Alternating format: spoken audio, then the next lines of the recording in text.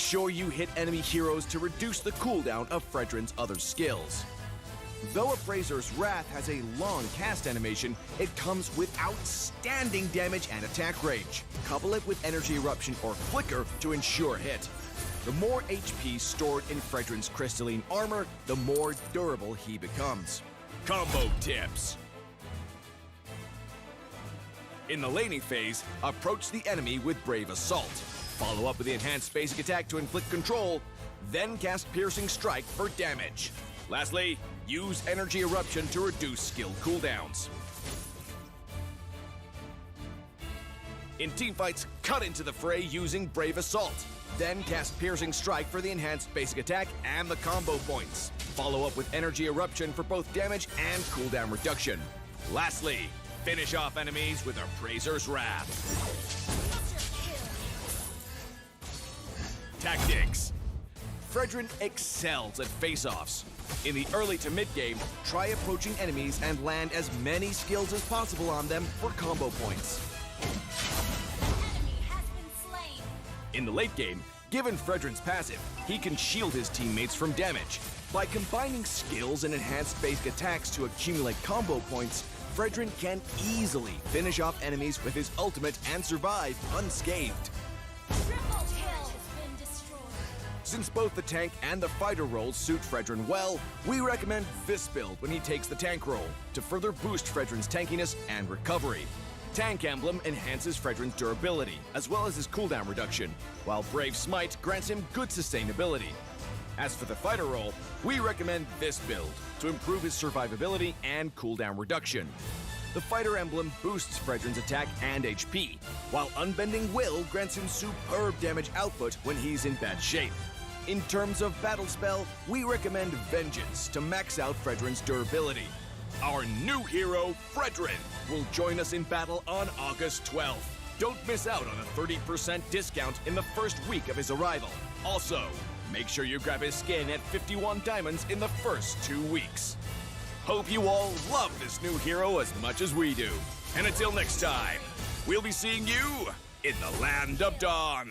Rogue Appraiser Fredrin, coming August 12th.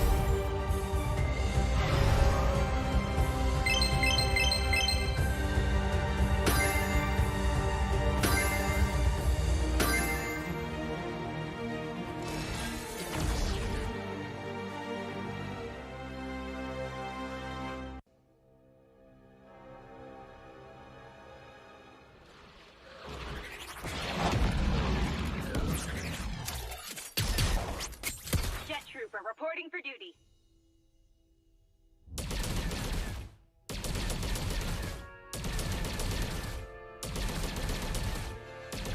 Orders received. Prepare to be faced with.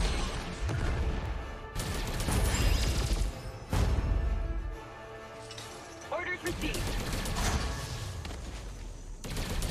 Time for a high-caliber shot. I've spotted the fugitive. Time for a high-caliber shot.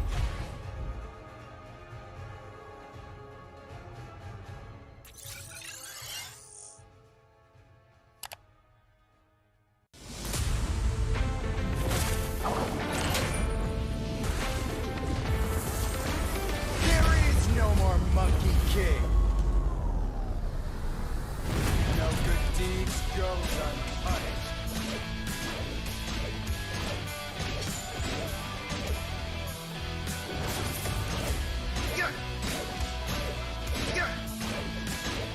Cool.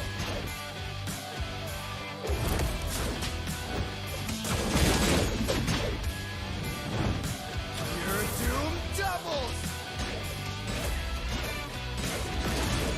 Cool.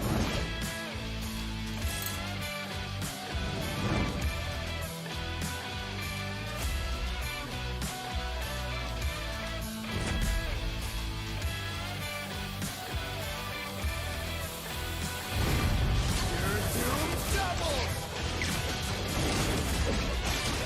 Cool.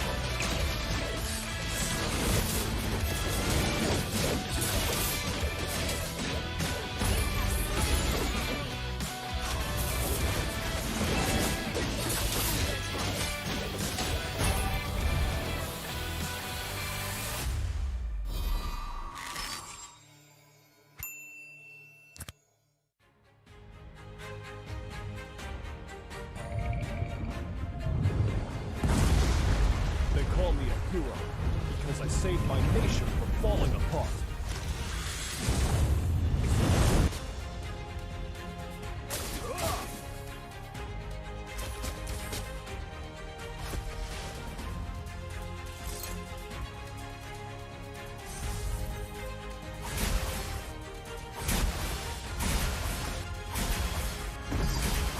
Stay loyal. Stay humble. A true warrior. Rain down the fire!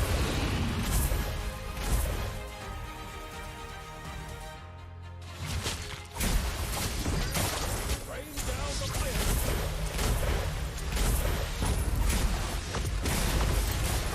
Rain down the fire! Rain down the fire!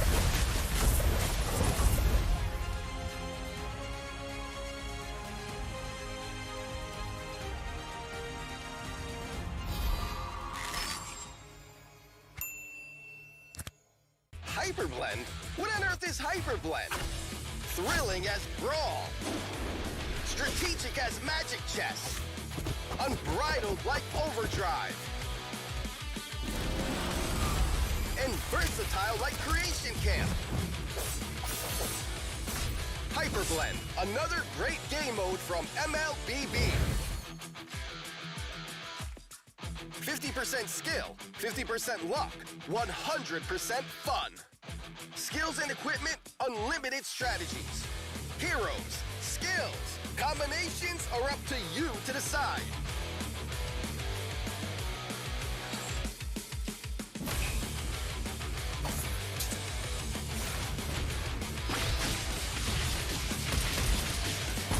Slain an enemy.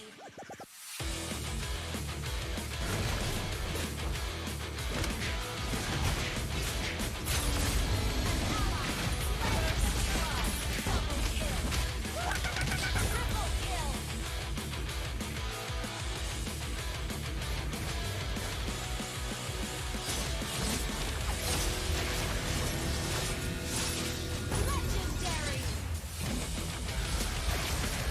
Double kill. Triple kill.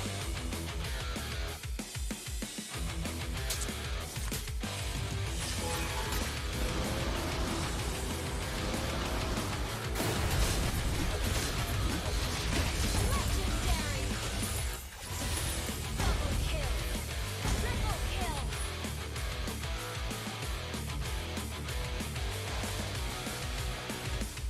Fire. First blood. Double kill. Triple kill.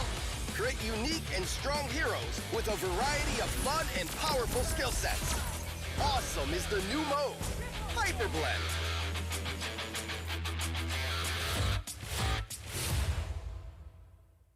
Hello, everyone! Welcome to the latest episode of Hero Spotlight, featuring Fredrin, the Rogue Appraiser. Fredrin is a tanky fighter who not only possesses a lethal skill set, but also the ability to offset the damage he takes. Now, let's take a closer look. Hero skills. First skill, Piercing Strike. Fredrin thrusts his sword in the target direction, dealing damage to enemies hit and enhancing his next basic attack. Hitting enemy heroes with Piercing Strike grants Fredrin combo points. Second skill, Brave Assault. Fredrin dashes in the target direction, inflicting damage and a slow on enemies on contact, and enhancing his next basic attack. Hitting enemy heroes with Brave Assault also grants Fredrin combo points. Third skill, Energy Eruption. After a short delay, Fredrin deals damage to nearby enemies and immobilizes them. Hitting enemy heroes reduces the cooldown of the first and second skills. It costs combo points to cast this skill. Ultimate, Appraiser's Wrath. Fredrin slams his sword in the target direction, dealing damage to enemies in a cone and extra damage to enemies in the center. This skill costs 3 combo points. Passive, Crystalline Armor. Fredrin can deal damage to negate the damage he has taken recently. Pro tips. Piercing Strike has a long but narrow attack range. Carefully position yourself to damage enemy heroes while clearing minion waves so that you can get combo points. Remember not to waste the enhanced basic attack.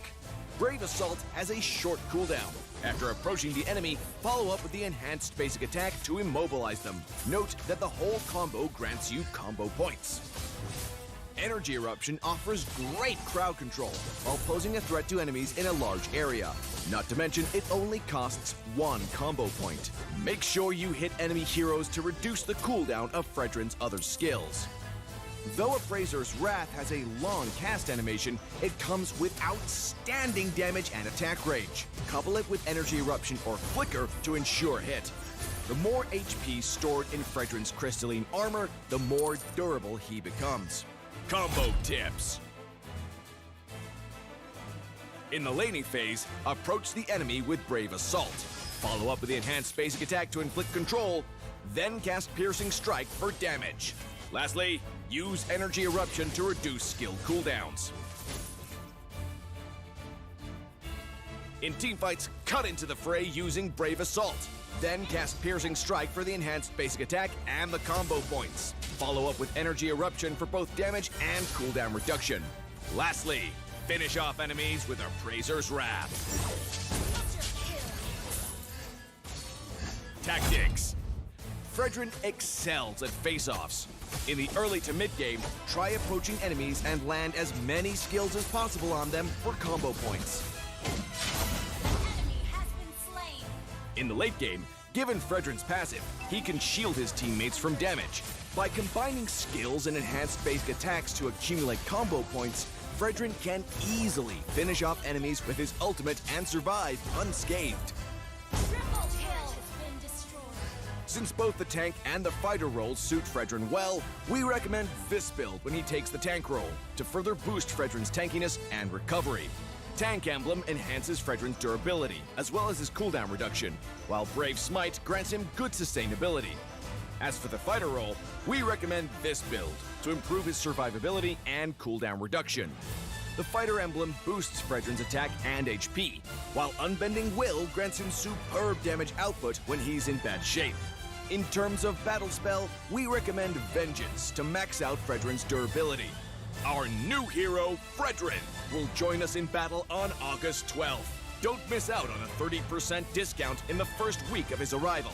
Also, make sure you grab his skin at 51 diamonds in the first 2 weeks.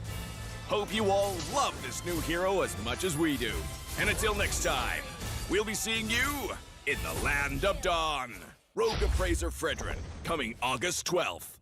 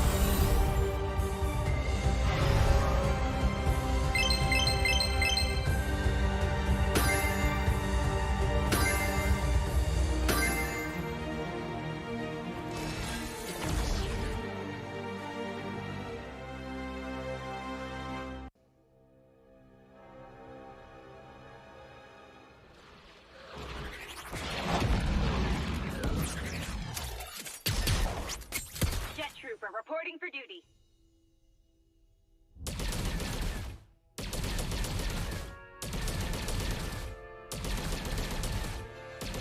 Orders received. Prepare to be faced with.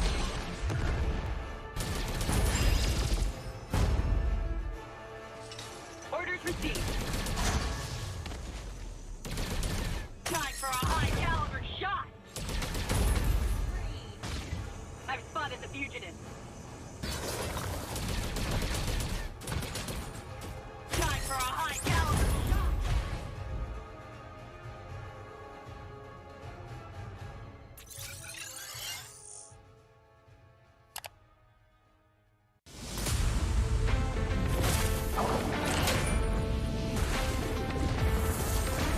There is no more Monkey King. No good deeds goes unpunished.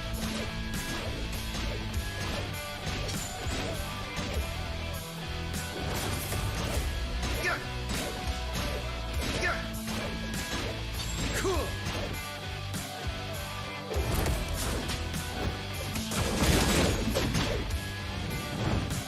Your doom doubles. Cool.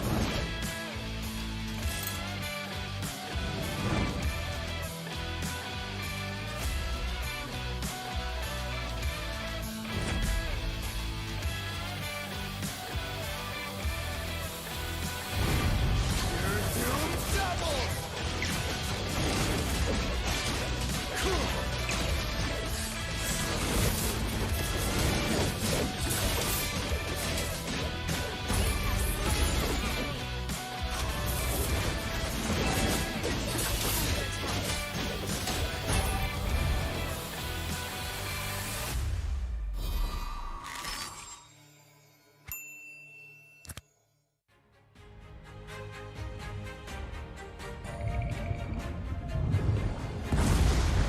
They call me a hero because I saved my nation from falling apart.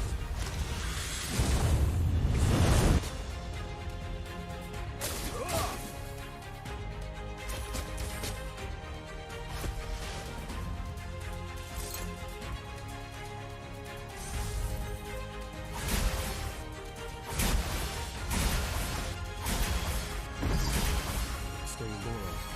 Stay humble. A true warrior. Rain down the fire.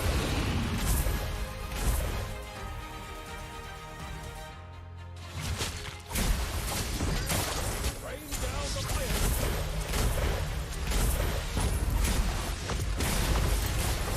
Rain down the fire. Rain down the fire.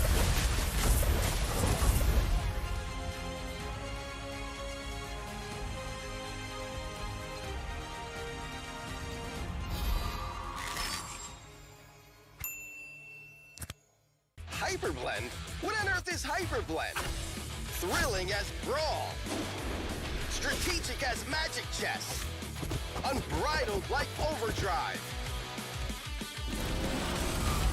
And versatile like Creation Camp. Hyperblend, another great game mode from MLBB.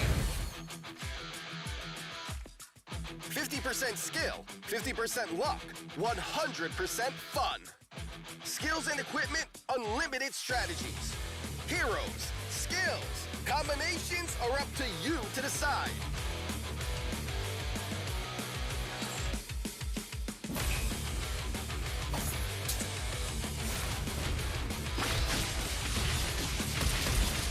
You have slain an enemy.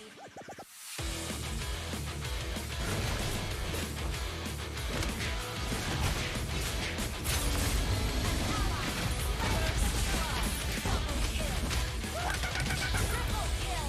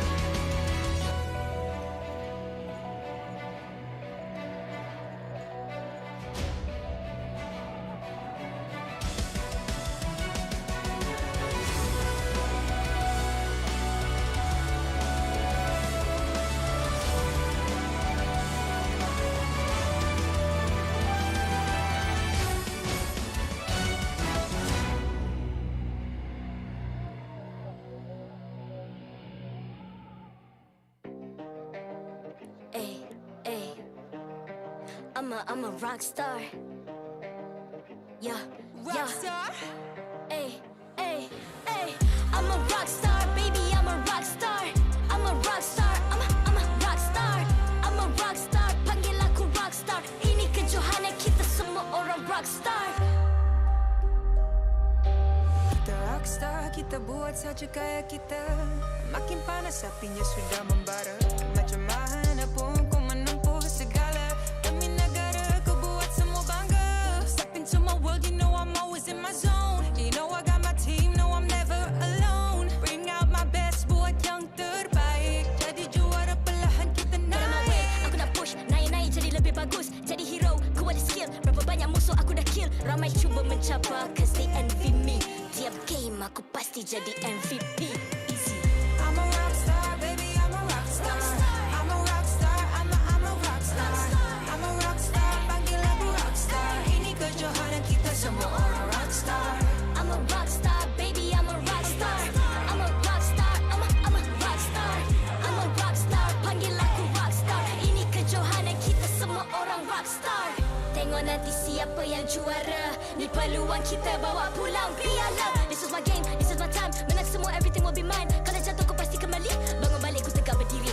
Kuatkanlah tenaga, ganjaran diperoleh. Ni kejohanan kita, Malaysia memang boleh. Rise up to the top, kita buat bersama. Semangat kita kuat di bawah satu bendera. Ay.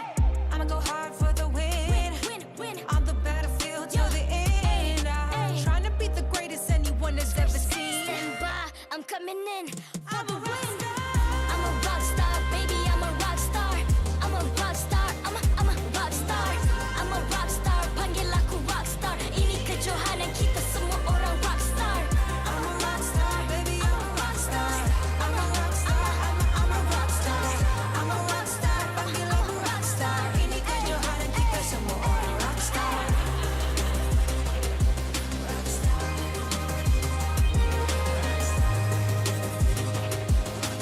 Ini kejohanan kita semua orang rockstar.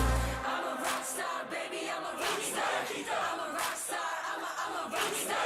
I'm a rockstar, panggil aku rockstar. Ini kejohanan kita semua orang rockstar.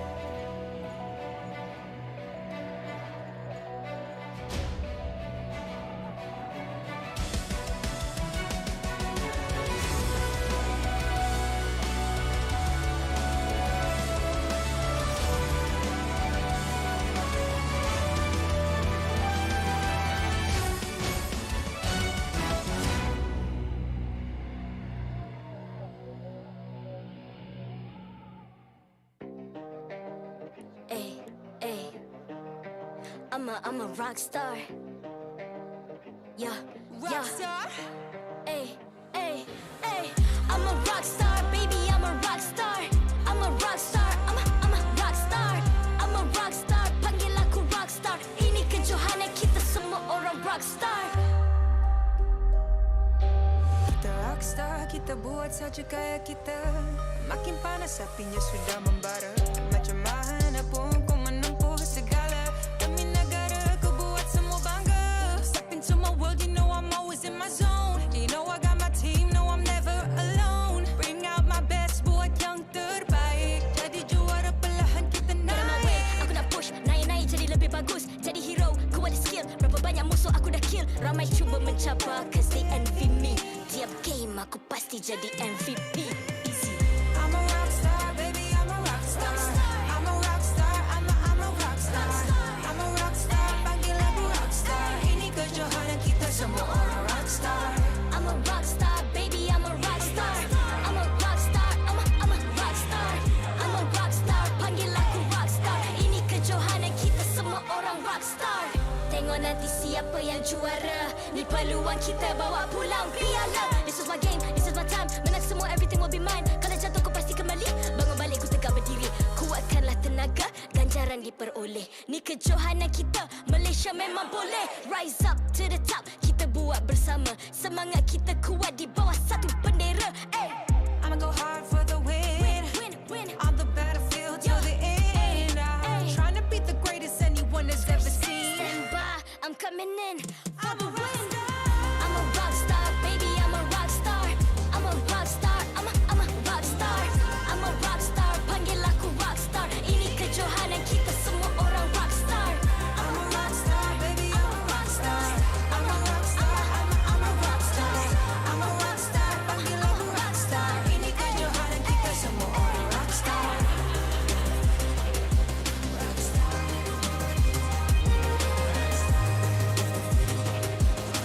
Ini kejohanan kita semua orang rock star. I'm a rock star, baby, I'm a rock star. I'm a rock star, I'm a rock star. I'm a rock star, panggil aku rock star. Ini kejohanan kita semua orang rock star.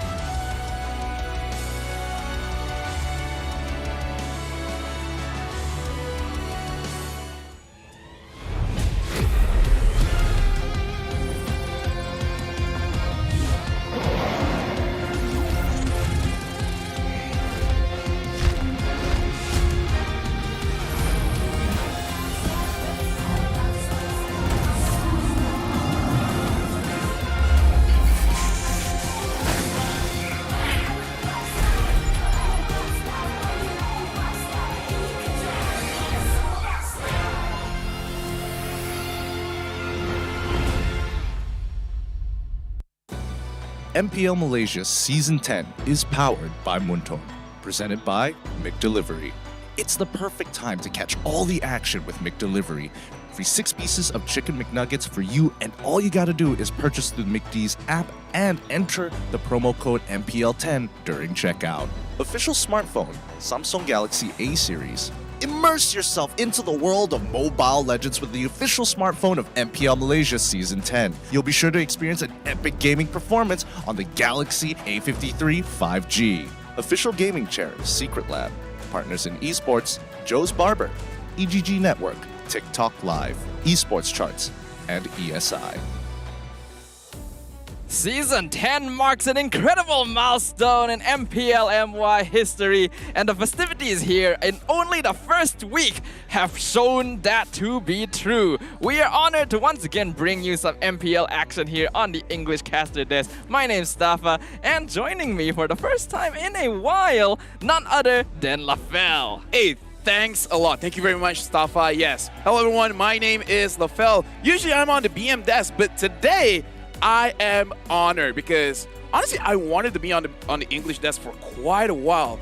And being here on a Sunday, we have a lot of great games that we're going to watch today. And again, after seeing the games from Friday and Saturday, I feel like this season of Season 10 is super fresh. Like, we keep saying that every season, but this season, I feel like we're definitely going to see a lot of things that will blow our minds away. Yeah, we already have seen that, and it's incredible. I think a lot of us going into Season 10, seeing the updates, the meta changes, the team changes, you can hear it in the audience, the crowd. There is a reason that this season is exciting. But today will be even more so as we have 3 incredible series to look forward to. Yeah, we're going to start things off with Team Hot going up against Team SMG almost immediately. But after that, we're going to watch Team CARACAL going up against Red Esport. And we're going to finish off the day with Orange Esport, which they haven't shown any of their lineups yet. And Homeboys, it's going to be a crazy match. But again, Team Hawk and SMG, I don't know why. It's always the first games of the day that makes me super excited. Yeah, these 2 teams have already shown their mettle in their previous games, and I'm really excited to see how they will match up going head-to-head here. Other than that, we also have to look forward to a lot of these other teams. Team CARACAL, so far their performance seems a little bit iffy, so it's gonna be difficult for them to go up against Red Esports, and I think there's a lot of expectations for Orange Esports to live up to considering their previous performance. Yeah, Orange Esport, honestly, their lineup has changed quite a bit. They have some core members there, but again, I want to see how the new lineup performed. And for everyone watching at home, we are here. Make sure you guys share the live stream because again, the more people share, the more people that gets to watch all the amazing games and the more rewards we can give to you guys. We have a benchmark of 500, 800, 1,000, and 1,200 shares. 10 seasons. We've been moving strong because of all of you. And again, we're asking for your help. Share the live stream. We're always really grateful that you guys choose to spend your weekend here watching some intense Mobile Legends action with us. So make sure you share the joy, share the experience, the atmosphere, and your support by clicking on that share button. As we can see now, the players have already arrived here at the hall, Quill City Mall, Kuala Lumpur. For those of you who may not be aware, the regular season this time is all live at the venue. So if you guys want to join us and contribute your support to the cheers that the players themselves will be able to experience, make sure to grab your tickets right now. Team Hawk and SMG. Honestly, looking at this lineup, first of all, I gotta give a big shout out. Hey, he's been doing great. I ate dinner with him the other day. He's a very, very nice guy, very, very humble. But man, showing up with the Nana, a perfect gameplay. He did not die in the entire game. So I do want to see both of these teams, their mid lane is playing up. But with that, let's introduce both of these teams onto the stage and let them prepare for the game of their life. Team SMG. Starting things off, we've got Team SMG. They currently have 2 points in hand and they're looking for more. Will this team be able to further step up their game? SMG honestly have been a very strong lineup for a while, but now with Hate coming into the lineup, honestly, their rotations are so fast. I don't know if Team Ha can really keep up with the movement, especially coming in from mid, War, and Hate. They've been amazing. Just absolutely incredible, and we're looking forward to more of that today.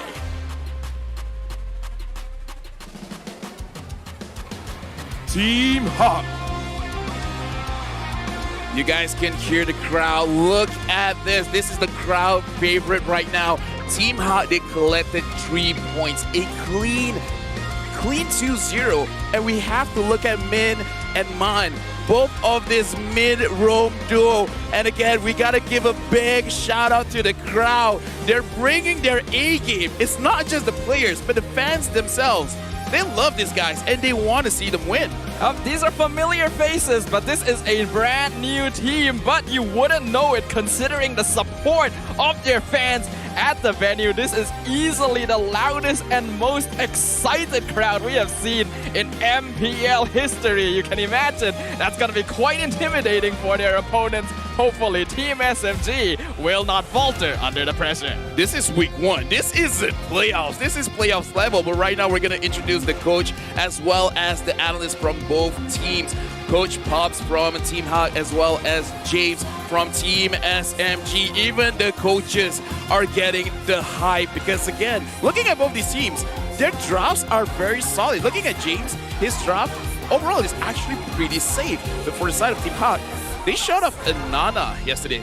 We don't know what else will they be showing against Team SMG. Yeah, we already know that the meta recently has definitely shifted in ways we could never have predicted. So let's see what these teams have to bring to the table. Team Hawk up on screen consisting of Waf, Lola, Man, Gary, Min, and Panda. Yeah, Panda is a newer addition to Team Hawk because overall, Waf, Lola, Man, Gary, and Min, they've been playing together for quite a while. Panda is the newer addition. However, we saw how he played. He's actually very solid, like respectable. He managed to get the second game MVP. Man got the first game MVP. But again, Team Hawk is super solid. We gotta talk about Team SMG. Hate, Box, Zyme Senpai, Sasa, Smooth, and Noir. So far, we have seen Noir as the roamer for Team SMG. We haven't seen Zyme Senpai yet. He was the main roamer for previous season, so we don't know whether for this game it's going to be the same or not. Well, so far, Noir has definitely been doing a good job, especially since this is his professional debut. Besides that, though, Hate is going to have a big target on his shoulders here. 2 MVPs collected with Lilia in his games yesterday. What kind of hero pool will we expect from them today? Will it be the same old disciplined macro style of SMG? Or will Team Hawk be able to disrupt them with their early game aggression? Yeah, right now we gotta look at the talent predictions so far. Adi and Karakuri, as well as myself, we're all looking at Team Hawk to take the victory, but you and Sunfrost are looking at SMG. Yep, just based on a little bit of prior performance, yes, Team Hawk, when they were part of Orange Esports, ended up going further in Season 9 as compared to Team SMG. But I am still seeing a lot more experience, a lot more consistency, and I do think that Hate's addition to the lineup has switched things up a little bit. But personally, I am still a fan of Team Hawk as well, so I'm just really curious to see how they go head-to-head, and I'm sure all of you are as well. Wow. Seems like there's an interesting audience vote split here. Yeah, the way that it's split as well, looking at the QR code, a lot of people are going for Team SMG, but over on YouTube, a lot of people are looking at Team Hawk, and right now we're looking at Team Hawk. They're super excited. I love the energy coming from them, but I want to talk about SMG. James, I feel like as a coach, he has a very good team for him to draft. So for side of SMG, they have a good coach, but they still need you. For everyone watching at home, show your support to your favorite team with hashtag 10 Bersama. Make sure you guys hashtag 10 Bersama and then attach your game ID as well as server ID for you guys to get amazing prizes from MPL. Support your team, give them the support that they need, because this is a situation where they're asking for your energy. Yeah, absolutely. Raise your arms. You guys, you've already seen some comments on the live stream from our previous days. So if you guys want your comments to appear on the screen and reach the players directly, make sure to put your best comment showing your support. And you might even get a chance to win some extra rewards. But without further ado, we can see that the players are ready, the coaches are ready, the audience is ready. So we hope all of you watching at home are as well. The drafting phase shall now officially begin. Right now, looking at the draft, for the side of Team SMG, Box has been using Akai as the jungler with the Demon Slayer emblem. He is, in all sense of the word, he was an assassin player, but we have seen this player evolve into something different. And this is the thing what I say, that James, he has a very good team on his side, because essentially it doesn't matter what kind of draft that he wants to bring, the players will respect him and be like, you know what, you're the coach, we believe you, we're gonna execute it. Because, you know, talking with Hate, in terms of his hero pool, he said, yeah, I kind of don't mind whatever James wants me to do, I'll do it. The Lilia game, he was very indifferent. It's like, you know what, you want Lilia? I'll give you Lilia. And it was an amazing Lilia performance. But a lot of this does also come down to whether or not the player has the skills and the hero pool to be able to pull off such a thing. Yes, being able to listen to your coach and draft exactly the lineup that they're planning to go for makes a lot of sense strategically, because they can look at it from a wider perspective. But if the player themselves doesn't have the mechanical skill to actually pull off the hero in the first place, it becomes more of a detriment than an advantage. So it does make the job of a coach quite difficult, knowing how to balance the team lineup with your players' capabilities. Yeah, and I do want to bring this up because I've seen quite a few games where it looks like the dynamic of the first pick as well as the second pick have shifted, where before this, if you were in the second pick, you have this heroes that no matter what, you got to ban out. And one of them was 1-1. But now, it looks like whoever is the first pick, they have to ban this 1-1 because they have other heroes that they want to prioritize. They don't want to take the 1-1 first pick, but they understand the strength of this hero where you can't let the opponent take it as the second pick. So even if you are a first pick draft, you still got to be careful on the heroes that you're going to let out. And right now, Team SMG, they're banning out the Diggy. This kind of looks like Box is going on the Akai again. Yeah, this is a direct challenge from Team SMG to Team Hawk. They're saying, we ban the Diggy, you know we want the Akai. Are you going to ban it? Because if they're forced to ban the Akai, it allows stronger heroes like the Julian, like the Ling, which are all still open to get let through the draft. Natalia as well, being a hero that a lot of teams have so far contested. You can see that nowadays, the hero pool that's viable in the meta has become much larger than before, which allows the games to be a lot more interesting, but also makes drafting that much more difficult. Tamos has been banned, and to be fair, Tamos is super strong. So far, we've seen any XP laner get the hand on Tamos. They basically just win the lane, and then they can control 2/3 of the map. So I can understand this ban. However, it does show that they kind of want SMG to pick something up, meaning the Akai, but it looks like they have a different answer for themselves. And I do want to say that the Diggy is actually quite beneficial for both teams because Min, as a roamer, he likes those AoE catch style of heroes like the Atlas. So having no Diggy in the game kind of activates him as well. But yeah, you talked about Natalia, and Min's Natalia is pretty good as well. Yeah, this is actually quite comfortable for Team Hawk, and with Akai picked up by SMG, an easy start would be something like a Julian Beatrix. We've already seen Team Hawk go for this before. Panda and Man's comfort heroes. Julian locked in, but not the Beatrix. They are going for the Esmeralda first instead. I feel like this is a situation where, again, Panda has experience with SMG. He kind of knows the way that they think. So perhaps taking his hero first is showing a little bit too much.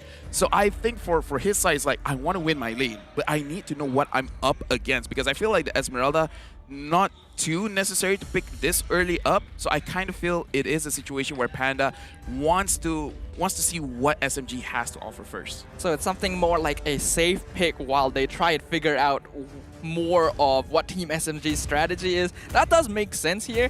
We saw previously that Panda would usually first pick the Beatrix, but this time he's going to be laning against Sasa, and you have to have a winning lane there. So I suppose it's understandable, but that means that Sasa will be able to pick up the Beatrix for himself alongside the Cho for Team SMG. Good move or bad move? Because we saw Sasa on the Beatrix. He looks super comfortable. He really likes this hero, especially because you can basically attack the turrets outside the turret range. So for the side of Team Hawk, they have to answer this either in the laning phase or Min has to use someone that can shut down this Beatrix. So I'm looking at the Lolita for Min if he wants to pick it up now. Or for the side of Team Hawk, there are options in the lane like the Clint, the Brody, but Panda does have to play a little bit aggressive, where so far when Sasa has the Beatrix, usually he's the one in control of the lane. I think they probably want to prioritize Panda's hero here. Yes, they could go for a counter with Min first, but leaving it open means that Min would have a more flexible choice in terms of tank heroes, whereas if they allow Panda's pick to not be selected at this point, it's very easy for Team SMG to ban out strong heroes like the Clint, like the Popeling Koopa, and that's exactly what they've gone for.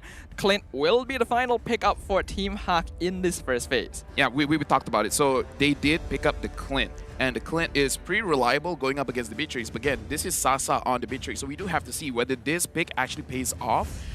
Especially, I do want to see what items does he want to prioritize first, because we've seen some players here in the MPL Malaysia where they go for a very costly build and it really doesn't help them out too much. So for the side of Team Hawk, they themselves banned out the Eve. Do you think this is a good ban? I think it's more of a necessary ban at this point. The fact that Team Hawk have to pick up the Clint here is not actually too ideal for them because Akai and Cho will eat Clint for breakfast. It's so easy to pin him down in the backline. If they have to deal with a real-world manipulation on top of that, it would be way too difficult for Panda to actually play the game. So right now, they're going to be focusing on heroes that are able to control the battlefield because they want to be the ones deciding where they position when they fight. They cannot allow Team SMG to dictate that. Speaking of which, Team Hawk, his hero pool has been pretty big, where he was the one that brought in a very good Xavier for the previous season. However, in this season, no teams have picked or banned the Xavier. And talking with the teams, apparently, in their opinion right now, Xavier's power really doesn't justify him getting picked because his early game is too weak, and by late game, he's basically on par with other mages. So might as well just take other mages right now. Team Hawk, a good respect betting out the Lilia, and I feel like it's pretty good just because with the Lilia you can roam very, very fast. So I feel like if you can control Hate's roaming speed, that'll be pretty good for Panda on the Clint. Yeah, this is a respect ban towards Hate. Obviously, he got MVP with Lilia twice yesterday. That's already more than enough reason, but it is also another hero that would be very annoying to deal with and doesn't allow you to move around the battlefield as much as you want. We know Team Hawk, they value that mobility very heavily because Min and Man like to move around the map as a pair.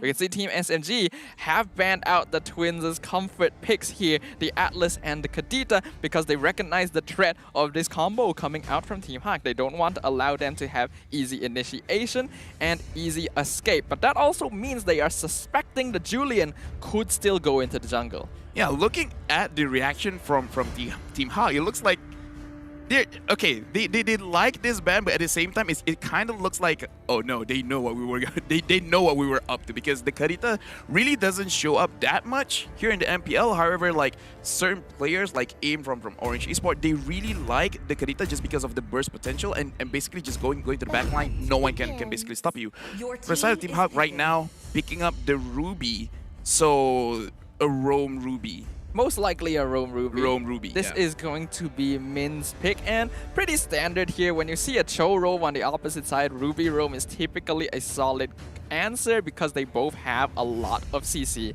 and mobility. And this is already going to put a little bit of bias from me personally because, yeah, this is my favorite hero. Always enjoy watching it, but it is going to be a little bit difficult. Heavy spin is not going to be fun for Min. Yeah, I'm looking for the side of Team SMG. Will they try to counter this? And right now, they have picked up the Kagura, which, again, is another hero that Hit has been doing good on, and Dyrov just to counter the Esmeralda. So far for the side of SMG, I would say this is a very safe draft, almost more or less the same of previous season of MPL. Yeah, this is a very balanced team composition. This is basically the ideal you want to look for if you're queuing up in a pub ranked game and your team has this lineup. You're like, all right, we're good. No one's throwing this game away. So it's just respectable. It's good. Team Hawk also has the makings of a very balanced team as well. They're going to be slightly tankier than Team SMG overall, but it also does depend very heavily on this final pickup. And this will show us whether or not Julian is the jungler or the mid laner. Final pick coming out from Team Hawk. What's it gonna be? I don't know, but right now looking at Team SMG, we talked about it being safe. I do have to say that they scale very well as well.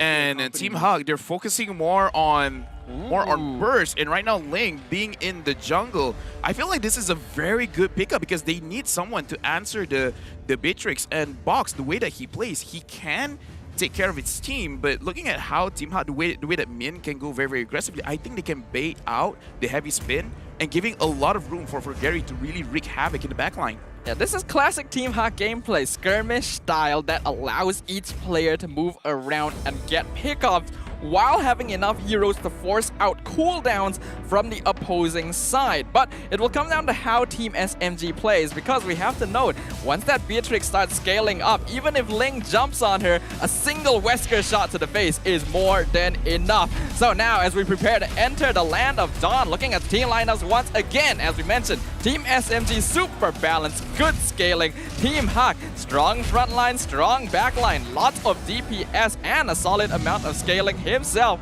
Personally, this is one of the most balanced matchups I have seen in MPL for quite a long time. So let's see which way the tables will turn as we begin our first series of the day. Right now, we have started between Team SMG going up against Team Hawk, and right now, again, we can hear the crowd cheering for Team Hawk. We have to look at the level of aggression coming in from both these teams, because looking at the rotation, Min already knows what Box is doing. He knows that he's starting the orange buff first, and the same can be said for the side of Noir, so both roamers have the same idea of what they want to do against the enemy jungler. You can see that Noir already invading into Team Hawk's jungle to try and harass Gary out, but he was still able to secure the orange buff. But he did have to use Retribution, and now it's Move joining him. Gary has to be forced to shift his jungle rotation. Yeah, looking at the side of Team SMG, they're really focusing on the top half of the map, at least for the first 2 minutes over here. You're trying to make sure that they can control the EXP lane. Looking at the emblems, so far I feel like not much is really to be said, except for the side of Team Hot. They have a lot of penetration on the side, so they're really trying to make sure that they can burst anyone out. But look at Team SMG, they're really controlling the buff, making sure that Gary doesn't get the purple buff. And it does look like Box was able to secure that. I have to look at Gary again to confirm it, but since he's level 2, I have to assume they were able to get that, which means that the Ling is going to be out of commission for a while, and Man and Min getting chunked out quite low too. This is why we say that for the side of SMG, their drop is super safe, and Gary, he has no chance. Like, especially because he is using the Assassin emblem, he's looking for earlier kills just because he has the extra penetration. However, with the farm being like this, it's being very, very difficult. Like, in terms of gold difference, it's only 400, but it's really the impact to the jungler. We can look at the roaming speed from Team Hawk. Has been severely lessened.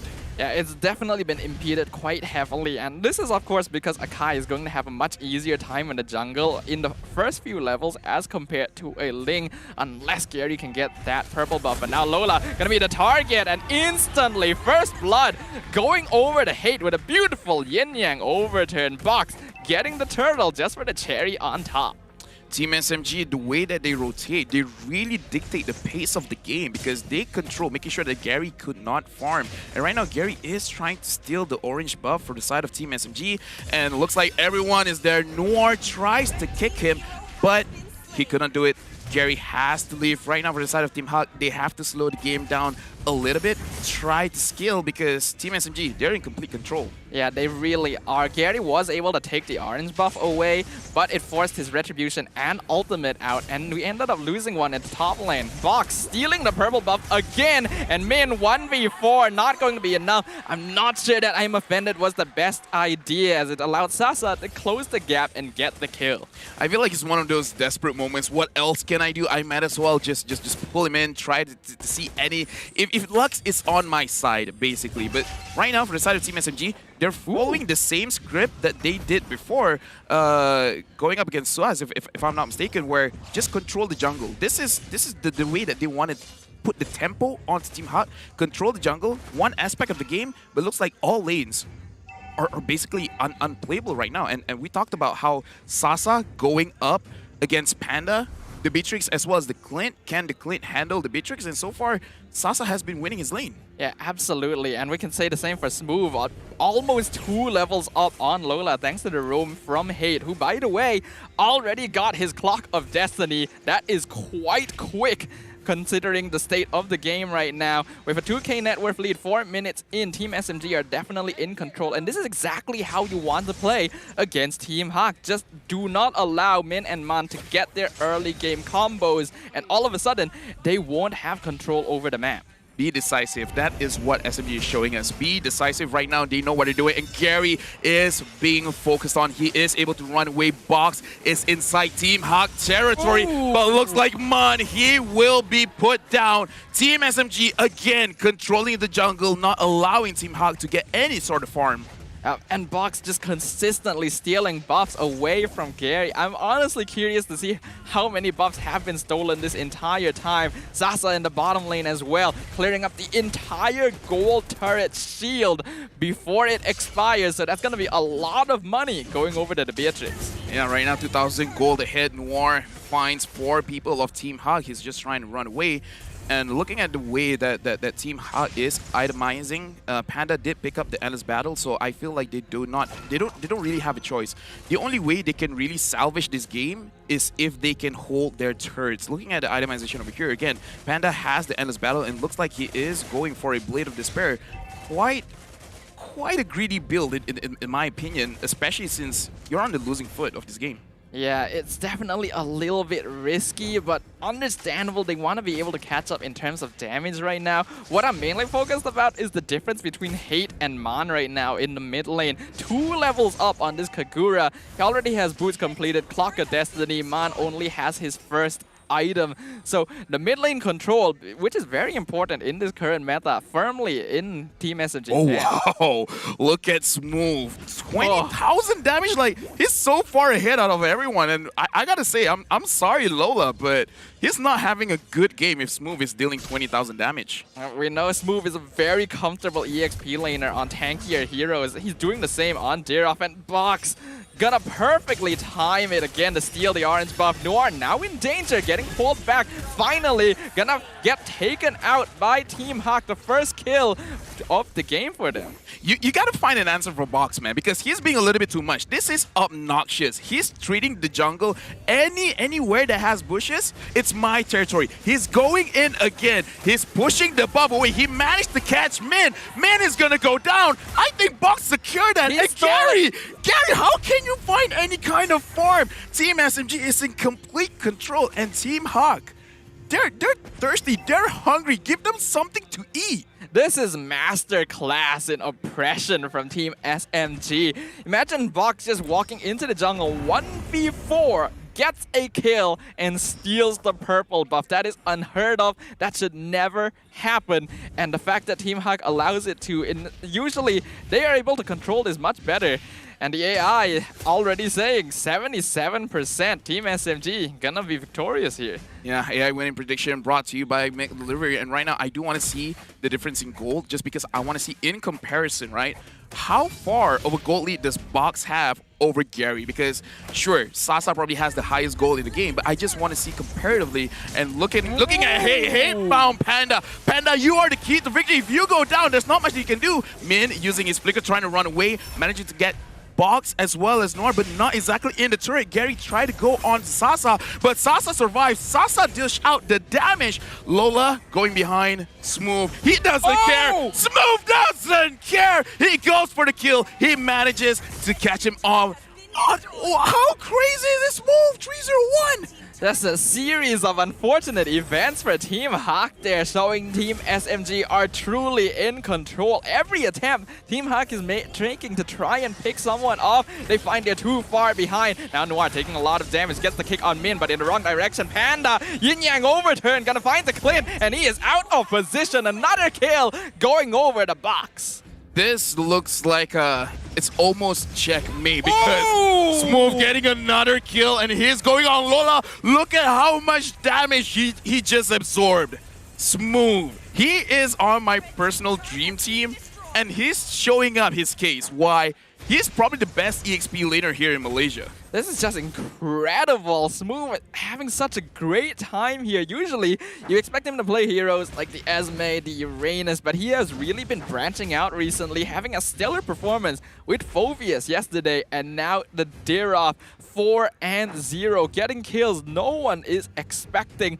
Looking at the items overall, most of Team SMG has already completed 2, whereas Team Hawk, some of their members, are still struggling to get that first one. Yeah, looking at the items, they have nothing to really kill anyone from the side of Team SMG, because Panda just finished his Blade of Despair, but I kind of feel like he needs a Malefic Roar as well to make sure that he can deal with Box, Noir, as well as Smooth. But in this kind of situation, 7,000 gold lead going into 8,000. Even if Team SMG makes a mistake, I kind of doubt Panda as well as Man can dish out the damage, because Man, he only has a Genius Wand, and 9 minutes in the game, I don't think it's enough. But I think it is still a little bit early to count them out fully. We saw some games in the previous day where a 10k net worth difference was actually just made up by one team. Harry, and a lot of it, he does not have purple. He has to dance around Team SMG. Look at them coming at him like waves of zombies. The Way of the Dragon finds him, but he still has to use the blades. He will be able to escape, but that was nail-biting. I'm gonna call it, what is this, 10-minute? Gary, he's been doing this quite a lot in MPL. He's always close to death. But again, with this slither of health, he manages to go, he manages to run away. This guy, like, He's insane, man. He's insane. Big respects to him. But that was a pretty good maneuver by Noir as well, using Conceal and then Flicker to get out of a sticky situation himself. Gary now has just been starved of the purple buff. He has not been able to experience the warmth of its embrace throughout this entire game. Give this man his buff. He literally cannot play, getting caught out by Team SMG at every turn. Looking at the damage dealt, Smooth, he's basically playing a different game from everyone else. Usually we say this and people take it wrongly, but it is kind of like a 1v9 moment where he's just like, you guys can farm, you guys can push. Let me handle everyone else from the side of Team Hawk. And right now, 10,000 gold lead. Team SMG, they're looking too strong. Gary, I feel bad for you, man. I feel bad for Gary as well as Lola. This is not a fun game for them. Really, it is not. And now the Lord gonna be pushing up top lane, mid here too, already falling to the side of Team SMG. Lola literally cannot hold lane at all, which is what his hero is designed to do simply because of this Dira. They are able to clear up the Lord up top lane, but I don't think Team SMG is gonna be stopping their advance just about yet. Right now, Team Hot, they're really trying to hold the lane, but again, it's so difficult just because of how Box engage on to Team Hot, managing to catch Mun. He's a little bit low, he's trying to run away, and looks like still not going to get the kill. Gary is going to the backline, managing to get Box, and now focusing on the Noir, but Sasa, look at that damage. There's nowhere for you to go except back to the base. There's not much Team Hawk can do at this point. 10k net worth difference. Team SMG in a dominating lead. And unlike other games we have seen, where the defending team does have some sort of item foundation to actually defend the base, right now, we might not be seeing that from Team Hawk. There's just so much control over the map from the blue side. And we gotta acknowledge that Team SMG, they're being very disciplined, because this is a situation where you could easily throw the game. You could just force it out. It's like, dude, 10,000 gold lead, let's just force it, you know? But they're not really forcing it. They're getting one inhibitor, and then they're like, all right, looks like Box has been taken down. Let's just go back. Looking at the Lord push advantage, they got 14,000 tower damage, which is okay. I put my barometer, anything above 15 is amazing. So 14 is pretty good. It's pretty okay. And again, for the side of Team SMG, there's really not much in the map that they can secure anyways, just because of how clean they've been playing. They've been getting turrets one by one. This is signature Team SMG gameplay. They just choke out their opponents. When they have an advantage, they're not going to let it go, and they're going to take it as slow and steady as necessary to confirm victory. Team Hawk, they want this purple buff, but Team SMG, I don't think they're going to give it to him. Tempest Blades comes out. Does he get it? He finally has the purple buff, but he might die here, and he will mega kill going over to Sasa. Unfortunately, previously, dude, that feels bad. The moment you actually get it, you can't run away just because of your first skill. You don't actually have it off cooldown. And right now, for the side of Team Hawk, they have one jungler down. So they kind of have to concede this Lord. They're still trying, but look at me. He is the tank, but look at how much damage he's taking. Mind Energy managing to get a kill, but Sasa moving forward, forcing it up, and Smooth, who can actually handle the amount of damage that he's pushing off. Double kill. An amazing game by Smooth. This is just as smooth as it could possibly be. And now Noir jumping in, gets the kick onto Lola. Where did he go? Godlike going over to the Dira. Here comes Heavy Spin. And Gary, he just respawned. Let him play the game. Team SMG says no. Crystal exposed. They know they've won. They're flexing in front of the base. That's going to be a victory going over the Team SMG. Borderline unfair. Borderline unfair. Looking at how Team SMG plays, they execute A, B, C, D up until Z. Every single thing that they should do, they've done. Control the jungle. Execute it. Making sure that they win all the lanes. Looking at the numbers, especially from Smooth, it's very evident. And then, not doing any mistakes. James must be so proud of their performance right now. I can imagine the pride from the fans, and you can hear it in the crowd. It's good to see that the spirits of the fans of Team Hawk are not broken here. They are still as loud as they were before. They say, we might be one game down, but there's still 2 more to go. That's the kind of spirit we want to witness here. But truly, an intense game from Team SMG. I gotta say, all right, Box has been getting his Akai every single game. I feel like next game, they should just get rid of it, right? Because it looks like Team Hawk, they have a base idea of how to handle the Akai. I kind of feel like it's time to just put respect and like, you know what, Box, show me something else. We're not going to give you the Akai.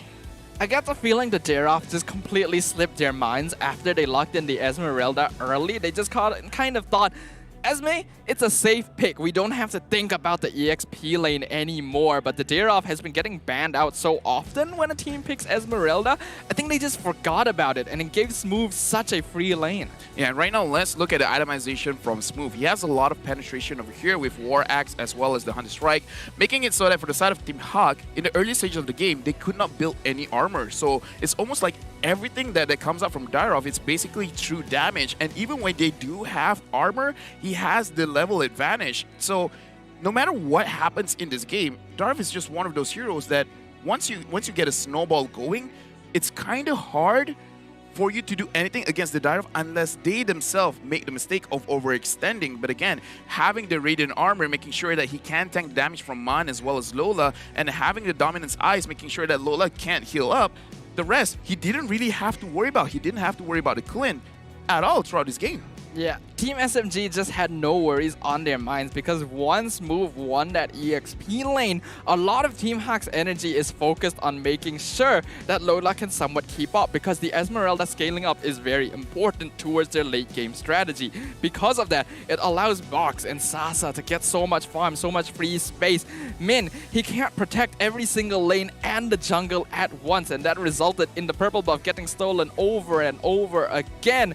And because of that distraction, you can just see the amount of gold earned by Team SMG is just so much more than Team Hawk. Let's talk about experience as well. Noir is the only one that's level 13, and Team Hawk, the highest is level 13. And right now, we got to look at the MVP brought to you by Meg Delivery, and the MVP is going over to Smooth. 71% kill participation, 803 gold per minute, 804 match KDA. Amazing. Last season, he was on fire. This season, yo, I'm a fan. Now, it looks like he's evolved even more from his previous season performance. And I think a lot of us were already thinking, like, how much further can he go? Guess what? He sure can. Looking at this, an 800 gold per minute on an EXP laner. Yeah. That is ridiculous. You never see that. And we are apparently informed that the damage he dealt that game was 65,000. And the thing is, 65,000 when you compare to Sasa on the Beatrix, right? Like, compare everyone else. Hate on the Kagura. The EXP leader is doing the most amount of damage. And again, because of how they scaled up, it's basically just true damage. Right now, 39%. Overall team, 39% damage. Smooth. He's something else. If you put that into context, that's basically around 40%. Smooth did nearly half of all the damage that was output by Team SMG that entire game.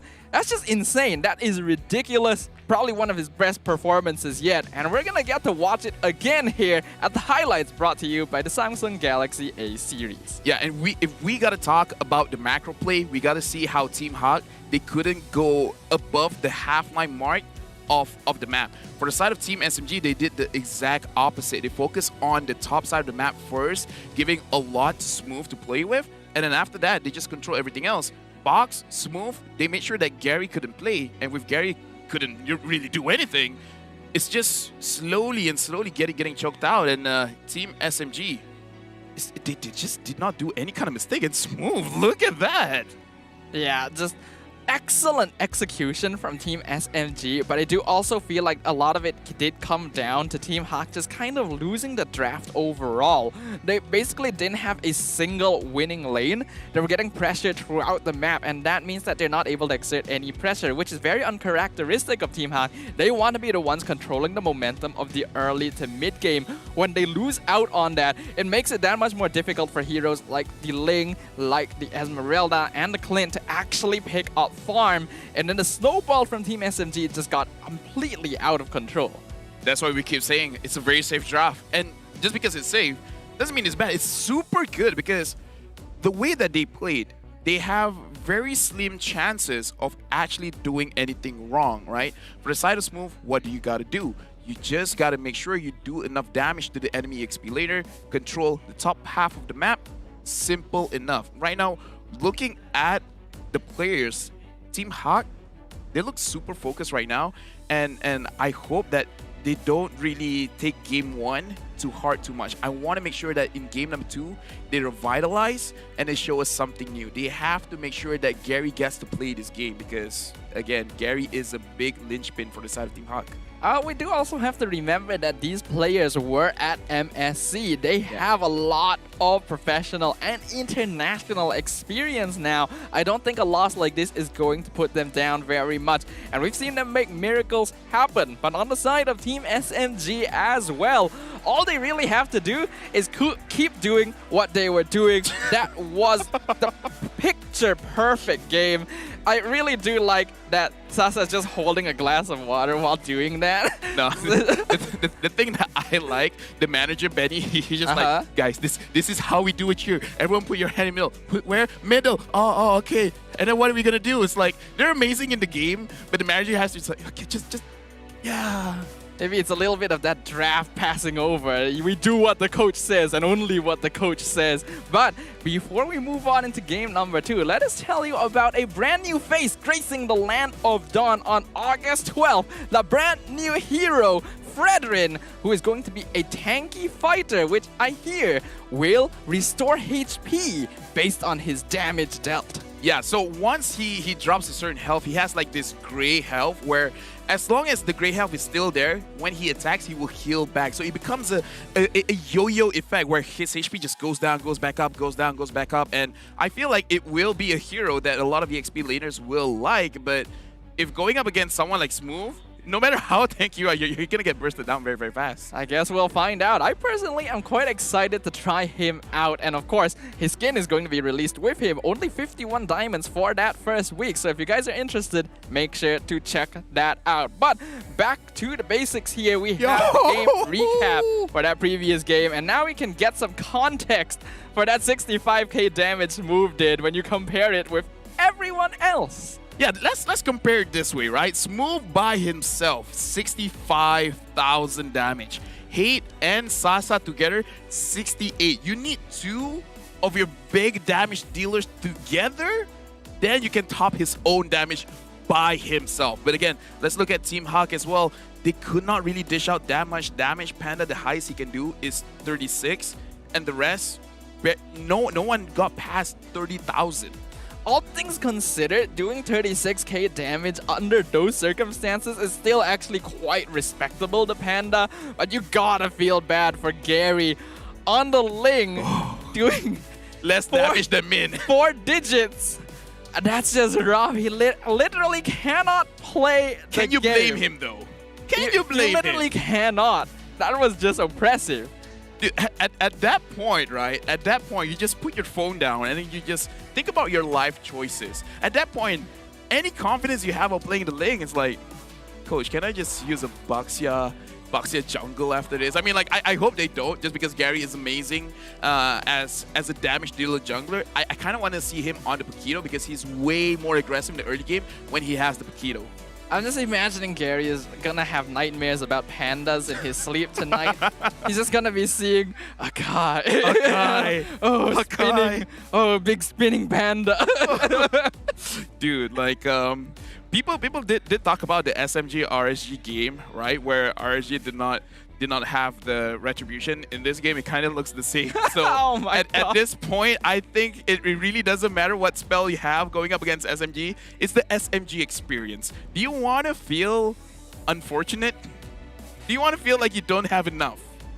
Well, you go up against us. That kind of sounds like you're promoting some kind of product here. That sounds like the start of an advertisement. But before we continue, we have some comments from the team management of SMG about the new player, Noir. James saying that he is a moment player. He knows how to position himself. Very young, needs experience, but he has the talents that can't be groomed. There will be times where he's a shy person, but sometimes he isn't, and I imagine that's when the moment needs it the most, in those really high pressure situations within the game. We have to remember, this guy, I've heard, is sort of the shout caller now for Yeah. Team SMG. No, the thing is, he's being groomed in this kind of environment. Looking at the people around him, he has James as a coach. He has Hate as his mid laner, Sasa as the gold laner, Box, an amazing jungler. All around, Noir has an amazing cast of people around him. So being groomed by this kind of environment, it's just a big opportunity for Noir to make a name for himself in the land of Mobile Legends. It really is. And while you will have to admit as well, there's going to be a lot of pressure getting thrown in your debut stage with this kind of team. You also couldn't ask for a better atmosphere to grow in, and I guess we'll see more of that growth here as the drafting phase for game number 2 will now begin. Team Hawk gonna be drafting on the blue side, Team SMG on the red. Right now, Team Hot, they banned the Tamus again, and after seeing how Smooth plays, I kind of don't blame them. Don't give Smooth this kind of aggressive EXP laner. It will not be a fun game. But again, I do want to see whether will there be a focus on the Akai, and the Akai has been banned. Thank goodness. I am happy for this, because Box, You've been too much. You've been too much. You realize it's day 3 of MPL, and for the first time, we'll actually get to see Box play a different hero. How exciting! How exciting! But the bans will continue here. Fanny was banned out by Team SMG earlier, and the 1-1 going to be a pretty common ban as well. With these final few bans, it's going to be very difficult for Team Hack to decide how they want to approach this, because yeah, we can see a lot of really powerful heroes in the pool now. The Julian, Beatrix, Valentina, all heroes still open. And interestingly enough, despite already having banned Akai themselves, the Diggy will be removed from the pool. So maybe Atlas? Maybe Atlas. Honestly, a lot of like Min has a lot of heroes that he can create a big kind of impact with, and the thing is, for the side of Team Hawk, this kind of does make it a little bit difficult, because right now you are the first pick. I was about to say, if Valentina is open, do they want to pick up the Julian? Because for the side of Team Hut, there's a lot of heroes on the line, and I feel like Valentina is the optimal pick, but this might be something that Team SMG wants. I just have that kind of feeling, you know? I don't really think it's a feeling. It's basically a confirmation here when we're talking about Team SMG. Coach James, the way that he drafts, if he bans the Julian here, he wants Team Hawk to take that Valentina. It is expected, and it's something they are planning to play around. We can see that they instantly pick up the Beatrix. Understandable, considering that is going to be open here. And it does look like that is also a Faramis. Haven't gotten to see that, and it looks like we're not going to see it as well. Yeah, 12 bans in total, only picked once, however have not gotten any wins. The Faramis is very annoying, whether being a mid lane damage dealer or a roamer, just because of the way that you can set up a fight, because you can pull everyone with your Shadow Stampede. And the moment it looks like someone is going to die, you just pop up the cult altar and then they can survive. But the thing is, right now Valentina has quite good options, I would say, for her to use her ult. And we called it, Atlas is going to get picked up. And Masha, 4 times picked, 4 times banned, 50% win rate. Thanos would love this. Ooh, this is interesting. With the Masha pickup, this confirms that Lola will not be playing the Valentina again in the EXP lane. So this is most likely going to be Man's hero in the mid lane. And like you mentioned, that Cult Altar is a very valuable ultimate for Team Hawk to steal. So that does open things up for them. I wonder, Team SMG, they're definitely aware of this. They're prepared with the information that the Cult Altar can be stolen by the enemy. So what is the plan going to be here? Boxia getting picked up. If this is going over to Box, looks like this is the season where James wants him to be a more utility-based jungler, just focusing on controlling the jungle itself, not really focusing on dealing too much of the damage. And if you have Smooth on your team, it really doesn't matter. Right now, Team SMG, they're going for the bans. It looks like they're focusing on to Gary. If they already ban out the Karina, I do want to see potentially banning out the Paquito, because again, the way that they play, they want to control the jungle. Don't give him early game junglers, but you know, that's my opinion. Paquito would make a lot of sense here, but I'm actually kind of thinking about the possibility of a Hellcurt as well. Hellcurt? Yeah, it might not actually be a bad choice because we already know it's something that Gary will play. But the Dark Knight Falls would be a very good way to bait out the Cult Altar, right? Yeah. It would make you think they're going to engage. Do we ult? Do we not ult? And it allows them to kind of waste cooldowns from Team SMG. But that is a big risk because again, Hellcurt, Your team is what banned. level 1 up until level 3 in the jungle, it's not that great. And you know, most probably Farimus will be somewhere in the mid, either being a damage dealer or a roamer. Either way, he can engage earlier on and create chaos in the buff area. So I see what you're talking about with Hellcurt, but again, looking at how SMG plays in the first game, they gotta be careful with whatever they put in the jungle, because if Gary cannot do anything, they're not gonna get advantages in the mid lane. They're not gonna get advantages around the side lane. So they just eventually have to hope that Min, you know, just does something crazy, catch 5 people, and then they just win a team fight.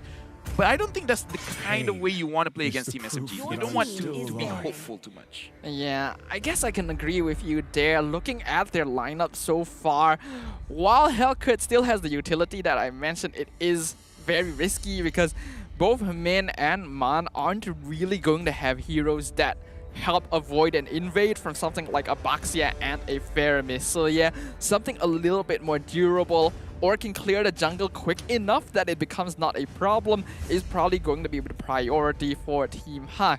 Whereas Team SMG, they're actually going to finish off their bans with the Brody, so a better lane for Sasa as well.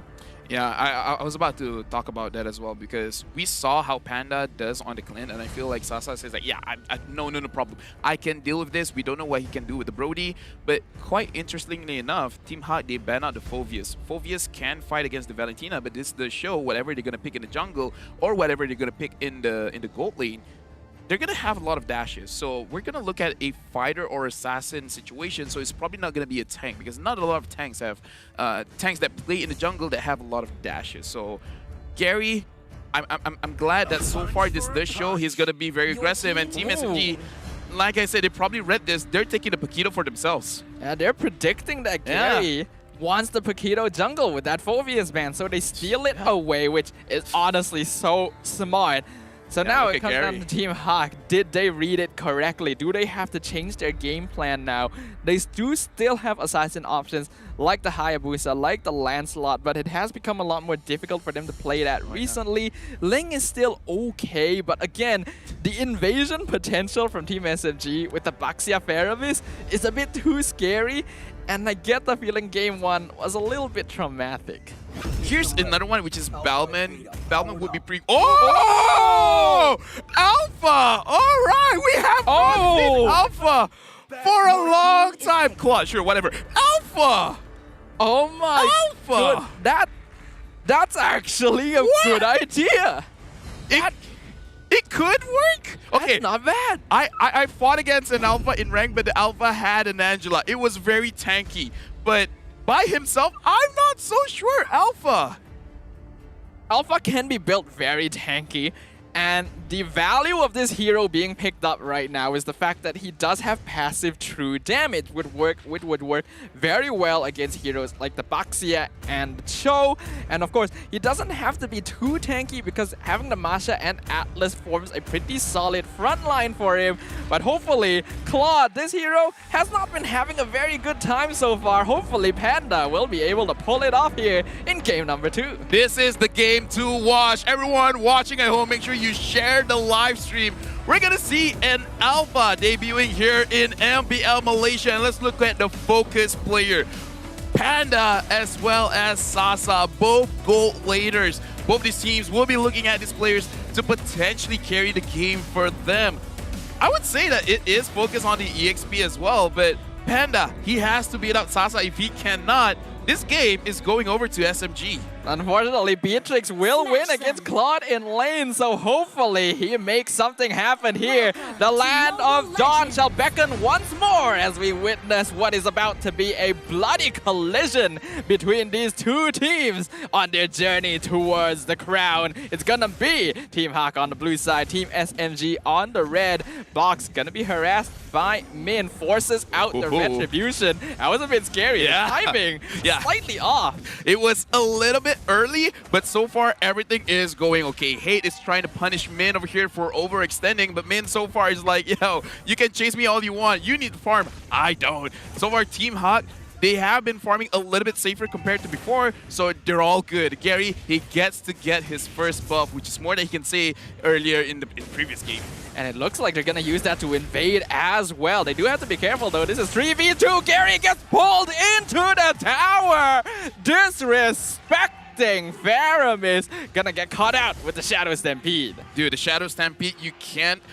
The range is outrageous. You would think it's short, but it's actually pretty. Look at that. Yeah. Maximum range Shadow Stampede. And the thing is, Hate is using this Faramis. You gotta be careful. I feel like the tankiness from Alpha is good and all, but we gotta look at the emblem choice over here. It is the jungle emblem, which is not known to have the best of stats, right? Like Assassin, you deal a lot of damage. You build fighters, you can tank a little bit, but Gary, he has to pull it back in again because, I mean, I don't know. I'm not even sure what is the power spike for Alpha right now. I'm pretty sure Alpha as a hero doesn't need at least 1 or 2 items to really start becoming a threat, and that also depends on what kind of itemization he is going to go for. But we have to note, I think a lot of players just aren't used to dealing with the brand new Faramis. Shadow Stampede used to be a very short pull, no matter how far away you got from the opponent, but now it does actually pull based on your distance. Cold Altar stolen. Will it be popped both at once? Turtle gonna go over to Team SMG, and right now, this is chaos. Everyone is two lives. Beautiful fatal link 3-man, but it might not be enough. Man, the only survivor. 3 people down from the side of Team Hawk. And now Valentina is getting chased down. Shadow Stampede gonna find him. Fear chases them away for a short while, but it is not enough. Hate picks up another kill. All-out brawl over there in the Riverside, just focusing on the fight. Both co-alters were executed, and looking at how they played it out, they really didn't care. It's just like, all right, let's just try our best and hope for the best. And looking at this, let's look at the emblems for both teams. Man over here, he's not really putting any points onto his movement speed, so he's focusing on the cooldown as well as the penetration, so potentially could deal a lot of damage. Lola against Move, so far it's been even Stevens in terms of trade, but that was a very good team fight. I kind of want to see it again just to see what happened because it was so chaotic. Hopefully we get to witness that again in the highlights here. But even though Cold Altar was stolen successfully by Man, they had to remember they really don't have a lot of damage at this stage of the game compared to Team SMG. And because of that, when they just go for an all-out brawl like that, they are definitely going to lose out no matter how good of a Fatal Links they get. They gotta hold back a little bit more and ensure that they actually hit their power spike, because that single fight gave Team SMG a 2k net worth lead. Anyway, that was amazing to watch. I mean, like, as players, it's probably frustrating, but, you know, for us, yep, it was pretty good. It was pretty nice. And right now, I do agree. For the side of Team Hawk, they have a lot of control. But control means nothing when you can't really dish out the damage, and Team SMG, they're completely aware of it. And so far, I do want to talk a little bit about the gold lane because it has been pretty quiet up until now. I was actually thinking that Sasa would just straight up beat Panda in the lane, but Panda looks like he's pushing this quite evenly. I think Panda's playstyle will shift now that he is on the Claude. He's gonna go for a much safer style, but Turtle already being contested in the backline. A stun will secure the kill onto Hate as Cold Altar stolen will keep members of Team Hawk alive. And Lola steals the Turtle! Man finds the kill onto Noir in the back line, and that is a Turtle and 1 kill going over to Team Hawk, allowing Panda to take the entire gold shield. Yo, Lola doesn't like us talking about Smooth too much. He's showing up. Not only did he get the kill onto Hate, but he managed to get the Turtle. Yep. What was that? Like, if you want to show up, if you want to show that you're a better EXP later, that's how you do it. I think both junglers just couldn't keep an eye enough on the turtle simply because of how chaotic that fight is. We can see neither of them ended up using Retribution there. Both battle spells still off cooldown. Man being targeted by Smooth, but here comes Gary and Min. Will he actually invest the Fatal Links in? Or if he does, pulls it back into Gary. Cult Altar keeps the Paquito alive, and Smooth walks out. Yeah, I was questioning that myself just because Gary already used his alpha charge, so he doesn't have that extra skill. He doesn't have that extra crowd control available for him. Good try. We can definitely see that the damage was there, but again, because of the Cult Altar, he was able to survive. Team SMG managing to get the bottom tower. But again, so far this game is very even. So we got to talk about the scaling. Which of these teams will actually scale a little bit better? Because the game so far has slowed down compared to the previous fight.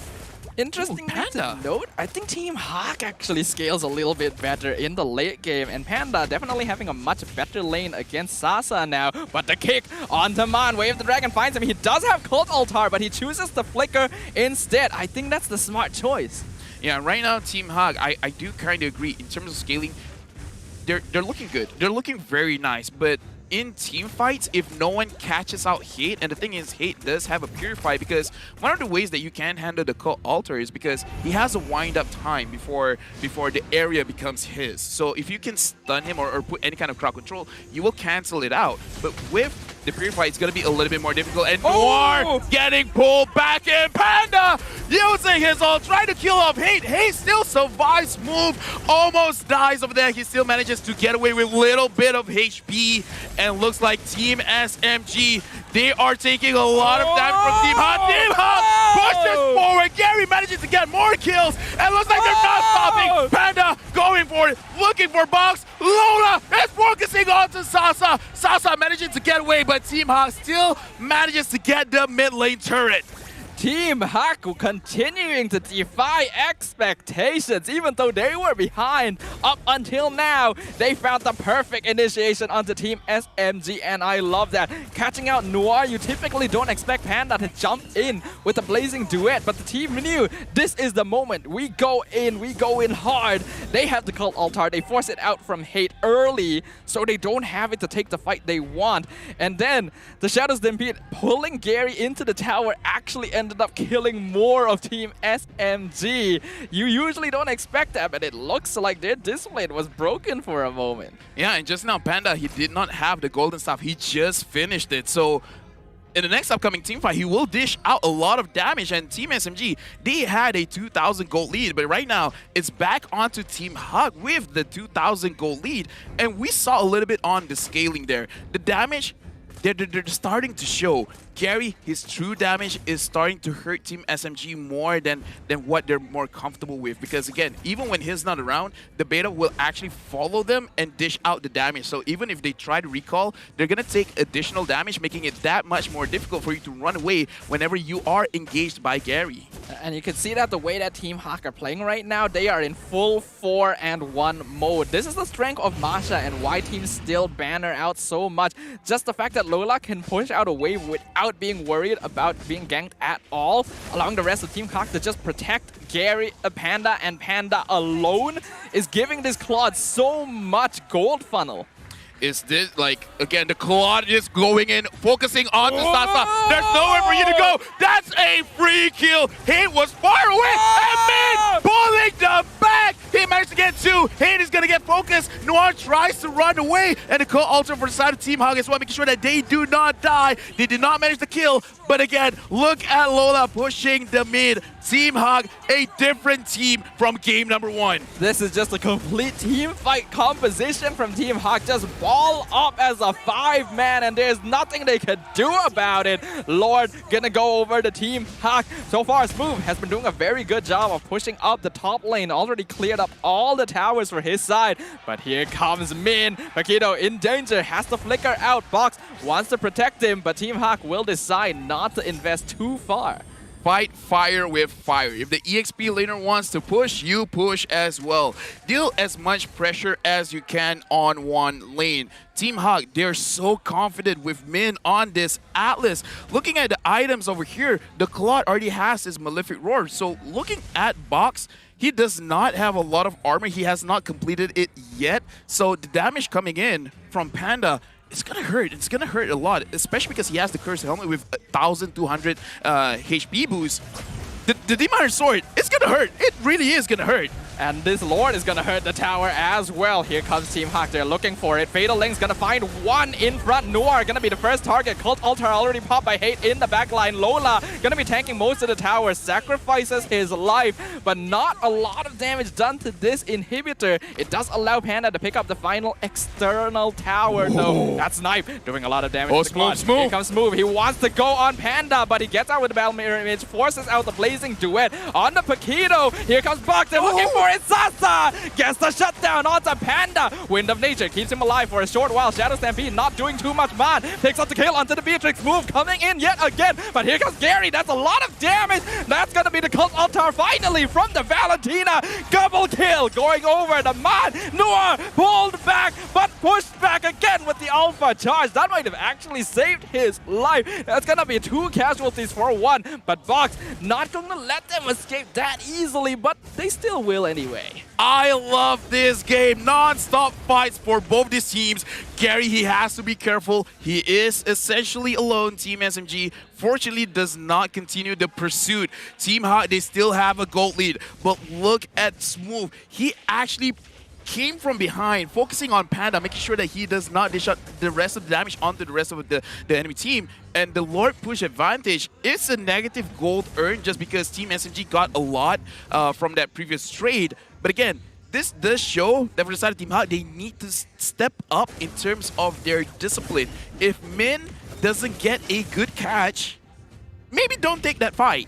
What I can't believe is that Smooth still is at the top of the damage rankings until now. Man, he gets a 2-man Fatal Links. Cold Altar popped by Hate into the Blazing Duet, doing massive damage. Noir just being distracted in the backline. Box taking a lot of damage. Panda's just dishing it out. Sasa caught out. Not enough to take out Gary. Panda finds Noir in the back line. Box will be able to recall, but the same cannot be said for Smooth. Triple kill going over the Lola. Man, you are a monster right now, Team Hawk. They're in the base of Team SMG. There's nothing that Boss can do, and Team Hawk will take game number 2, the equalizer, 1-1. We're going for a third game. This is the peak of Mobile Legends, ladies and gentlemen. That's what we're talking about. Season 10, breaking the ceiling every single time. And the live audience is loving it. They are eating it up right now. And so are we on the caster's desk. This is the most alive I think some of us have felt in a long time. This entire arena is electrifying. Look at me, he's just waving to the crowd, and the crowd loves it. The crowd goes wild, and why wouldn't they? That was an amazing match.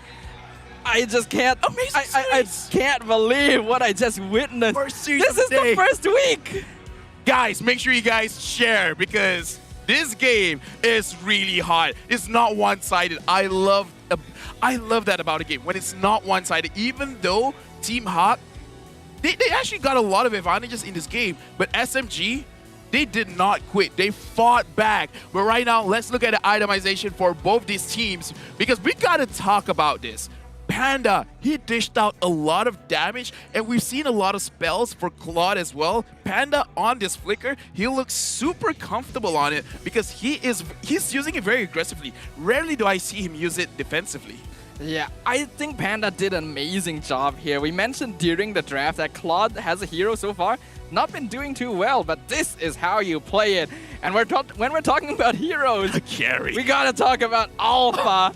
The debut of this hero on the MPL stage in Season 10, and what a performance it was from Gary. Yeah, in case anyone wants to take his itemization, it looks like taking the Bloodless Axe, making sure that he can survive in the front line because, again, it's going to be Gary as well as Min pushing forward. And then getting a lot of penetration as well as movement speed from the Hunter Strike. Whenever he does dish out all of his skills, it will give him enough stacks to get that movement speed so he can engage or actually disengage from the fight And after that, it's just going to be full-on defense with the anti-Kiraz, making sure that he can deal with damage coming up from Smooth. And it looks like he's probably going for an Oracle to finish off this magic resist to make sure that he gets more heals from the Bloodless Axe and can mitigate some... can mitigate some Dominance Ice anti-heal. I was looking for an anti-heal, but yeah, Noir has it. Yeah, that's most likely the case here. It's just really excellent gameplay from Team Hawk. They know what this lineup wants to do, and they pull it off to perfection. And the Masha was really such a linchpin as well. This is probably Lola's best performance on the stage in history, doing such a good job of distracting and setting things up for the rest of his team to play around Panda. MVP for this game gonna be going over the Panda, finding a brand new lease on life, joining Team Hawk and having a beautiful game on the Claude. In this situation, everyone can have their own opinion.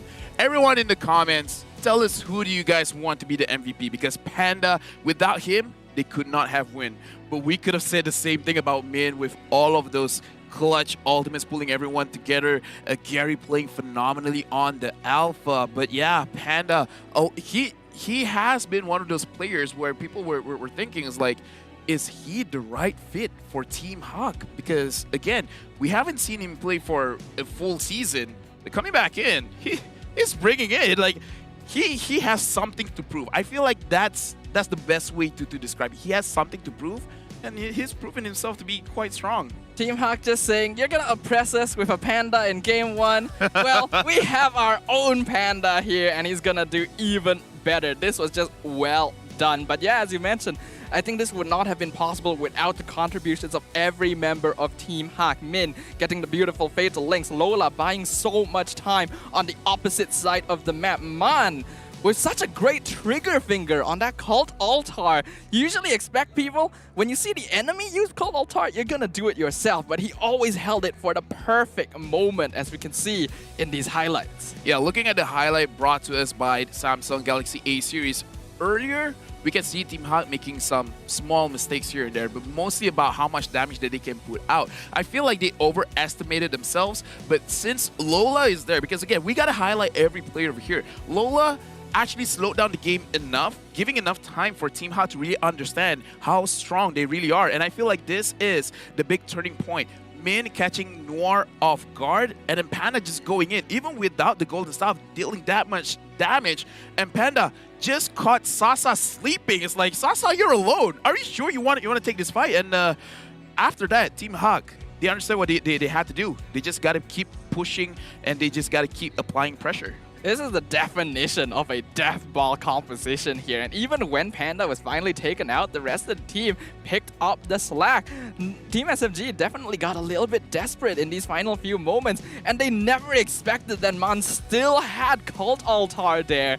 Just really good plays on this Valentina. There was a fight that we saw earlier in the highlights as well. I actually didn't notice during the game. I thought that Man stole nothing but Cult Altar the whole game. He actually had a fight where he used Way of the Dragon to kick hate away, not allowing Cult Altar to reach the turtle pit. I didn't notice that as well, but that's crazy. And I'm taking notes because I want to look at the best plays of the day. I feel like that entire match, a lot of the players, like, the plays are amazing, right? Especially Min as well as Panda. Panda being the MVP. He's using his entire kit super offensively. Again, not using the flicker to run away, but actually trying to get those kills onto Sasa as well as onto Noir. Yeah, but with that though, we're gonna be going into a game number 3. Before that happens, we have to take a short break, refocus for all the players. So if you want to witness the conclusion of this epic best of 3 today, make sure you guys join us. We'll be right back in just a few minutes.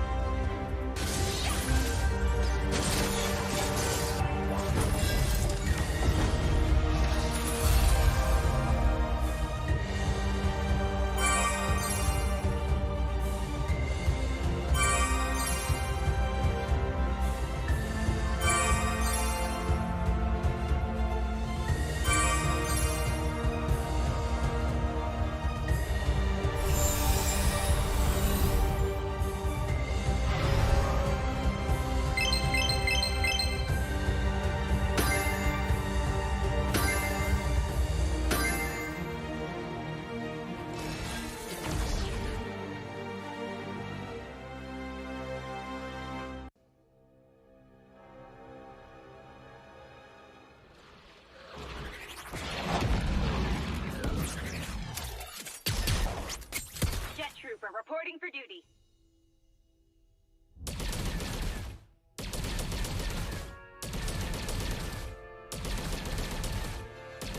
Orders received.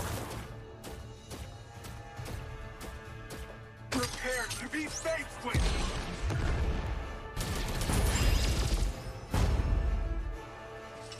Orders received. Time for a high caliber shot. I've spotted the fugitive.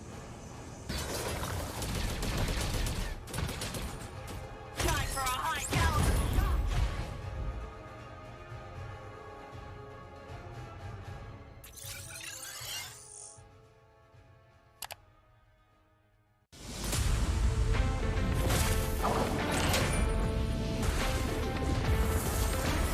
There is no more Monkey King.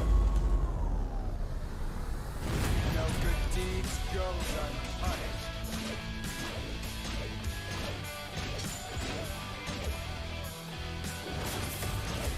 Yeah.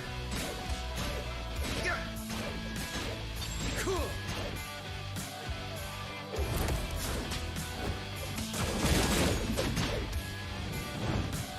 Your doom doubles. Cool.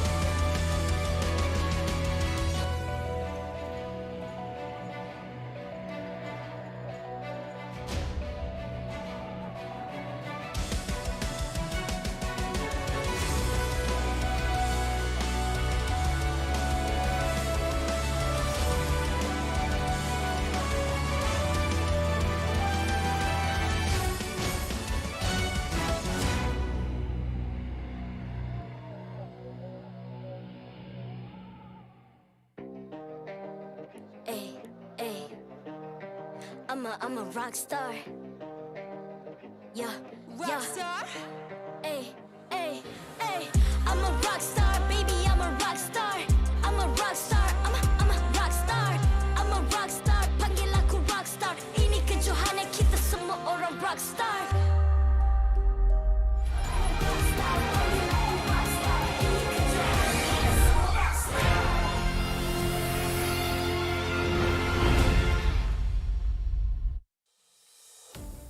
The tremors at Quill City Mall, Kuala Lumpur run rampant as this clash of titans continues and reaches its penultimate chapter. Welcome back to MPL MY Season 10, ladies and gentlemen. My name's Staffa, alongside LaFell, excited to witness Game 3 of Team SMG versus Team Hawk.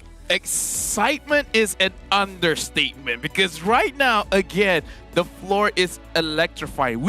We got an earthquake over here. Again, I'm sorry. Again, like the crowd is shouting, is cheering, and who can blame them? The game has been great for both sides of the team, both SMG as well as Team Hawk. The crowd over here, this is something you would feel at a playoffs, at a grand finals. This is just week number 1, and you talk to me about how Min and Man, they have grown so much in their career. And right now, let's recap back at what happened in the game. And Team Hawk, I would say everything is quite balanced out in terms of damage. Yep, all of them doing a very solid and respectable amount. I'm actually surprised that Man ended up being the one doing the most DPS that game, because he did seem to be playing more like a support, just constantly stealing that cult altar every game. But this is why Valentina is a hero you cannot allow through the draft. Gee, imagine that. All the way from MPL Malaysia Season 9 on to Season 10, Valentina still has a 100% win rate. Having a 100% win rate over 2 seasons, if you wanted a sign of how a hero should always stay in the ban list, I think that's a pretty good sign. But speaking of which, speaking of the bans, Team Hawk, they got a win onto Team SMG by batting out the Akai, because again, we saw that Box could not do anything, and we have hit 500 shares. Thank you everyone watching the live stream. Make sure you guys claim the code MACL8 MBC3 at m.mobilelegends.com/en/code exchange. You guys are amazing, and if it is the first game, I'm looking forward for us to hit 1200 before we start the next series. Much respect for actually reading out the code. We typically don't do that around here, but we probably should in the future, you know, be more inclusive overall. Make sure that people who can't watch the stream can still hear and get the rewards. And we hope that all of you are enjoying watching this so far, because this is like, we already knew to expect a really tense series going into this, but this has surpassed our expectations again. Like, we're saying that a lot this season, and it's only week 1. I don't know how high the ceiling is going to go, but I imagine that we're going to go up another stage, because we are now going to be entering the draft for Game 3, the conclusion to this series between Team Hawk and Team SMG. Yes, and I want to see Team Hawk again on the first pick, and they again ban out the Akai. This is already a very good start. I know it's just one ban, but come on, this is already a very good start. And Team SMG, if they're continuing the trend, they're probably going to ban out the Fanny as well as the 1-1. But are they going to ban out the Valentina this time? It's a good question. Team Hawk is actually still on the blue side here, so it does look like Team SMG decided that they wanted to be second pick. So I feel like they have to ban out the Valentina here. They let it through previously because they figured they would be ready to deal with it. I think that's because they expected Lola to be the one playing it in the EXP lane. And unfortunately, I don't think his mastery is quite to the level of Mans, but that definitely caught Team SMG off guard. Team Hawk also, they banned Diggy all 3 games, so we'd have to see if they ban it out again. I mean, if Min can secure an Atlas for himself again in the first phase of the draft, it's gonna look a lot similar to the first game. Now, this is the difference maker. Are they gonna ban out the Valentina or not? Because previously they banned out the Julian, so I want to see if they want to put respect onto Julian again, or yeah. If they don't ban Valentina, they should... Oh my goodness. I was thinking if they don't ban Valentina, they shouldn't ban Julian, because at least they would be able to take it. But no, that's still the choice. They're gonna give Valentina away. But I imagine this time they're gonna put less priority onto heroes like Faramis, because giving the Cult Altar away really was detrimental to their game plan. Yeah, and we do have to see if Noir can use the Atlas, because perhaps that is one of the things that they want to steal away. But if going up against an Atlas, I really do feel like Min could counter it just by picking up the Franco. Yeah, Franco is typically a good solution to the Atlas. He dashes in, he gets bloody hunted. But yeah, oh, this is kind of terrifying. The Fatal Links Cult Altar combo. Yes, Valentina can still steal these ultimates, but now Team Hawk will only have access to 1. I don't know, man. I mean, like, Cult Altar is amazing, but if Min and Man, they really have this twin connection, the 5G connection, where Man can get those crazy ults in as well, crazy Fatal Links. I don't know, like, they're giving a lot for Team Hawk, honestly. What if we flip the connection around a little bit? Yeah. This is going to be Min playing Valentina Rogue, and he steals the Fatal Link. Oh! That would be a little bit too crazy, but I'm all up for it, dude. Like, Min and Man, sign me up. Like, these guys, like, I love them. I love them to bits. And right now, Team SMG, they're going for the Esmeralda to try and fight against the Masha. I think it's pretty neutral. Nothing to really talk about for this Esme pick. It's pretty safe. The most notable thing about the Esme pick against Masha is the fact that they will have a hero that can match up the split push pressure now. In the previous game, it was a bit more difficult for Smooth since he was on the Paquito. Even though he could clear lane well, it wasn't as safe for him to push as far as compared to Lola. So Esme kind of fills that gap and allows Team SMG to respond in a 4-and-1 play style in counteraction to Team Hawk. Yeah, before this, Team SMG, they try to make sure that they don't give the Paquito over to Gary, so they picked it up for themselves. So I do want to see if they're gonna ban it out instead, because even though we definitely saw that Smooth was pretty comfortable on the Paquito, but again, now that Esme has been picked up, I do want to see if they want Gary to use the Paquito instead or just ban it out, because, you know, we hyped up about Alpha, but let's be real. Any other hero, it will probably look more or less the same or a little bit more impressive than the Alpha. Yeah, I would think so, but now it's actually a bit difficult, right? Because even if he does go Paquito, that puts him at risk very heavily of being hit by the Fatal Links. And when you have Cult Altar as well, it's very risky for Gary to go for both melee junglers simply because getting that close is risky, but going for a marksman jungler is not very safe as well. I'm wondering what is in his pool here. The Ballman might have been a good choice, but they actually decide to ban it out themselves. No, I really feel like they're trying to narrow the heroes that Box can use, because he used the Boxer, it was fairly okay. The Ballman is just an overall very safe pick, because the least that you could do is secure the turtles and secure the Lord. And having a Atlas as well as a Fermis is going to make your team fight really, really strong in the Riverside. Having a Ballman on top of that makes it so that you have to micromanage too many things. You have to micromanage the engage coming in from the side of SMG, and you got to micromanage the Ballman onto the Lord. So I kind of feel like this is one of those bans that just gives them a more clear way of handling those team fights. I see. So it's a more of a ban to make sure that Team SMG doesn't get that early game advantage and doesn't secure objectives more easily. That makes sense to me. Team SMG ban out the Grok because this is one of the few heroes in the game that has CC immunity when charging the power of nature, which would allow him to kind of scout out the map against Fermis and Atlas a lot more safely.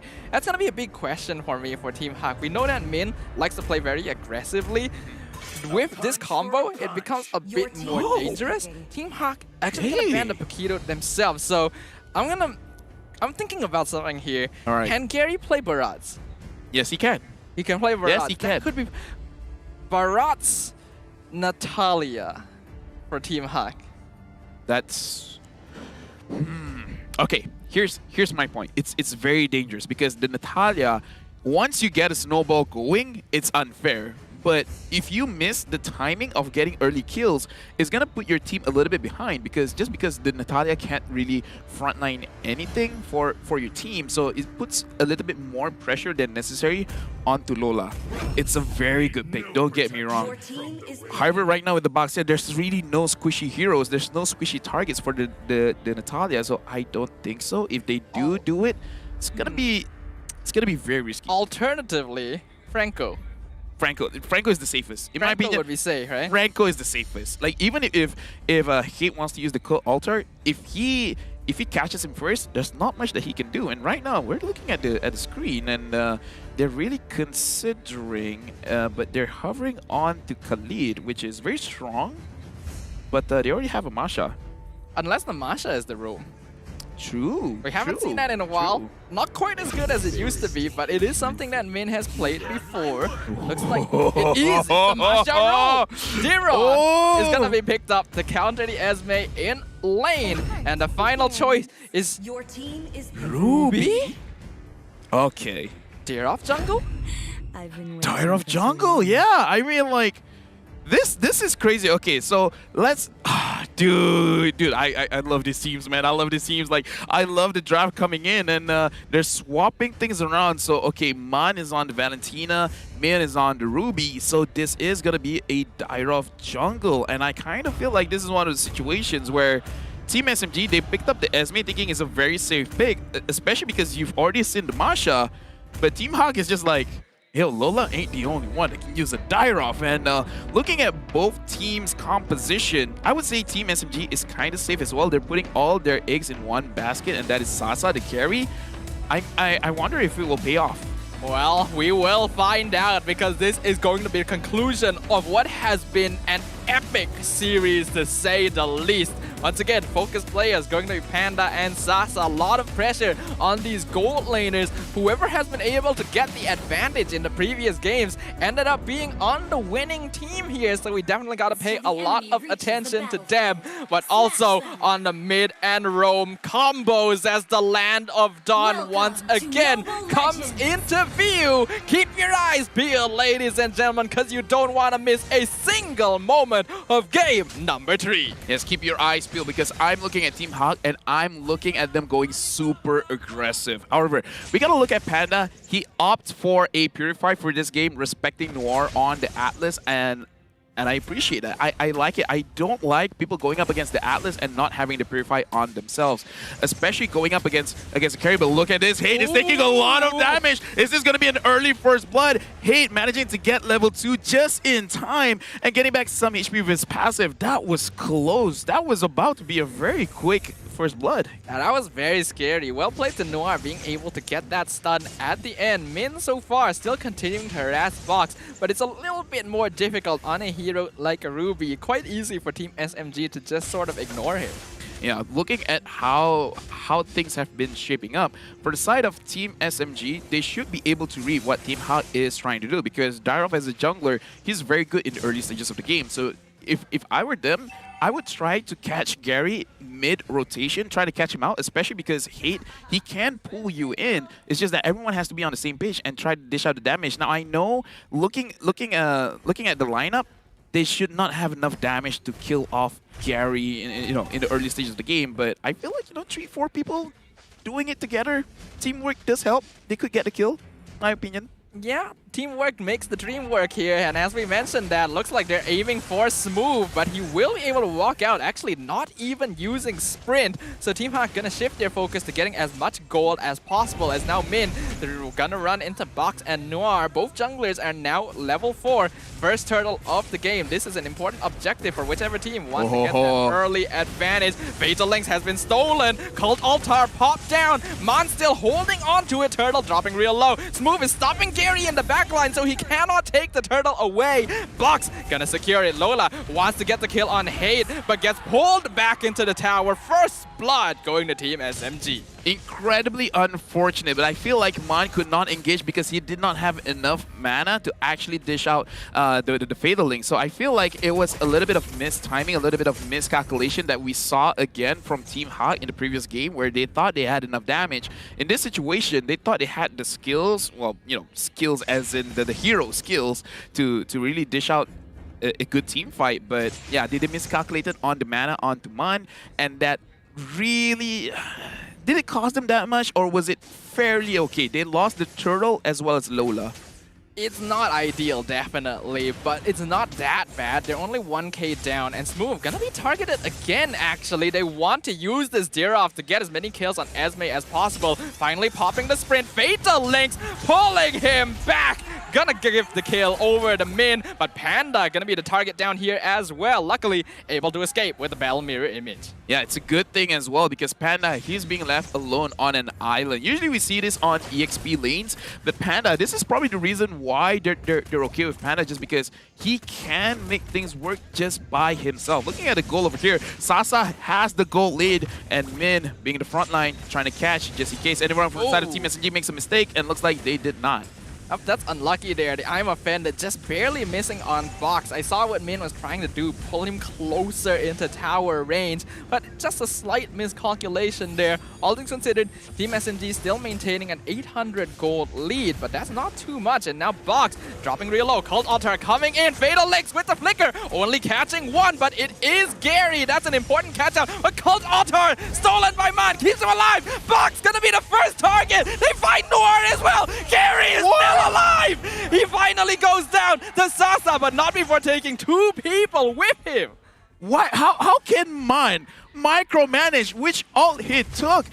He had options, but he took the altar, making sure that Gary stays alive long enough to get those 2 kills. Like, that's a split-second decision that not a lot of people can make. How can you, in a situation where you're being pressured, managing to get the correct ult and actually getting kills off of that? That's insane. That's crazy. As amazed as you are. I cannot believe they did that. And that instantly shifts the goal lead back in their favor. Unluckily for them, they weren't enough health to take the turtle after that, but they will be able to refocus on this. Team SMG needs to respect this Valentina more now. We're realizing Man might have a higher level of mastery on this hero than any of us may have anticipated. Yeah, right now Box is being targeted, but look at that Fatal Links have been used. I'm not even sure which one is it, but look at the turtle. The turtle has been secured by Box, and right now Min as well as Panda is trying to run away. Panda does not have enough damage to actually dish out to the side of Team SMG. He has to Kai, he has to run away. Team Hawk, they lose 3 on that trade. Beautiful play by Team SMG. We've just mentioned it. They need to respect Man more, and that's exactly what they did. They flickered in, caught out the Valentina and the Durov together in one Fatal Links. A beautiful play by Noir, not even using his flicker to get that. And with the jungler and the main initiator in the Valentina gone, Team Hack can do nothing but run with their tail between their legs. If Team SMG wins this one, it's going to be the first loss for Valentina. Min goes in, tries to engage, but look at that, half HP gone. They have to respect Sasa, this tank killer, but look at Noir! Noir going in, pulling people back in. Min has been shut down, and look at Panda. Panda tries to dish out the damage onto Noir, but Noir still survives. They have to go back to the safety of their own turret. Smooth coming in, making sure that for the side of Team SMG, they can disengage. What a crazy engage from Team SMG. That was a beautiful play from Noir again. Like we mentioned, he still had flicker. But even more props to Man. He was hit by the Fatal Links. And after it finished, he stole Cult Altar. And because of that, they only lost Min. That should have been much worse for Team Hawk. I cannot believe he can choose which ult to steal when he's getting hit by ultimates like that. But he made it happen.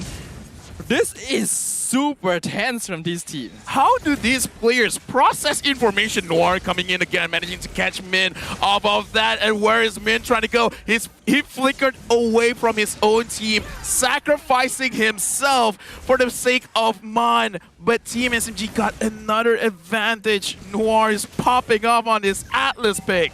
Yeah, that's really dangerous for Team SMG. Yes, he's only managing to get 1 kill with the Fatal Links, but in these situations, that 1 kill is all he needs. And a lot of this gold is being funneled over to Sasa on this carry. Currently 3-0. Another turtle going over to Team SMG. And now Team Hack, they have to be a lot more wary of this. They have good initiation, but they cannot get caught out by this Atlas.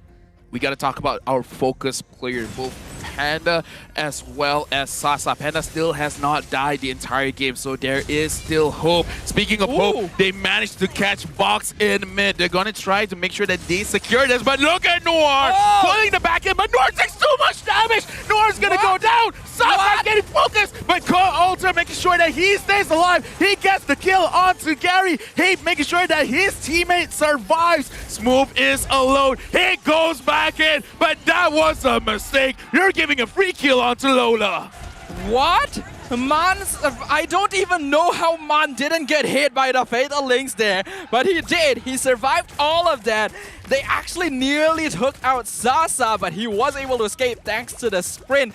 This is incredible. We're just going back and forth. The 2K net worth lead from Team SMG has now reduced to only 300. We are even again. I gotta be honest, my brain can't process information as fast as these players. Like, I want to watch what happened again, you know, like I want to see the recap of what happened, but look at the damage dealt in this game. Panda already hitting 28k, Gary 26. And again, Panda has not died at all with 4 assists. He's playing this game out of his mind. How does he manage that? But Gary getting caught out. Min goes back in, trying to make sure that he can keep his team alive. Panda goes away. Smooth focuses onto Man. There's nowhere for him to go. Lola comes in, trying to make sure that he zones everyone out. And they're focusing on Hate. Hate, where are you going to go? Shadow Stampede away. And he actually pulls Lola back. Box making sure that he stays alive. That was so close to becoming something. Excellent ambush again by Team SMG. Gary just unfortunately walking where he shouldn't be. Man, he misses the fatal links. Gonna get hit by Noir. Panda jumping into the backline with Blazing Duet, but Wind of Nature on Panda keeps him alive. Noir gonna drop, but they lose Man in exchange. Panda getting chased down by Smooth. He's not gonna escape. Double kill to the Esmeralda. Box still chasing Lola down. They want to maintain control over this Lord Pit. Smooth's all reliable. If anything goes back, look at Smooth to bring back the game for them. Unfortunately, Man, again, miscalculated the distance of his flicker and missing the fatal link. So it looks like Team SMG will get this Lord for free. A lot of things have happened in this game, Stafa, but it's only been 10 minutes. I thought this has already been like, what, 14, 15? Like, this game is insane. How has it only been 10 minutes? This is ridiculous. Looking at the items so far, Team SMG was able to get a gold advantage again after that last one. And the Wind of Nature purchase from Sasa came just in time, making sure he survived the Blazing Duet. Panda currently only has the Demon Hunter Sword and Golden Staff, so he's a little bit behind on that front. But otherwise, most of the cores in the game already having full 2 items. Yeah, I feel like Panda is looking for his Malefic Roar. Once he has it, he really does not have to worry about Box as well as Smooth. But right now, Lola going in alone. He's getting focused on, but it's a good thing he still has the passive, making sure that it auto-purifies when he got caught. That's just really annoying to deal with from Team SMG. And again, Masha, that's why it's valuable. But Man, he's in a bit of danger here. Luckily, Box was the one that walked into his bush and not Noir. Otherwise, he might have been dead right there and then. Yeah, a small misplay from Noir for the side of Team SMG. Right now, the ball is in their court. Do they still want to be super aggressive over here, or are they going to go back? And looks like they're going to opt to go back because, again, just wait on the cooldowns. It's not that long. It's only like, I don't know, at max 20 seconds. The engagements in this game right now really need a great deal of decision making because of these big ultimates just running around. The Fatal Links and Cult Altar and the possibility of the Valentina stealing them away are both factors that these teams need to respect heavily and constantly keep at the back of their minds, because getting caught out right now is basically a death sentence. A lot of towers are still standing, but they have to be wary. Oh, look at Noir. Noir managing to find out Man, but it looks like they're not going to focus anything just yet. Min taking a lot of the brunt of the damage. He is super low, and looks like Team Hawk, they have to go away. Noir, I can already see, like, in his head, it's like, I got Man. Should I? Should I? Should I? It's like, okay, yeah, no, it's just one person. Better not. It's just difficult to really say what decision is the correct one in these sort of situations, because even the smallest action could have major repercussions in the next few minutes. Team SMG, they are 2k net worth ahead, but 12 minutes in, that's not that big of a lead. And even with that last push, it actually didn't end up doing that much damage, considering that a lot of external towers are still standing for both sides. 16,000 tower damage. You know what? I'll take it. But again, look at here. Box goes in and Box goes out. Noir only manages to get Gary, but look at that. Man managing to use the altar. Sasa! Sasa has to run away. He already bombed his Wind of Nature. Panda goes in. Panda dishes out the damage, but Panda is going down. Smooth manages to get the kill, but Team Hunt, they're not stopping. Shut down for Gary. Gary's focusing on Sasa. Sasa went down. Shut down. Double kill for the jungler of Team Hawk. Gary is exploding right now. A beautiful symphony of events in Team Hawk's favor as they find the perfect catch. Box, not realizing how quickly he can be bursted down with that armor shred, the first target. And then Noir only finding one person with the Fatal Links after a perfectly timed Cult Altar steal by Man to ensure that they can continue the fight. Panda only jumping in after the Wind of Nature has been expended by Sasa. We are seeing a master class in decision making from Team Hawk. Speaking of which, masterclass from Mun over and over again. Out of all those crazy ults, always managing to get the correct one. Because again, a lot of members from the side of Team Hawk, they almost went down, but because of the altar, Gary managed to survive that getting pulled back by Noir and it ended up getting a double kill. And this just shows how impactful altar really is, because some people during the latest revamp, they're like, it's kind of okay, it's not really that big of a deal, but it's game changing. In team fights, it's super game changing. It really is, and this is something that most people would never even consider as being possible. The way Valentina is designed, you expect people to just steal an ult and hold on to it until it's necessary. But adapting on the fly, and now the Lord pushing in, taking out mid inhibitor Lola, diving in way deep, taking out half of Sasa's HP. All he wants to do is pressure Team SMG back so they can take another inhibitor. SMG will be able to clear up the bottom side, but the top tower is probably going to fall. Noir looking for the fatal links, only finds Min, but the flicker forward finds Mun. Will he be able to steal a cold altar? No! Flickers away, but doesn't survive. The rest of the team, though, does trade out Smooth in exchange, and the cold altar is expended on the side of Team SMG. They're lacking Valentina, but they still want to go for it. And Min, he might die to the burn. He just barely gets out. Blazing Duet, not doing a lot to box, but he's still dropping real low. And Team SMG will successfully defend, but their base is now empty. Panda, man, like, his Claude is something different. We've been criticizing the Claude just because it's so hard for the Claude to survive when you go in with the Blazing Duet, just because Claude has so little HP. But Panda makes it look irrelevant because he goes in. He still managed to actually avoid a lot of skill shots and dish out the damage. Like, I mean, sure, it's a mixture of his team doing well, but Panda, looking at the AI winning prediction brought to you by McDelivery, 86% for Team Hawk. It is looking pretty good for Team Hawk right now, but still, 4K net worth lead, 16 minutes in is not that much. They still have to be very careful because Team SMG are fully capable of bringing this back. And we look at the damage dealt by both marksmen, our focused players. There's a reason they're going head to head. And if anyone was thinking until now that Panda could not stand up to Sasa, well, this is proving us wrong. Full itemization for Panda. He already has a corrosion scythe, making sure that he has more attack speed, like it's not enough. And then adding on to that, the Malefic Roar, making sure that Box as well as Smooth, they're gonna go down very, very fast. And just in case he gets focused down by Smooth, he has the Haas Claw. A lot of lifesteal coming in from the Claude. If they can't focus him down, they can't win the team fight. And the thing is, Panda, the timing on the Purify is excellent. Noir can't catch him. Noir can't make Panda bleed. But they are engaging. I'm a Panda, gonna find two, but Cold Ultra Fatal Never mind! Backline pulls out 3 people. That's gonna be a massacre for Team Hawk. Team SMG just surrounding Gary now. Man and Lola, the only survivors. That's what we're talking about. A moment of carelessness,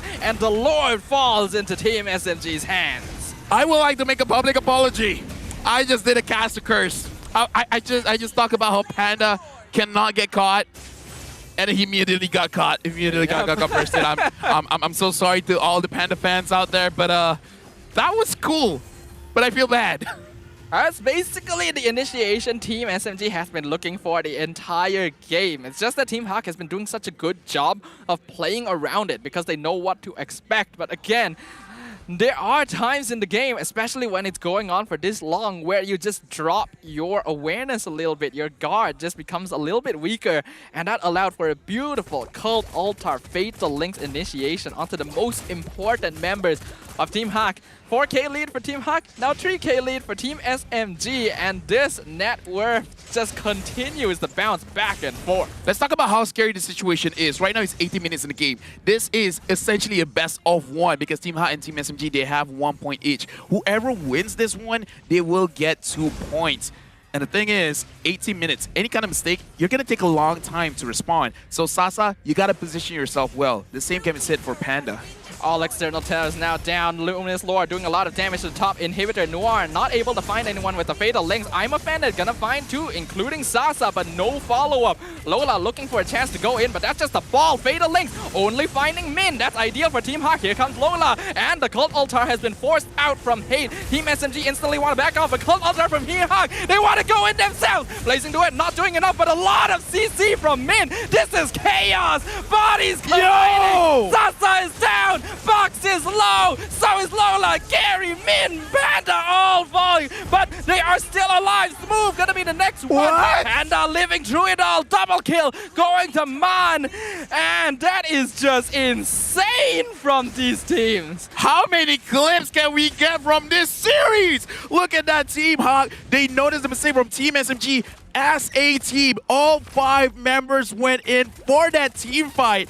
It was equal trade, but again, looking at that situation, from 3K gold lead from SMG, now barely 1K.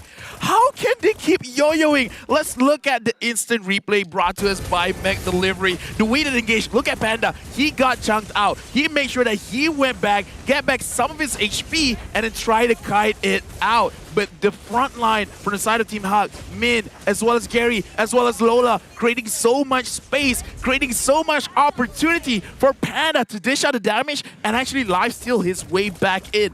That was absolutely beautiful from Team Hawk. This is grand finals worthy. This is sort grand of game, finals, honestly. man. And this is only the first week of the regular season. I feel like it might be undermined how much damage the mages as well are doing in these team fights because their abilities are a bit less obvious compared to the rest. But Man and Hate are really contributing a lot of this DPS because most of the team is going to be more single target. And we can see that it really is getting down to the wire every single time. Team Hawk, they're looking for an ambush here.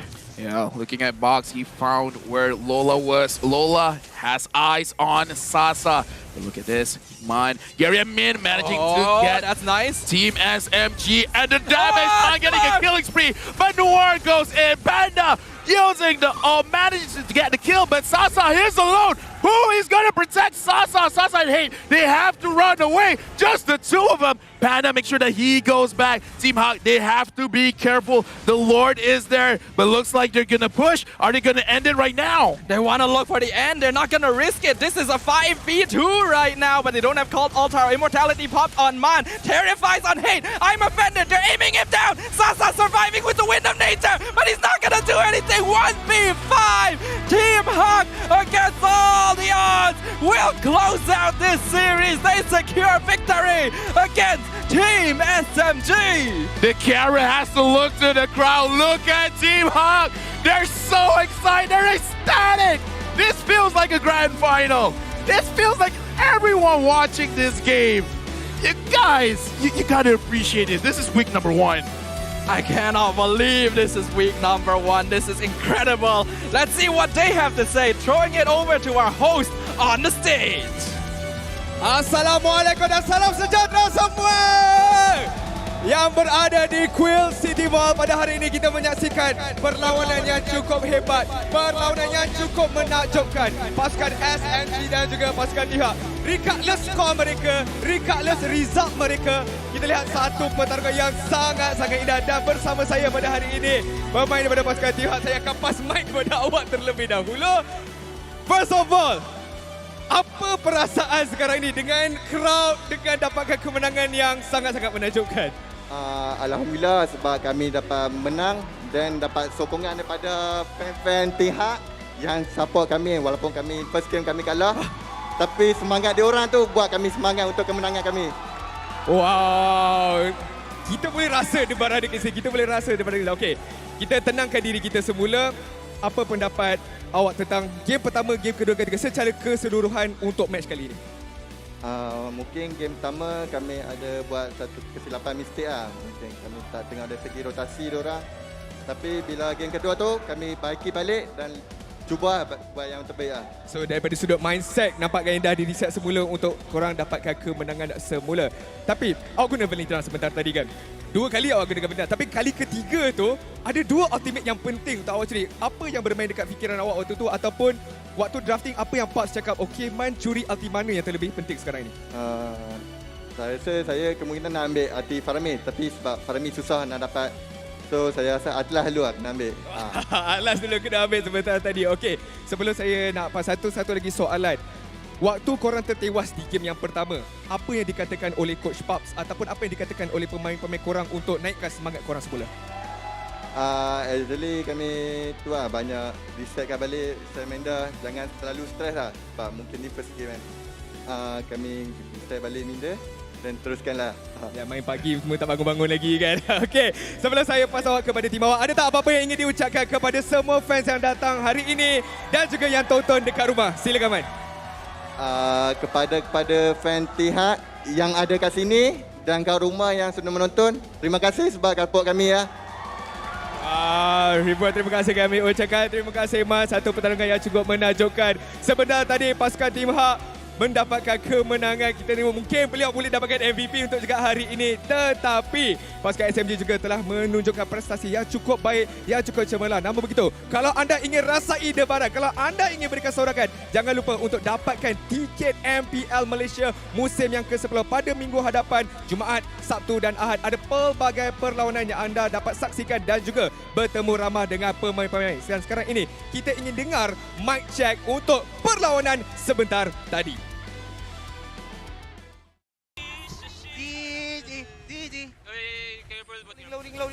Ling low. Mahai pakai miss. Okay, bro. Nice! Let's go, bro. Nice, bro. FTH, bro. I think they want to catch Alif. We can stand by here. Jom. Ni aku nak freestyle lah. Penalty. Discipline. Bro, let's go, bro. Oh, nice. He's nervous, bro. Woo! Whoa! Go.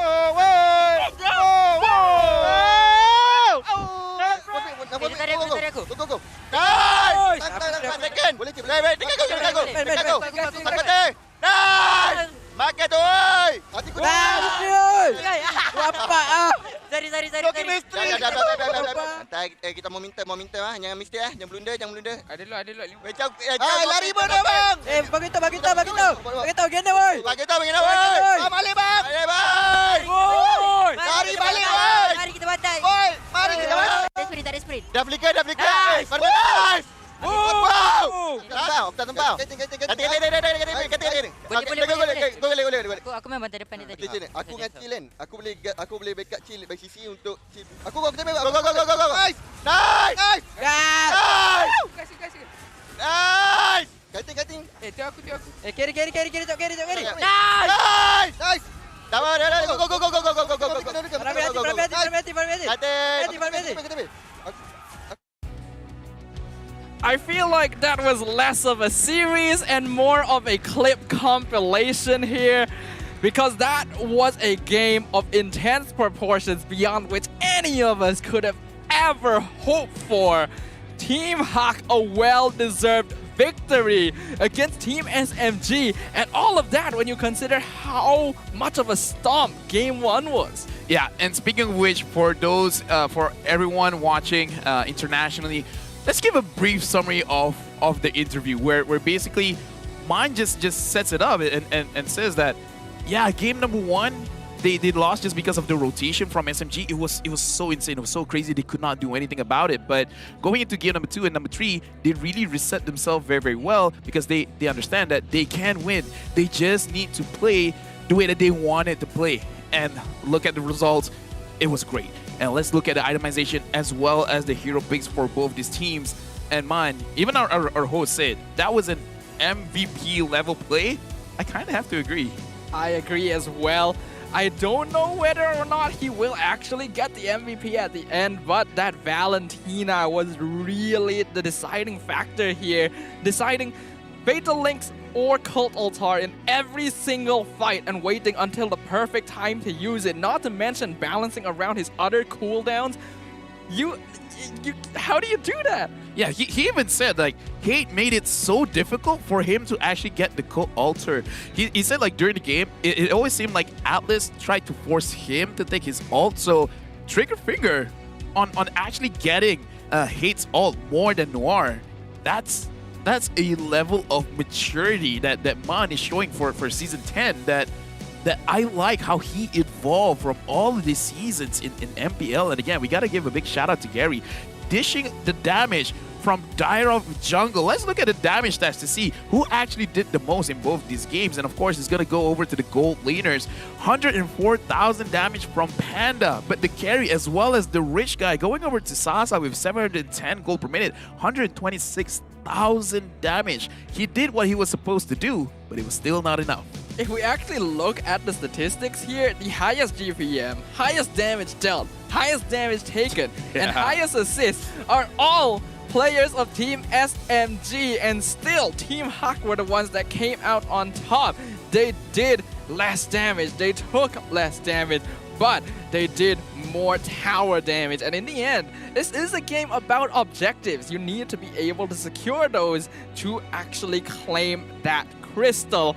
And I think Team Hawk just did an amazing job of balancing around all of these massive ultimates. The numbers don't do it justice. For anyone watching, for anyone seeing the result and just think, oh, Team Hawk won against SMG 2-1. That might have been a good game. No. You gotta watch the game. The numbers itself only tells one part of the story. But all of the plays made by all 10 of the players inside the game, it was crazy because again, Team Hawk, they won. But looking at all of the categories won, SMG got them all. And overall, Team SMG, they look so strong, but Team Hawk, they look like to be the next favorite. Right now, let's look at the MVP brought to you by Mega Delivery. And it's going over to Panda once again on the Claude. 77% kill participation, 686 gold per minute. And the thing is, sometimes we see the Claude having one defensive item like, I don't know, an Athena shield or something. But Panda's just like, I'm going to go full damage. If I want to protect myself, I just got to rely on my lifesteal. Honestly, Claude as a hero, I was already starting to count him out from the meta completely because it didn't really seem like players could make full use of him. So we really cannot undersell Panda's performance here. Yes, his match GPM a little bit lower than you would expect, but that's also kind of predicted considering how long the game went.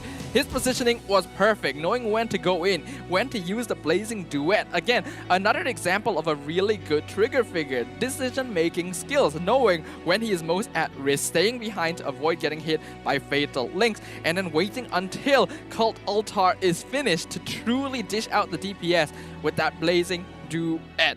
This is just peak MLBB performance. Speaking of that, let's look at the highlight where we can see what happened throughout this game. The highlight is brought to us by Samsung Galaxy A series, where again, looking at trigger fingers for all of the teams, trigger finger for Noir, Man, as well as Panda. Throughout the game, we can definitely say that both teams, it was difficult for us to really predict who was going to win just because of how many plays went back and forth. You know, at one point it was Team Hawk's game, and at some points it was Team SMG.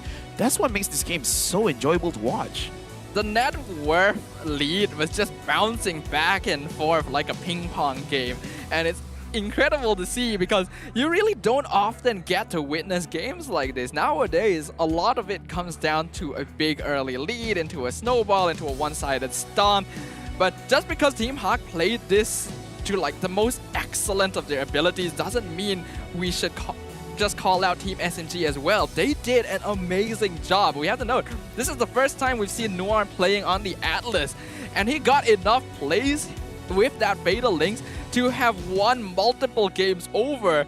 It's just that the Valentina ult steal was so on point that it didn't seem to matter. Win or lose, both teams, they should feel proud of themselves because they brought the house down, right? I feel like after this, any SMG or Team Hawk games, you guys got to get the tickets as fast as you can because I kind of feel like it will be sold out very, very quickly. Like Team Hawk, they have a lot of fans. I feel like it's just going upwards from here. Beating SMG, that is a big statement here in the MPL. Absolutely. Sometimes one team has the net worth lead, sometimes the other has the net worth lead, but which team has the fan count lead? You know, you gotta play the fan meta, the live venue meta. So if you want to contribute to your team and show them all the support you can, of course, grab those tickets. Yeah, right now let's look at the standings after the victory coming in from the side of Team Hawk. We gotta see how everyone is doing over here in Group A. Team Hawk is number one, numero uno, with a 100% match win rate with 5 aggregate points. But Dota not far away from them with 3, and the same with SMG. The only difference is Dota only played 1 game and SMG played 2 games. Yep, not the best spot they want to be in, but we have to remember many people consider Group A to be the death squad. There's a lot of big names here, a lot of strong teams.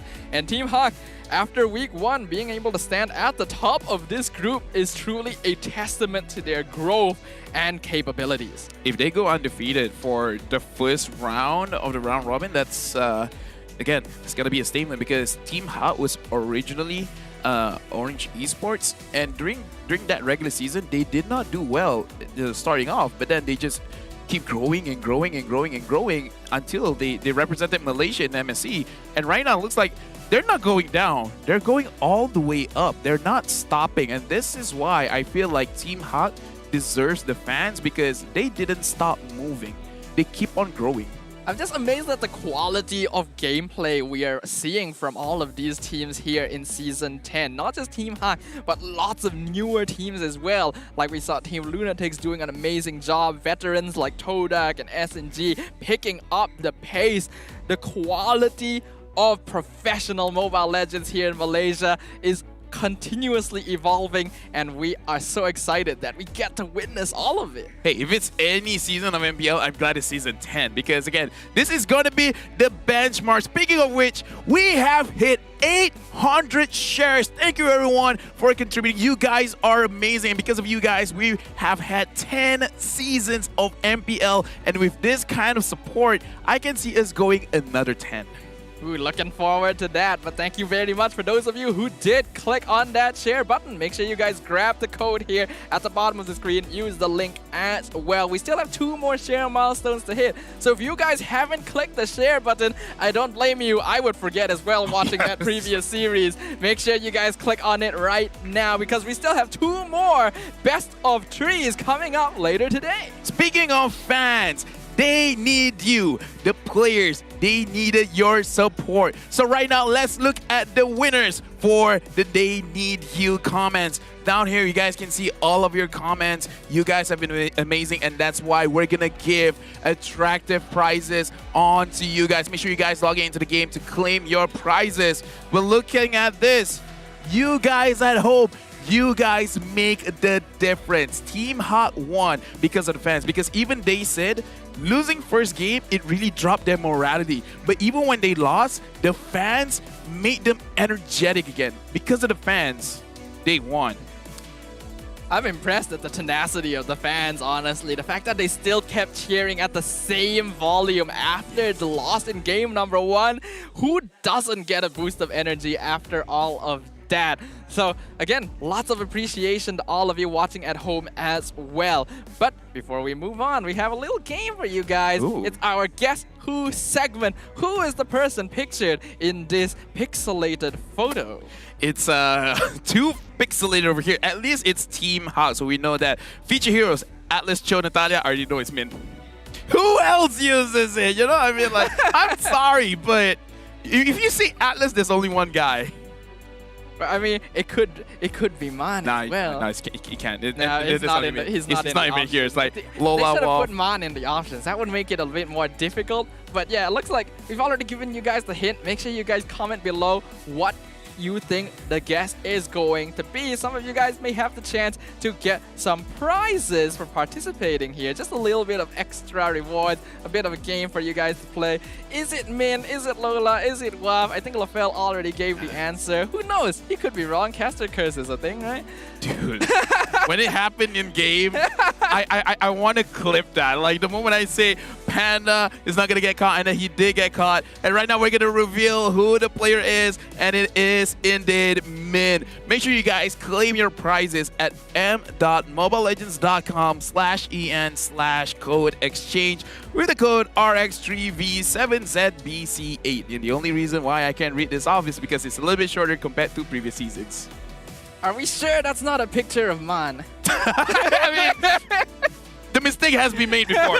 It has been made before. We got to come clean for that. But And there's no real way to confirm it for sure. You guys just have to take our word for it. But with that, we've already concluded the first series of the day. Somehow, it really doesn't feel like that was only the first best of 3.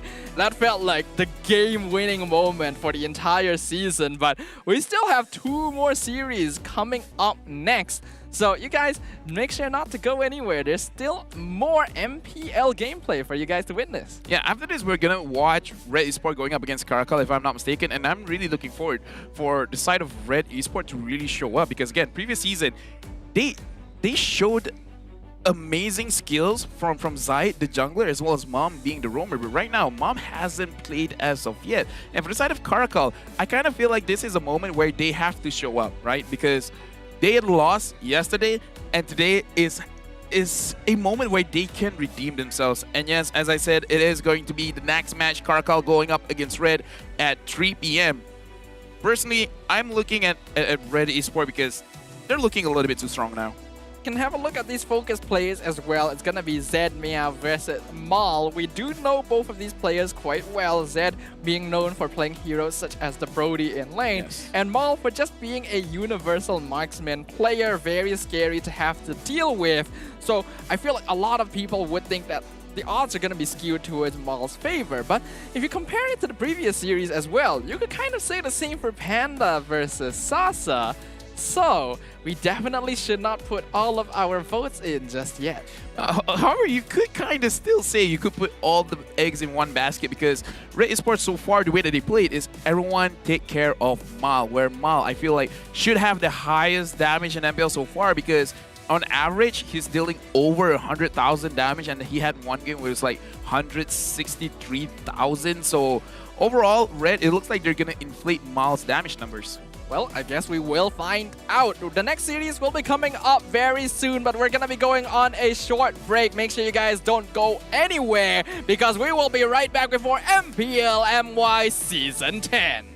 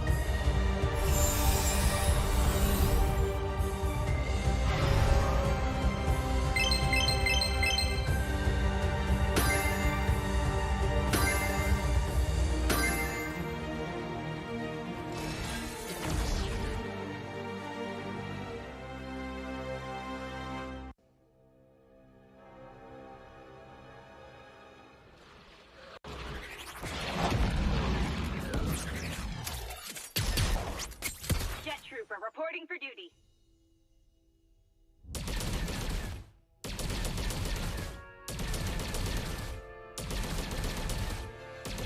Orders received.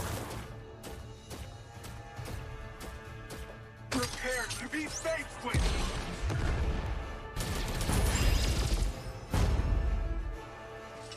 Orders received. Time for a high-caliber shot. I've spotted the fugitive.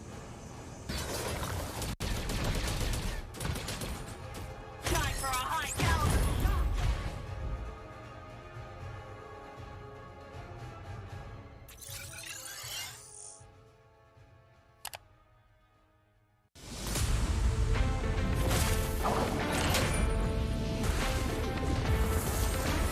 There is no more Monkey King. No good deeds goes unpunished.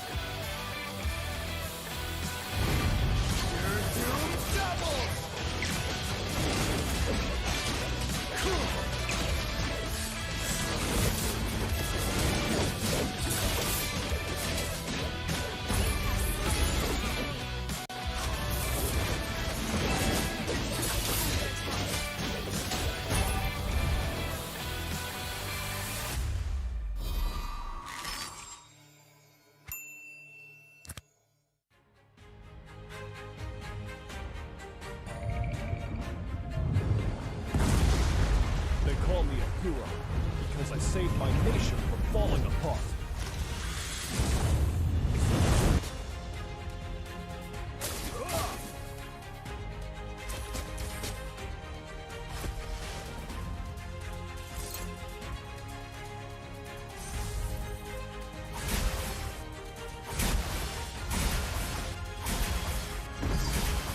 Stay loyal.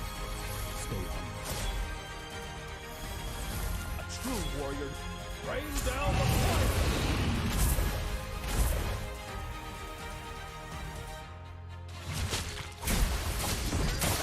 Rain down the fire!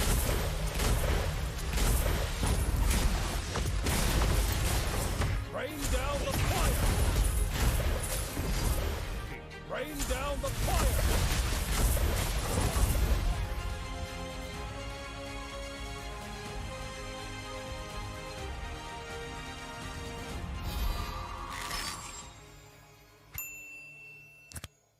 Hyperblend? What on earth is Hyperblend? Thrilling as Brawl. Strategic as Magic Chess. Unbridled like Overdrive. And versatile like Creation Camp. Hyperblend, another great game mode from MLBB. 50% skill, 50% luck, 100% fun. Skills and equipment, unlimited strategies. Heroes, skills, combinations are up to you to decide.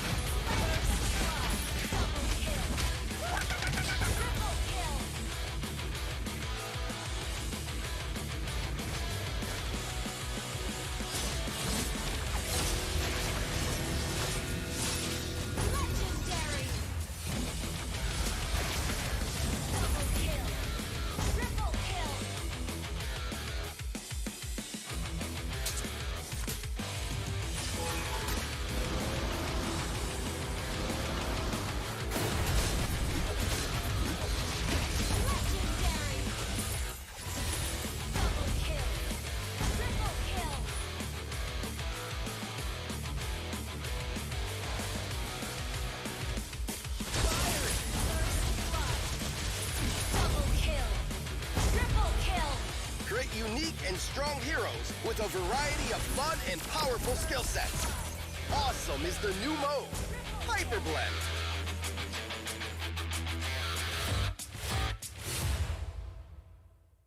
Hello, everyone! Welcome to the latest episode of Hero Spotlight, featuring Fredrin, the Rogue Appraiser. Fredrin is a tanky fighter who not only possesses a lethal skill set, but also the ability to offset the damage he takes. Now, let's take a closer look. Hero skills. First skill, Piercing Strike. Fredrin thrusts his sword in the target direction, dealing damage to enemies hit and enhancing his next basic attack. Hitting enemy heroes with Piercing Strike grants Fredrin combo points. Second skill, Brave Assault. Fredrin dashes in the target direction, inflicting damage and a slow on enemies on contact, and enhancing his next basic attack. Hitting enemy heroes with Brave Assault also grants Fredrin combo points. Third skill, Energy Eruption. After a short delay, Fredrin deals damage to nearby enemies and immobilizes them. Hitting enemy heroes reduces the cooldown of the first and second skills. It costs combo points to cast this skill. Ultimate Appraiser's Wrath. Fredrin slams his sword in the target direction, dealing damage to enemies in a cone and extra damage to enemies in the center. This skill costs 3 combo points. Passive Crystalline Armor. Fredrin can deal damage to negate the damage he has taken recently. Pro tips.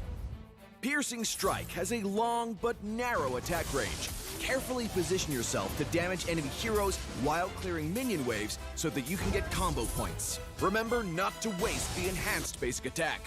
Brave Assault has a short cooldown. After approaching the enemy, follow up with the enhanced basic attack to immobilize them. Note that the whole combo grants you combo points. Energy Eruption offers great crowd control while posing a threat to enemies in a large area. Not to mention, it only costs 1 combo point. Make sure you hit enemy heroes to reduce the cooldown of Fredrin's other skills. Though Appraiser's Wrath has a long cast animation, it comes with outstanding damage and attack range. Couple it with Energy Eruption or Flicker to ensure hit. The more HP stored in Fredrin's crystalline armor, the more durable he becomes. Combo tips. In the laning phase, approach the enemy with Brave Assault. Follow up with the enhanced basic attack to inflict control, then cast Piercing Strike for damage. Lastly, use Energy Eruption to reduce skill cooldowns. In teamfights, cut into the fray using Brave Assault.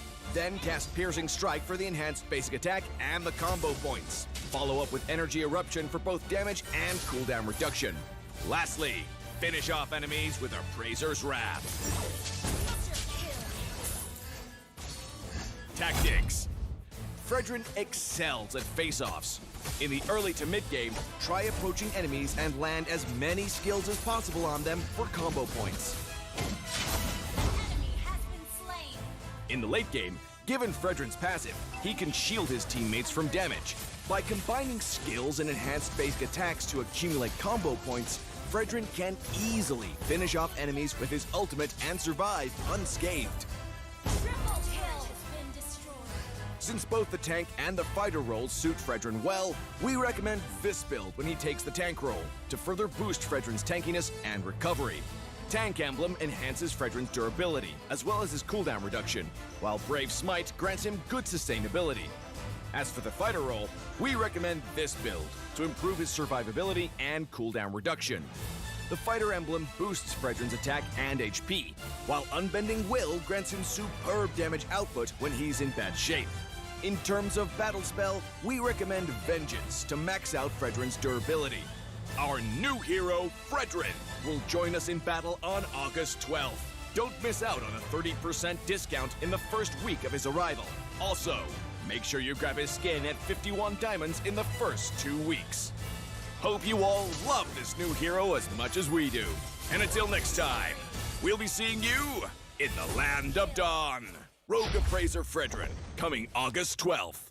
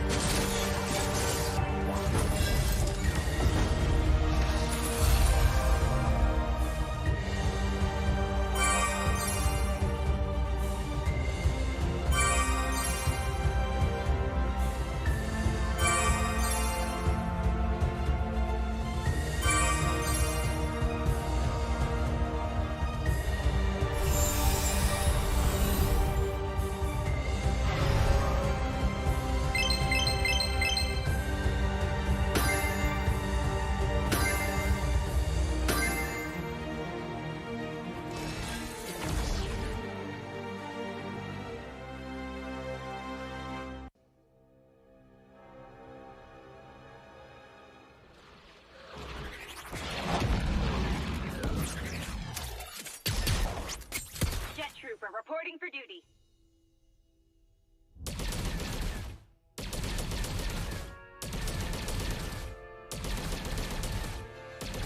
Orders received. Prepare to be faced with.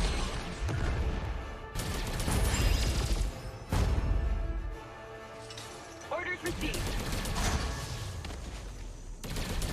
Time for a high caliber shot.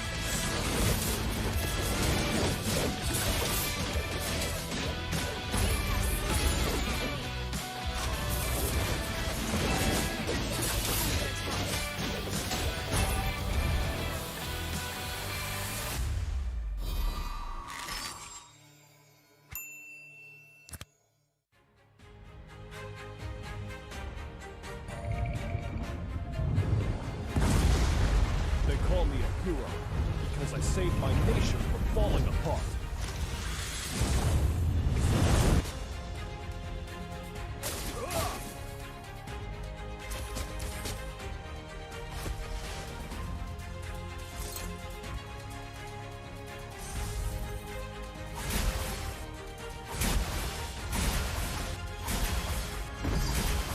Stay loyal. Stay humble. A true warrior. Rain down the fire!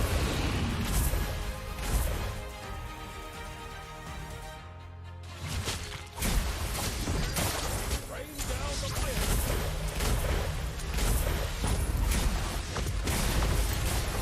Rain down the fire! Rain down the fire!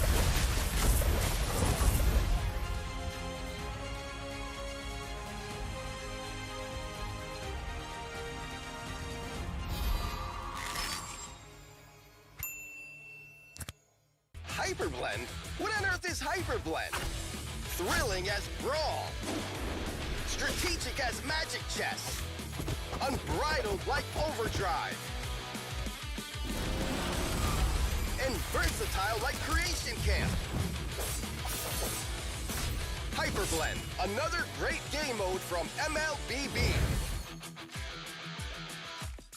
50% skill, 50% luck, 100% fun.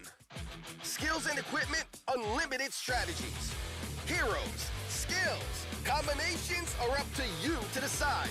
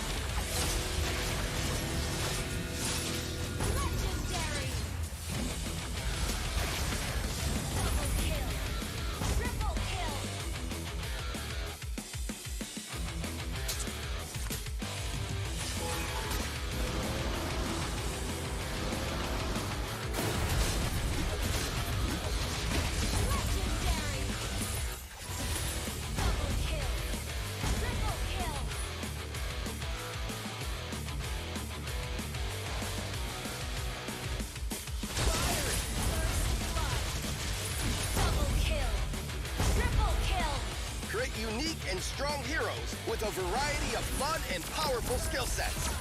Awesome is the new mode, Hyperblend.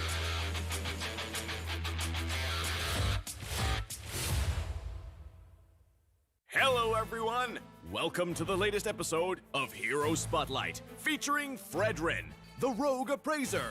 Fredrin is a tanky fighter who not only possesses a lethal skill set, but also the ability to offset the damage he takes. Now, let's take a closer look. Hero skills. First skill, Piercing Strike.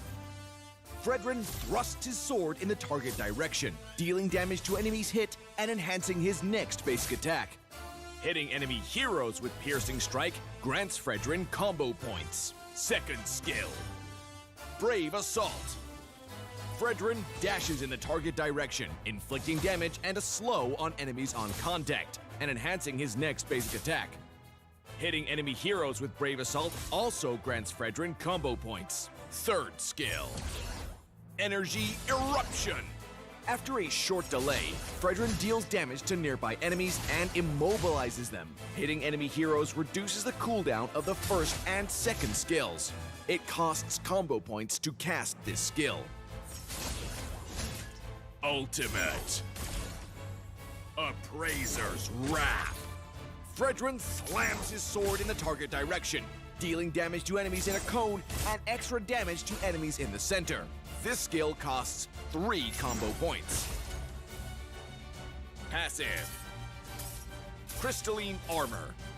Fredrin can deal damage to negate the damage he has taken recently. Pro tips. Piercing Strike has a long but narrow attack range, Carefully position yourself to damage enemy heroes while clearing minion waves so that you can get combo points. Remember not to waste the enhanced basic attack. Brave Assault has a short cooldown. After approaching the enemy, follow up with the enhanced basic attack to immobilize them. Note that the whole combo grants you combo points.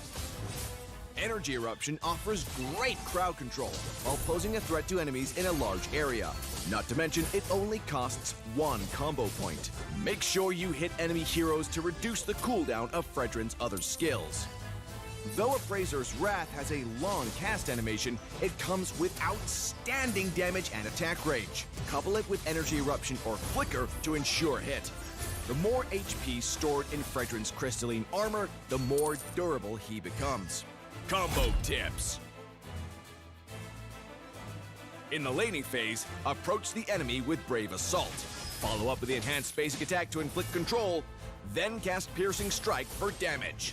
Lastly, use Energy Eruption to reduce skill cooldowns. In teamfights, cut into the fray using Brave Assault. Then cast Piercing Strike for the enhanced basic attack and the combo points. Follow up with Energy Eruption for both damage and cooldown reduction. Lastly, finish off enemies with Appraiser's Wrath. Tactics. Fredrin excels at face-offs. In the early to mid-game, try approaching enemies and land as many skills as possible on them for combo points. In the late game, given Fredrin's passive, he can shield his teammates from damage. By combining skills and enhanced basic attacks to accumulate combo points, Fredrin can easily finish off enemies with his ultimate and survive unscathed. Since both the tank and the fighter roles suit Fredrin well, we recommend this build when he takes the tank role to further boost Fredrin's tankiness and recovery. Tank Emblem enhances Fredrin's durability, as well as his cooldown reduction, while Brave Smite grants him good sustainability. As for the fighter role, we recommend this build to improve his survivability and cooldown reduction. The Fighter Emblem boosts Fredrin's attack and HP, while Unbending Will grants him superb damage output when he's in bad shape. In terms of battle spell, we recommend Vengeance to max out Fredrin's durability. Our new hero, Fredrin, will join us in battle on August 12th. Don't miss out on a 30% discount in the first week of his arrival. Also, make sure you grab his skin at 51 diamonds in the first 2 weeks. Hope you all love this new hero as much as we do. And until next time, we'll be seeing you in the Land of Dawn. Rogue Appraiser Fredrin, coming August 12th.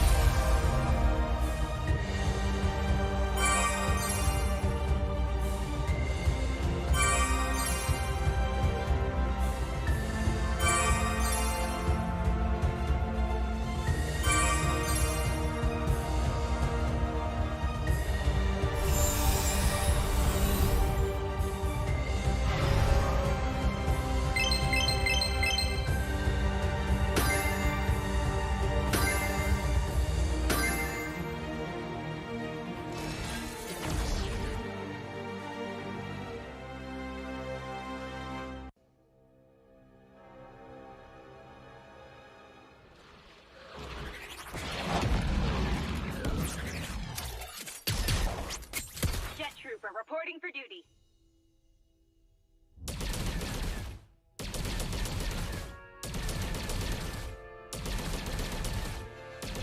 Orders received.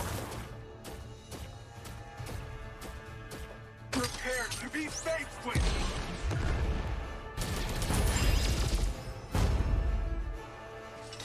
Orders received. Time for a high caliber shot.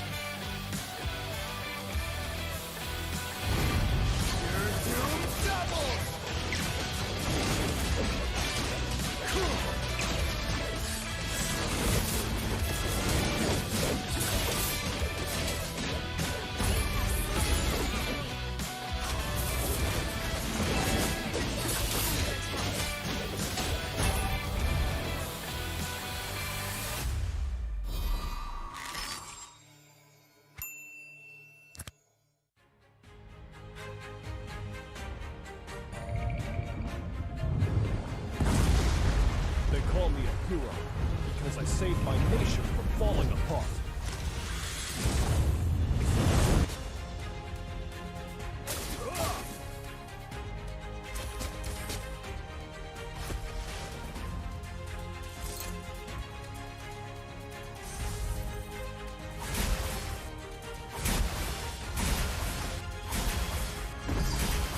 Stay loyal. Stay humble. A true warrior. Rain down the fire!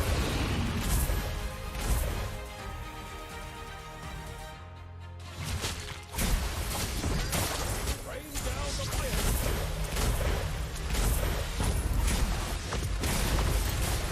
Rain down the fire! Rain down the fire!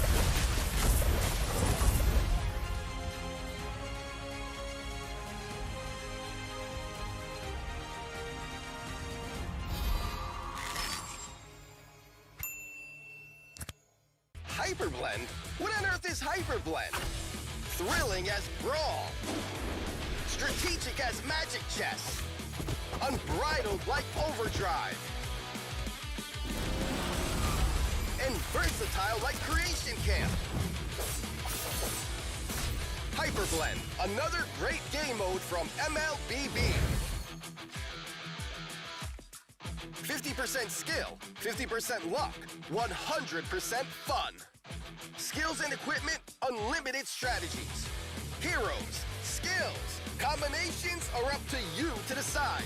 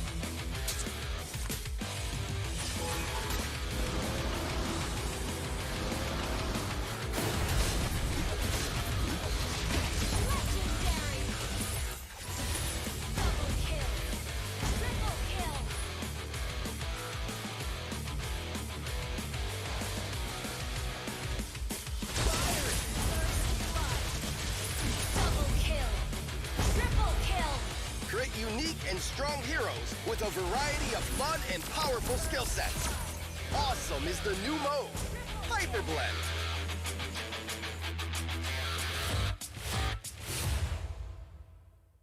Hello, everyone! Welcome to the latest episode of Hero Spotlight, featuring Fredrin, the Rogue Appraiser. Fredrin is a tanky fighter who not only possesses a lethal skill set, but also the ability to offset the damage he takes. Now, let's take a closer look. Hero skills. First skill, Piercing Strike. Fredrin thrusts his sword in the target direction, dealing damage to enemies hit and enhancing his next basic attack. Hitting enemy heroes with Piercing Strike grants Fredrin combo points. Second skill, Brave Assault. Fredrin dashes in the target direction, inflicting damage and a slow on enemies on contact, and enhancing his next basic attack. Hitting enemy heroes with Brave Assault also grants Fredrin combo points. Third skill, Energy Eruption. After a short delay, Fredrin deals damage to nearby enemies and immobilizes them. Hitting enemy heroes reduces the cooldown of the first and second skills. It costs combo points to cast this skill. Ultimate Appraiser's Wrath. Fredrin slams his sword in the target direction, dealing damage to enemies in a cone and extra damage to enemies in the center. This skill costs 3 combo points. Passive Crystalline Armor. Fredrin can deal damage to negate the damage he has taken recently. Pro tips. Piercing Strike has a long but narrow attack range, Carefully position yourself to damage enemy heroes while clearing minion waves so that you can get combo points. Remember not to waste the enhanced basic attack. Brave Assault has a short cooldown. After approaching the enemy, follow up with the enhanced basic attack to immobilize them. Note that the whole combo grants you combo points. Energy Eruption offers great crowd control while posing a threat to enemies in a large area. Not to mention, it only costs 1 combo point. Make sure you hit enemy heroes to reduce the cooldown of Fredrin's other skills. Though Appraiser's Wrath has a long cast animation, it comes with outstanding damage and attack range. Couple it with Energy Eruption or Flicker to ensure hit. The more HP stored in Fredrin's crystalline armor, the more durable he becomes. Combo tips. In the laning phase, approach the enemy with Brave Assault. Follow up with the enhanced basic attack to inflict control, then cast Piercing Strike for damage. Lastly, use Energy Eruption to reduce skill cooldowns. In teamfights, cut into the fray using Brave Assault. Then cast Piercing Strike for the enhanced basic attack and the combo points. Follow up with Energy Eruption for both damage and cooldown reduction. Lastly, finish off enemies with Appraiser's Wrath. Tactics. Fredrin excels at face-offs. In the early to mid-game, try approaching enemies and land as many skills as possible on them for combo points. In the late game, given Fredrin's passive, he can shield his teammates from damage. By combining skills and enhanced basic attacks to accumulate combo points, Fredrin can easily finish off enemies with his ultimate and survive unscathed. Since both the tank and the fighter roles suit Fredrin well, we recommend this build when he takes the tank role to further boost Fredrin's tankiness and recovery. Tank Emblem enhances Fredrin's durability, as well as his cooldown reduction, while Brave Smite grants him good sustainability. As for the fighter role, we recommend this build to improve his survivability and cooldown reduction. The Fighter Emblem boosts Fredrin's attack and HP, while Unbending Will grants him superb damage output when he's in bad shape. In terms of battle spell, we recommend Vengeance to max out Fredrin's durability. Our new hero, Fredrin, will join us in battle on August 12th. Don't miss out on a 30% discount in the first week of his arrival. Also, make sure you grab his skin at 51 diamonds in the first 2 weeks. Hope you all love this new hero as much as we do. And until next time, we'll be seeing you in the Land of Dawn. Rogue Appraiser Fredrin, coming August 12th.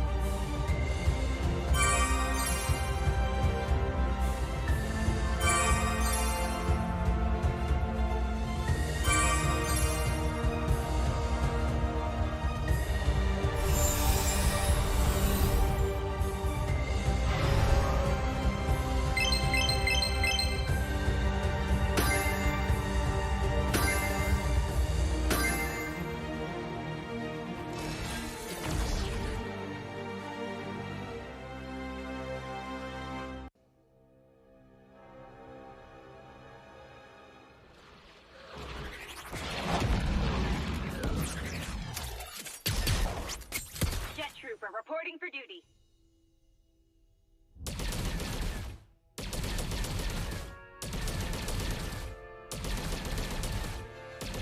Orders received.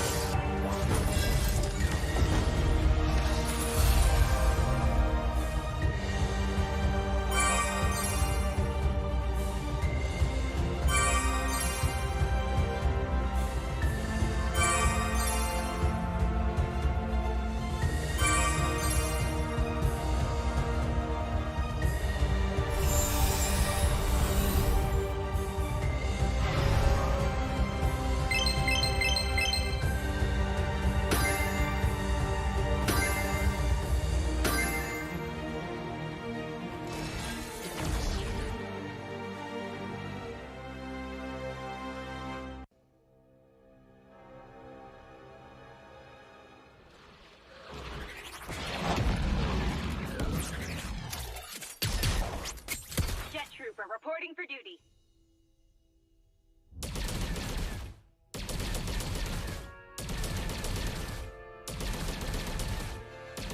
Orders received. Prepare to be faced with.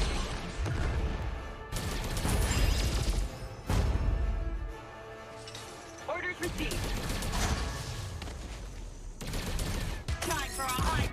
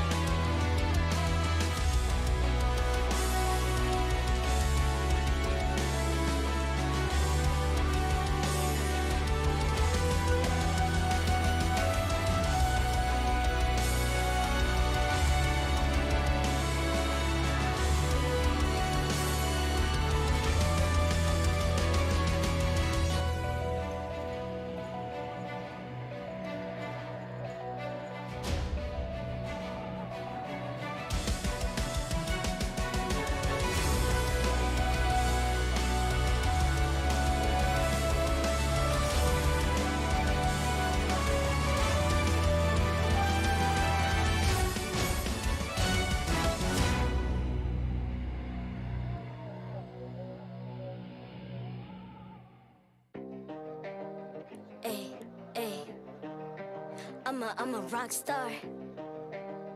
Yeah, Rock star? Ay, ay, ay. I'm a rock star, baby, I'm a rock star. I'm a rock star, I'm a rock star.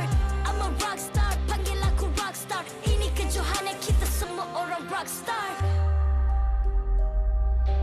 Kita rockstar, kita buat saja gaya kita. Makin panas apinya sudah membara. Macam mana pun kau menempuh segala. Demi negara kau buat semua bangga. Step into my world, you know I'm always in my zone. You know I got my team, no I'm never alone. Bring out my best, buat yang terbaik. Jadi juara perlahan kita naik. Aku nak push, naik-naik jadi lebih bagus. Jadi hero, ku ada skill. Berapa banyak musuh aku dah kill. Ramai cuba mencabar, cause they envy me. Tiap game aku pasti jadi MVP. Easy. I'm a rockstar, baby, I'm a rockstar. I'm a rockstar, I'm a rockstar. I'm a rockstar, panggil aku rockstar. Ini kejohanan kita semua orang rockstar. I'm a rockstar, baby, I'm a rockstar. I'm a rockstar, I'm a rockstar. I'm a rockstar, panggil aku rockstar. Ini kejohanan kita semua orang rockstar. Tengok nanti siapa yang juara. Ni peluang kita bawa pulang piala. This is my game, this is my time. Menang semua, everything will be mine. Kalau jatuh kau pasti kembali. Bangun balik ku tegak berdiri. Kuatkanlah tenaga, ganjaran diperoleh. Ni kejohanan kita, Malaysia memang boleh. Rise up to the top, kita buat bersama. Semangat kita kuat di bawah satu bendera. Ay. I'ma go hard for the win. Win. On the battlefield till the end. I'm trying to beat the greatest anyone has ever seen. Stand by, I'm coming in for the win. I'm a rockstar, baby, I'm a rockstar. I'm a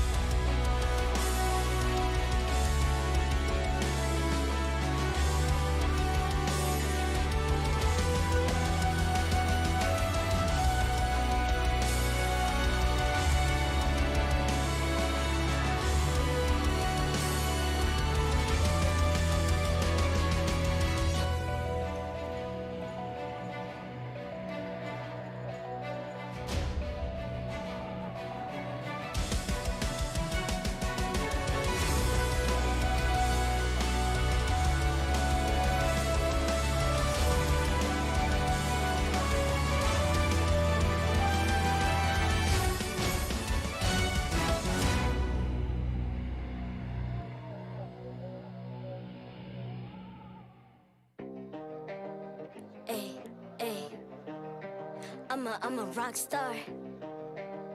Yeah, rock star. Ay, ay, ay. I'm a rock star, baby. I'm a rock star.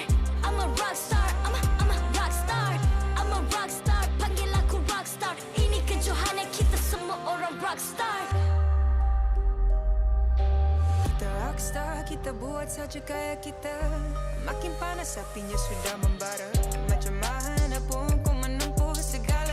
Demi negara kau buat semua bangga. Step into my world, you know I'm always in my zone. You know I got my team, no I'm never alone. Bring out my best, buat yang terbaik. Jadi juara perlahan kita naik. Aku nak push, naik-naik jadi lebih bagus. Jadi hero, ku ada skill. Berapa banyak musuh aku dah kill. Ramai cuba mencapai, cause they envy me.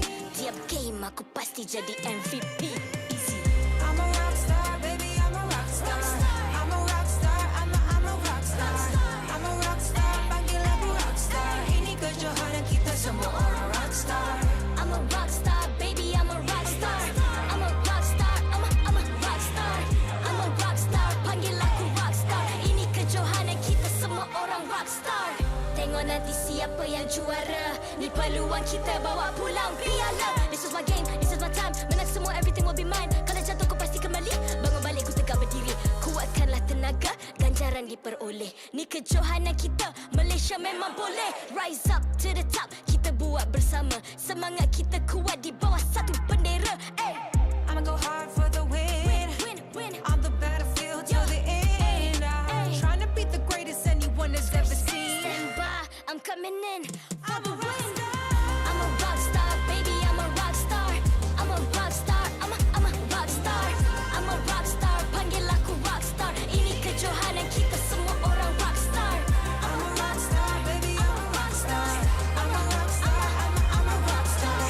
I'm a rockstar, panggil aku rockstar. Ini kejohanan kita semua orang rockstar.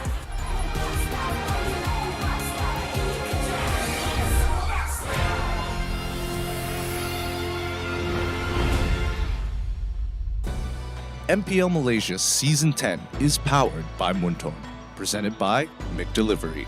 It's the perfect time to catch all the action with McDelivery.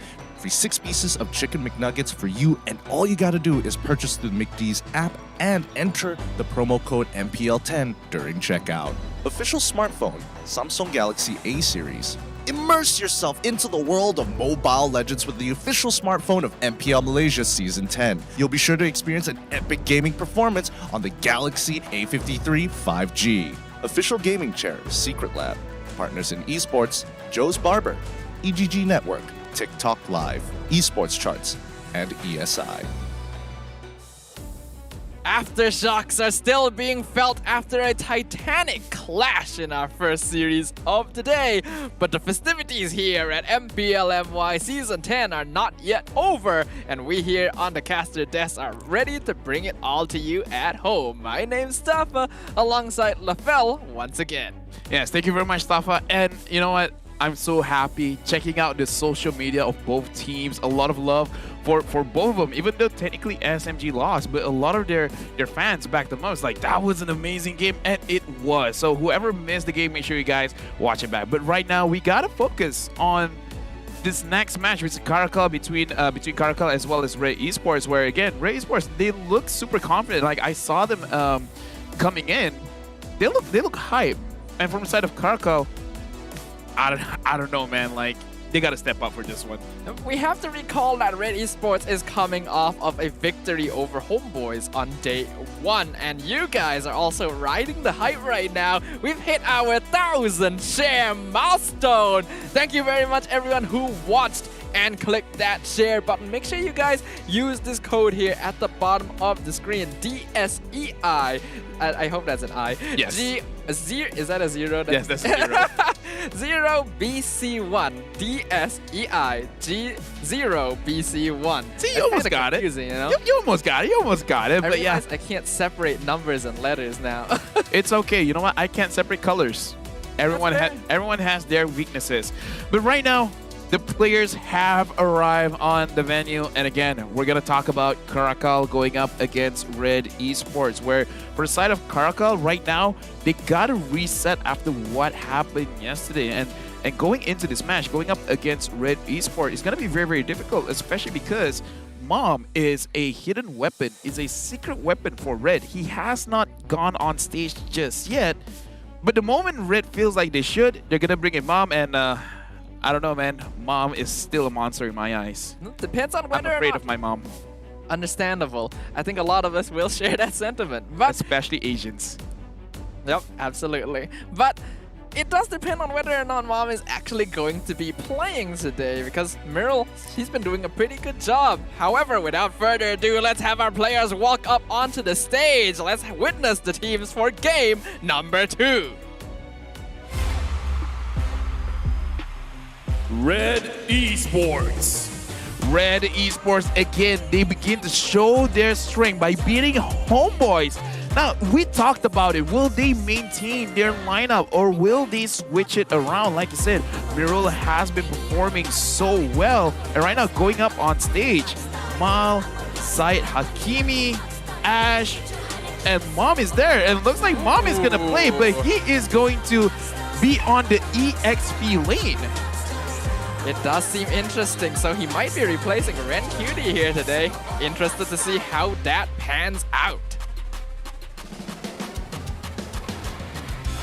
Team CARACAL. We consist Team CARACAL of Zed, Sino, Batboy, Ken, and Rash. Unfortunately, coming off of a devastating defeat yesterday against Lunatics. But we've already seen these teams, they are not about to go down without a fight. This is a season 4 true clashes and collisions.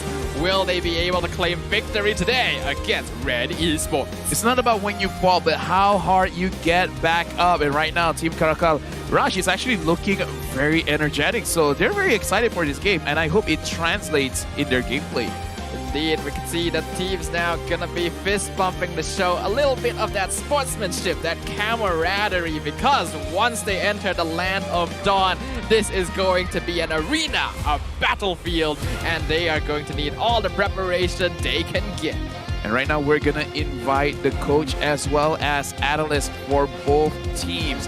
And looking on stage right now, Sino won't be playing. He will be the analyst for Team CARACAL. And right now, Fadil being the coach for CARACAL. I would say a better name in the industry, but Soraf Hayong, coming in from Red Esports, he's really making a name for himself as a coach, because any team that he's involved in, they've been showing results, and Red is still looking super strong. And I would say it's all because of him. He has been setting the tempo for them. Right now, let's introduce Team CARACAL. We got Ken Meow, Zed Meow, Bad Boy Meow, Sino Meow, Menzel Meow, Rash Meow, and Naz. Yep, Naz always kind of confusing us there without the meow at the end of his name. But hey, we're not going to hold it against him. Team CARACAL, as we mentioned, did end up losing 2-0 to Team Lunatics yesterday. Unfortunately, their gameplay still seemed a little bit fragmented. And part of it, I think, can be attributed to the fact that many of these players are debuting on the MPL stage for the first time. So you understand, they need a little bit of time to get that experience. And right now, we are going to introduce Red Esports. We have Mirul, Mal, Ash, Zaid, Hakimi, Ren, QT, Mom, as well as Mol, QT, where today Ren is not playing, even though he played super well all 3 games against Homebois. And I would say he was the biggest factor in giving them the victory. But Mom, again, this guy is a secret weapon. I want to see what kind of heroes that he will use. I'm kind of seeing using his roam background. He'll be using someone that can initiate fights, someone like a Cho. But additionally, we have to remember that Mom was not originally a roamer as well. This is a player that's basically played every single role, so he brings a lot of experience to his role. Oh. Looking at our predictions, it does look like we've got a couple of people voting for Team CARACAL here, including yours truly, me, and the rest of you are thinking Red Esports. This is a cat sandwich, a CARACAL sandwich. I not gonna lie, I kind of like being in the middle. Honestly, I'm still looking at Red to be the favorite for this game, just because of how well they've been performing. For the side of CARACAL, I still want to see how they perform. So I want to see what the audience have to say. And looking at our audience on Instagram, a lot of people are going for the side of red. But Team CARACAL, their fans are still backing them up strong. 42% on YouTube, 43% on Facebook, 24% on Instagram, and 50-50 on the QR codes. That seems the majority of fans are for Red Esports, but like you mentioned, there are still a fair few Team CARACAL supporters here who want to see these players succeed on the MPL stage. And you could say in a way, these players need you as much as you want to see them. Right now, if you guys want to show your support to your favorite team, make sure you guys drop a comment below shouting out your support, and of course include the hashtag 10bersama, as well as attaching your game ID and server ID to put yourself in an opportunity to win a mystery gift. Yeah, you guys have no idea how much the support coming in from fans really changed the way they played the game. Even in a losing game, as long as they can feel the love, the support, they will bounce back. Or for the side of CARACAL, they will pounce back. Ooh, pounce back. That's what they need right now. The Cats, the Wildcats and Team CARACAL need to see red against their opponents and really just pounce on the opposition. Maybe prey a little bit on their enemies, sink their fangs into them, and hopefully this will be a chance for them to make up for a less than stellar debut on day number 2. The drafting phase will now begin. This is our second series of the day. Team CARACAL on the blue side versus Red Esports on the red side. And they are starting off with a Faramis ban, and looking at how he had played, I can see why. Faramis is such a nuisance to deal with, especially in the later stage of the game. But right now, for the side of Red Esports, we've seen a pattern when it comes to bans. A lot of teams don't want to face up against the Fanny, the 1-1, the Valentina, even though SMG keeps letting it go. And Valentina has been banned out. But I kind of want to talk about Tamus as well. We saw in the previous series, Tamus has been focused in the ban section, and when it's been played, it's super strong. Not sure if they're gonna ban it out, but I think Tamus should be a hero we look out for as well. It's always quite difficult now that we're in a meta where so many heroes are becoming more and more viable, because you only do have so many bans. And that means that you have to decide, you have to pick your poison, right? You have to decide which you can deal with, which you have to kind of let go to the opposition. And that's why the art of drafting, I feel, is always so entertaining to watch. You want to see how these players go about it, how the coaches decide on their strategy while responding to what the enemy team brings to the table. You truly are spoiled for choice, which is good and bad. Good in the sense of, if certain heroes are banned out, you still have options, but having too much options can actually cloud your judgment as well. So I feel like it's really great having an analyst on the stage as well, so the coach is not alone on the drafting phase. And I feel like this is contributing to how competitive all of the teams have been performing here in MPL Season 10. And as we talked about it, Fanny again has been banned out. Now for the side of Team CARACAL, if they don't ban out the 1-1, do they want to take the 1-1 for themselves? Because right now, looking at power picks, we still have the Julian up on board. We still have the 1-1, which has not shown itself in MPL Malaysia as of yet. Well, has it? Sorry, who? 1-1. 1-1. Yeah, we got to see. Oh, we got it. Okay. I believe it was actually Zed playing it yesterday. Oh, okay, it cool. Just didn't quite work out simply because Team Lunatics, whenever they gave the opportunity for the crossbow of tank to be activated, they're just like, I'm just going to die, so you can't use the ultimate. That is legitimately what happened yesterday. Well, you know what? Team CARACAL, they have 9 lives. So I do want to see. All right, so the 1-1 has been banned out for Red Esports. Do they want to ban out the Julian? A lot of power picks is still open. We saw how Box performed on the Akai, and it looks like, yep, Julian is gonna get banned out. For the side of CARACAL, what is gonna be their priority? Well, the bans so far are looking to be basically the most standard I have seen throughout the tournament. So we can expect the first pick to be something heavily contested as well. Things like Tamus, as you mentioned, things like the Beatrix, all are going to be open. Eve as well is something that a lot of teams do find quite interesting. but I guess we will find out. We already highlighted earlier that Mom is going to be replacing Ren Cutie today for Red Esports, but I also noticed Menzel Meow is actually going to be playing today instead of Sino. Yeah, I heard that Menzel is an amazing roamer. Like, in terms of his mechanics, he's insane.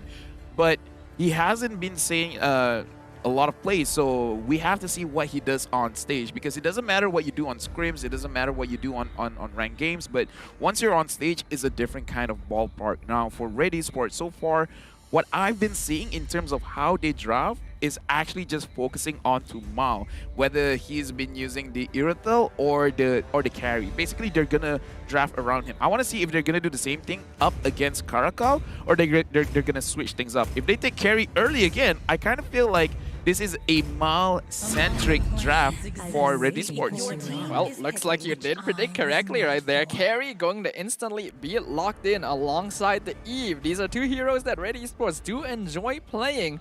And once again, they're going to skip over the obvious Beatrix option and just go straight for the carry. A very interesting choice from Red Esports. I feel like this is a good opportunity for us to talk about why carry is favored by Red.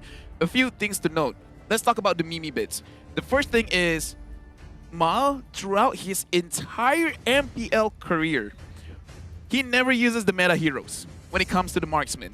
He used 1-1 when 1-1 was not being used by anyone else. The moment 1-1 is like top priority, even if their first pick, he's like, nah, I don't feel like it. That is true. I don't feel like it. But speaking of the carry, one good thing about the carry is, one, it forces your own team to just keep pushing forward, because she is a very short range hero, even though is a marksman. It kind of makes it slightly simpler to know what you're gonna do.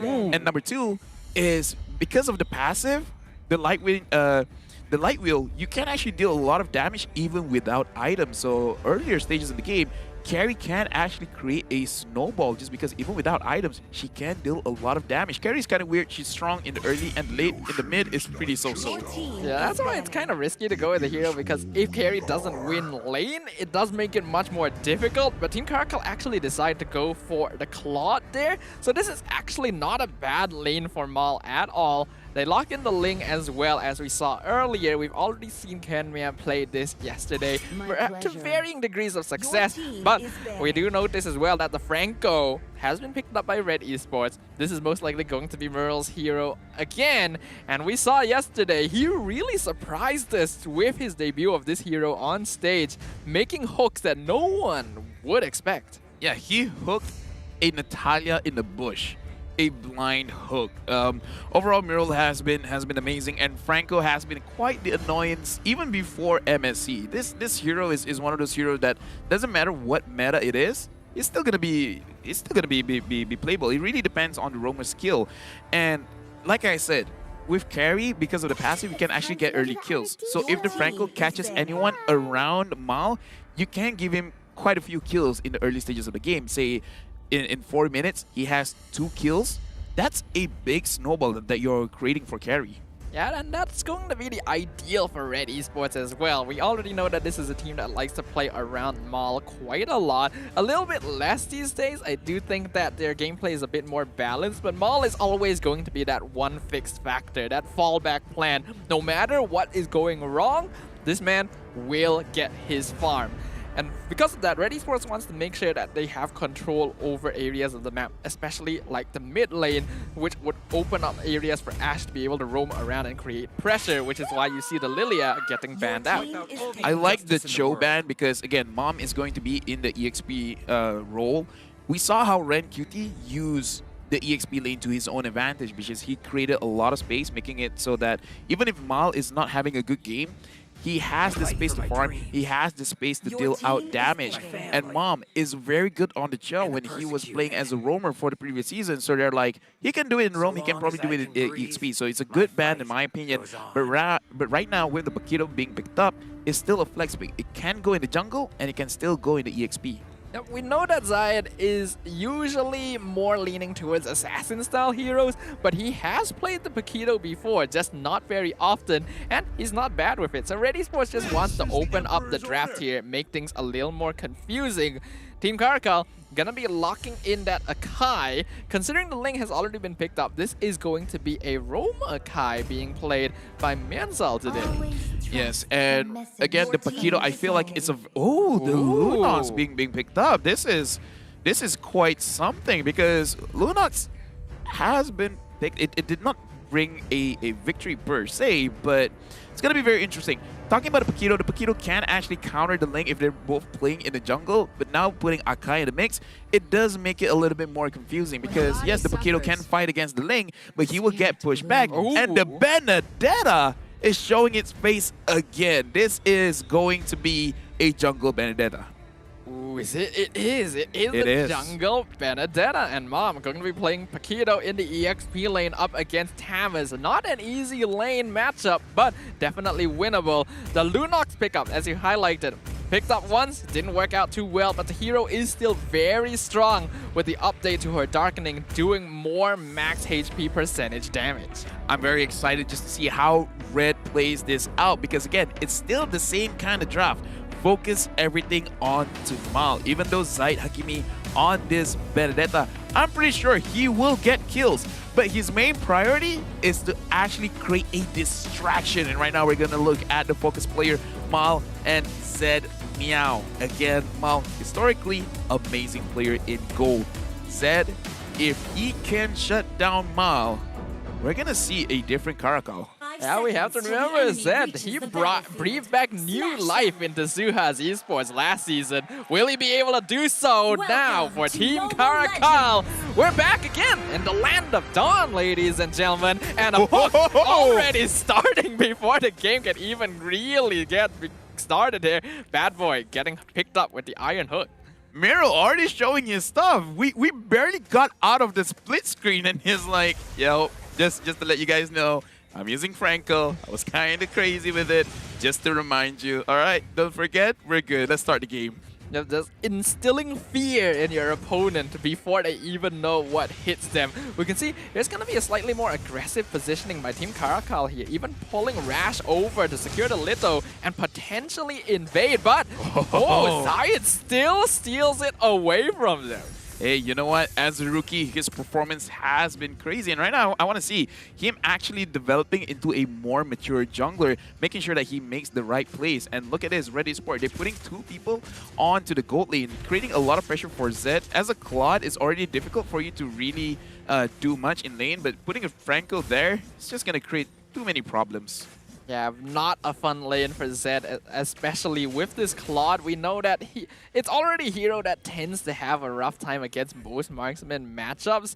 And typically when you are up against a carry, you would want a hero that could pressure it. But speaking of pressure in the mid lane, Zaid playing very aggressively. He knows he can escape any of this. This is why it's so annoying going up against a Benedetta. You kind of know she doesn't really have the damage to kill you just yet, but just the amount of damage that she can dish out and the fact that she can run away because of all those crazy dashes, it just creates a situation where your farm as well as your rotation is slowed by default, and it's not your fault, it's just the way that the Benedetta plays. What I do like right now is that Bad Boy is obviously clearing the way faster as compared to Ash on this Lunox, and he's roaming around with his team quite a lot. Unfortunately, not really applying enough pressure to the lanes because Red Esports has been doing a very good job of just responding to any aggression. Mom now jumping on top of Rash, forcing out the ultimate, and a really nice two-man knockup strike allows this take of the turtle going over to Zaid. Yeah, looks like perhaps a small miscommunication there where Menzel did actually push Zaid Hakimi away. However, Can Meow, okay, he used his retribution, so he probably used it a little bit early. Let's look at the emblems. And before that, we're going to look at Miro catching out and Mal managing to get the first blood onto Zed Meow. Wait, I'm sorry, did he just hook the Claude after he used Battle Mirror Image? He flickers in, bloody hunts, and then hooks him after he TPs away. But now Ken wants revenge. Mal, he does not have any help here. That's going to be a return kill. Hey, they are our focus player for a reason. And yeah, again, playing as a Claude against a good Franco is not fun just because the Franco, he knows where you're going to go after this. As long as the Claude's HP is going to go low, it's like, oh, he's going back?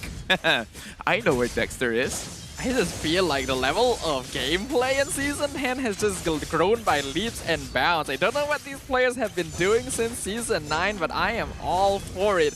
In terms of the junglers right now, Zayed going to have the advantage. Level 7 to the Lynx level 6. Merle gonna get pinned to the wall with the heavy spin, and that's gonna be a kill going over to Team CARACAL. Yeah, but look at that. Mal actually can dish out respectable damage. And I'm just going to answer your question by saying M4.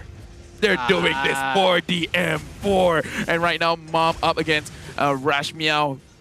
Tamos so far looks like might be the hot pick for the EXP lane, because so far no one has lost as a Tamos, at least in lane.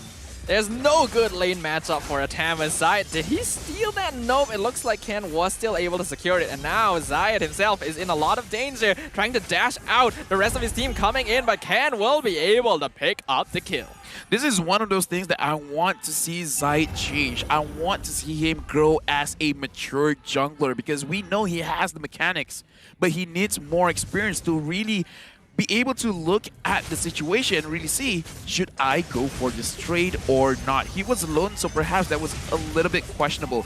Mom is able to see that the turtle has been initiated. However, he can't do much, and right now he has to run away from Rash Meow. His HP is dangerously low, but Menzel pushes them away, making sure that Bad Boy stays alive. Oh, Mom in a bit of danger here. He's actually taking the fight against Rash and Meow here, and he will just barely survive. But the Paquito not having a very fun time, as now Ken Meow coming in looking for Mom. Not quite able to finish him off though.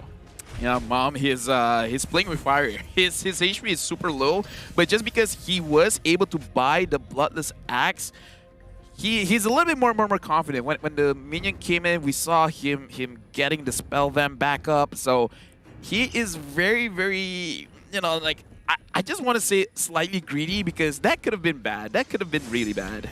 But if we look at the gold ranking, Maul looking pretty good, and Zed might get focused once again. A concealed play, but a nice battle mirror image will allow Zed to get out, as Mianzal looking for Zayed forces him to dash out of danger. Mom again in danger, being taken out. Vengeance popped by Rash, but Mom is able to flicker away. He's actually still fighting the Tamos behind the wave right now. He has to be cautious. He has lifesteal, but Tamos has damage. No, the thing is, Tamos, he has lifesteal as well, so Mom really has to be careful. This is what I'm talking about. He's playing this game super dangerously, and his engagement, but this time Ken Meow is there. Ken is trying to get a kill onto Mom, and Mom right now has nowhere else to go. But he still manages with the heavy left punch, getting a clutch shield. What was that?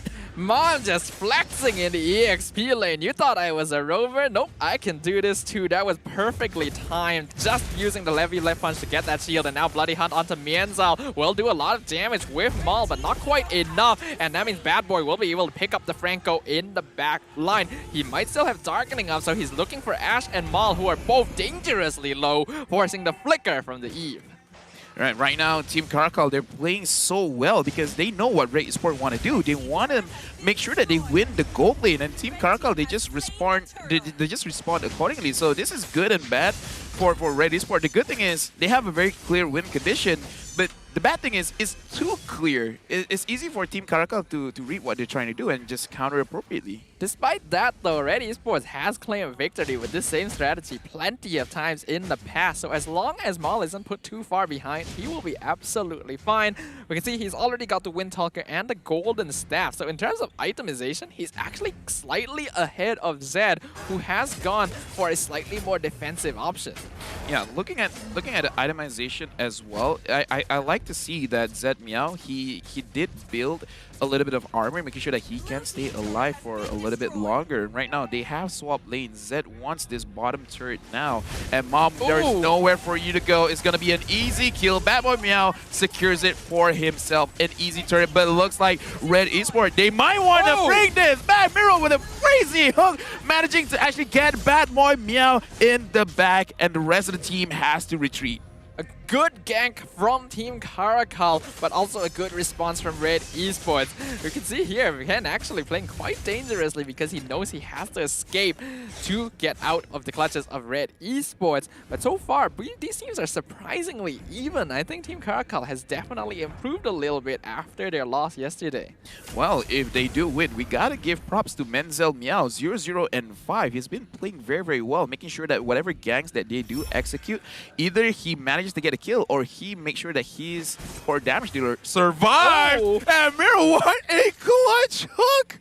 That just forced Menzel to waste heavy spin. I feel like he didn't have to do that because you could tell that Mal wasn't interested in actually getting that kill. I don't think he has enough damage, but here he comes again. Bloody Hunt onto the Akai, and now they know he doesn't have his ultimate. Beautiful use of timings from Red Esports. Now they're aiming down Bad Boy, forcing out the Brilliance. Will they still follow it up? They're going to, and they will find it. So much mobility. Blazing Duet from Zed, doing a lot of damage in the backline. Here comes a Rash as well, forcing Flicker from Mirrol. Zide still trying to dish out some damage, but a good disengage from Red. I kind of feel like I gotta stop talking up for the players. I was talking about how good Menzel was, and then he got caught. there's a correlation there, but either way, Menzel is still playing very, very well. But Miro, it kind of looks like in the map, the bushes don't exist. Even if they're there, he still has vision somehow. He knows where to hook, and he's gonna bring in the kills for Mal. Mal right now 2-1 and 0. Zed Meow 1-1-2. I still feel they're kind of on even ground, but as a team, Red Esports, they have a 1,000 gold lead.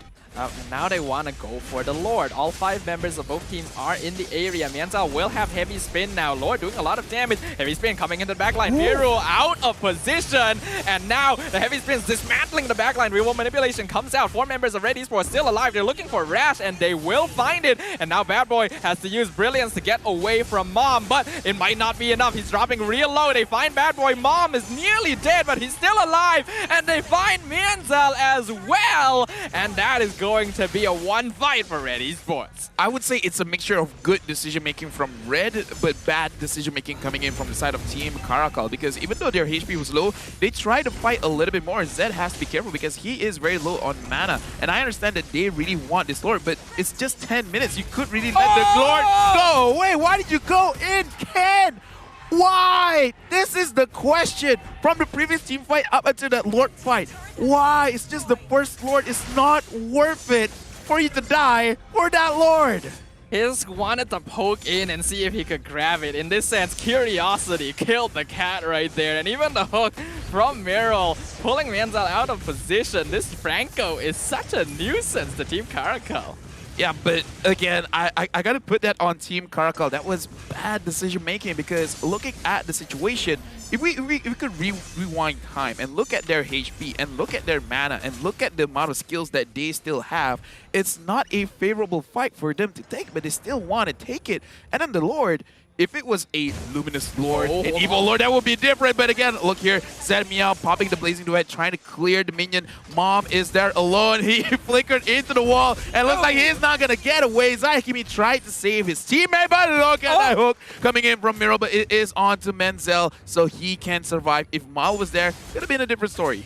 All things considered, that was actually a pretty good disengage from Red Esports. They were stuck under the heavy spin underneath Team CARACAL's tower, and they all split up pretty well, only losing 1. In terms of damage dealt though, Bad Boy and Zed Meow are both at the top of the list. These two are doing a lot of DPS. A lot of damage, but still not resulting in what they really want, which is map pressure. So for Team CARACAL, they kind of have to slow down the game a little bit, because whoever their shot caller is, they need to calm down. They need to see clear-cut advantages that they can take advantage of. Because right now, Zahikimi as well as Ken, they're fighting over the purple buff, and it looks like Zide secured it?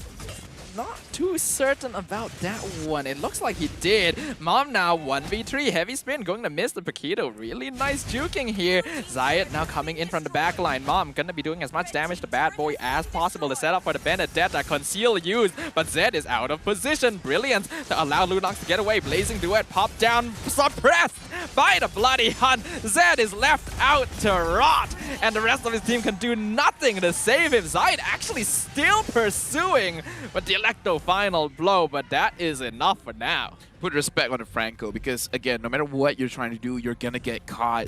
And we saw that from Zed Meow. He tried to run away. I'm pretty sure he knew he was dead just because he saw the Franco, so he thought might as well just pop his ultimate, try to dish out as much damage as he can. But that mistake should not have happened. They shouldn't have missed position so far ahead. And Menzel should be around to help support his marksman just in case if anything goes wrong. And we saw things definitely went wrong. They underestimated the mobility coming out of Mom. His ability to get out of these sticky situations is really on full display here. And Rash taking a lot of poke damage there from Ash. The Tamas will have to recall, meaning that Red Esports can get started on this Lord. Right now with a 3,000 gold lead, they have to be careful of this Franco, because if they overextend, the Franco will definitely punish them, especially looking at how fast they actually engage on any kind of team fight. Right now, Red Esports, they're kind of forcing Team CARACAL because they know how CARACAL plays. If they see a fight, they will try to force it out, and that might be the situation right here. Lord going to actually get reset here. Not sure if that was intentional by Red Esports, but they do need to respect Team CARACAL's engagement right now. They don't know where Menzel is for sure, and he does still have heavy spin available. You can see from their positioning, Mirrol is mainly concerned about people coming in from behind. And Ash is keeping a good eye on the mid lane to ensure that he can clear it up as well. Ken Meow, unfortunately, the only one with mobility on the side of Team CARACAL, has to go and clear up waves on the opposite side of the map. If he can take advantage of this tango, of this dance around the Lord, Ken could potentially get a lot of farm over here and perhaps try to push out the waves a little bit more, making sure that Red Esports, they have to answer to one of the pushes, because right now Team CARACAL as well as Team Red Esports, they're just waiting for someone to pull the trigger. And Ken, Menzel going in front. Ooh, concealed play. He almost gets hooked there, but he just barely isn't able to survive. Killing spree going over the Maul, and now the fight has begun. Lord is low on HP. Bloody Hunt on Rash inside the pit. Bad Boy flickers in, gets knocked up. Forced to use the Tempest Blaze to stop the real one immediately. Maul has to survive with the Wind of Nature. Zed doing a lot of damage with Blazing Duet. Ash probably has to be left behind. Sacrifice Zion still around, but it is Team CARACAL who secure the Lord. They pick up Mom on top of it all. Good team fight from Team CARACAL, but overall, we got to talk about Zed. Look at how he positioned. During the entire team fight, he kited everything out. He went back in. He swapped places with Dexter and tried to dish out the damage. But so far, I got to say, big props onto Zed as well as Ken Meow. Ken actually going on to 3 people with his Tempest of Blade, getting that crucial knockup, cancelling out the real world manipulation, actually dealing a lot of damage as well as crowd control and creating so much space for Zed. For the side of Red Esports, they were happy they managed to get Menzel off guard, which is great, but again, they gotta focus on Zed as well as Ken. If not, Team CARACAL might actually win this one. They're in the base of Red Esports. 2 inhibitor towers gonna fall instantly to the side of Team CARACAL. That's gonna be a lot of damage done once we see the Lord push. But Team CARACAL looks like there's a good bit of discipline there. They know that that's probably all they're going to get and instantly back things off. Yeah, and we're looking at the scaling over here because again, Team CARACAL, they have the Quad, they have the Ling, they have the Lunox.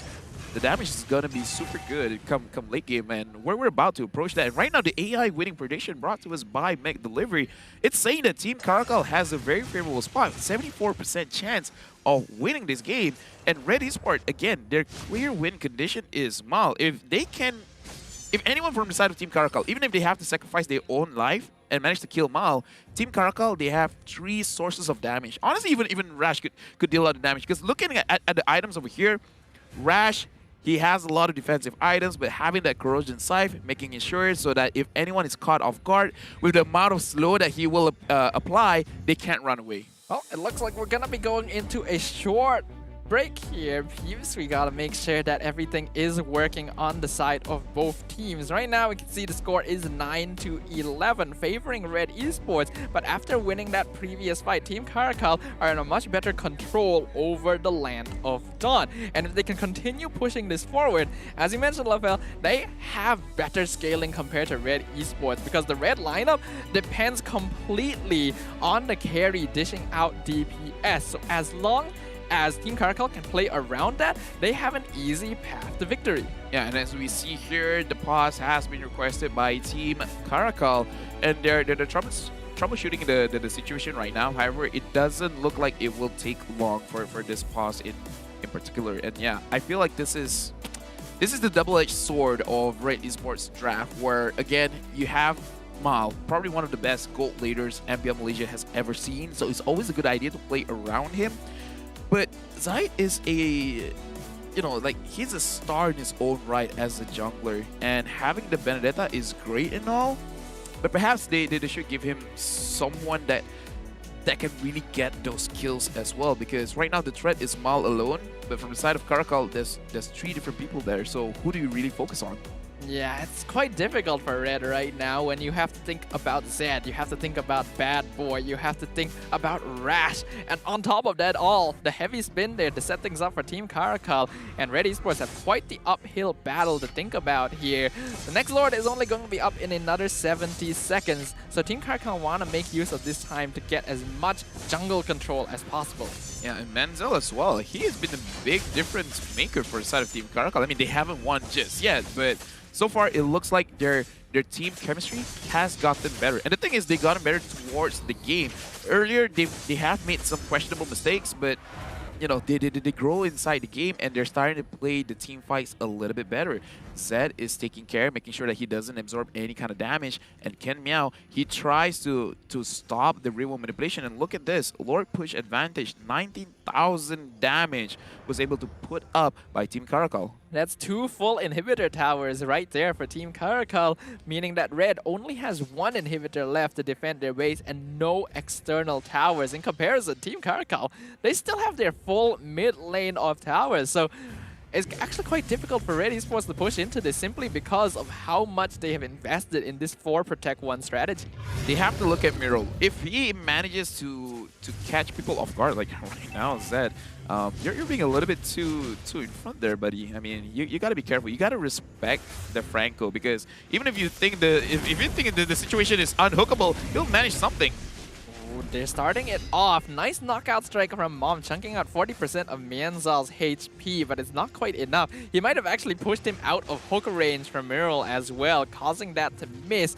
Lord going to get reset, and Rash just providing information for his team, because Team CARACAL, they don't want to engage on this just yet, but with the hook just missing, Mianzal is making the call. Conceal. Red Esports, they know that's happening, instantly back things off. This is a very delicate dance between these 2 teams. Yes, again, looking at how Menzel plays, he likes to use the heavy spin first, and then he's gonna dash in, possibly using the flicker, and so far he has been on point. So I trust his judgment in knowing whether they have the damage or not. Speaking of which, Team CARACAL, they're going forward, and they're managing to secure the Lord right under Red Esports noses, and Zai tries to run away.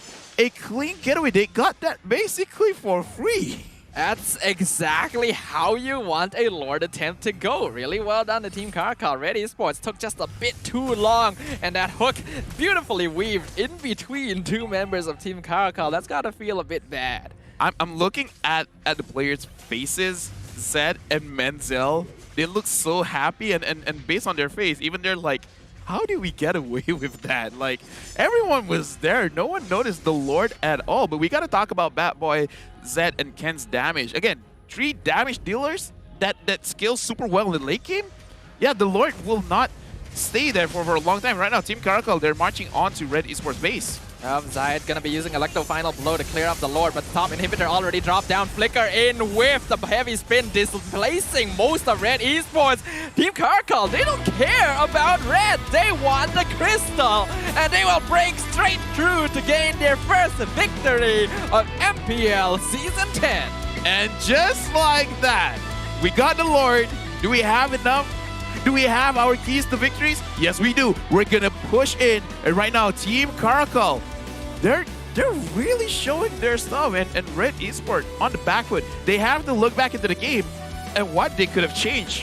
One of those things is, do you really want to put all of the eggs in Miles' basket? Now, it might be just a little bit too much there for Red Esports to put it all on Mal's shoulders, and I think Team CARACAL definitely took advantage of that.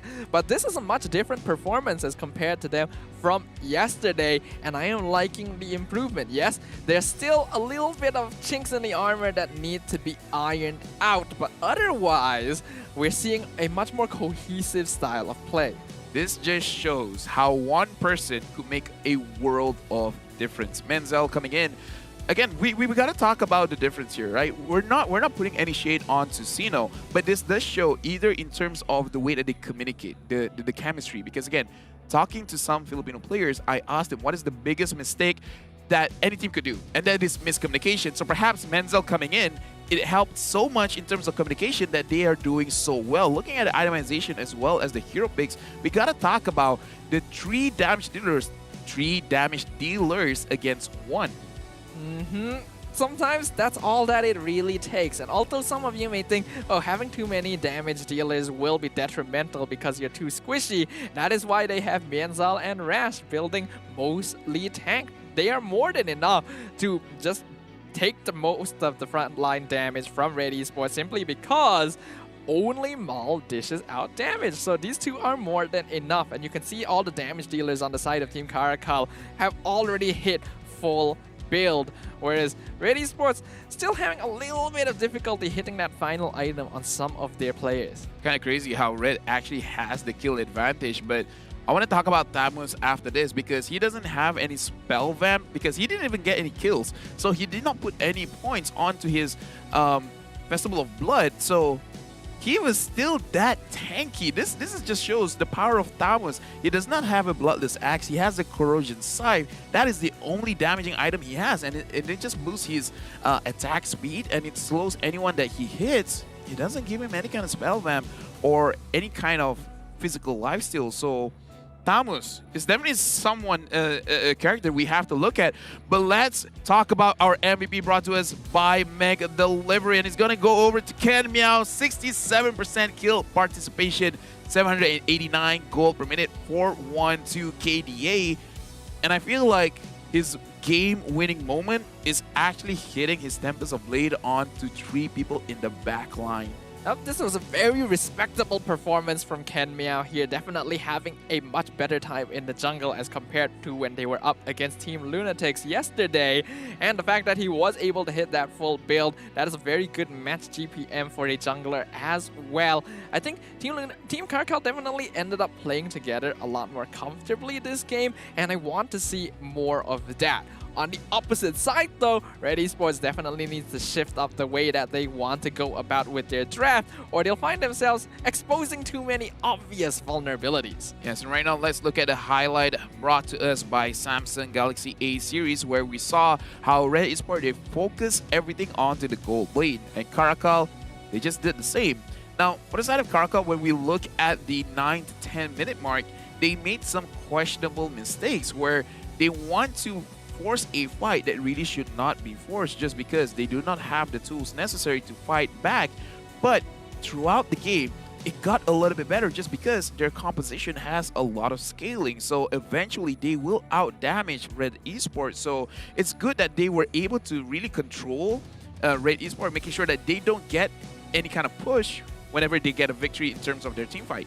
Indeed, I think just good decision making from Team CARACAL and the fact that they were able to overcome their mistakes as they moved on later into the game. Red Esports, unfortunately with this draft, they had a lot of ways of catching out people, but when all the damage comes mainly from one person, you need Maul to be everywhere to really make plays onto Team CARACAL, whereas on the opposite side, Bad Boy, Zed, and Ken can all pick off people on their own, and you can see because of that, they're able to separate the team fight of Red Esports so effectively here. And Red Esports, they're kind of weak to that. They want to death ball together towards that late game. It's crazy how an assassin sets up the kills for the mage as well as the gold laner. But either way, we got it. It's great, right? I kind of want to see how Red Esports reply. Will they actually swap out Mom and bring Ren QT back? Because when Ren QT was in the game, they won. And right now, speaking of winning, we just won 1,200 shares. You guys have been amazing. This is great. It's just the second series of the day. Make sure you guys get your prizes at m.mobilelegends.com/en/code exchange with the code U3CA2FBBX. Indeed, we've hit S tier yet again. I'm honestly really impressed with you guys here. In the previous seasons, hitting the highest tier of Share Milestone was always a little bit tricky, but you guys have been smashing it every single day. Let's keep this going for the rest of the regular season, and we are really glad that all of you are enjoying MPL MY Season 10. Because of this, now we can flex to our other friends around the globe. It's very nice. Thank you very much. But yeah, going back into the game, Team CARACAL, again, they're showing their stuff. They're looking very, very strong. And the good thing is, they didn't start out strong. They made mistakes, but they slowly understood what mistakes were being done, and they make sure they don't do it again. But aside of Team Red Esports, I just feel like they were just caught off guard, because I feel like even they were surprised with what happened, like with the team fights that they lost, and with that Lord pick, they just ended it quickly. Even I didn't expect that to happen. Yeah, I think Red Esports definitely underestimated their opponents just a little bit here, going all in on that carry strat. I feel like going into the next game, even if they want to play the carry strat, there really is not much reason to lock it in the first phase. It's not really a contested hero. Exactly. And they have to be careful about what else that Team CARACAL can bring, because, again, this is a new team to the MPL, and one advantage that new teams and new players have is that you don't have a lot of information on them to work off of. I honestly just have one question, and really, it's not a criticism, it really is just a question, where does the entire strategy revolve around getting the carry? Can you not execute the same strategy with other marksmen? Because before this, they showed up with the Irithel. It looked good. Can't you do it with a Beatrix? Can't you do it with a Brody? There's a lot of marksmen still open, a Popol and Koopa. And right now, we're going to recap game number 1. And looking at the damage, Zed, he did way more than I expected, 74,000. The Claude looks like all of a sudden is starting to become much more effective here in the land of Dawn. And is it a Sunday thing? Yeah, right after I mentioned that Claude doesn't seem to be very good yesterday. Caster Curse is actually a thing here. Suddenly, players are showing Claude is a good hero, and yes, 74,000, a lot of damage. Bad Boy as well, doing nearly 60k on that Lunox. It's nice to see that Lunox is fully capable of this kind of damage, because the last time we saw it, Lunox did not have a very good time. So it goes to show, this is also a mage hero that needs to be respected. I want to talk about Zai Hakimi as well.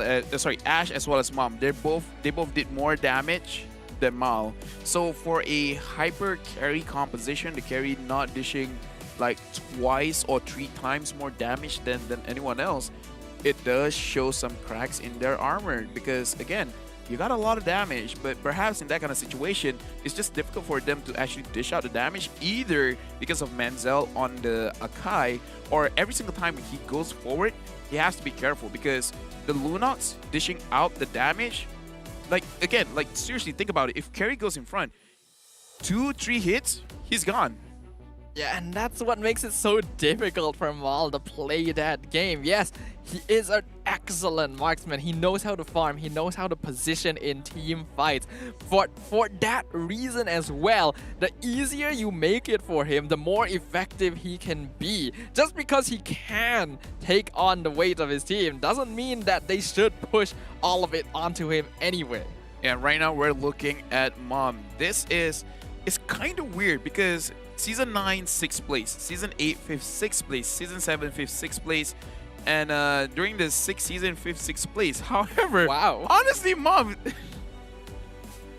I don't know. I kind of feel like his accomplishments were a little bit more, because every single time he plays, he's like one of the craziest player on stage. But you know, I guess I'm just remembering the regular season and I'm having selective memory on playoffs. I mean, it's kind of weird putting it into context, right? Telling you, Mom has never gotten a placing higher than 5th place in an MPL.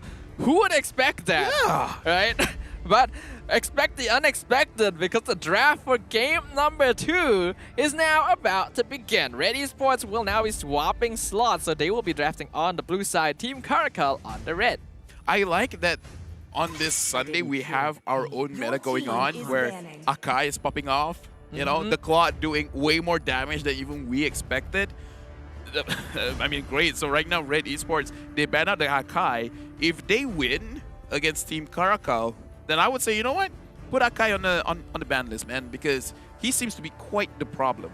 Yeah, you would think that after the sort of adjustments, the nerfs to the tank meta overall and to Akai as a hero, he would kind of drop off a little bit. And it did seem that way for a couple days where teams weren't prioritizing him as much as before, until people started realizing that having this washing machine panda on the land of Dodd is actually kind of annoying to deal with, you know? You clean up the opponent's act and everything.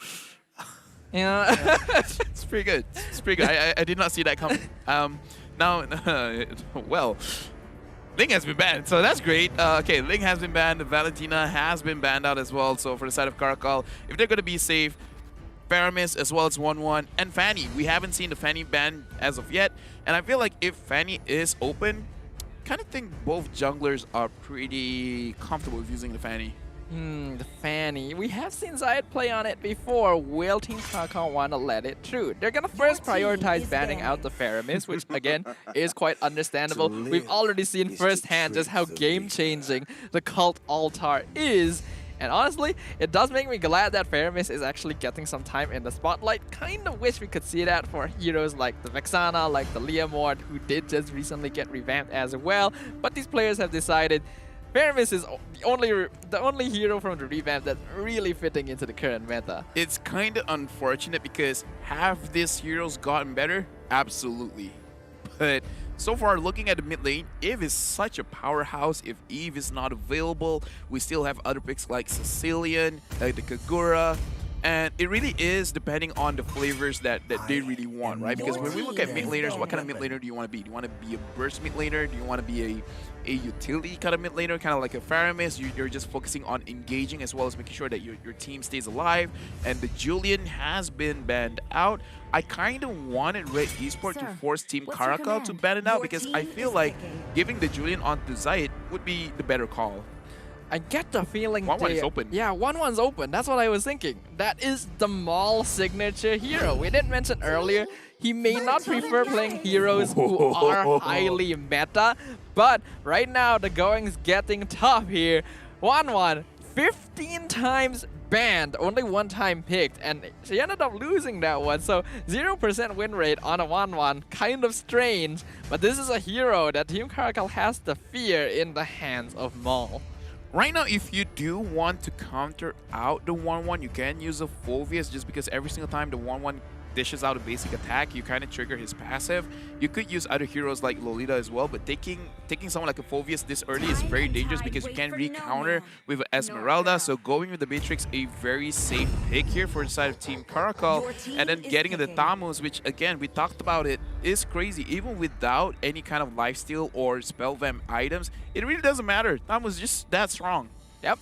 This is a hero that is really starting to emerge in this brand new MPL meta, and it's understandable why Team CARACAL would prioritize on it here because there really isn't a good EXP lane matchup against Tamus. You can go even, but you will never really win as long as the Tamus knows what they are doing, and because of that, things might become a little bit difficult for Mom. What can he pick to go up against this? That's so demoralizing, like going up against another EXP layer and it's like, what can we do? The best that you can do is break even. Yep. The best thing you can do is not to die. It's like, oh, well, right now the Masha has been picked up, another EXP laner that has been kind of hot here in MPL Malaysia.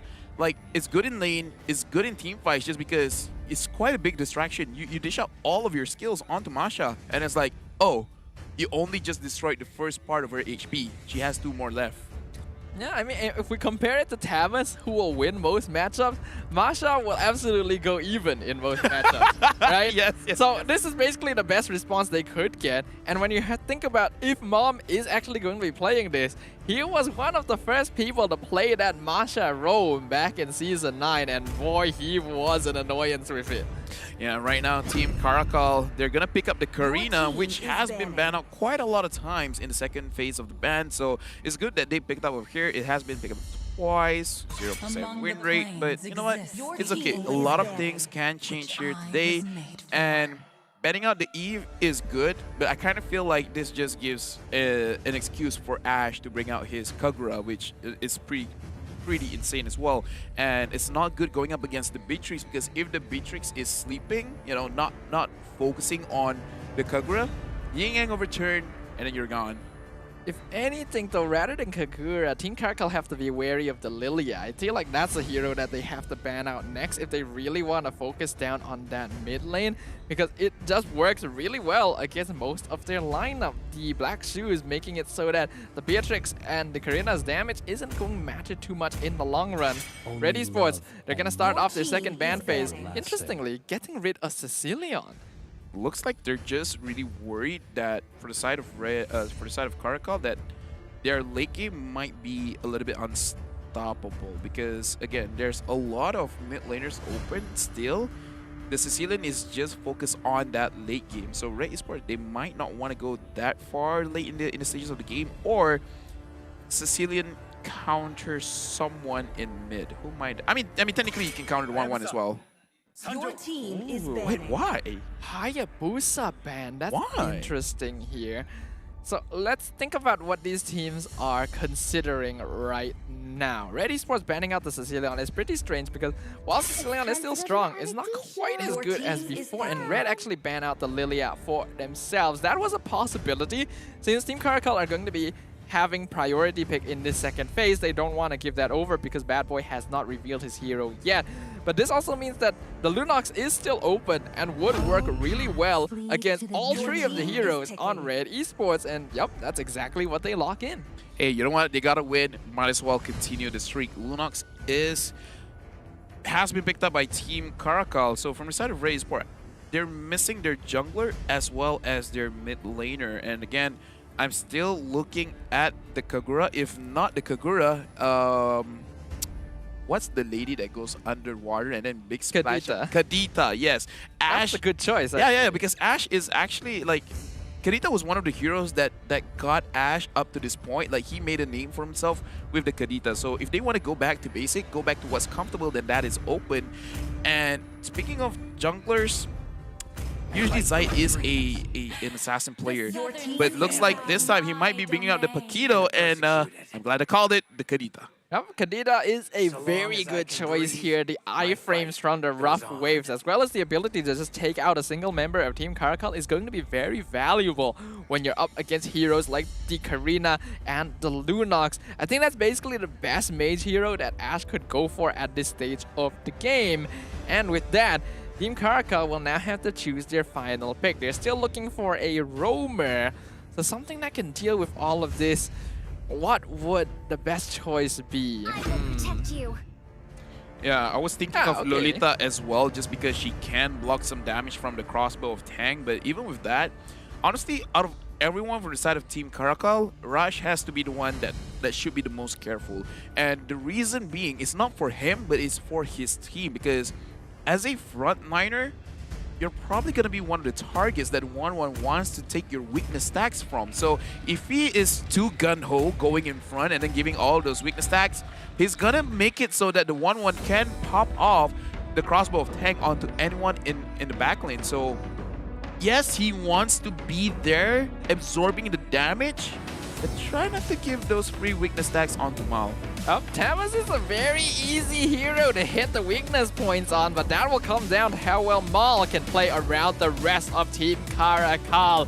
In the previous matchup, Zed ended up coming out on top with his Claude pick, and now Mal with his signature hero will have something to prove on the MPL stage as we enter into game number 2. Will Team CARACAL defeat the odds and secure a 2-0 victory? I would say Zed, based on the first game, he kind of proved himself already, but now with Mal on the 1-1, arguably his favorite hero, you know, the name 1-1 was synonymous with Mal. If he wins this one, yeah, you know what, Zed, the victory is yours. Ooh, Ash already taking a lot of damage from Bad Boy as well as Mianzal in the mid lane. And we can instantly see the Lolita try to shift towards the top side. There's going to be a lot of pressure on that gold lane because Mal, on that 1-1, as Gideon has put it, this hero is a free win button. Oh, yeah. Yeah, kind of, yeah. Not gonna lie, even though didn't win before. But, you know, let's forget about that. Now look at Sai Hakimi. Curiosity Wow. killed the cat. He went in, cat's out the bag, and then he died. That was unfortunate. And except in this case, the cat was the one that killed. Yeah, the cat actually finding a really good target there, and that's an amazing read for Team CARACAL, knowing that Zaid is going to come for the Little Wanderer, just placing 3 members there to deal with him, instantly taking him out, and that's going to be an excellent start. We can see from the emblems, Ken going for that veteran hunter, wants to focus on that early game snowball. Yeah, and the fact that he opted for the cooldown, battle spell cooldown, making sure that can actually get a lot of early gold here. But I kind of want to talk about the Franco because he put points onto hybrid penetration. So usually we see whenever anyone goes for the support emblem, yes, they do want the extra movement speed, but they also want a hybrid regen. But looks like this guy, he really wants the kill. He wants to steal the kills over from Mal. That is an interesting choice. Down here, we can see Mom in a 1v2 situation. Again, this is a Masha, even against Rash and Bad Boy. He survives with 2 full HP bars. But you can see that Team CARACAL, all they're doing is placing pressure onto the bottom lane to ensure that Mom cannot rotate up to disrupt this turtle claimed by Ken. But like you said, this is a Masha. What Masha wants to do is go even. He's doing so well going even against 2 people. But look at the jungle over here. Rash Meow as well as Ken. I think they did manage to actually get the buff. And right now, Rush is going to be focused on. Looks like there's nowhere for him to go. But look at Team CARACAL. They re-engage, trying to get a kill. What? And Miru, that was not supposed to happen. Hello?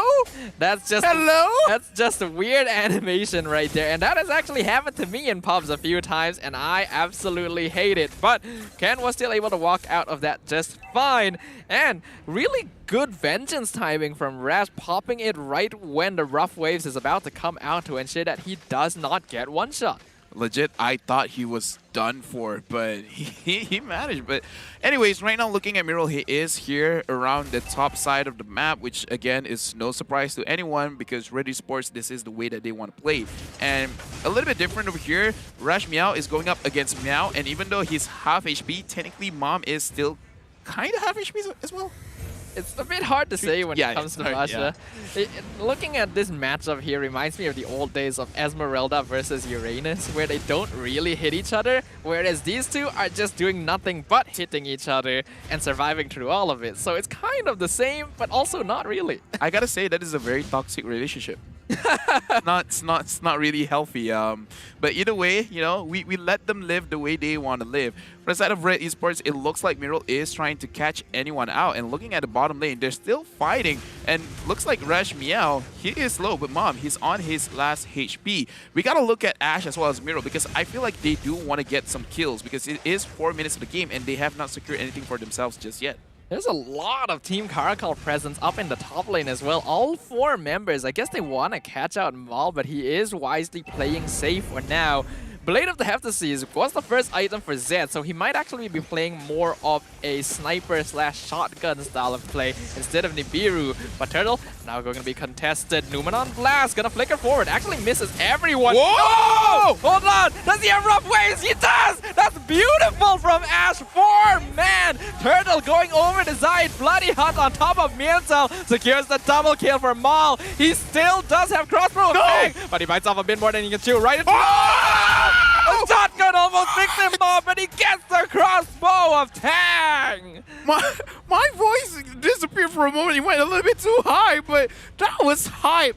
Ash, this is why he created a name for himself with the Kadita. Look at that multiple knockups. And Mal, he almost died. He still managed to get the weakness tag. And then he jumped through the air, getting a triple kill. That was like, yo, Red Esports, this is what we want to see first game. That was incredible. I have never seen a 4-man Breath of the Ocean before. But I feel like all of the teams today are just competing for who can make the biggest play. Because right now, I'm hyped, you know. Day 3, week 1, this is just incredible. We were talking to ourselves like, how can anyone top the first game? Well, it looks like, you know, Red against CARACAL, they're really showing up for themselves. Ash as well as Mal, amazing outplay. But again, this is Team CARACAL, they proved that even if they do make mistakes in the early or mid stages of the game, they know what happened and they can recalibrate themselves to make sure that they get the kills. And the damage coming in from Zed Meow is going to be a little bit much. Red Esports, they have to make sure that they eliminate this guy first before getting hit by the Renner, because again, Renner hurts kind of a lot.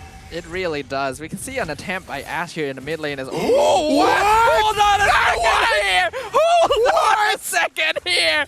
Mienzel regretting that instantly, dodging out of the way of the hook, letting Miral get it onto Zed, and now Red Esports are looking for more. Oh, that was narrow. That was a near hit on Mienza with the hook again. Darkening doing a lot of damage to Miral. Ash in the backline. Rough Waves dropping Bad Boy down to 10% HP, and they will get the first tower in the top lane. Ladies and gentlemen, we got a game on our hands over here. A lot of outplays coming in from both sides of the team.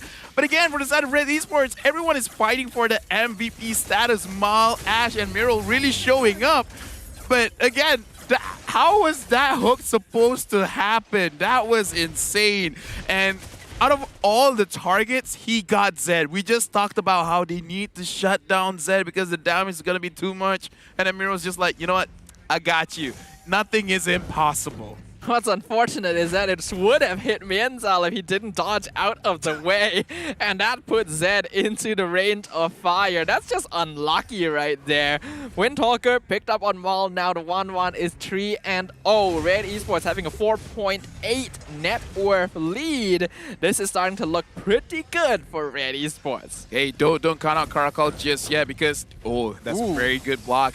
They have a lot going for them. Looking at the damage over here, Rush Meow really showing up on his Tamos, 42,000. What is up with the EXP leaders today? That's just crazy, and that's why Tamas is such a dangerous hero right now. A concealed play from 4 members of Team CARACAL, finding no one, and Rash just surviving the rough waves, but a hook into the Bloody Hunt secures kill onto Mienzel. Bad Boy taking a lot of damage from Zayed. He doesn't have Brilliance up, meaning that the Lunox will fall. Rash gonna use this opening to take the tier 1 mid, but now he is out of position. He's still doing a lot of DPS to Zayed, but the crossbow of Tang secures the kill onto the Tamas. Yeah, Team CARACAL making some mistakes here and there, especially Menzel.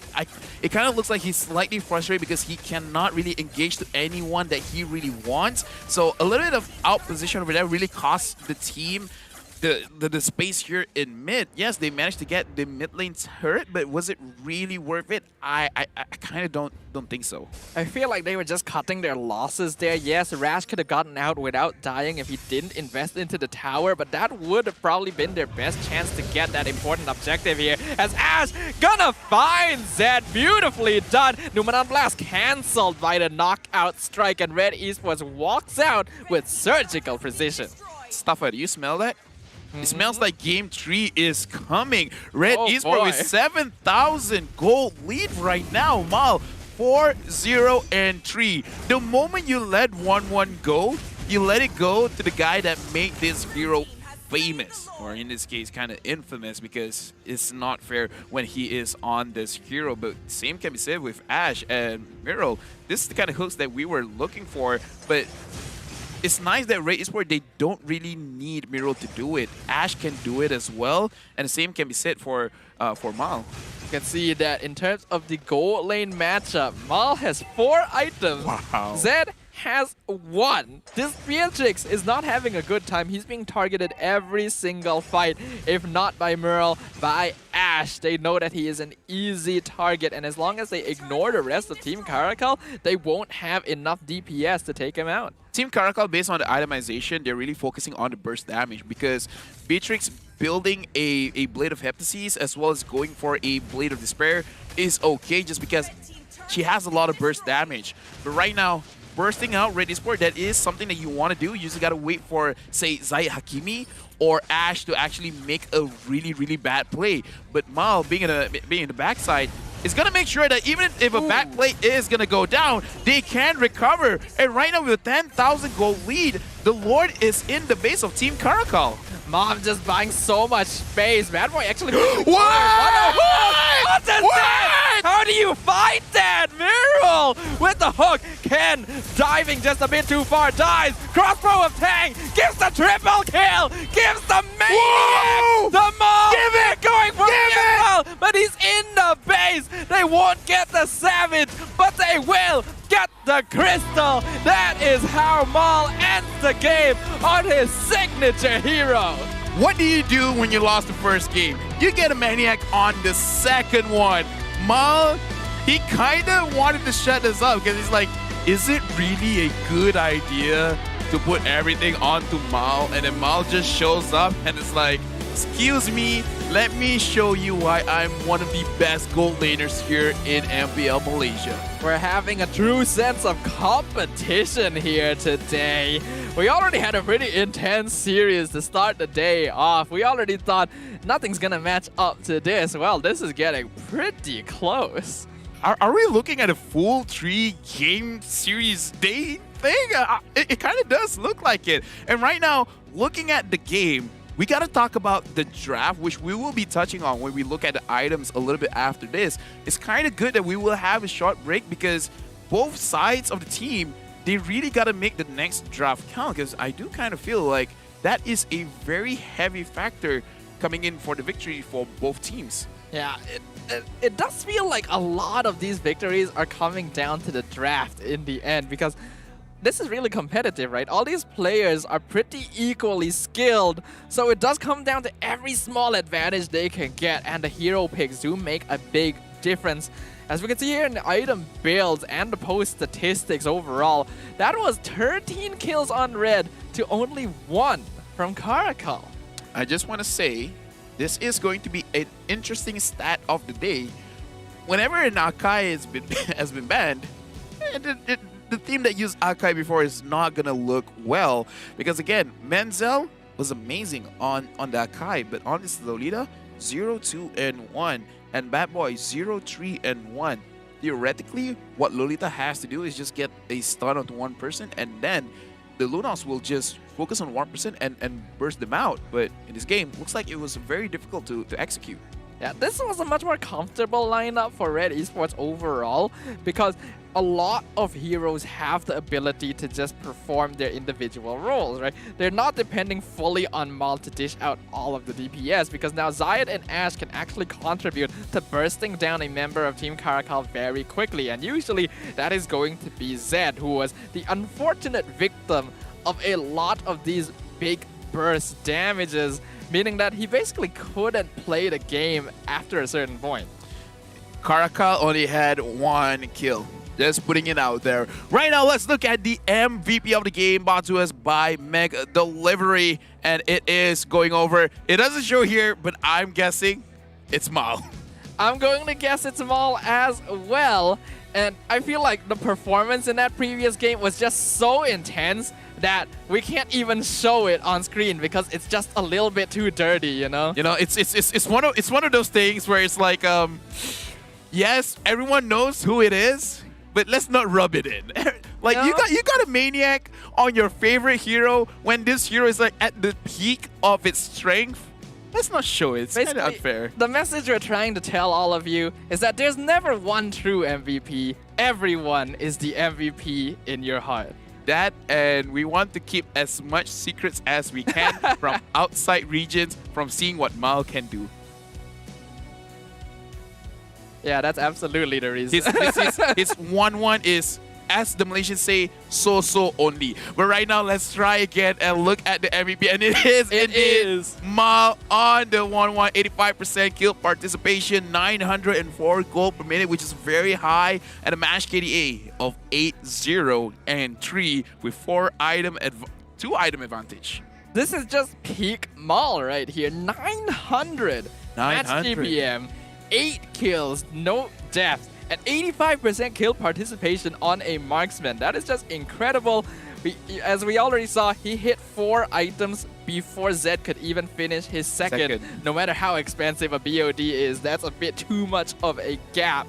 And just constantly being able to farm alone in his lane is what Maul excels at. That's how he really snowballs his lead. And props to the rest of Red Esports for creating the space that he needed to do so. Yeah, I can't wait to look at the highlights just because some of it you could say is like, oh, super skillful from the players. Some of it really is just unfortunate. It's like, you shouldn't have gotten hooked there, but you did anyways. And as like 4 people getting knocked up by Kadita, that's oh, dude. I feel like after today, there's so many clips that we can take from the games because everyone is really showing the difference between a professional player and a semi-professional player. Speaking of which, let's look at the highlights brought to us by Samsung Galaxy A series. Indeed, in the beginning stages of this game, this was a really good gank from Team CARACAL. Getting first blood against none other than Zayed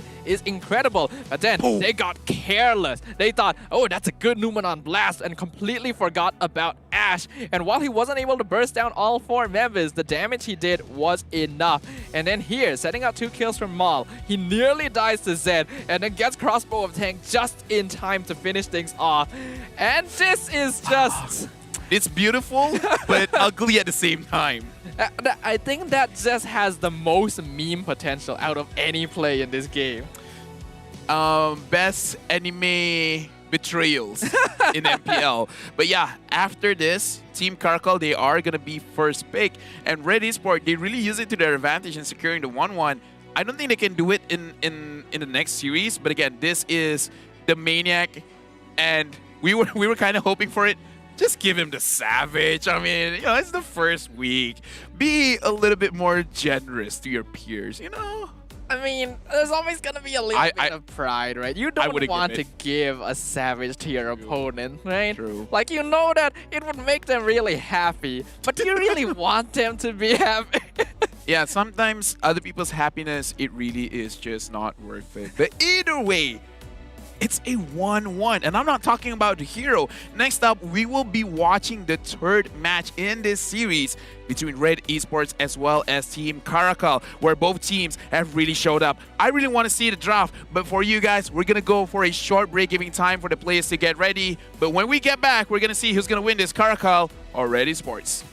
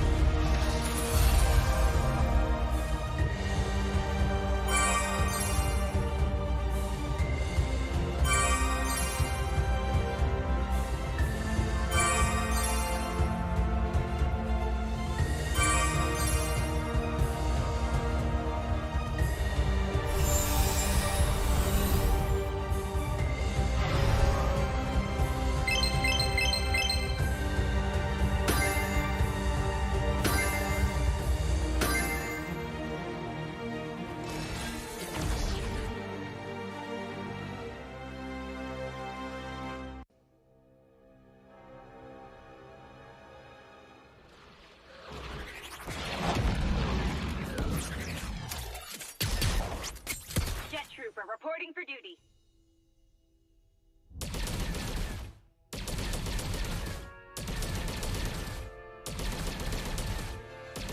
Orders received.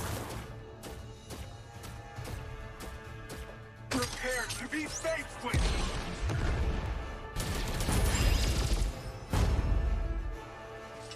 Orders received. Time for a high caliber shot. I've spotted the fugitive. Time for a high caliber shot.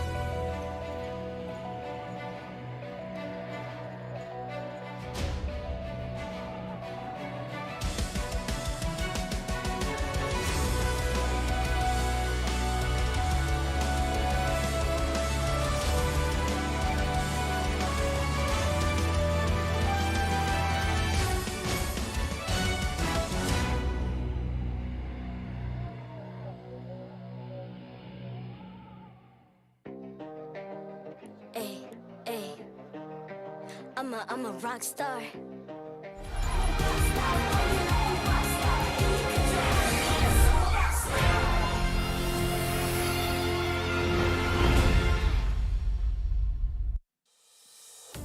Things are getting pretty tense right here as the Wildcats of Team CARACAL continue to see red against their opponents, but it might be costing them a few more than they expected of their 9 lives. Welcome back, ladies and gentlemen. My name is Staffa, alongside with LaFell, bringing you Game 3 of our second series of the day between Team CARACAL and Red Esports. Thank you very much, Staffa. And today, I'm glad I'm partnering with you, and I kind of feel sad for the other casters that they did not get to cast the games today, because the games today is something else. Like, it's so fun. It's such a playoff style of gameplay. It feels like in the grand finals, but either way, today has been great.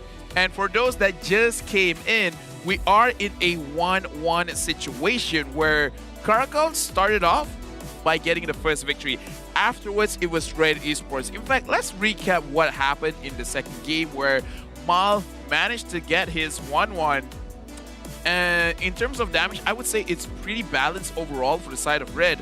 But looking at the side of CARACAL, Zed did not deal more than 10,000. Like, he did barely more, like just a little bit more than Menzel. You know, same can be said about Ken. It's already kind of sad whenever you have a DPS hero doing less than 10,000 damage, not to mention having 2. Team CARACAL were just completely bullied out of that game, and while they started off strong with the pickoff on Zayed, that turnaround play by Ash was the turning point that allowed Red Esports to regain control. And well, towards that late game, there is a reason you don't give Mal the 1-1. Yeah, and Rush over here, 52,000. Wow. I wonder how much of the other members you have to add up to be equal to Rush. Because right now I'm 29, 30, 31, 32. I'm pretty sure. At most it's like 40k. At most it's like 40k.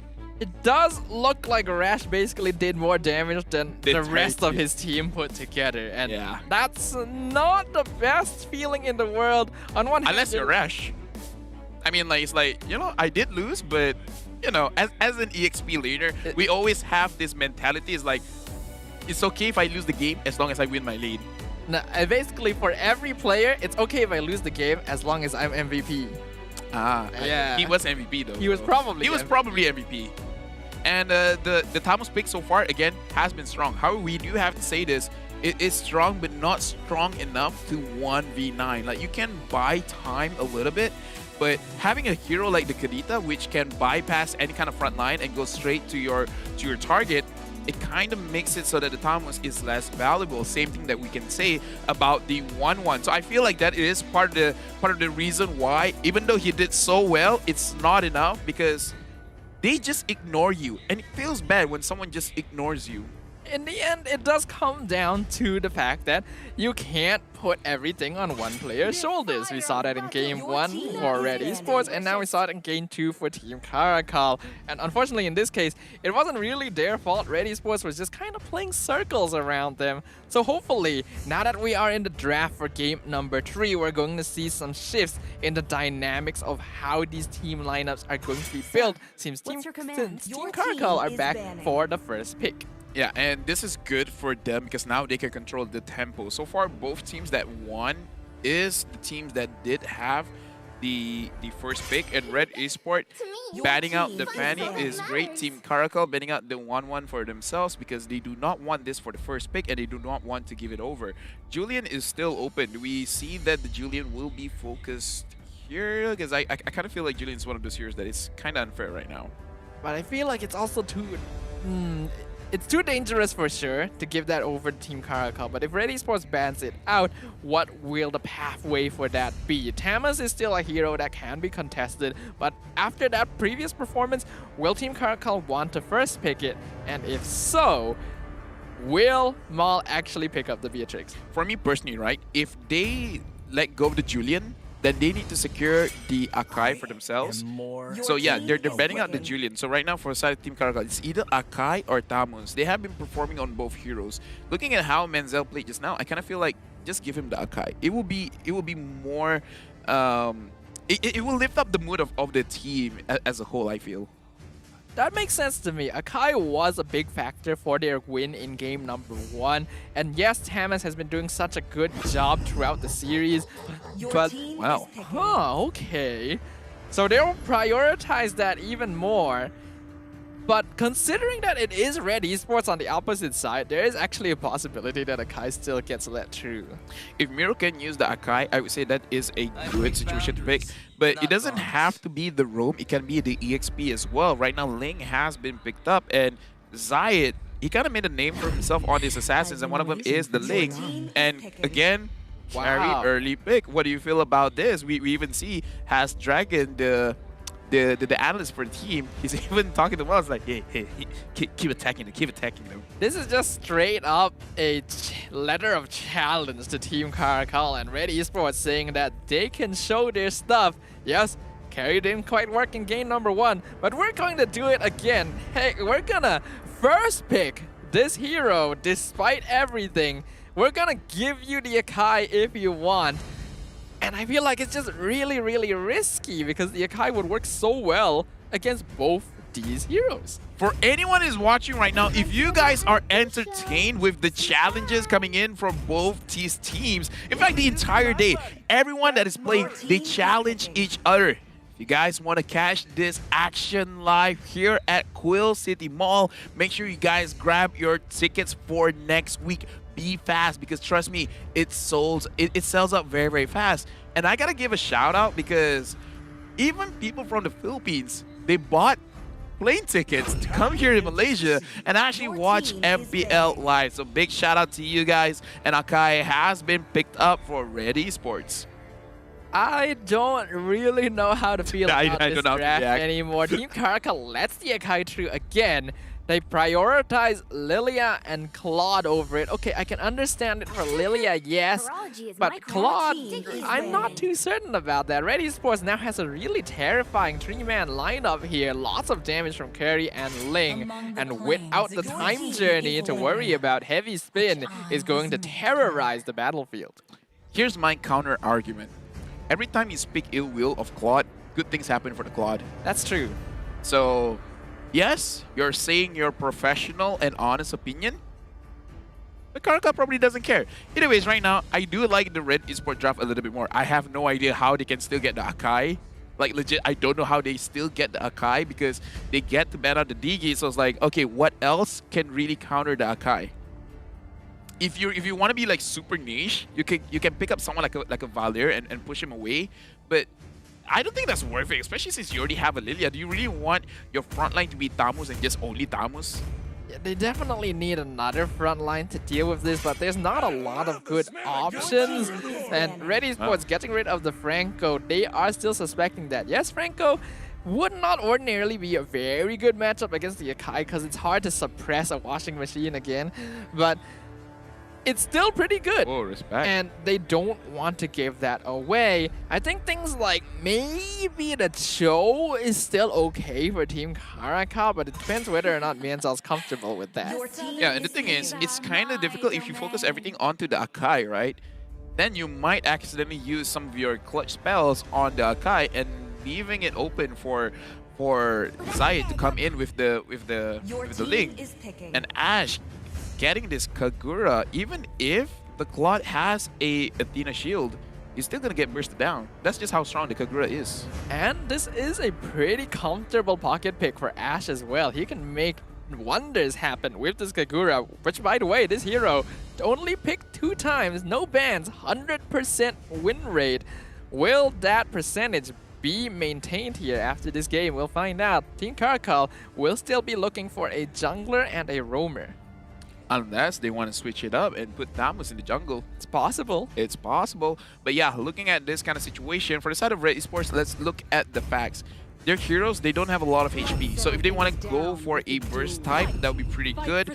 The Karina coming in, not really bursty, but Hilda! The Hilda coming in. I feel like this is good. Because we've seen so far, whoever picks up the lane, they're not going to have a good time in the early stages of the game when they're trying to get their buff. So maybe this Hilda would work. Yeah, I quite like this from Team CARACAL. The Hilda is really hard to deal with a hero that, as you mentioned, is as weak in the early game as the Ling. And even if he does have the Akai protecting him in the jungle, Hilda can heal in the bushes. So the percentage damage from the Panda doesn't actually matter too much. We're gonna definitely expect some really aggressive jungle invades from Team CARACAL. However, Red should see this coming just because this is very good. This is very, very, very good because Red Esports, they were one of the teams that actually bring out the Hilda to really destroy the enemy's pathing for the jungler. And one of the counters, it's kind of difficult, but you can do it with an Angela, which is basically to slow down the Hilda so much that it ends up punishes the Hilda's invade. I agree 100%. When Hilda Roam was the bane of MPL MY's existence, there were two heroes commonly picked up to counter it. The Valier and the Angela. And in this case, Angela combos well with Ling as well. So this is a good response from Red Esports. It's gonna come down to how well the Hilda is able to disrupt the farm in the jungle, or whether or not they decide that the Angela may be too much of a problem and shift their priority to perhaps the gold lane instead. Liking the draft for both these teams. Looks pretty solid. Looks like they have multiple ways to win the game. And this is our focus player, Mal, as well as Zed Meow, the gold laners for both of these teams. I feel like we gotta put more emphasis onto Zed Meow just because this is gonna be a very difficult game for him. There's a lot of people that is going, you know, like we got Zayed, we got Mal, as well as Ash. If Zed does not take care of his positioning, lights out, man. Yeah, absolutely. And now that we are in the third game officially, we can see instantly that Mianzal is doing exactly what this Hilda was drafted for. But it is quite difficult against Miro. What he does need to do, though, is force out the Retribution. And that's exactly what he's done. So, mission accomplished. Mission accomplished. But again, it really doesn't matter if Zayed doesn't want to be aggressive either ways. And we did talk about it. Akai can be used as a EXP laner. So honestly, Rash, he has to be careful because if he's not careful, Mom manages to get the gold crab. That's impressive. But I was going to say he could use the heavy spin and push him back into the turret. Yeah, but that will only be when he hits level 4, and before then it's gonna be quite difficult as now Mianzal continuing his shenanigans, but taking quite a lot of damage from Zayed. The same could be said for Merle though. It's not a good time to be a jungler. There's so many answers for all of these top jungle picks. And let's look at, for the side of Zed Meow, I'm very interested because he's putting points onto HP as well as hybrid penetration. He's not putting it onto movement speed and he's not putting it on regeneration. So it's a mix of aggressiveness as well as he understands that he's going to get bursted down quite a lot, so he needs that extra HP. It definitely needs that as well. Zayed still constantly getting pressured here in his own jungle, not just by Mianzal, but by Rash as well. One of the strengths of having this Tamus is that he will shove out the lane very quickly, allowing him to roam with the roamer. And now Mom as well is taking a lot of punishment from this Hilda pick. But we can see he was very patient. He was probably trying to force out for the side of CARACAL. It's like, yeah, fight me. And right now, Zed, he has been caught immobilized. It's supposed to be a very, very easy kill for Mal. We still have not seen the notification, but Ken manages to get the turtle. Wait, he's still alive? How is Zed still alive?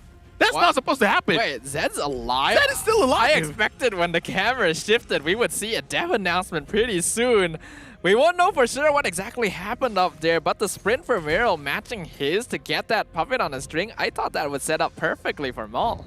The only logical thing that I can think of is he set up a preemptive battle mirror image, so he was able, like, at last second switch places with Dexter. That's the only logical thing I can think of. I also suddenly realized that we have 6 sprints in this one game.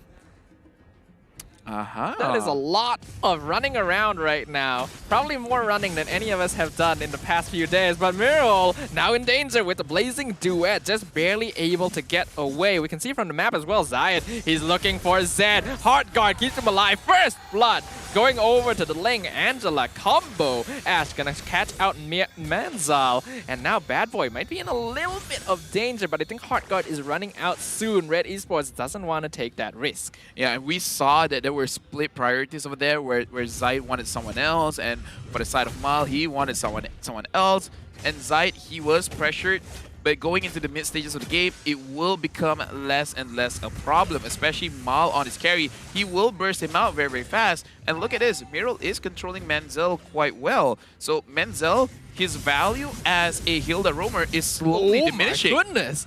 That is a lot of damage from Mal. I mean, we all know that carry's passive is strong, but that's definitely a lot more burst than I was expecting. And if not for the sprint, Menzel would have definitely fed a kill over to the carry. But now here, Rash gonna get punished. He's been invading the jungle so much, and now the 3-man from Red Esports finds the kill.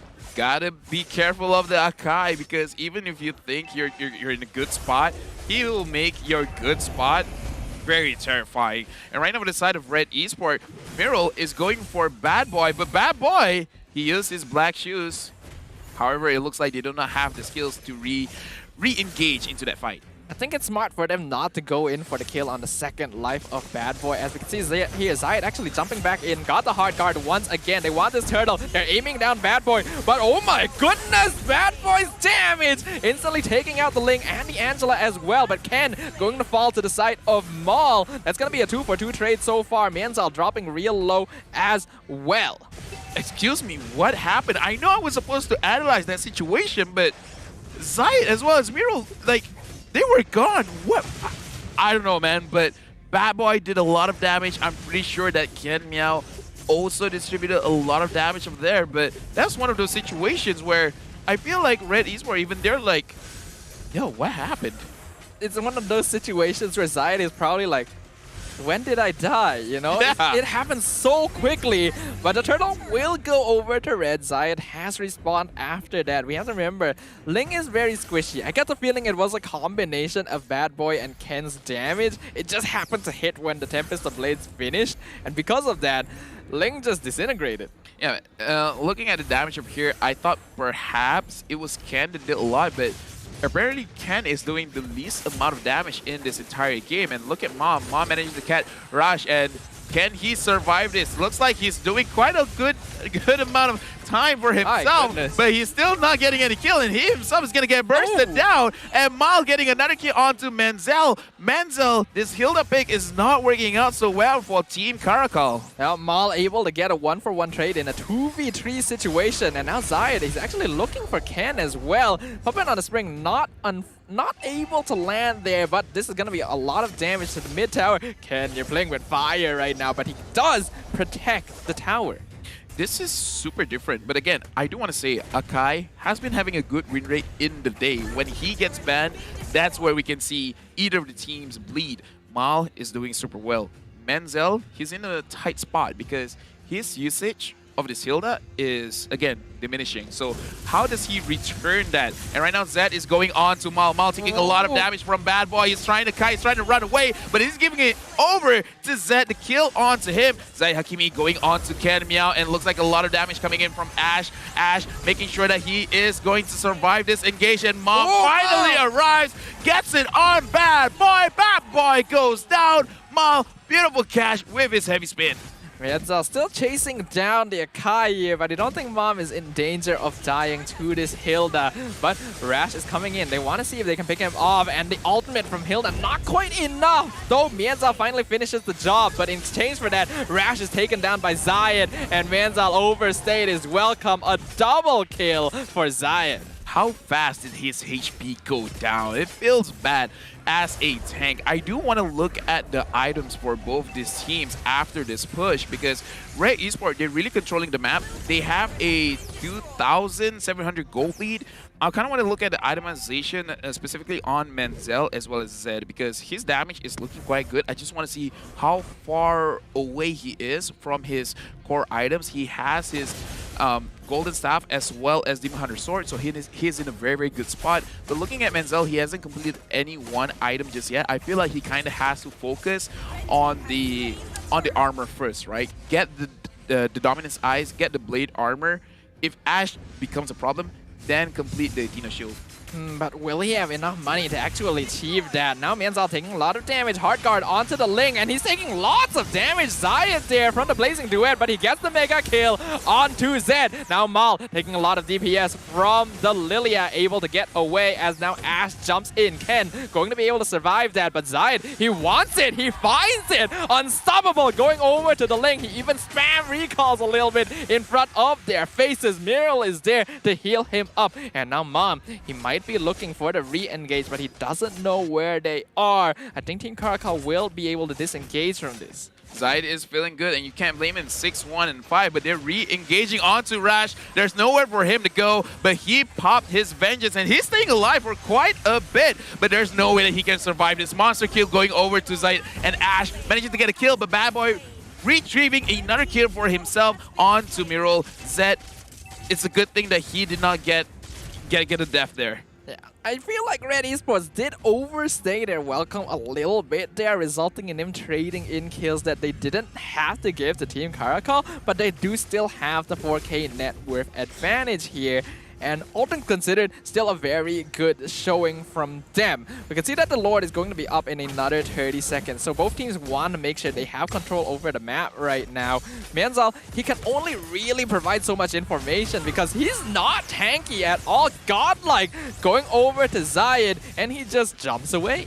Yeah, especially because I saw Zayed completing his endless battle, so there is true damage piercing onto Menzel. And again, Menzel does not have completed any items yet. Mal dishing a lot of damage.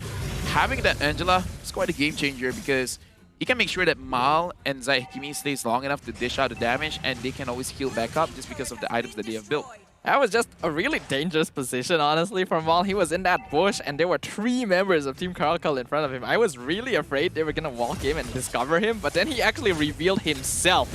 And that is one of the reasons why the Heart Guard is so empowering. He would never do that if not for the fact that he had an Angela on his team. And now, with the control over the map that they have, Red Esports secures an easy Lord. Looking at everyone's KDA, again, we talk about Zed, he should be the one to bring back the game for them because looking at Menzel 2-3-0, Bad Boy 2-3-2, Ken Miao 1-3-1. Looking at his damage, Ken Miao is doing less damage than Mom. 15,000 damage throughout the game. He's doing less damage than both Miral as well as Menzel. How about the fact that Miral on the Angela is doing more damage than Zed on the Claude? Yeah. That's not so good. And Zayed sitting very comfortably at the top of the charge. The Ling is online. And now the Lord is pushing in mid lane. And look at Mom. Didn't manage to actually catch anyone off, but it's okay. It's still good that they zone people away so that they can get the mid lane turret. Red Esports, 8,000 gold lead. Looking very good. And look at Ash. Just poking, making sure that they can get enough. Now Red Esports, they can choose whether they want to go aggressive or be a little bit disciplined here. I feel like they should be a little bit more wary. Ling is not around. Well, never mind. He is now jumping in. The caster curse once again. Zayed going to be joining his team. They actually want to take this inhibitor, and they do manage to do so. And they're actually taking the fight. Look at the damage coming from Red Esports just from their poke, forcing 2 members of Team CARACAL back into their base. They are luckily able to survive, so they should still be able to defend this if they're not careful, they can still get taken out. They'll finally chase Red Esports out of their base, but things are looking dicey. With 1 Lord, they are able to set up base here in Team CARACAL's home. So right now with the side of Red Esports, we see that damage is a little bit too much. Yes, they're in their own base, so they can survive a little bit more. And Mom pushing Rush away. There's nowhere for him to go. Menzel, you're taking a little bit too much damage. And right now, Ken, you're gonna go down. Killing spree onto Ash. The double kill for Mal. A double kill for Ash. Zed, he went back home. Zayakimi is so low. And thank goodness for Miral saving his jungler. But it looks like this is the end of the game. Good game for Red Esports, winning this game with a 2-1 score. And ending things off with a 10,000 net worth lead as well. A clean victory in Game 3, showing that Red Esports does have what it takes to come back from the brink after all. And unfortunately, Team CARACAL, their 9 lives, not enough to save them from defeat. Looks like the first game, it was a wake-up call for Red, showing that you guys got to respect CARACAL. They're here in the MPL. They know what to do. And again, I will be the dead horse. I gotta talk about this Akai. Again, looking so strong in today's pick, specifically today. And Team CARACAL, we definitely see them getting a little bit better. But right now, let's go back onto the stage with the host to talk with the teams. Alright, Assalamualaikum, salam sejahtera semua penonton yang hadir pada hari ini. Baru saja kita saksikan perlawanan yang cukup menakjubkan di antara Red Esports dan juga pasukan CARACAL, di mana Red Esports berjaya untuk mendapatkan kemenangan. Dan bersama saya pada hari ini adalah Mal. Saya akan pass mic terlebih dahulu. Mal, first of all, apa khabar dan apa perasaan awak pada hari ini berjaya dapatkan kemenangan? Khabar baik, and saya rasa happy dan bangga dekat tim saya atas kemenangan kita orang hari ini. Alhamdulillah guys, tepukan sedikit guys kemenangan untuk pasukan Red Esports. Okey, Mal, walaupun berjaya untuk mendapatkan kemenangan, tapi dekat game pertama tadi nampak macam ada a bit of issue. Apakah penyebabnya mereka ataupun awak tertewas dekat game pertama tadi? Tak tahu lah, tapi daripada season lepas kita orang memang selalu kalah first game. So memang macam lambat warm up sikit lah, lambat panas badan. Okay. Ada sumpahan. Ada sumpahan kat situ. Tapi tidak apa, at least dapatkan kemenangan. But okay, berbalik pada game pertama juga, apa yang diperkatakan oleh coach Sorapayung ataupun dengan rakan-rakan awak untuk comeback balik dekat game kedua and then tutup game ini dengan sangat-sangat kemas? So, dari game pertama ni kita orang belajar sikit lah daripada kesilapan kita orang and cuba main lebih disiplin dan lebih kemas untuk game yang kedua dan ketiga. Memang benar sekali, memang sangat-sangat kemas game awak. Dan sebut pasal kekemasan, awak expect tak yang awak dapat main antara, saya rasa signature pick awak iaitu 1-1, ada expect ke ataupun memang diorang lepaskan hari ni? Saya tak expect juga yang diorang akan bagi, tapi saya harap akan dapat lagi lah nanti. Memang susah sikit lah kot. Okay, alas lah, untuk 1-1 tadi tu, ralat tak dapat savage yang nampak macam geram tadi tu? Rasa macam mana bila tak dapat tadi tu? Rasa terkilan juga lah, tak dapat untuk service yang pertama kan. Yang pertama. Tapi dapat minit still okay lah kan. Alright, thank you so much. But Mal, fans pun dah datang, fans pun dah berikan sokongan. Ada tak apa-apa yang awak ingin katakan kepada fans Red Esports ataupun fans Mal yang datang hari ini dan juga yang sedang sokong dekat rumah? Sila. Kat. First of all, thank you untuk korang semua yang dah datang support kita orang hari ini and teruskan support kita orang untuk match yang akan datang. Alright, thank you so much kepada Mal. Tahniah diucapkan kepada Mal dan juga Red Esports berjaya untuk mendapatkan kemenangan. Jadi itulah dia perlawanan yang cukup menakjubkan. Dan kepada anda semua yang ingin dapatkan tiket, pastikan anda cepat-cepat beli tiket dekat online website kita supaya anda boleh datang ke venue kami, Quill City Mall, untuk menyaksikan perlawanan yang cukup hebat. Mana tahu kalau anda datang Mal lepas ni boleh dapatkan savage pertama beliau, mungkin menggunakan 1-1. Tapi itulah dia perlawanan yang begitu menakjubkan dan kita ingin dengar mic check terlebih dahulu daripada perlawanan sebentar tadi.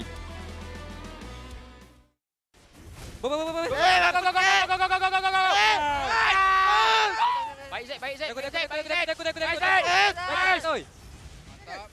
Dapat tiga. Turun dek. Three. Tutur retri dek.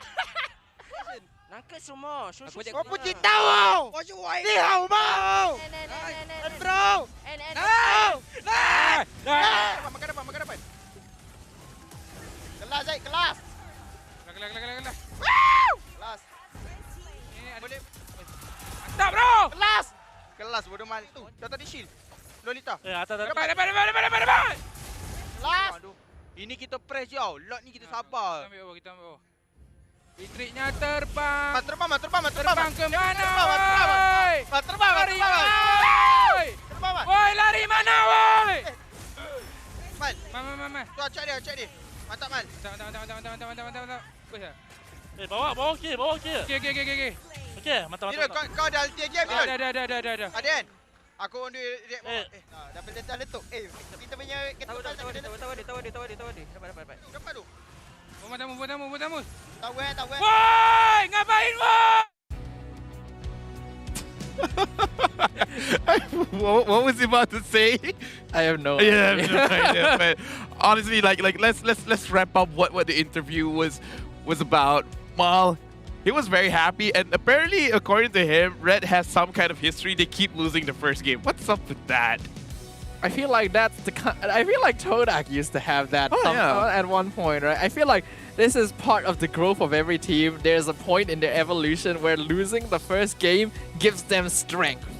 It's kind of weird. Whenever we talk to the teams, we're like, every team needs an identity. I did not thought they would go this route, you know? Thought that route was like, we always go 3 games. Even if we win the first game, we'll lose the second one. But either way, right? If you lose the first game, just get a 1-1, and then everything is good. Everything is solid. And again, Mendakai, seriously, come on. It does seem like the Akai is making a lot happen here for a lot of these teams. Even though the hero isn't quite as good as he used to be, the utility of the heavy spin is still making big waves on the land of Dawn. Looking here at this post-match screen, the item builds on both sides. We can tell that obviously Red Esports had a much better time, many of them nearly completing their item builds as compared to Team CARACAL. And I do want to say, I'm not saying the Hilda is a bad pick at all. It is actually a very good pick going up against the Ling. However, looking at the situation, it is unfortunate that Mal on this carry, again, one of the best marksmen in Malaysia, using a carry, and the carry has a Demon Hunter sword. And then looking at Zayed with this Ling, having an endless battle as well as a Malefic Roar, yeah, Hilda is not going to be able to tank that much damage. So honestly, for the side of CARACAL, they had a base idea of what to do. It's just unfortunate that from the side of Red Esports, it kind of does seem like they understood the pattern, like the pathing that they would come up from the side of CARACAL, and because of that, they just couldn't punish anything that Red wanted to do.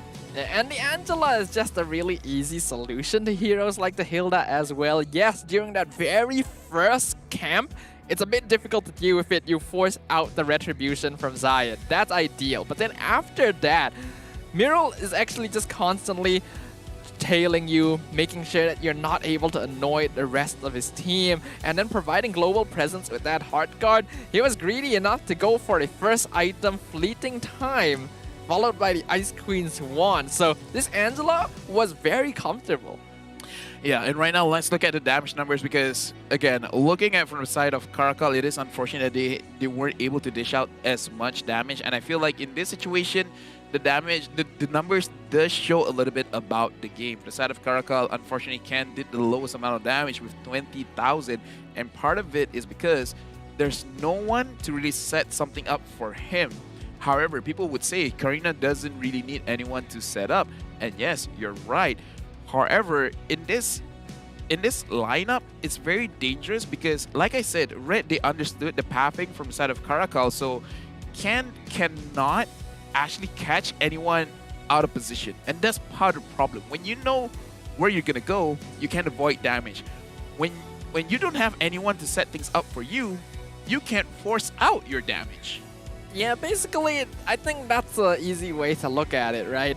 You just look at the lineup on the side of Team CARACAL. The fact that they went for the Hilda Roamer means that there's just no CC, no hard crowd control on their side, meaning that it's very difficult for Ken to do damage for Zed to find an opportunity to jump in, whereas on the opposite side, Red, all they really need is that heavy spin, and I think all of the players on the side of Red Esports were just doing a really good job. Ash especially, like matching up the damage of Zayed, especially with how farmed he got on that Ling, is something to really fear. And the 100% win rate on Kagura persists once again. But MVP of this game, presented to you by Mech Delivery, is going to none other than Zayed Hakimi from Red Esports. Yep, 84% kill participation, 8-1 and 8 match KDA, 862 gold per minute. And the difference between Zayed's Ling and a lot of Lings out there, they can have impressive KDAs, but looking at the damage that he brought to the table, that's insane. Especially when you consider that he was harassed in the early stages of the game. This shows how Red has really grown. It should be a difficult game for Zayed, but Miral there with the Angela, like Angela can do so much. The rest is on him. The rest is on Zayed. And this is his signature hero as well, the Ling. He became well known for how good he was with controlling the tempo of the game, with moving around the map, with getting those kills on this hero, despite any pressure he might be under in the early game. And because there's a lot of focus onto Zayed, onto Maul, it allows for other members like Ash to really dish out that DPS. And right now, let's look at the highlights brought to us by Samsung Galaxy A series. And in this game, Team CARACAL, they put a lot of pressure onto Mom. And understandably so, just because of how Rush really controls it. And looking at that fight, it did seem like perhaps it was actually Ken dealing the burst damage that actually killed Zayed Hakimi as well as Mirul, but that's probably like the extent of the damage that he did in the game. Afterwards, he couldn't find opportunities to really do anything else. Indeed, and we saw from that gank as well, they ended up giving up Rash to the 3-man gank from Red Esports and moved all of their members up to the top lane to gank Maul. And while they did get him in the end, they ended up sacrificing 2 other people in exchange for that, and that's just not really worth it. Red Esports was doing a very good job of the resources that they had. They knew exactly what each of their heroes were capable of and were able to dance in and out of the fight, retreating when necessary and finding the kills wherever they can.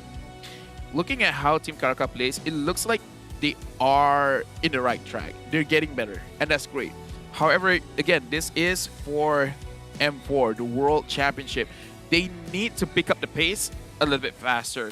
But because of what happened last season, right? Orange Esport, they started off not so strong. But then, the way that they developed, it just got better and better and better. And I gotta talk about Mal for a bit, just because he is in my dream team. Just putting it out there, I believe that he is one of the best marksman's best gold laner in MPL Malaysia.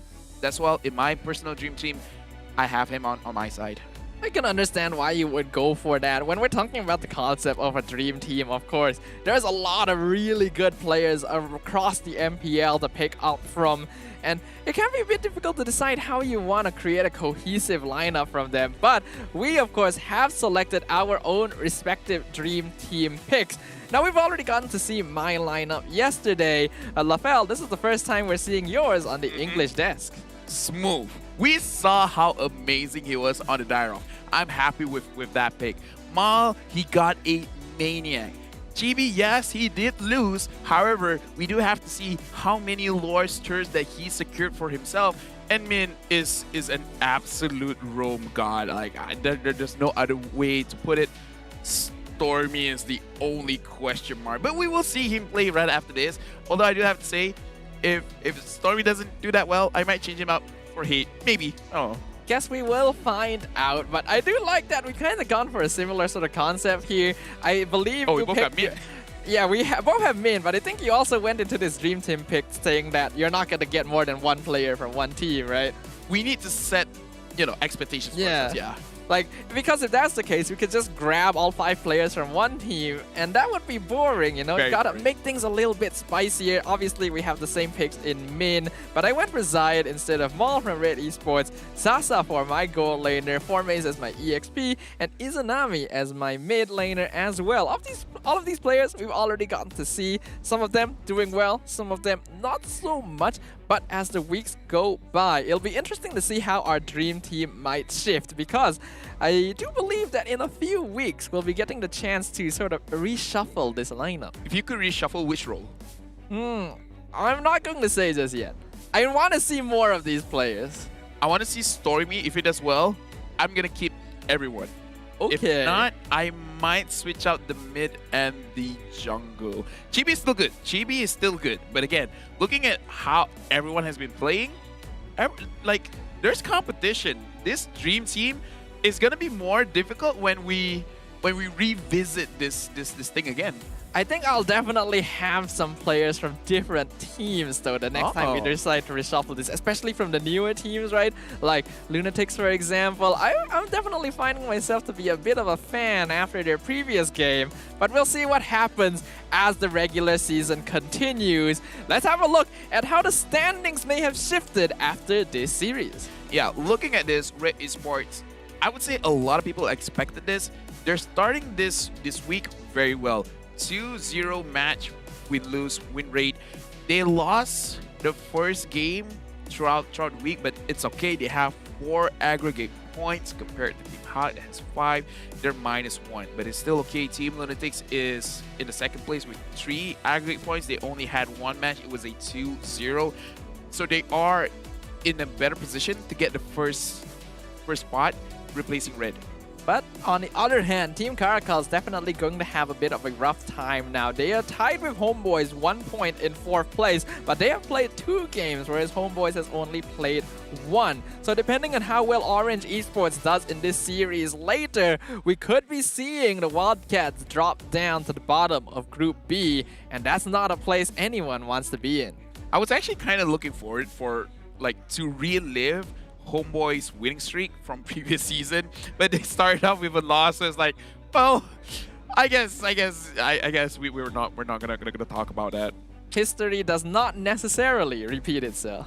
Yeah, that's unfortunate. But the only thing that repeats itself is the team that wins has the best support from the fans. No matter how good they are mechanically, no matter how good they are in terms of their communication, it's you guys at home that gives them the support that they need. So we're gonna give back to everyone that helped out the team. These are the winners for They Need You campaign. You guys support the teams. You guys give your hearts out when you guys type the comments in.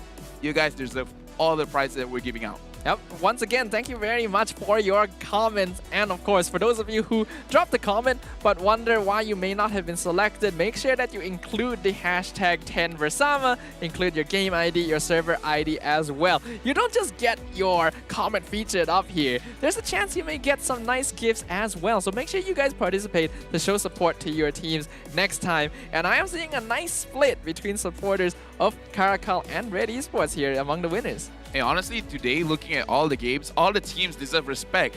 But right now, we have another segment where, again, we have to guess what is going on here. Looking at the hair, I think it's Lilia.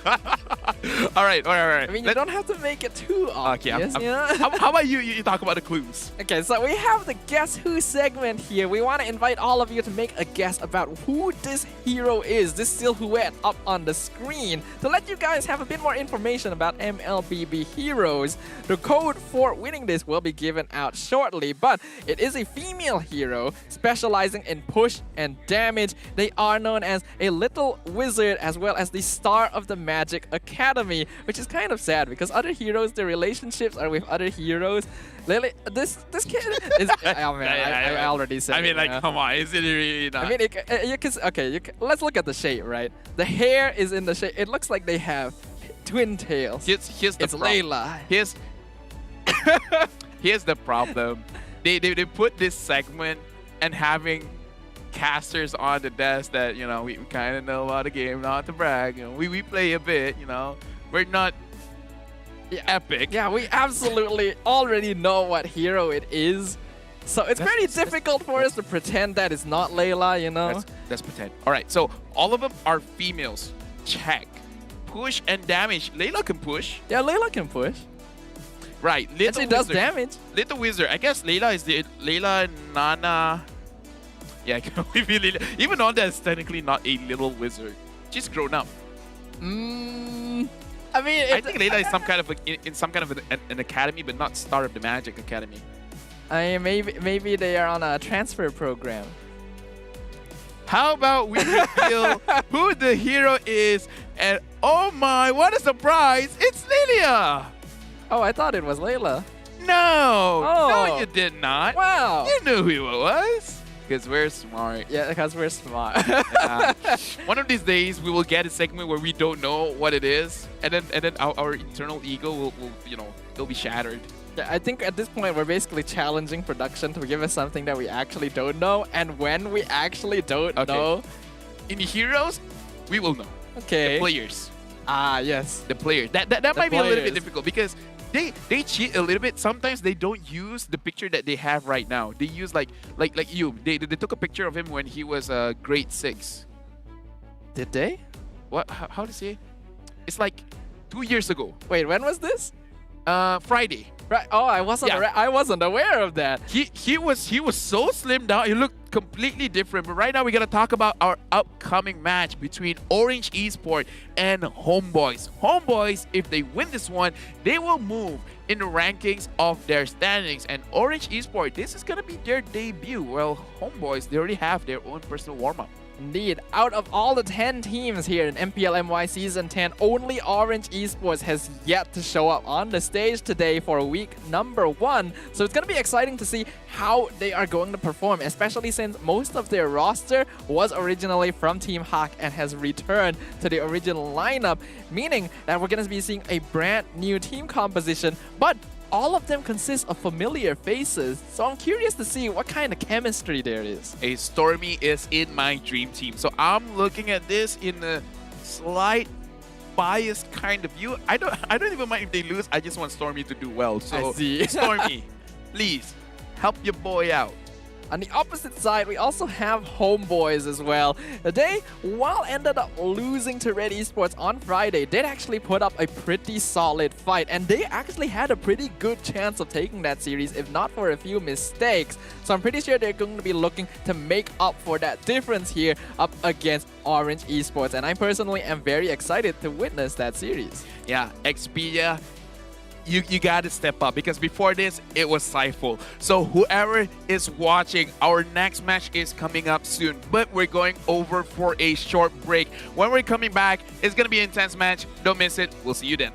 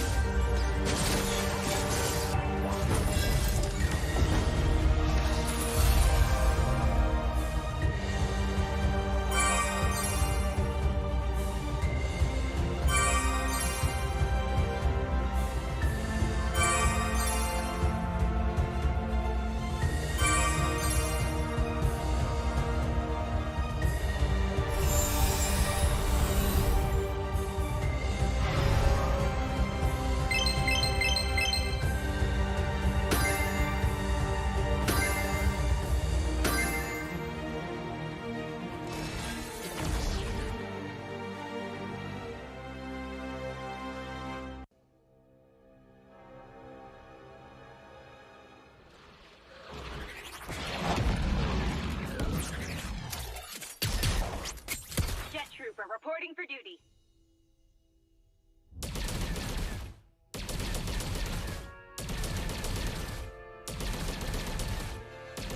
Orders received. Prepare to be faced with.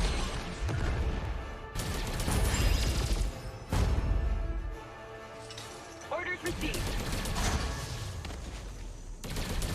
Time for a high-caliber shot. I've spotted the fugitive. Time for a high-caliber shot.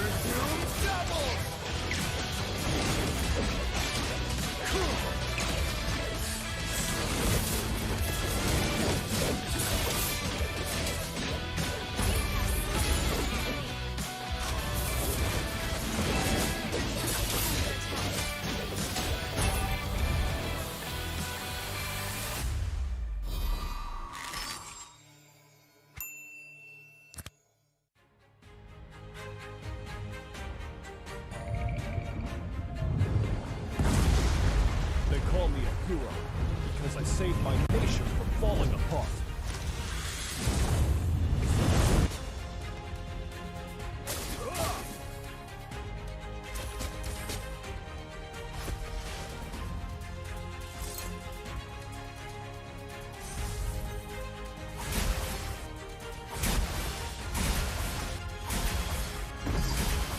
Stay loyal.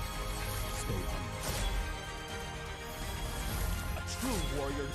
Rain down the fire.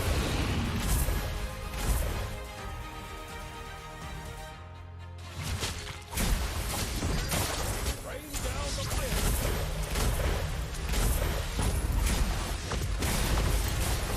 Rain down the fire. Rain down the fire.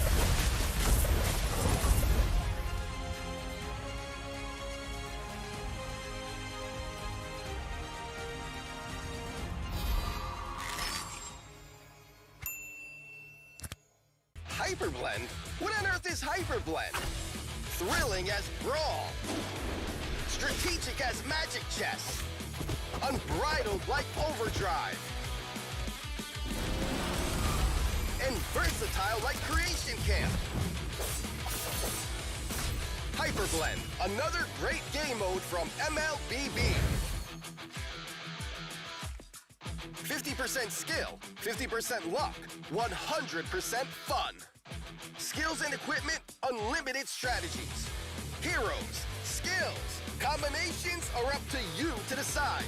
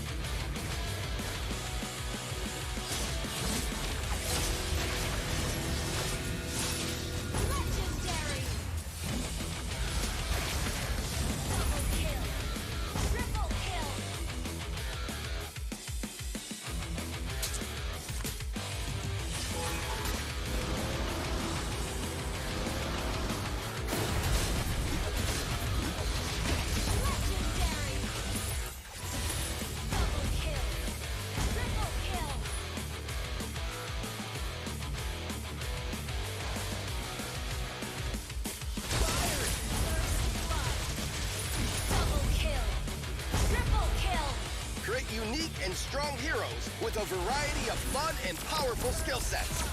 Awesome is the new mode, Hyperblend.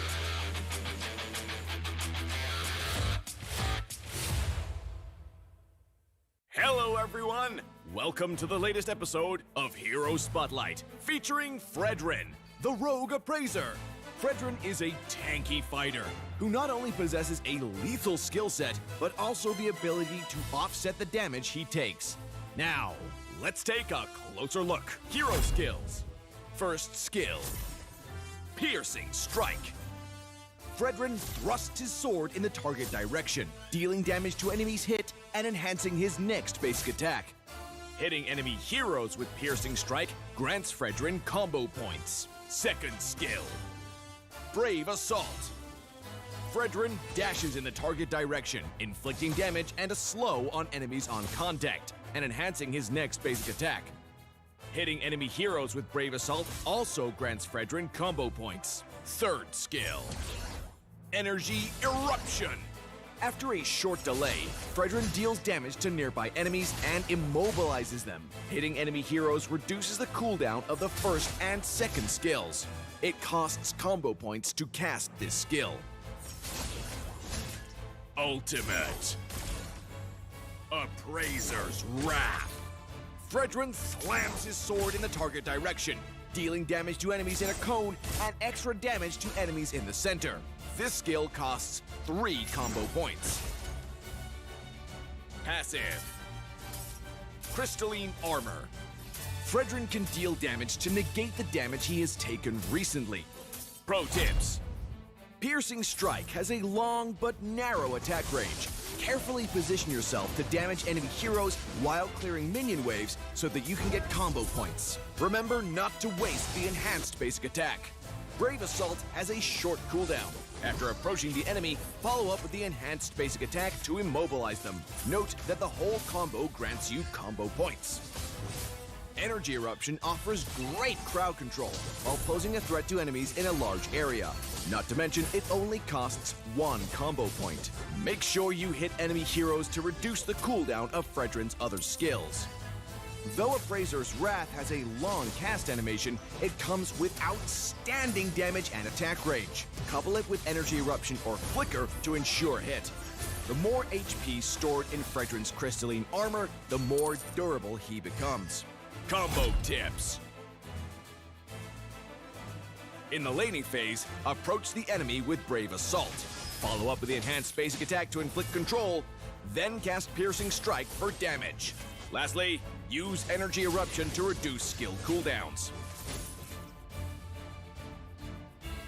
In teamfights, cut into the fray using Brave Assault. Then cast Piercing Strike for the enhanced basic attack and the combo points. Follow up with Energy Eruption for both damage and cooldown reduction. Lastly, finish off enemies with Appraiser's Wrath. Tactics. Fredrin excels at face-offs. In the early to mid-game, try approaching enemies and land as many skills as possible on them for combo points. In the late game, given Fredrin's passive, he can shield his teammates from damage. By combining skills and enhanced basic attacks to accumulate combo points, Fredrin can easily finish off enemies with his ultimate and survive unscathed. Since both the tank and the fighter roles suit Fredrin well, we recommend this build when he takes the tank role to further boost Fredrin's tankiness and recovery. Tank Emblem enhances Fredrin's durability, as well as his cooldown reduction, while Brave Smite grants him good sustainability. As for the fighter role, we recommend this build to improve his survivability and cooldown reduction. The fighter emblem boosts Fredrin's attack and HP, while Unbending Will grants him superb damage output when he's in bad shape. In terms of battle spell, we recommend Vengeance to max out Fredrin's durability. Our new hero, Fredrin, will join us in battle on August 12th. Don't miss out on a 30% discount in the first week of his arrival. Also, make sure you grab his skin at 51 diamonds in the first 2 weeks.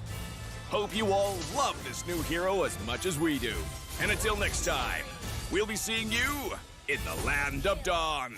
Rogue Appraiser Fredrin, coming August 12th.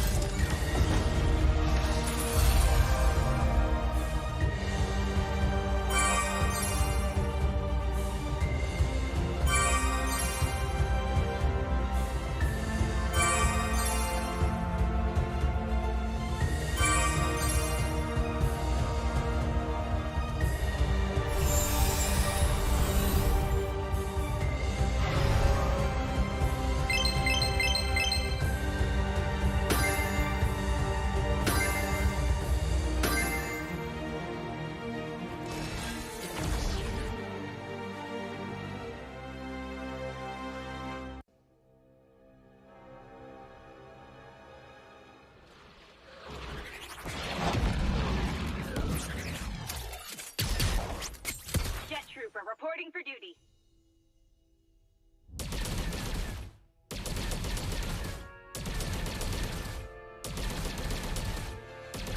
Orders received.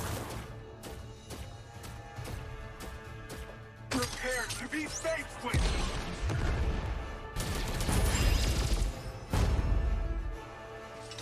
Orders received.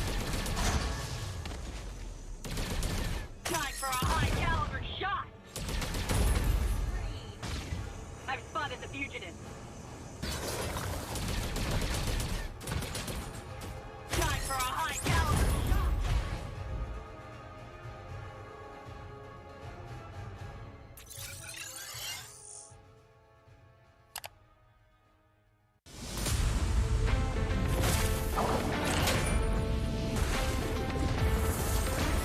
There is no more Monkey King. No good deeds goes unpunished.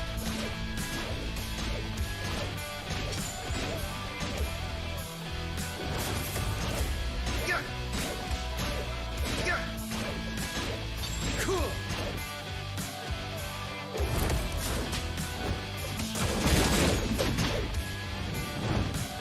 Your doom doubles. Cool.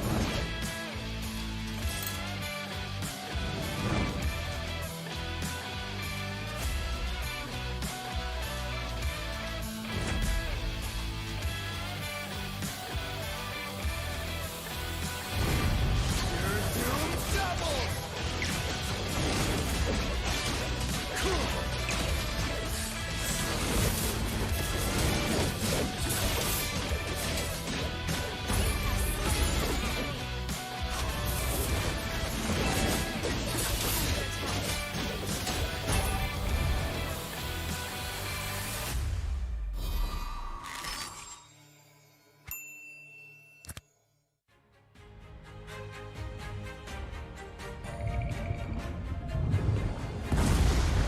They call me a hero because I saved my nation from falling apart.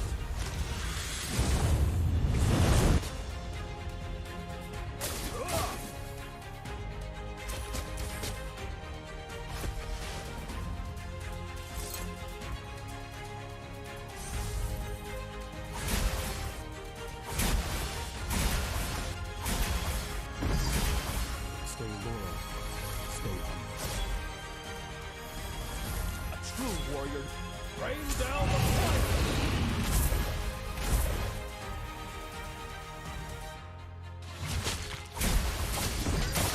Rain down the fire!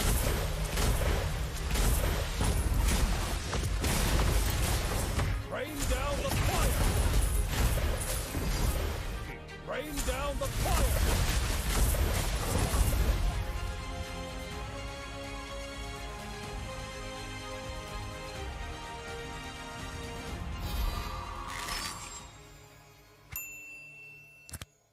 Hyperblend? What on earth is Hyperblend? Thrilling as Brawl. Strategic as Magic Chess. Unbridled like Overdrive. And versatile like Creation Camp. Hyperblend, another great game mode from MLBB. 50% skill, 50% luck, 100% fun. Skills and equipment, unlimited strategies. Heroes, skills, combinations are up to you to decide.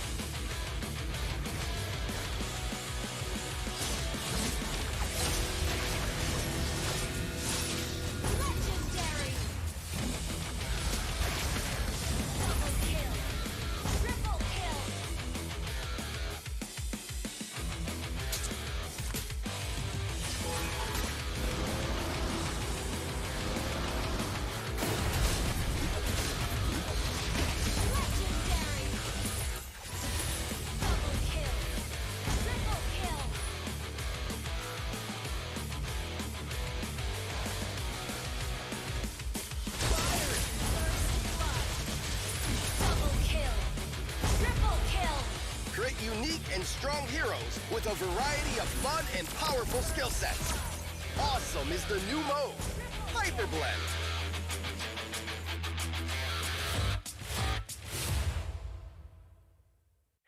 everyone! Welcome to the latest episode of Hero Spotlight, featuring Fredrin, the Rogue Appraiser. Fredrin is a tanky fighter who not only possesses a lethal skill set, but also the ability to offset the damage he takes. Now, let's take a closer look. Hero skills. First skill, Piercing Strike. Fredrin thrusts his sword in the target direction, dealing damage to enemies hit and enhancing his next basic attack. Hitting enemy heroes with Piercing Strike grants Fredrin combo points. Second skill, Brave Assault.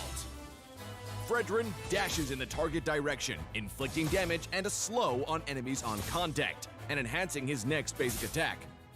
Hitting enemy heroes with Brave Assault also grants Fredrin combo points. Third skill, Energy Eruption. After a short delay, Fredrin deals damage to nearby enemies and immobilizes them. Hitting enemy heroes reduces the cooldown of the first and second skills. It costs combo points to cast this skill.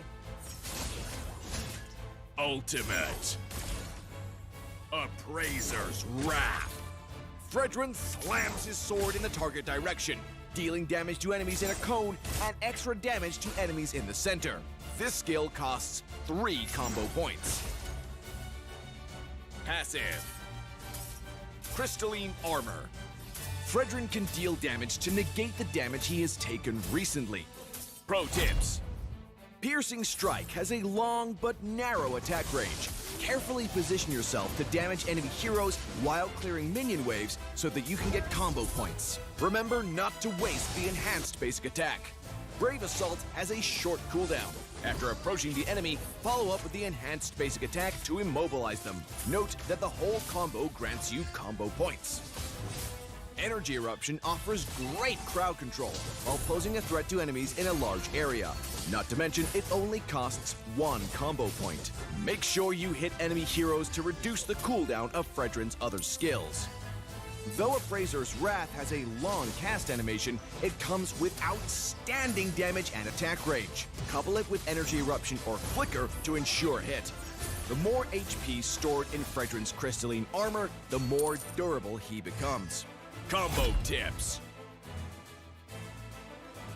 In the laning phase, approach the enemy with Brave Assault. Follow up with the enhanced basic attack to inflict control, then cast Piercing Strike for damage. Lastly, use Energy Eruption to reduce skill cooldowns. In teamfights, cut into the fray using Brave Assault. Then cast Piercing Strike for the enhanced basic attack and the combo points. Follow up with Energy Eruption for both damage and cooldown reduction. Lastly, finish off enemies with Appraiser's Wrath. Tactics. Fredrin excels at face-offs. In the early to mid-game, try approaching enemies and land as many skills as possible on them for combo points. In the late game, given Fredrin's passive, he can shield his teammates from damage. By combining skills and enhanced basic attacks to accumulate combo points, Fredrin can easily finish off enemies with his ultimate and survive unscathed. Since both the tank and the fighter roles suit Fredrin well, we recommend this build when he takes the tank role to further boost Fredrin's tankiness and recovery. Tank Emblem enhances Fredrin's durability, as well as his cooldown reduction, while Brave Smite grants him good sustainability. As for the fighter role, we recommend this build to improve his survivability and cooldown reduction.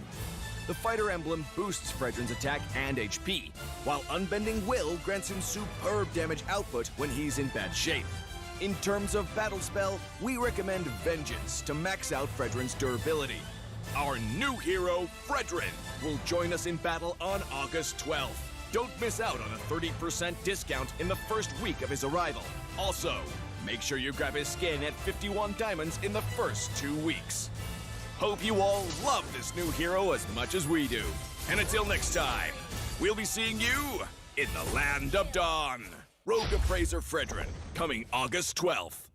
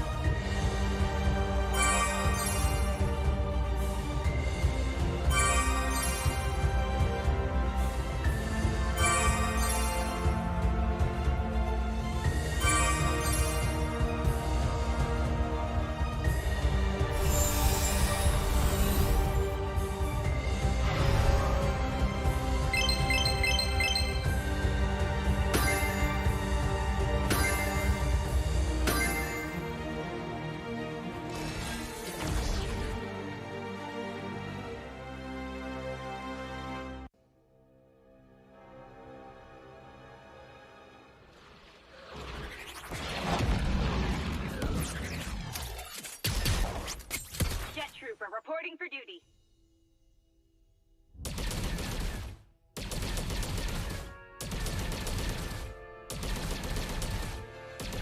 Orders received. Prepare to be faced with.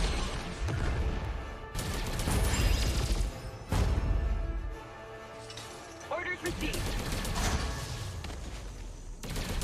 Time for a high-caliber shot. I've spotted the fugitive. Time for a high-caliber shot.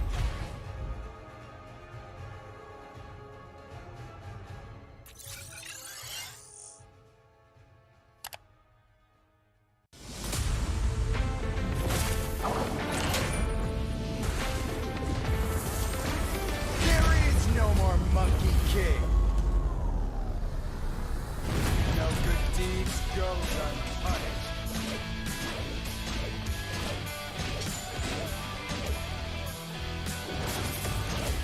Yeah. Yeah. Cool.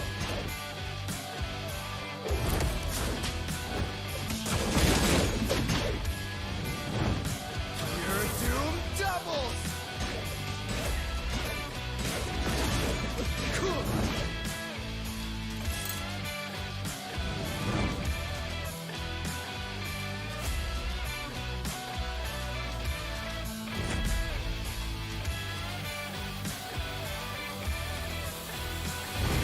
Your doom doubles. Cool.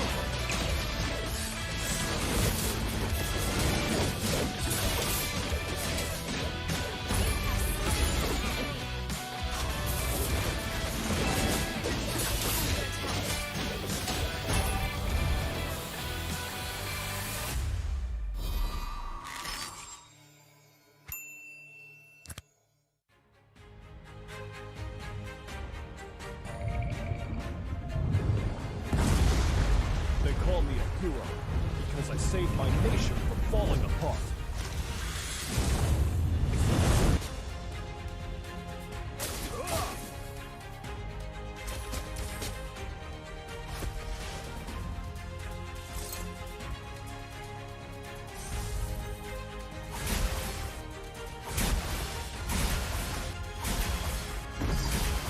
Stay loyal. Stay humble. A true warrior. Rain down the fire!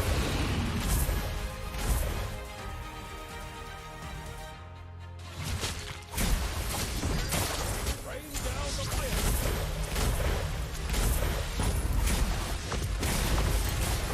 Rain down the fire! Rain down the fire!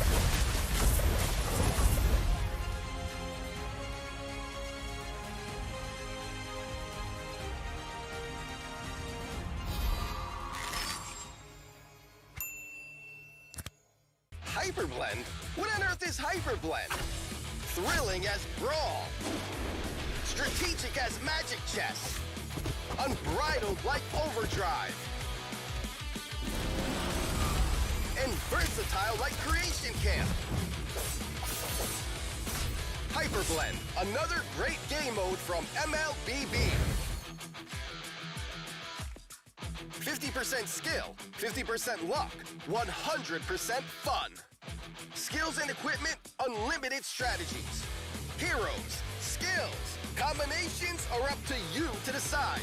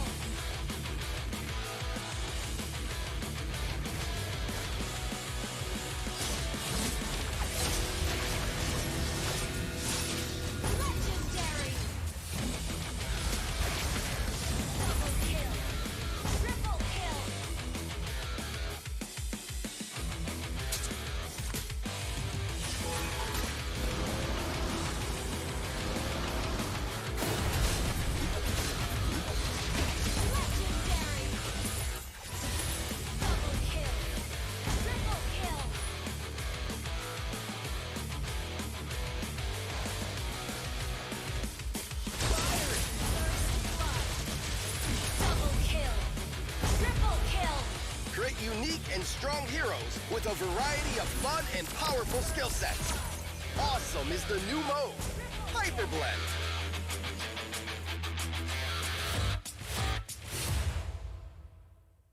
Hello, everyone! Welcome to the latest episode of Hero Spotlight, featuring Fredrin, the Rogue Appraiser. Fredrin is a tanky fighter who not only possesses a lethal skill set, but also the ability to offset the damage he takes. Now, let's take a closer look. Hero skills. First skill, Piercing Strike. Fredrin thrusts his sword in the target direction, dealing damage to enemies hit and enhancing his next basic attack. Hitting enemy heroes with Piercing Strike grants Fredrin combo points. Second skill, Brave Assault. Fredrin dashes in the target direction, inflicting damage and a slow on enemies on contact, and enhancing his next basic attack.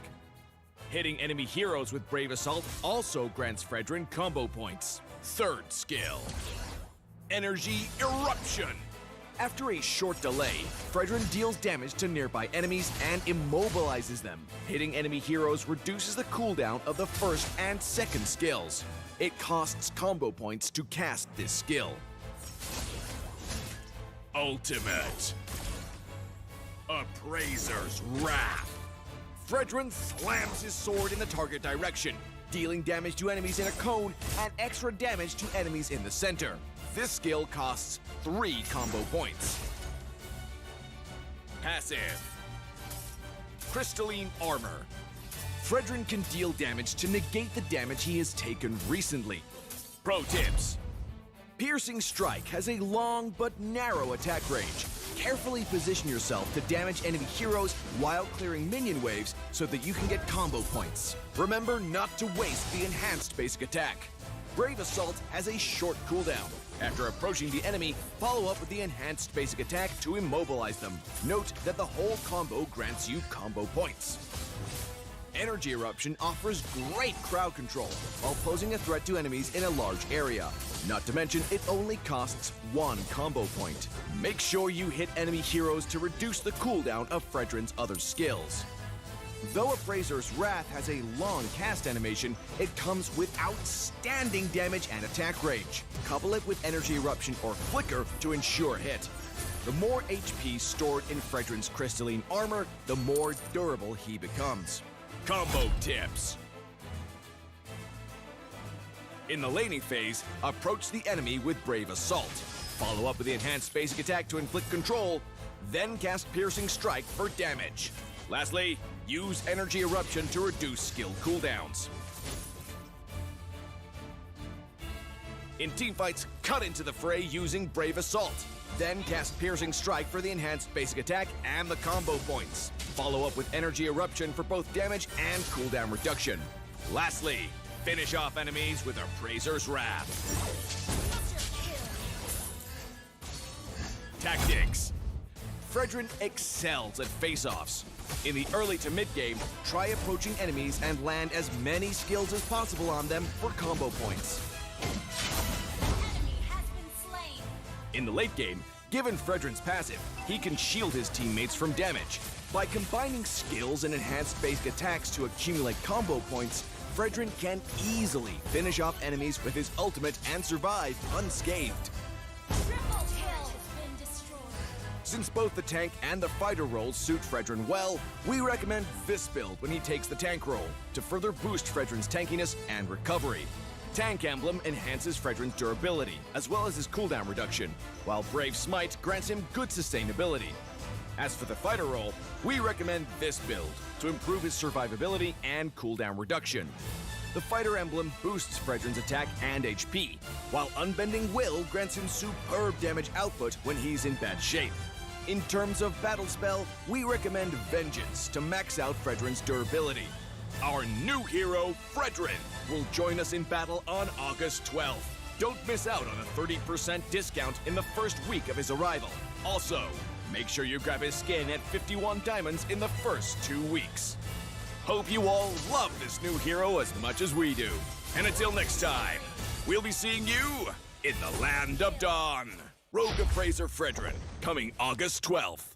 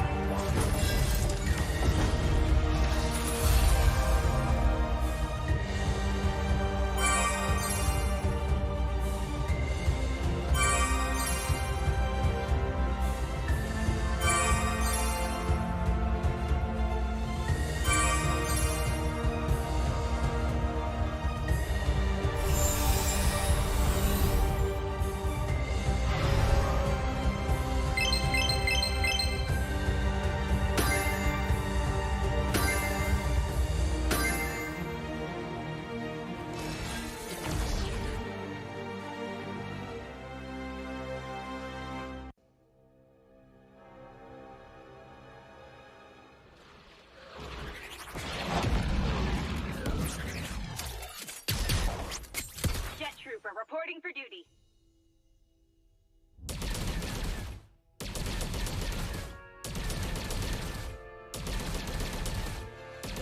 Orders received. Prepare to be faced with.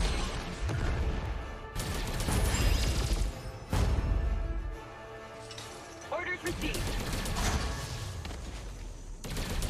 Time for a high-caliber shot. I've spotted the fugitive.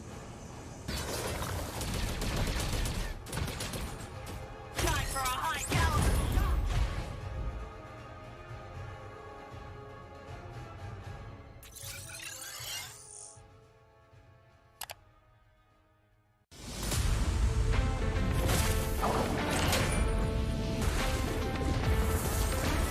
There is no more Monkey King.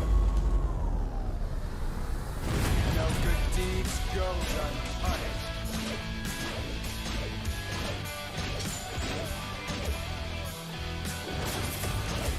Yeah.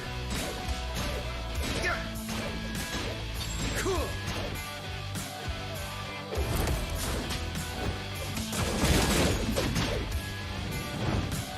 Your doom doubles. Cool.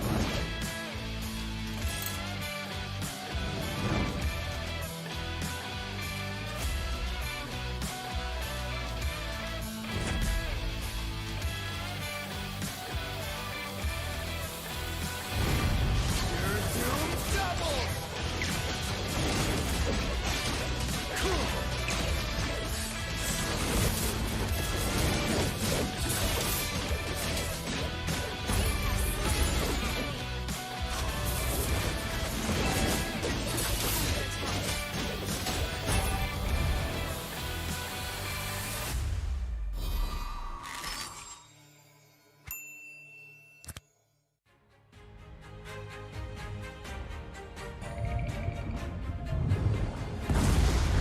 They call me a hero because I saved my nation from falling apart.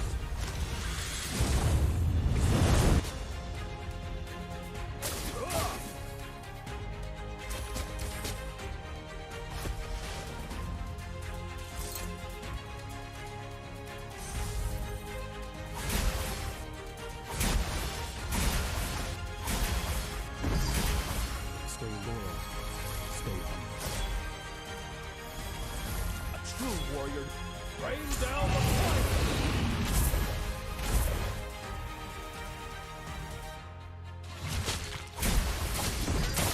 Rain down the fire!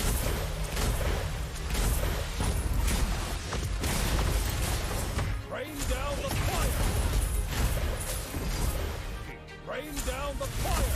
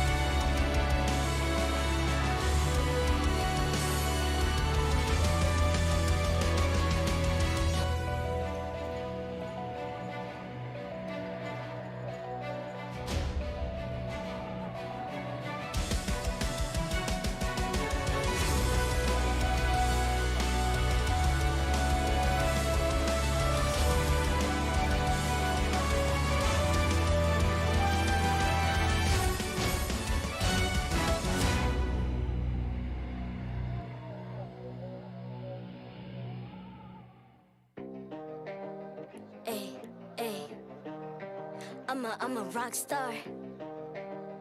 Yeah, rock star. Ay, ay, ay. I'm a rock star, baby. I'm a rock star. I'm a rock star. I'm a rock star. I'm a rock star. Panggil aku rock star. Ini kejohanan kita semua orang rock star. Kita rockstar, kita buat saja gaya kita. Makin panas apinya sudah membara. Macam mana pun kau menempuh segala. Demi negara kau buat semua bangga. Step into my world, you know I'm always in my zone. You know I got my team, no I'm never alone. Bring out my best, buat yang terbaik. Jadi juara perlahan kita naik. Aku nak push, naik-naik jadi lebih bagus. Jadi hero, ku ada skill. Berapa banyak musuh aku dah kill. Ramai cuba mencapai, cause they envy me. Tiap game aku pasti jadi MVP. Easy. I'm a rockstar, baby, I'm a rockstar. I'm a rockstar, I'm a rockstar. I'm a rockstar, panggil aku rockstar. Ini kejohanan kita semua orang rockstar. I'm a rockstar, baby, I'm a rockstar. I'm a rockstar, I'm a rockstar. I'm a rockstar, panggil aku rockstar. Ini kejohanan kita semua orang rockstar. Tengok nanti siapa yang juara. Ni peluang kita bawa pulang piala. This is my game, this is my time. Menang semua, everything will be mine. Kalau jatuh kau pasti kembali. Bangun balik ku tegak berdiri. Kuatkanlah tenaga, ganjaran diperoleh. Ni kejohanan kita, Malaysia memang boleh. Rise up to the top, kita buat bersama. Semangat kita kuat di bawah satu bendera. Ay. I'ma go hard for the win. Win. On the battlefield till the end. I'm trying to beat the greatest anyone has ever seen. Stand by, I'm coming in for the win. I'm a rock star, baby, I'm a rock star. I'm a rock star, I'm a rock star. I'm a rock star, panggil aku rock star. Ini kejohanan kita semua orang rock star. I'm a rock star, baby, I'm a rock star. I'm a rock star, I'm a rock star. I'm a rock star, panggil aku rock star. Ini kejohanan kita semua orang rock star.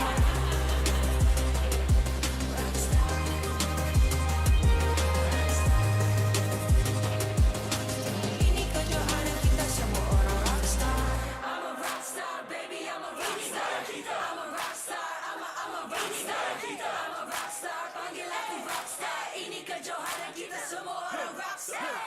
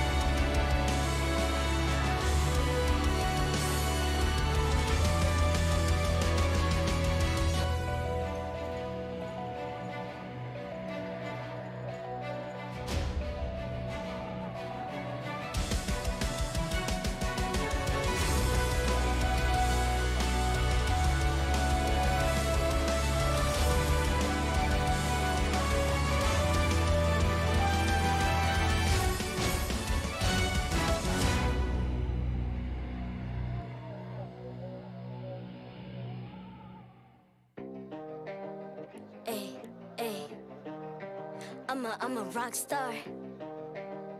Yeah, rock star. Ay, ay, ay. I'm a rock star, baby. I'm a rock star. I'm a rock star. I'm a rock star. I'm a rock star. Panggil aku rock star. Ini kejohanan kita semua orang rock star.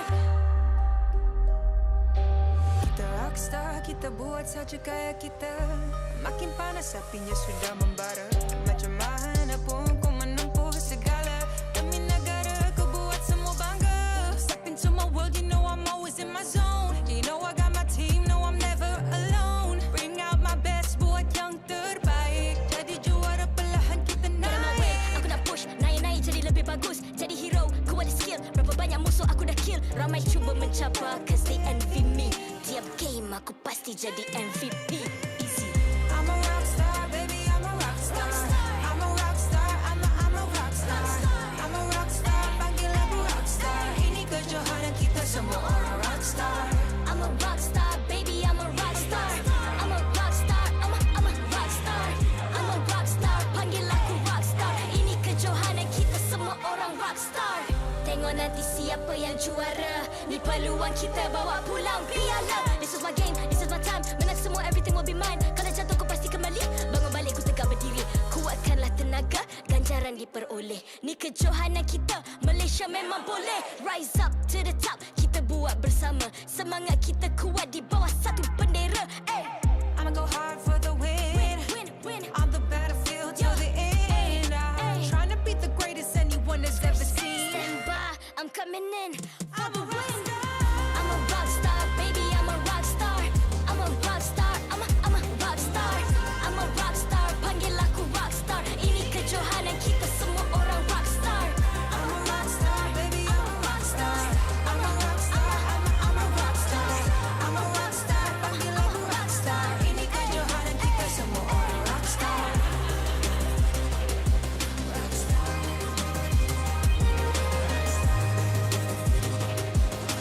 Ini kejohanan kita semua orang rock star. I'm a rock star, baby, I'm a rock star. I'm a rock star, I'm a rock star. I'm a rock star, panggil aku rock star. Ini kejohanan kita semua orang rock star.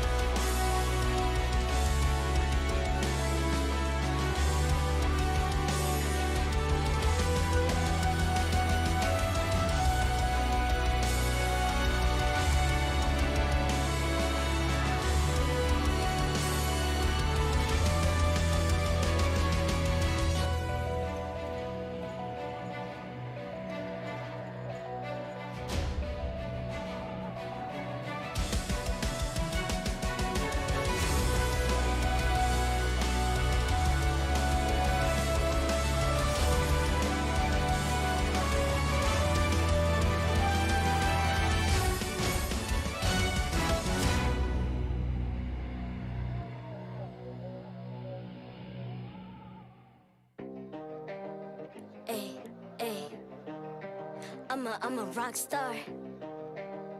Yeah, Rock star? Ay. I'm a rock star, baby, I'm a rock star. I'm a rock star, I'm a rock star. I'm a rock star, panggil aku rock star. Ini kejohanan kita semua orang rock star. Kita rock star, kita buat saja gaya kita. Makin panas apinya sudah membara. Macam mana pun kau menempuh segala. Demi negara kau buat semua bangga.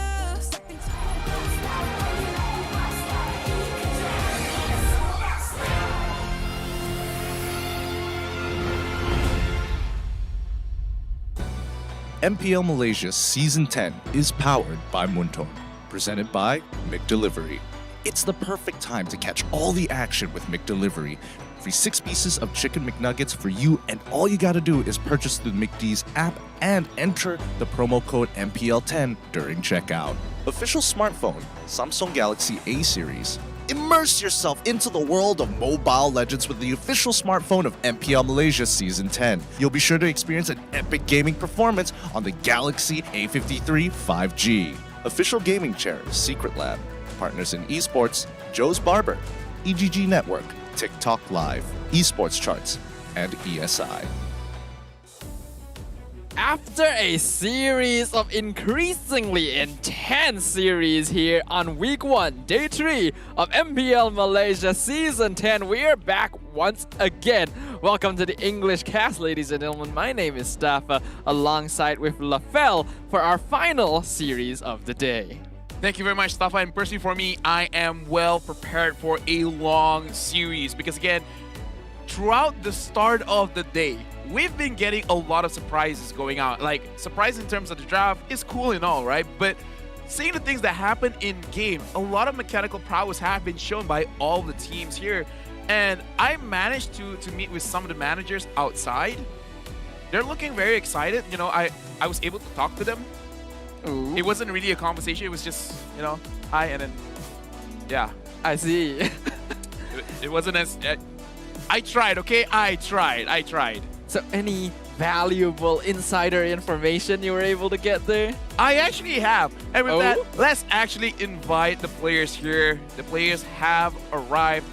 And the thing that I have to say about both these teams, Orange Esports as well as Homeboys, the thing that I've heard is in scrims, they...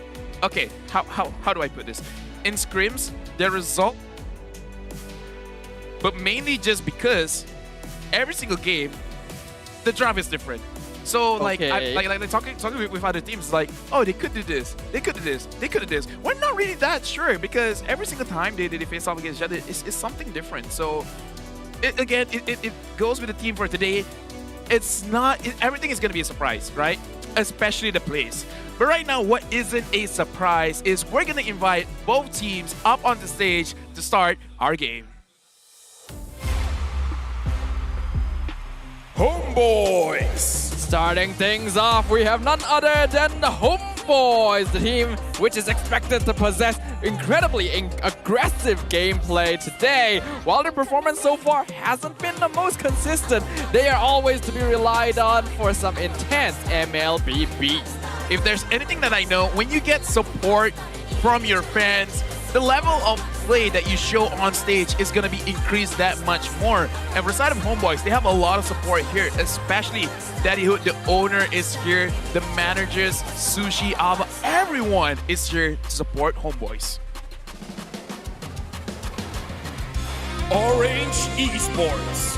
But their opponents in our last series of the day will be the final team making their debut on MPL MY Season 10, Orange Esports. Season 9 second place.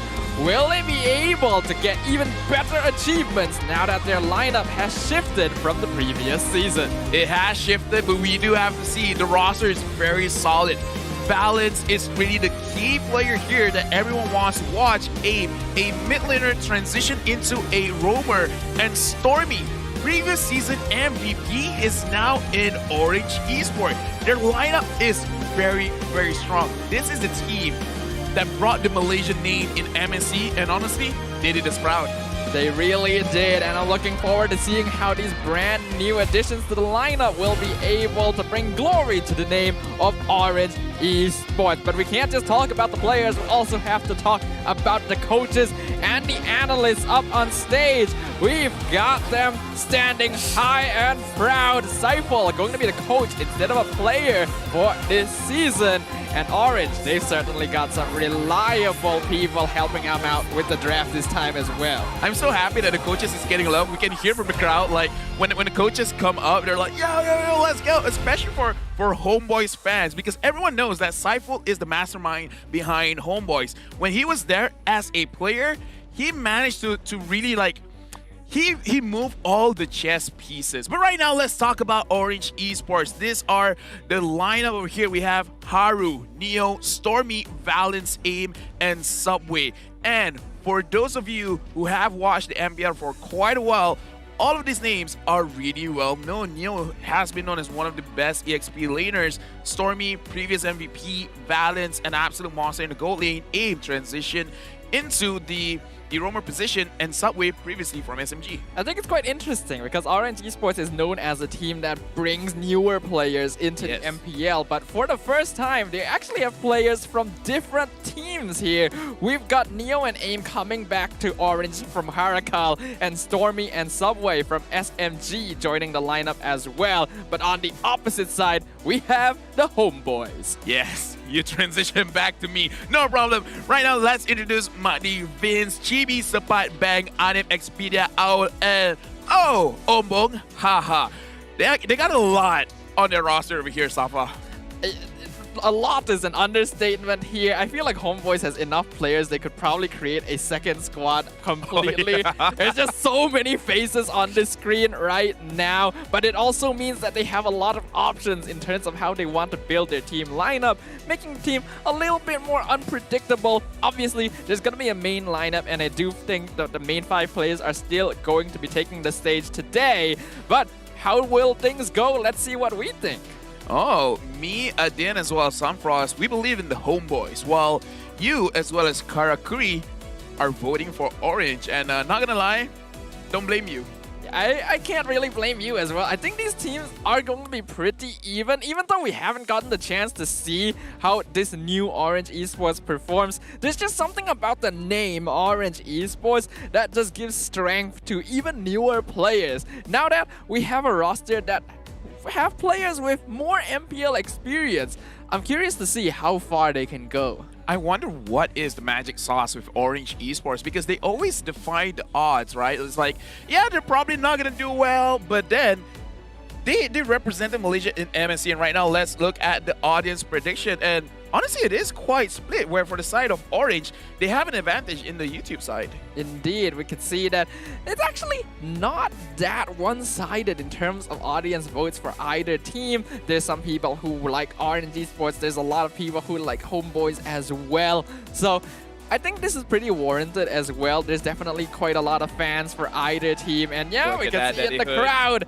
the energy is here at the live stage. Yes, that is the owner of Homeboys, Daddyhood, proud owner. But right now, they have the fans here. But we need you. They need you. Everyone at home, please show your support to your favorite team and put in the hashtag 10Bersama, BRSA.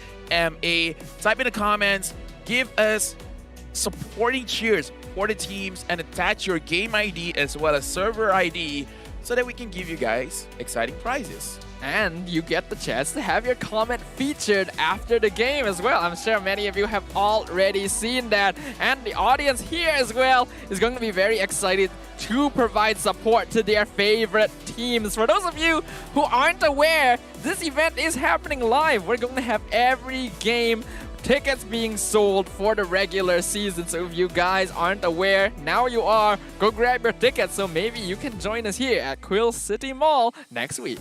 Yeah, quick plug, just go to their IG or Facebook. They have all the information there. Speaking of which, follow our IG as well. MLFL, Stafa. That'd be great. But right now, let's look at the draft coming in for both these teams. And even though they say that in terms of the draft, there's a lot of changes coming in, I kind of just want to look at one change. Either Expedia bumps up his usage of the Natalia, or try something else, because it's a little bit too risky, especially going up against Orange Esports, which again, their lineup, quite a veteran lineup. They should know how to handle against these assassin roamers. Indeed, considering that we do have Neo and AIM over there, these two are, of course, different laners that have played roam before, so they're aware of what Expedia might be attempting to do towards that early stage of the game. Expedia himself obviously going to have some pretty big shoes to fill, because now that Saiful is playing as a coach, being able to fulfill the same sort of obligations that previously he would have done for the Homeboys is going to be some difficult for him to really adjust into. It's also a challenge for Saiful, because transitioning from a player to a coach is actually quite difficult. It is good because you've been a player before, so you know how it feels on stage. You know what kind of heroes that they want to use.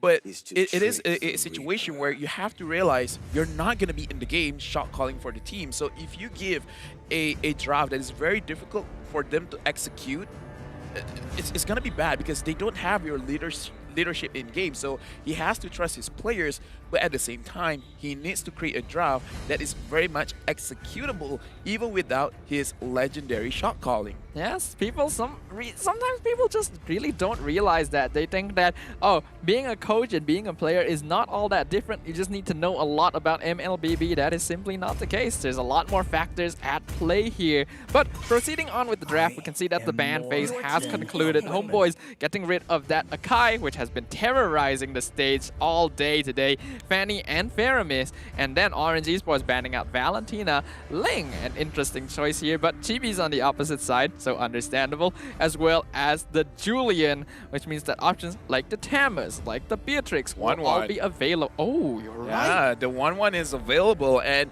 usually people actually counter the 1-1 with a Valentina just because the Valentina doesn't have to need any kind of weakness tags. She can use the crossbow tank instantly, and there we go. If the 1-1 is up, one of the most broken hero in Mobile Legends history, of course it's gonna get picked up.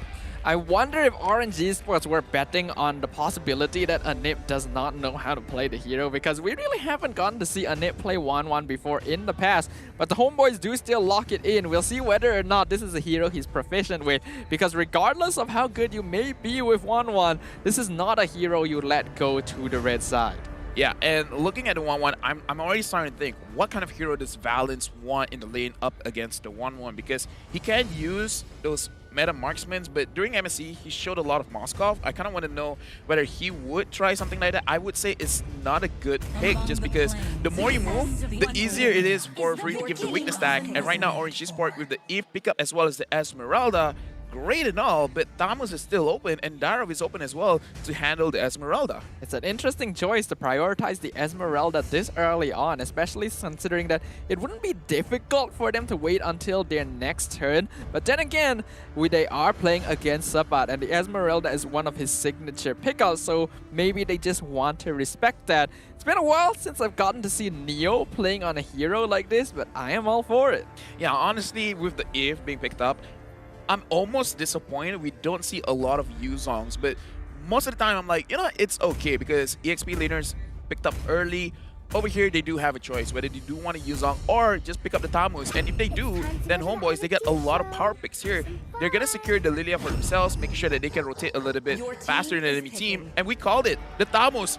Two extremely strong heroes, arguably S tier on the side of Homeboys. Yeah, and add that onto the fact they already had the 1-1 to begin with. This is shaping up to be a very comfortable lineup. Tamas against the Esmeralda is actually still going to lean slightly towards Tamas, and Lilia will win against Eve most of the time, meaning that these two lanes are already going to be going in priority to the Homeboys, and Orange needs a way to be able to address that.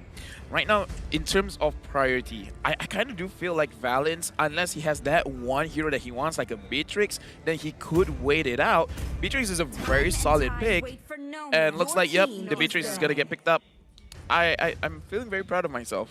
The draft has been called pretty nicely. It is pretty good. I think these are pretty expected hero pickups from either side. Obviously, at this point, if the Beatrix is not picked up now, it is going to be banned for sure in the second phase. So Valence definitely wants to have one of the best marksmen he can get against a 1-1. But I do still wonder how well it'll work out, considering that it is going to be Anip playing on this hero. The second ban phase will now commence. For the Homeboys side, they are still going to be looking for a jungler and a roamer. So Orange Esports will be targeting that Selena. Very interesting. This might be the first Selena ban, at least not that I think of for this particular season. And I like that you talked about Chibi's hero, because so far in the MPL, he's been focusing more on those tanky junglers, you know, like the Balman, the Debaxias and such. So I want to see Chibi on something a little bit more aggressive, especially considering Orange Esports. They have a Beatrix, they have an Eve, not the highest in terms of HP pool. So it is a good opportunity for him to use something like a Lancelot, which Chibi has been doing very well on. However, if he does pick up something like the Balman, I wouldn't be too surprised. What mainly worries me is that throughout the entirety of Season 9, tank meta was the thing. So a lot of junglers had to swap over to playing tankier heroes. And I wonder whether or not they've been given enough time to start readjusting themselves back to these high mechanic assassins. I guess we will find out, because two of these assassins are actually banned out in this final phase. Natalia as well as Karina removed from the pool. That's one of the problems, because I am a tank player, so I know when you play tank, you just go to the bank. You just feel so good not dying. So, you know, it becomes one of those situations where I kind of do want to play the tank. And right now we can see hovering over here. They're hovering fighters, so maybe they're looking at a fighter jungler. It's good to pick up the Balman because, again, Balman is a pretty solid jungler focusing on the river fights, but also it's a good takeaway from Chibi. Yeah, I think that's pretty smart from RNG Esports. We have to remember, Homeboys, Chibi especially, is a player that really prioritizes neutral objectives. He loves grabbing as many turtles and lords as possible, and Balmond, with that lethal counter, makes sure that Orange will be able to secure a lot of these objectives much easier. Subway going to be playing on that hero. We have to remember Subway used to be a member of Team SMG in the previous season, but didn't really get to play very much, so we're not very familiar with his whole hero pool. This is kind of a difficult situation. Chibi might want a assassin jungler, which is good against the Beatrix as well as the Eve, but they're not very good against the Balman. So if they're going for turtle fights, the Balman would still win. And right now, the Matilda is going to get picked up, so not too tanky, but we talked about it, and the Lancelot is going to get picked up. Instantly, you can hear the cheers from the crowd. They know this is going to be the Chibi Lancelot. And man, it has been a long time since we have seen this signature pick coming out of the Homeboys. Excited to see how it will work out. Matilda going to be played by Expedia. This is actually a hero he's quite comfortable with as well. And finishing things off is going to be the Ruby. An interesting choice here. I'm not certain if AIM has ever shown that he can play this hero. Yeah, it's very, very interesting. I'm just proud that I know okay, it's good and bad. I know the Homeboys well, that we know what kind of draft that they're gonna pick. But it does show that they might be a little bit predictable over here. But either ways, we're gonna go into the game where for the side of Orange Esports, you brought it up. And that is the player I personally want to watch because AIM has always been a mid laner. So now transitioning into a roamer, will we see a Zion Senpai kind of transition where Zion Senpai was also a mid laner, but then because of Stormy, he became a roamer, and then he showed one of his best performances in MPL so far in his MPL career. Will we see the same thing with AIM, which again, coincidentally, the mid laner is going to be Stormy, which is our focus player for today. Stormy going up against Vince, where Bang was supposed to be the mid laner, however, Vince is being subbed in. It's just very, very interesting. I just want to see whether AIM and Stormy can play well with each other. Well, without further ado, the Land of Dawn shall now once more return into focus, and we are going to witness the first bout between the Homeboys on the blue side and Orange Esports on the red side. What you mentioned is true. I'm very curious whether or not AIM will be able to reproduce Zion Senpai's success transitioning from the mid to the row. Although I kind of do have to say, it's kind of a good flex for Stormy, where it's like, no matter which team I go to, the mid laner will transition to the roamer. It's kind of like, you know, I don't know how to say it without sounding too terrible, but you get what I'm trying to say. He gets the good stuff, basically. He gets to... He forces other people to retire. Oh my god. I mean, you said you were trying to find a better way to say that. I'm not sure if that's what you were looking for, but we'll go with it for now.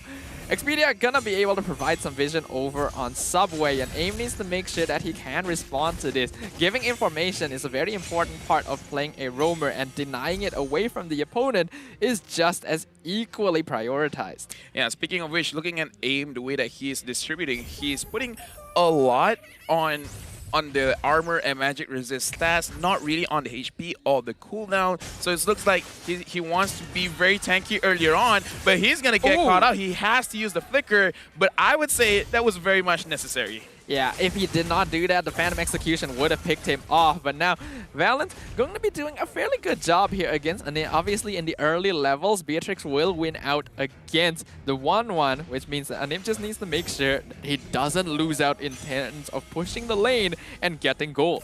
Yeah, but either way, Valens, he has to be careful because just now he gave free weakness tags onto Anep. It could be because he's level 3. I shouldn't be worried, but he should not have that habit. Either way, right now, Neo is going in front. He's taking a lot of damage. Aim's trying to push Sepat away, but look at this. They're all at the turtle side, and right now, Stormy is getting focused, but it looks like he's sustaining. There's no problem for him. And First Blood going over to Subway. That's just well played by Orange Esports, and Stormy not faltering under the pressure, just going through with the real-world manipulation. I'm actually surprised that Sepat did not manage to cancel that, because pulling someone back with the Molten Scythes would be enough to disrupt the Eve ultimate, but he wasn't able to do it in time, got caught out with a lethal counter, and instantly both teams just decide, well, we can't go for the turtle anymore.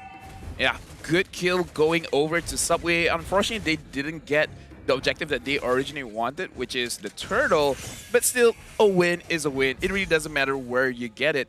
For Orange Esports as well as Homeboys, even though a kill did go over to Orange, but honestly, the game is fairly equal in terms of gold. It is where you would suppose it would be. Valens, Subway, Anevents, they're on the top of the charts in terms of gold, but again, there's not much difference out of everyone here. Yeah, there's not a very big gold advantage for either side right now. Orange Esports just have about 300-400 gold more than the Homeboys, which isn't really much. Now you can see Chibi trying to go down on Stormy, but he does manage to get the real world manipulation out. He knows Circling Eagle is already gone, and Chibi is going to be the first target. Subway secures the turtle with the lethal counter, and that's going to be an objective going to Orange Esports. Obvious miscommunication there between Expedia as well as Chibi, because here is a good tip for assassin players or aspiring assassin players. When you go in, you want to have one skill that you can use to escape. So the way that Homeboys, they wanted to engage, Chibi already used his Phantom Execution to get close onto the target. He missed his puncture, but Expedia went in, so he went in as well. And then once the reward manipulation was open, he had no more skills to run away. So it was bad decision from Expedia as well as Chibi, badly executed. I hope they don't do that again. But it was also a good identification of opportunity by Stormy. Knowing that the only skill that can cancel his ult is gone, he can feel very free to just pop the real-world manipulation, even though Expedia is right next to him. And that was enough to secure the kill onto the Lancelot. So Orange Esports right now doing a good job. And the early game is going to be more Orange Esports centered simply because they have this Balmond going to be able to come online earlier than the Lancelot, but they still have to be wary and not allow a nip to scale up. Yeah, because again, 1-1, as Gideon would say, it's a free win button, right? But it's only really a free win after, say, second, third item. So right now for the side of Homeboys, as long as they can scale up, it's completely fine. Because I talked about this on the Malay caster desk, and that is the identity of Homeboys. They fight in the Riverside. They will fight when it comes to the Lord and the Turtles. And most of the time, 8 times out of 10, they win. And they usually get a comeback off of that. So for the side of Homeboys, what they really have to do is just focusing on getting their core items and then making sure that they have a good setup on Lord, get a crazy team fight, steal the Lord, and then just push all the turrets and then try to end it there. Well, before they're able to do that, the next turtle has already come up on the land of Dawn. Orange Esports in full control over the turtle pit as they were able to push back the bottom side, and it's gonna go over the Stormy, but AIM might be out of position here, dashing away from the rest of the Homeboys, but being slowed down heavily by the Lilia. Flickers away from the Torn Rose. Nice timing from AIM there. Valens now going to be the next target. Guiding Winds pulls Chibi in. Ooh, that's a lot of damage, but they don't have any more cooldowns. Real world manipulation gonna catch out Chibi because he has no skills left and doing a lot of damage to Anip as well. Subway sees this. He wants to get the kill with the lethal counter,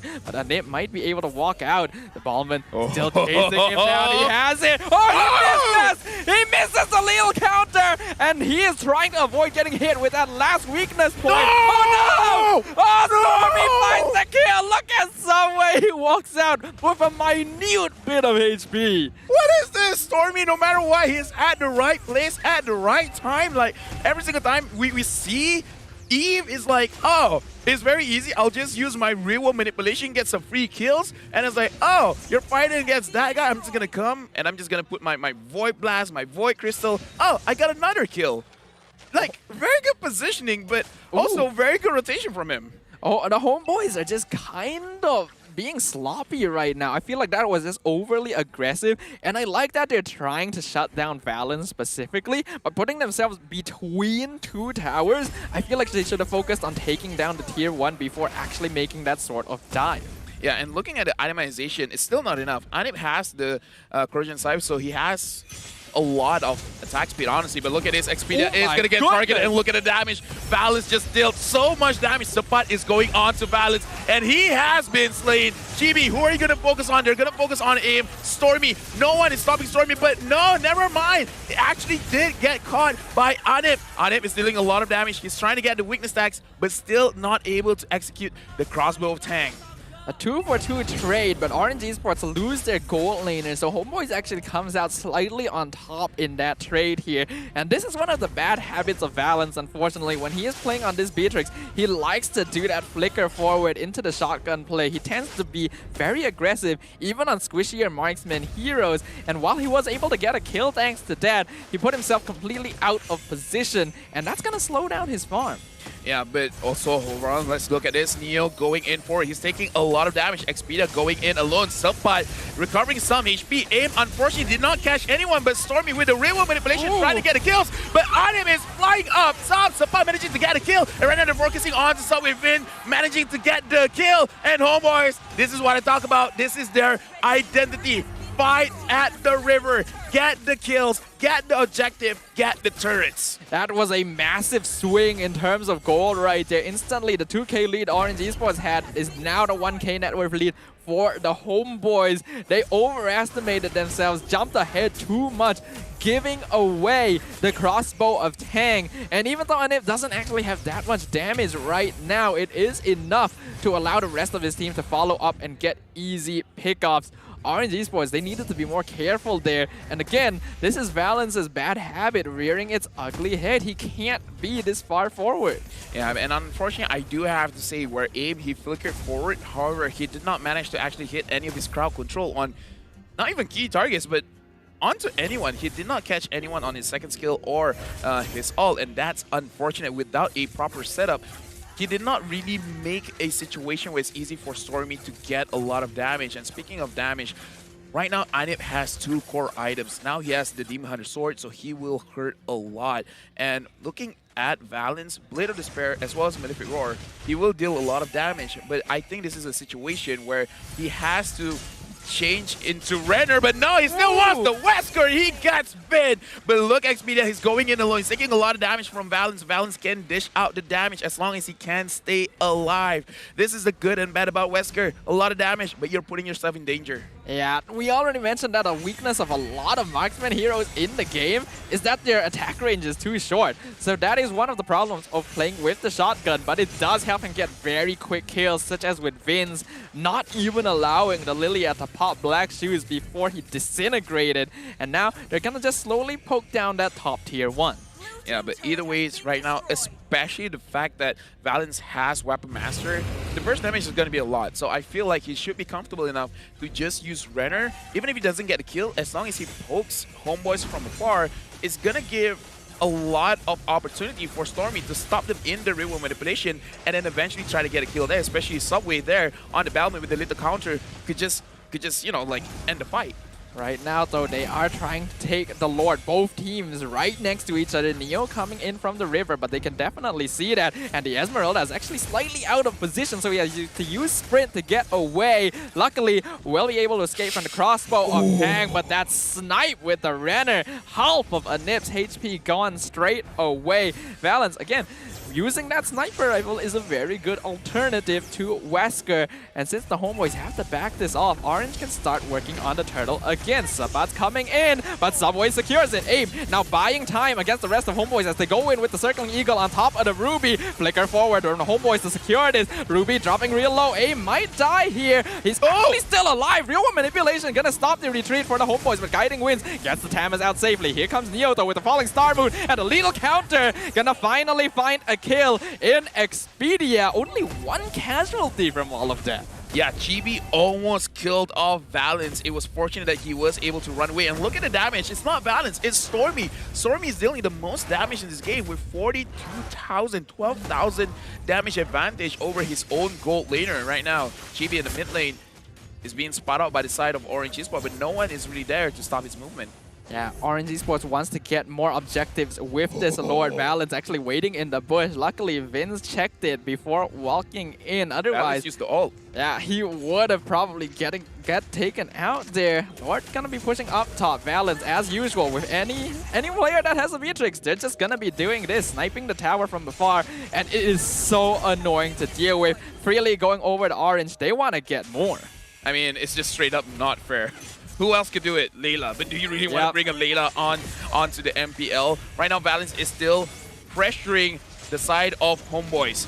Chibi right now, it looks like he does want to go in, but there is no clear opportunity for them to really engage. Expedia can't really single anyone out, especially looking at how Orange Esports is playing. They're grouped up so close together. Anyone that goes in is just going to get punished. Supa, I kind of feel like he should be the front line. He should start something, and then Expedia follows up after that. But I think what Supa is trying to do is find a better opportunity to jump in, and he's not quite locating it. Without this Hamas, though, as you mentioned, there simply is no front line for the Homeboys, and that makes it a lot just very unsafe for them to try and take a fight. Orange, once again, going for the bottom inhibitor. Real-world manipulation, zoning them out. Phantom execution, finding two. Valens gets taken out in the backline. Execution by the Lancelot. He now wants to target aim. Misses the Torn Rose on Stormy. Orange Esports forced to make a hasty retreat. I'm very happy with two players' performance. Number one, Chibi, he flanked from the side. He managed to get Valens sleeping, and I like Stormy. Right now, we got to look at the Lord push advantage. 31,000 tower damage. That is a lot. That is amazing. But again, Stormy, we've seen time and time again from the side of Homeboys, they do target him. They want to make sure that he does not dish out the damage. And even Chibi, with the Lancelot, one of his core heroes that gave him his name in MPL. And again, as an assassin with the assassin emblem, he is fast. But still, Stormy, he managed to just get away from all those damage. What made Stormy the MVP of last season is simply his ability to be aware of where he needs to position in every single fight. You usually expect mages to be targeted very early on by assassins, but he always seems to know where exactly to stand to avoid being targeted, and that's what we're seeing right now. It doesn't seem like that quality of him has diminished here. Still 3-0 on this Eve, in a game where there are a lot of people that could easily jump him. I think it's very fair to say that Stormy is a KDA king, because looking at the numbers from previous seasons, he has the highest KDA out of anyone. Like even for his own team, he has the highest amount of KDA. And right now, the Lord is being pressured. Let's look at the position from Neo. Neo is trying to flank from behind. Expedia goes in onto Stormy, and Stormy is super low. He's trying to run away. He still does have damage. Supai manages to get the kill, but look at the crossbow attack, focusing on to Valens, but Valens was able to escape. Supai going on to Subway. Double kill for this Thomas. Neo is here. Neo is trying to provide the support needed for Valens to dish out the damage. However, it's easier said than done. And the mid inhibitor is actually taking a lot of damage from this one mid. Will he get it? He does! Oh, the mid inhibitor just falls for free there. But it was a good initiation from the Homeboys. Things just went south very quickly for Orange, since even though it looks like they funneled the Homeboys into a single lane and they lost Expedia and Chibi, they still managed to take control of that fight thanks to Anip. But now he's dropping very low, and here comes Orange Esports. Looking at the situation, Valens, he's using the Wesker. He still has it. But look at Supai. Supai is chasing after it. Who's going to get the Lord? Jamie! Who's going to get the Lord? Valens has been bumped up, and Anip is flying up top, focusing onto Neo. There's nowhere for him to run. Don't fight against Homeboys in the river. Yeah, you just can't contest that. I like what Orange Esports were trying to do. They were attempting to steal the Lord away because they knew Chibi was not around, but he came just in time. And although he died to the burst from Valens' Wesker, it was enough. He got that red tree off. And then now Anip has become a problem. The 1-1 is nearly full build, and getting those crossbow of tanks is more than enough to secure the fight. As we mentioned, a free win button. That's all Anip needs to do in order to secure the team fight for the Homeboys. And Stormy is having a more difficult time positioning himself, because Supa as well as Chibi, now they're in full aggressive mode. The Lord is marched in. They are managed to get the mid second tier turret. However, it looks like the Lord will not march any further. Very good defense coming in from the side of Orange. What Orange Esports needs to do now is be able to catch out a nip, but it does make it very difficult because 1-1 has an inbuilt Purify, and there's only so much crowd control on the side of Orange Esports. They need to be able to catch out the 1-1 perfectly because otherwise they have a lot of heroes that want to stand in the front line, making it easy for a nip to pop that crossbow of tank. Valence, if he does have the Demon Hunter sword, it might even be a good idea to swap out one of the weapons onto Nibiru, because I feel like looking at Orange Esports, they don't have enough DPS. They have a lot of bursts, but they don't have DPS. The only DPS that they have is Stormy. I kind of feel like they need a little bit more, because compared to the 1-1, even after the crossbow of tank, the 1-1 can actually deal a lot of damage still. So I don't know. Again, it depends on the playstyle. Wesker as well as Renner has a lot of damage, but I feel like right now they need some level of consistency. So that's why I think might be a good idea to consider switching over to Nibiru. I do actually agree with you there, but that also does seem to be outside the usual style of Valence Beatrix. So we'll see whether or not he does decide to do that. Right now, even though Orange Esports has been losing fights so far, they actually do still have the tower advantage. The next Lord is going to be up in 40 seconds, and this is an important one for both teams because this could very well end the game for them. You can see the Lord push advantage from the Homeboys earlier actually did not do that much tower damage as compared to Orange. Yeah, they only managed to get the mid inhibitor, the mid second tier. I still think it's good enough. Right now, the question is really for Orange. What are they going to do for the next Lord fight? How are they going to... look at that. Anip, you were so close to Valence, and Valence could almost pop it off. With that Wesker, Anip is not going to survive it. His reaction speed, I would be surprised if he could press the Wind of Nature in time before the damage connects. But note that he does have the immortality, so even if he gets bursted down once, coming back to life would give him the time needed to just pop the Wind of Nature and potentially get that crossbow of tank. So again, that's something that Orange Esports has to consider. The next Lord is now up. 18 minutes has passed, which means that this is the final evolution of the Lord. This could end the game for whichever team is able to claim it as their own. Orange Esports, even though they have the Battle, I kind of feel like they have to focus on the team fight. Expida manages to get aim, but look at Subway. Subway's going to get focused. He is the jungler. He needs to stay alive. That is the immortality ball. Look at Chibi. Chibi's going after Stormy. Chibi is trying to get the kill. He managed to do it. Aim is all alone. Valence is so far away, and there's nothing that Neo can do. Homeboys, they win this team fight, and right now they have the opportunity to keep on pushing. Looks like they're not going for the Lord. Look at somebody. Somebody's going after Valence. Valence trying to dishes out the damage, but again, the reload time is so far apart, and Anip destroys the turret. Chibi gets onto Neo. Valence finally changes to Nibiru, but it's too late. Game one goes to Homeboys. Woo! Just taking that momentum and running straight into the base with it. Homeboys decided that once they were able to get a couple of pickups, they don't need the Lord anymore. The base is theirs for the taking, and they just ran it down with the sheer force of their bodies. Not much Valence can do in a base defense 1v5. Yeah, looks like for the Homeboy side, they're very happy. Rata Woy. But again, we gotta look at the game objectively, because for both sides, there were mistakes being made. But I like that, again, we've been seeing this trend. Even if you make mistakes in the early stages of the game, you will get the momentum. And I can say that for Chibi. He did not have the best start of the game, but later in the game, he keeps finding the punctures, because again, early stages, he keeps on missing them. He gets the punctures, he gets onto Stormy, and again, Stormy is a KDA machine. The fact that he was able to find Stormy, the fact that he was able to kill him, is honestly a big achievement. Chibi has been considered one of the most consistent junglers in the MPL since his debut, and this is why he will be able to get that farm even if he's kind of down in the early game. And you can just look at the amount of gold earned on this land slot, eclipsing every other player on the field.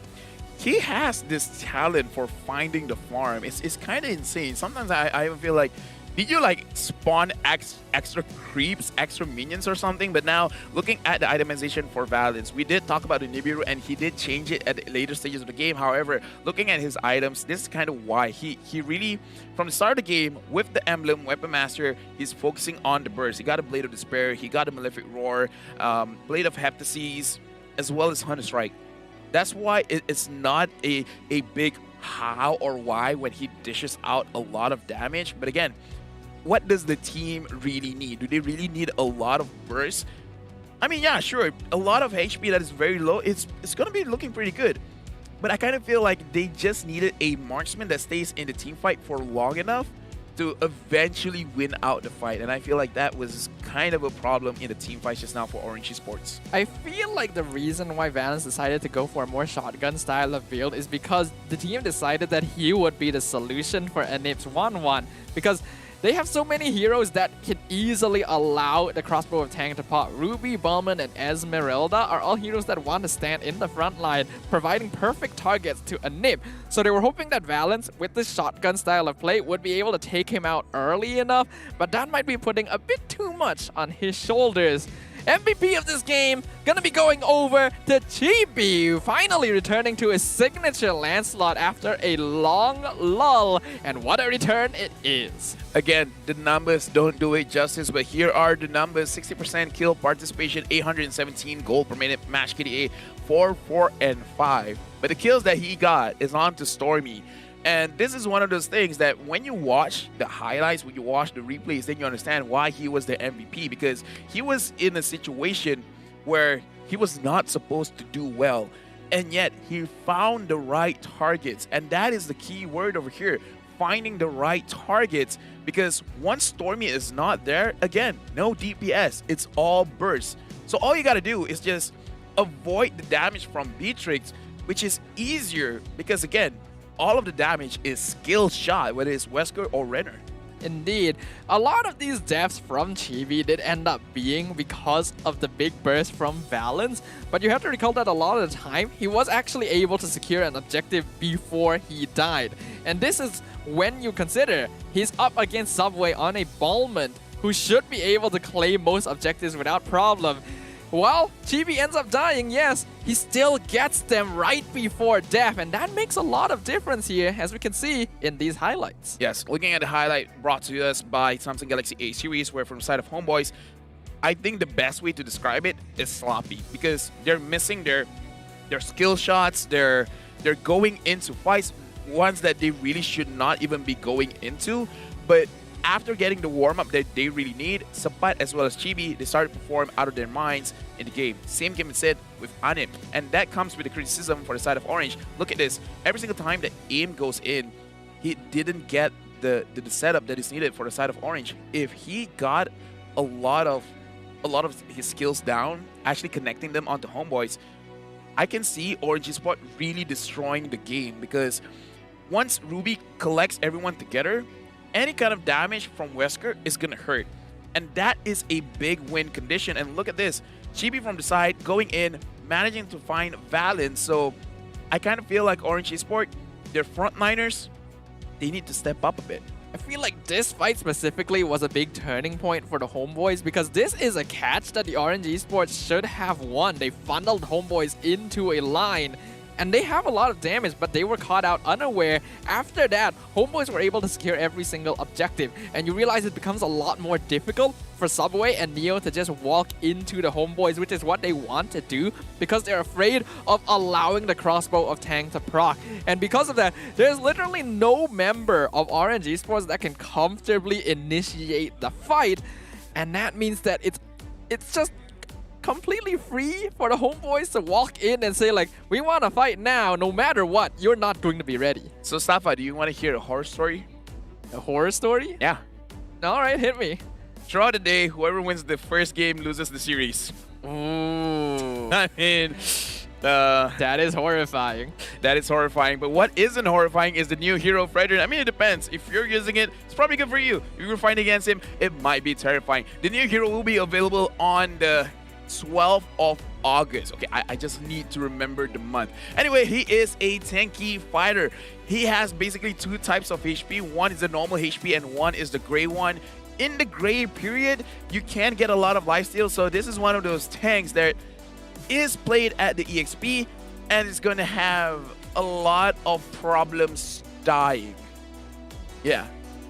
Did I describe it well? It's very interesting to see it being described as having a lot of problems dying. Yeah. Right? Uranus has a problem dying. Yeah, I think Thamus so. has a problem but dying. Typically, you don't consider having difficulty dying to be a problem.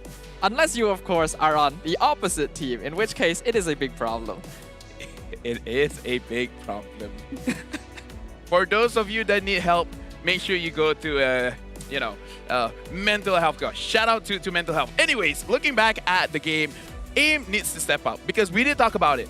If you manage to set it up, Stormy as well as Valence could have a very free game. But because he did not connect it onto anyone, it made it all the more difficult for the damage dealers to dish out the damage. Because again, at a competitive level, all 5 players need to do well. And AIM, the only reason why I'm really focusing on him because he is a veteran player and he's playing a very important role. The roam position is super important. Looking at the damage, Stormy did a lot, 71,000, same as Valence. Neo did 50,000. Looking at the side of Homeboys, Anim did 58, Chibi 44, Supat 46. So we definitely see that Orange, they did more damage than what they really need. It's just that they need better setups. That's all that I'm asking for. And if AIM is not comfortable on Ruby, I hope for this game he gets a tank or support that he can perform even better with. It does feel like AIM hasn't quite adjusted to the role yet, but it's not exactly the first time he has played a roamer either. I feel like in the previous season, we did see AIM play in the roam position, but he did play slightly more mage-oriented, the Enchanter-style supports like Matilda, like Angela. I do feel like that is closer to his style because at his base, he is a mage player, so maybe leaning back into that comfort zone might be better for him here. But it also means that they need to find a way to overcome the Homeboys because in the early game, they were doing a pretty good job and then Homeboys regained the momentum they needed, which means that there needs to be a certain degree of discipline from Orange Esports throughout the game. Again, I'm just going to say it, the team that wins the first game ends up losing the series. So if Orange wins this next one, it's gonna be kind of scary. But right now, let's look at Valence. This is his previous stats with average KDA of 3.3, average goal per minute since 194, and average kill participation 65%. Now that's kind of impressive, but you have to put into consideration Valence only played basically half a season. That is true. Initially, he wasn't intended to be a player for Season 9 at all. Because he was going through exams. But coming back in, he definitely still has more to bring to the MPL stage. And so I'm hoping to see a little bit more of that Valence we saw at MSC as well. He still has the same sort of style. I mean, he definitely some plays... of it, not all of it. Like the Moscow game still give me nightmares. Like you do well, and then you throw away a 10,000, 11,000 gold lead. So some of MSC. Understandable. But on the opposite side as well, we have to have a look at Sapat's stats from last season as well. While his KDA isn't quite that good, his kill participation is always going to be there because Sapat, he likes to roam around the map. He likes to mix contributions. This is a man that likes to fight. And because of that, his GPM isn't going to be quite as high as some other people, but he is always there to create space for the rest of the Homeboys. It's always tricky talking about EXP laners when we're showing numbers because there's a lot of ways to play the EXP laner, and a lot of them are frontline tanks. So if you have a bad KDA, it kind of shows that you're doing your job. And again, a very good EXP laner, I would say, your KDA is going to be pretty bad in terms of you might not even have any kills, you might not even have any deaths, and you might not even have any assists. Your job is basically to zone everyone away, give a lot of space for your own team, and then just let your team do all the work, and then you're just clearing minions on the opposite side of the map. So, I don't know, for EXP laners, we can talk about how good they are, but bringing in numbers kinda is tricky. It's very tricky. Yeah, that is unless your name is Smooth. He is he is different, all right? He's on my dream team for a reason. He's different. He's built, he was born, and he was molded differently by James. Well, let's hope that these teams can start to be built a little bit differently going into game number 2. Homeboys, they did a pretty good job last game, but it definitely could have been cleaner in terms of execution. And Homeboy and Orange Esports, they need to start shifting a little bit in terms of their strategy. How do they want to approach this? Because unfortunately, their strategy from game 1 wasn't as effective as they had hoped. Well, I'm thinking we're not going to see a 1-1 for this game, so that in itself will be good. Today, a lot of 1-1 has gotten a lot of victories. Looking at the Akai, if any of the teams will try to take the Akai if it's available for them, and Chibi has a lot of options. I do want to see what Orange Esports want to do in terms of the bans, because I feel like if they could target anyone, it really should be between Chibi or Expedia, because so far Expedia, his hero pool has been kind of off. Either way, right now Orange Esports with the ban on Diggy, kind of smelling something like an Atlas or an Akai. Yeah, with the Diggy banned out, a very obvious choice from Orange Esports is that they want to go for that Akai. So they're challenging the homeboys to say like, do you want to ban this? If you ban the Akai, then we can pick up the Julian or the 1-1. And that's what they want, because we know that Valence, he likes that 1-1 as well. I kind of feel like this is one of the situations, ban out the Akai, because there's a 1-1, there's a Julian. If you get either of them, it's honestly a very, very good opportunity for you to really set up your drive, because yes, 1-1 is very strong, but in this season, 1-1 has already received the loss.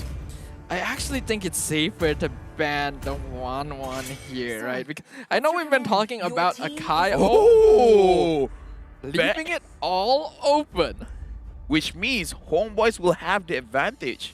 They will have two good heroes. Indeed. Orange Esports will probably want to pick up that 1-1 because Valence can make a lot happen with it. But because of that, homeboys would have the option to grab the Akai and the Julian for themselves. Two very strong utility heroes. The choice is up to Orange. If they want to grab one of those instead, the 1-1 goes over to a Nip again. And well, that didn't work out for them in game 1. Valence is crazy on 1-1. Yeah. I kind of feel like, you know, just give it to Valence, and whatever happens, happens. So yeah, Valence will get his 1-1. I feel like Chibi could play the Akai, especially with Diggy not being there. Not a lot of heroes can really stop him. Indeed, Orange Esports actually using banning out the Diggy just to set up for this 1-1 is pretty big brain there. Julian is a pretty obvious choice for the side of the homeboys, but the big question is whether or not he's going to be a mage or perhaps played by Chibi in the jungle. We will find out. They still have another choice, and honestly, oh wait, look, Eve, right? They're actually gonna skip over Akai completely. Oh. They might want that real world manipulation. I don't know if this is good, because the Akai can cancel out the real world manipulation. The fans are restless right now. Like I'm opening one of my headsets because I want to know, like, is that a good reaction? Is that a bad reaction? What's going on? But yeah, like, let's talk about this, because the Eve can be cancelled out by the Akai. That's the first problem. And the Akai has been picked up, so that's probably what's gonna happen over here. And the second thing is, homeboys, they basically threw away their surprise element. You were gonna ask, where's this Julian going? Is it jungle? Is it the mid? Is it possibly an EXP? At least now we know it's not a mid lane Julian. I think that it will most likely be a jungle Julian as well. This doesn't really feel like the type of hero you'd usually expect Sabat to play. And I think Orange Esports are aware of that as well, which is why they're still going to prioritize the Esmeralda just to make sure that Sabat doesn't have this comfort pick. But personally, I'm a little bit sad to see Orange grab it, because I feel like Neo does his best work when he's on an aggressive EXP laner. I still remember the days when he used heroes like the Benedetta. Like, it's crazy. Like, Neo could create chaos. I feel like if he kept on playing those kind of heroes, that would be his name. Neo the Chaos Maker. And right now, Beatrix is going to get picked up by Anip. And this is one of Anip's signature heroes as well. If it's not Beatrix, if it's not the 1-1, he'll probably go for the Sun. But now with the Beatrix here, homeboys, their drop is looking pretty good. It's just that for the side of Orange Esports, however, they have a lot of answers. So homeboys is providing the questions, Orange providing the answer. If Orange wins this one, they have a lot of, like, I'm not too superstitious, but again, first team wins, loses the series. Whoever gets the Akai, they win. I'm just saying, doesn't look good for homeboys. Well, I'm sure the homeboys and their fans are hoping that this trend will be broken right now. As the second phase of bans is going to start, we can see that they are banning out the Lilia. So far, we have seen in terms of matchup, Eve will usually lose the mid lane to Lilia. Understandable that they would want to get rid of it to make sure that Vince can make an impact. One big difference between this game and the previous one as well is that, unlike previously, there is no real big, bulky tank hero that wants to stand in front against the 1-1, it's actually quite difficult to proc that crossbow of tank with any of the heroes Homeboys is showing right now. Right now, Orange is banning out the Selena again. If they ban out the Natalia, it almost shows that Expedia can only use assassin roamers. Because again, Expedia hasn't really shown any tanky heroes, because even just now, he used the Matilda. Homeboys, they ban out the Sicilian. I think that's a very good ban, because the Sicilian could be a big problem for their entire lineup, but this kind of shows Expedia might have a obvious weakness. Well, I think we also have to remember that back when he used to play with Team SMG, one of his signature picks was the Cho. He actually did a pretty good job with it as well, so I don't think it's quite right to say he can only play these sort of assassin roamers, but so far he hasn't really shown a large hero pool here in Season 10, so I suppose we will find out whether or not he still reprises those comfort picks. And I kind of was hoping for Selena going on to AIM, just because, again, he used to be a mid laner, he's pretty good on a Selena, and Orange Esports, they have the advantage of having 2 tanky heroes. So you don't necessarily need AIM to be a tanky hero unless AIM is going on to the Akai. That is possible as well. The thing about the side of Orange Esports is that Subway, we, again, haven't gotten to see a lot of his gameplay, even though he was part of Team SMG last season. So we don't know what kind of heroes he could play. Can he play the Akai jungle? It's possible, but we cannot say for sure. So unless the Homeboys have some insider information, that's going to be difficult to really tell. Yeah, the only time we see Subway play is on the lane. That's the only information we have based on MPL. Right now, Homeboys, time is ticking down. What hero are they going to pick up right now? It looks like they're going to pick up the Lolita.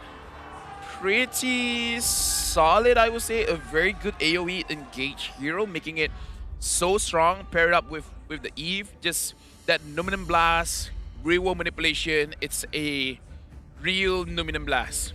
And if we can combo it with the enhanced chain from the Julian as well, that would be pretty devastating. Not to mention the AoE ultimates from Beatrix.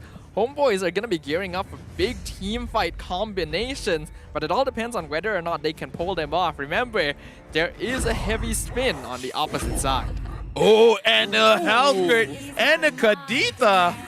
Is this going to be AIM's Kadita or Stormy's Kadita? Like, which one is this? That's a good question. Considering that AIM is playing on the Roamer, that means that he is most likely going for the Akai instead.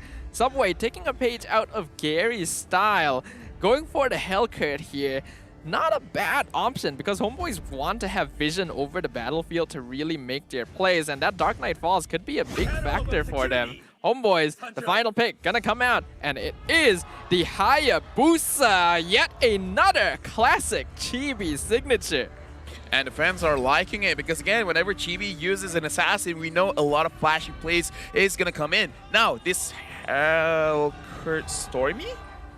Wait, really? Are they not changing that? Wait. Like, it could change in-game, but if this is going to be the situation, Stormy, a KDA god with a mage, is he going to use a mid lane assassin, or, God help me, he's going to be the jungler?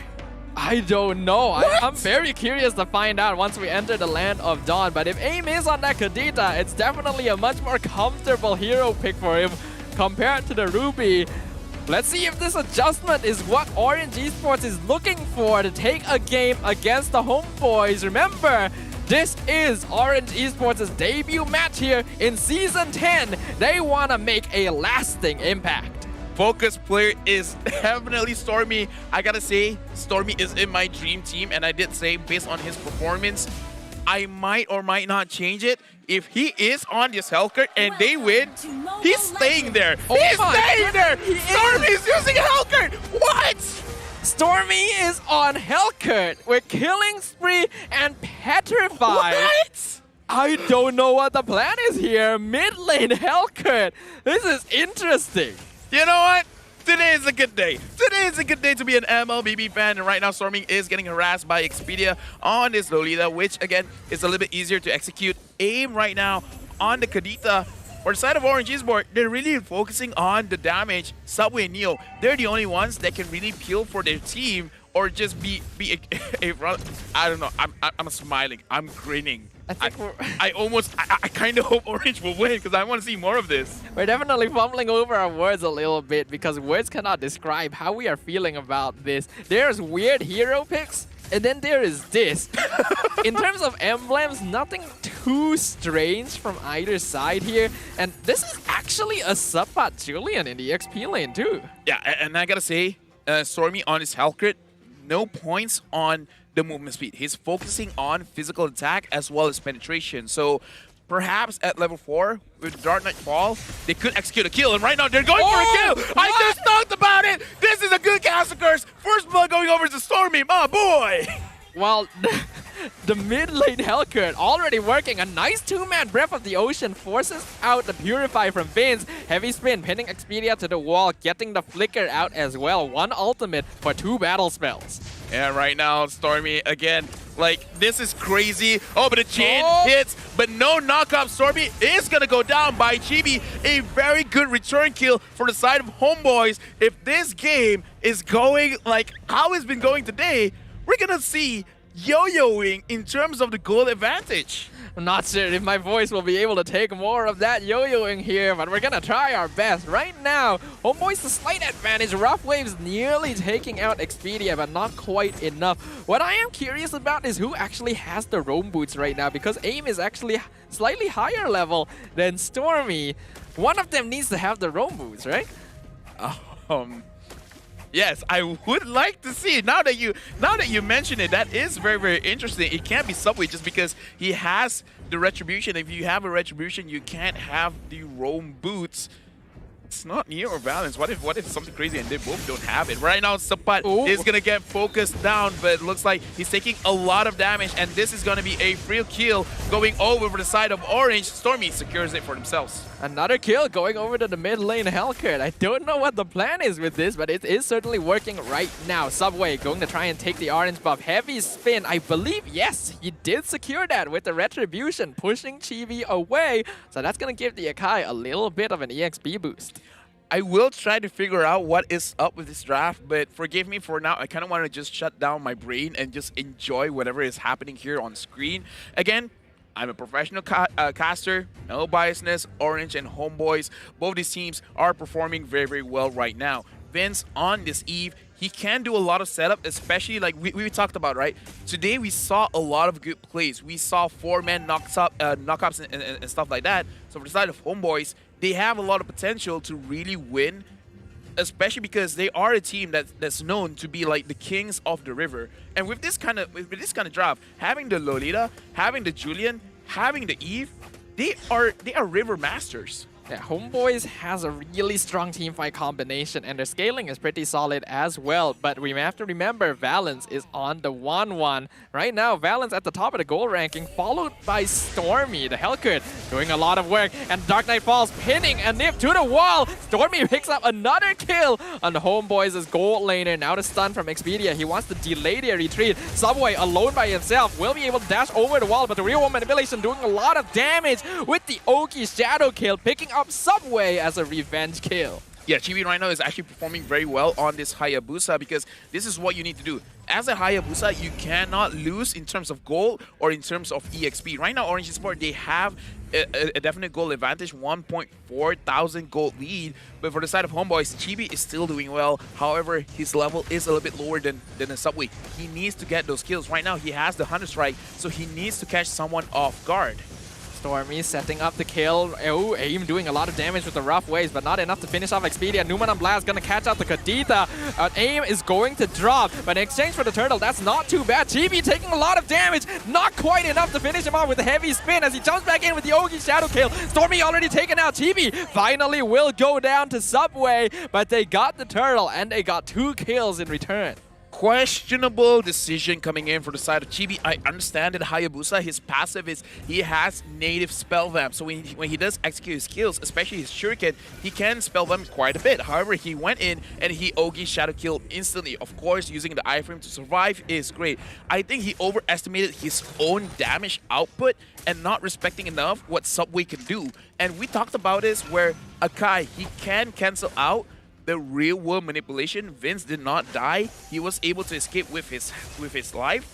But he should keep that mental note. When he does use his ultimate, where is Subway? Do not get stopped by him, and also be aware of the Petrify, because we saw any kind of initiation coming in from the side of Homeboys, they will get insta-stunned, and then Orange Esports will just re-engage. Indeed, that's going to be the goal for Orange Esports mainly. They want to make sure that Vince isn't able to use that ultimate. But so far, the EVE has been doing a pretty good job of positioning themselves. Right now, we can see AIM targeting Expedia yet again. Unfortunately, going for the Lolita is not really recommended here, because we've already seen that Rough Waves isn't enough to get that one-shot kill. But to conceal play, they may be looking for Vince here. Yes, and since AIM was the one that used the conceal, he's the one that got the He has the boots.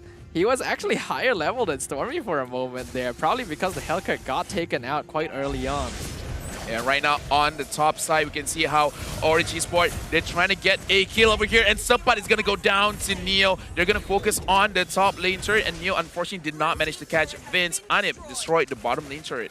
Meanwhile, in the mid lane, it does look like a skirmish is happening. Valence and AIM dropping real low to the Oki Shadow kill, forcing out the Rough Waves for the Kadita to survive. But no casualties on the side of Orange. It does look like with this Hellcat mid, they're going for a really fast-paced, heavy kill type snowball team comp. So Stormy needs to make sure to keep his kill count up.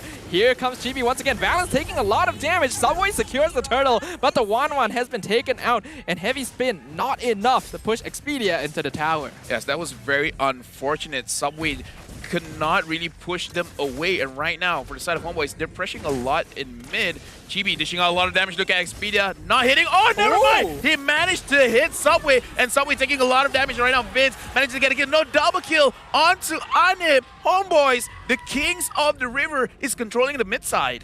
This is what we talked about earlier. Vince just needs to wait until that Heavy Spin is down, and then he can pop the real world manipulation to control the arena. And that meant that Orange Esports were at Homeboys' mercy, but Dark Knight falls again. Anip gonna be the target, but the knockup from Enhanced Chain ensures that the Beatrix will survive. So Stormy will take Vince as a consolation prize as Neo continues searching for the Beatrix, but Expedia is there to stop him. Right now, looking at both gold laners, they're not doing so well. Looking at the itemization over here, even though AIM is the roamer, he has the roam boost just because Subway and Neo is in the game. He's focusing on damage. He just finished his Clock of Destiny and it looks like he's going for a Genius 1 build. And for the side of Stormy, a lot of damage in terms of penetration. He has the Malefic Roar and he has the Demon Restored. So anyone that is tanking in front, he's gonna kill them. And I feel like it is mainly focusing in case Expedia overextends. But right now, Expedia is playing a little bit better. 0-0-7 on this Lolita. Yeah, I think he's much more comfortable on these tankier initiator type roamers, and he's definitely making that known. But the same can be said for AIM on heroes like the Kadita. He's managing to set up a lot of kills for the rest of Orange Esports. As we can see up here in the top lane, Expedia looking for Valence, but Orange is here to make sure that the 1-1 can continue farming. Yeah, because as you said, Orange Esports, they kind of want to pick up the pace. They want to pick up the tempo where, oh, it looks like a lot of damage has been done. But Chibi did not get a kill. A very clutch Rough Waves. If not, it's definitely going down. Ooh, but Sabat gets found out by Neo in the bush. Falling Star Moon expanded to try and take as much HP as possible.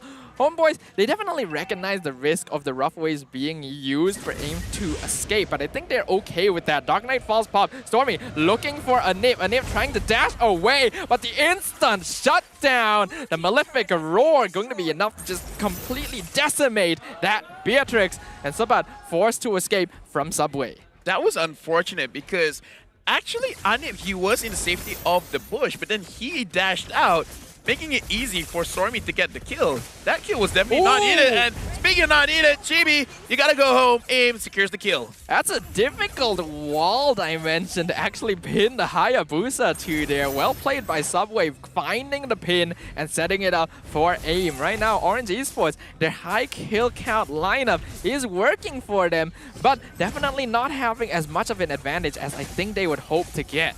And right now, AIM going for Expedia. Expedia dashes back, but look at Ani managing to get a kill, but focusing on the Lord. Who's securing the Lord? It's going to be Subway. Subway securing it for himself, but Vince opening up. And look at Stormy. Stormy did not manage to go in because he was stunned by the real world manipulation.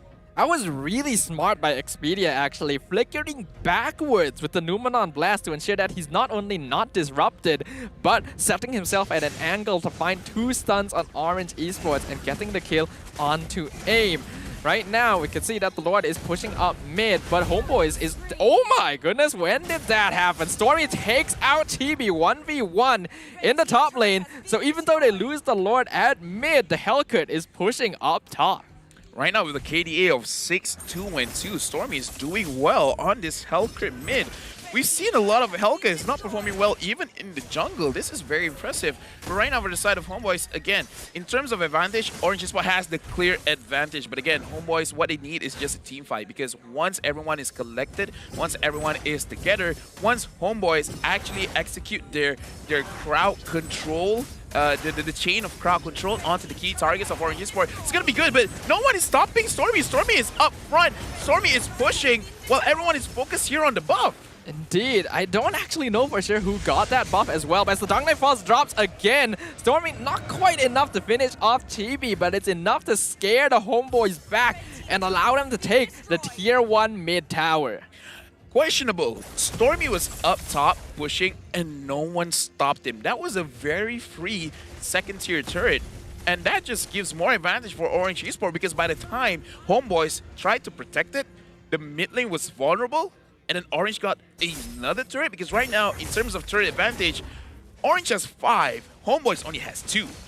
Yeah, they have much more control over the map. And if we look at the items right now, Stormy is having such a great time. Already 3 items complete on the Hellcut in the mid lane, out farming even Chibi on this Hayabusa. So HOMEBOIS, they still need to be careful. They still have to care about the 1-1 once the late game comes around too. Yeah, right now HOMEBOIS, they're not really executing their combos. Again, we talked about how flashy combos can be, but actually executing it is a little bit difficult. And looking at the Lord push advantage, over that one Lord, Orange Esports got 22,000 damage onto the turrets. Which is, again, pretty amazing. AIM gonna do rough waves onto Subbat, but it does look like he's building a tankier Julian here, so not even gonna pop the immortality. That means that the rough waves will be down for a while. Stormy might be walking into a bad spot. The flicker forward from Expedia finds him with the Numenon Blast, but no one is near enough to actually follow up on that, so that might have been a wasted flicker here on the Lolita. No, yeah, I honestly feel he did not even need to use the Numenon Blast. I kind of feel like using the first skill stun and then everyone initiating, that might have been the better play. But right now, Subway managing to catch Expedia. Expedia is all alone, but look at AIM. AIM tried to get a kill on the back line, but Anip managing to survive, as well as Subbat. HOMEBOIS, they did kill it out, but Anip is focusing onto Valence, and Valence, low HP. AIM is still going for it, but that may be a mistake. Chibi got a kill onto Stormy, and AIM is gonna get sacrificed as well, but overall, they still managed to get Anip, which is their key target. Neo is focusing onto Chibi. Chibi with the Quad Shadow is able to walk away. Valence is still alive, so overall, I would say it's still a win for Orange. Hard to really say, but since they have more map control, we can kind of chalk that up to a technicality, since they will be in a better spot to start contesting this Lord. But this is a 4v3 right now. HOMEBOIS want to contest this. A real manipulation gonna get jumped on with the falling Star Moon, and that means that Neo will be able to take Vince out. He decides to sacrifice himself to delay Orange longer, but Numenon Blast finds 2!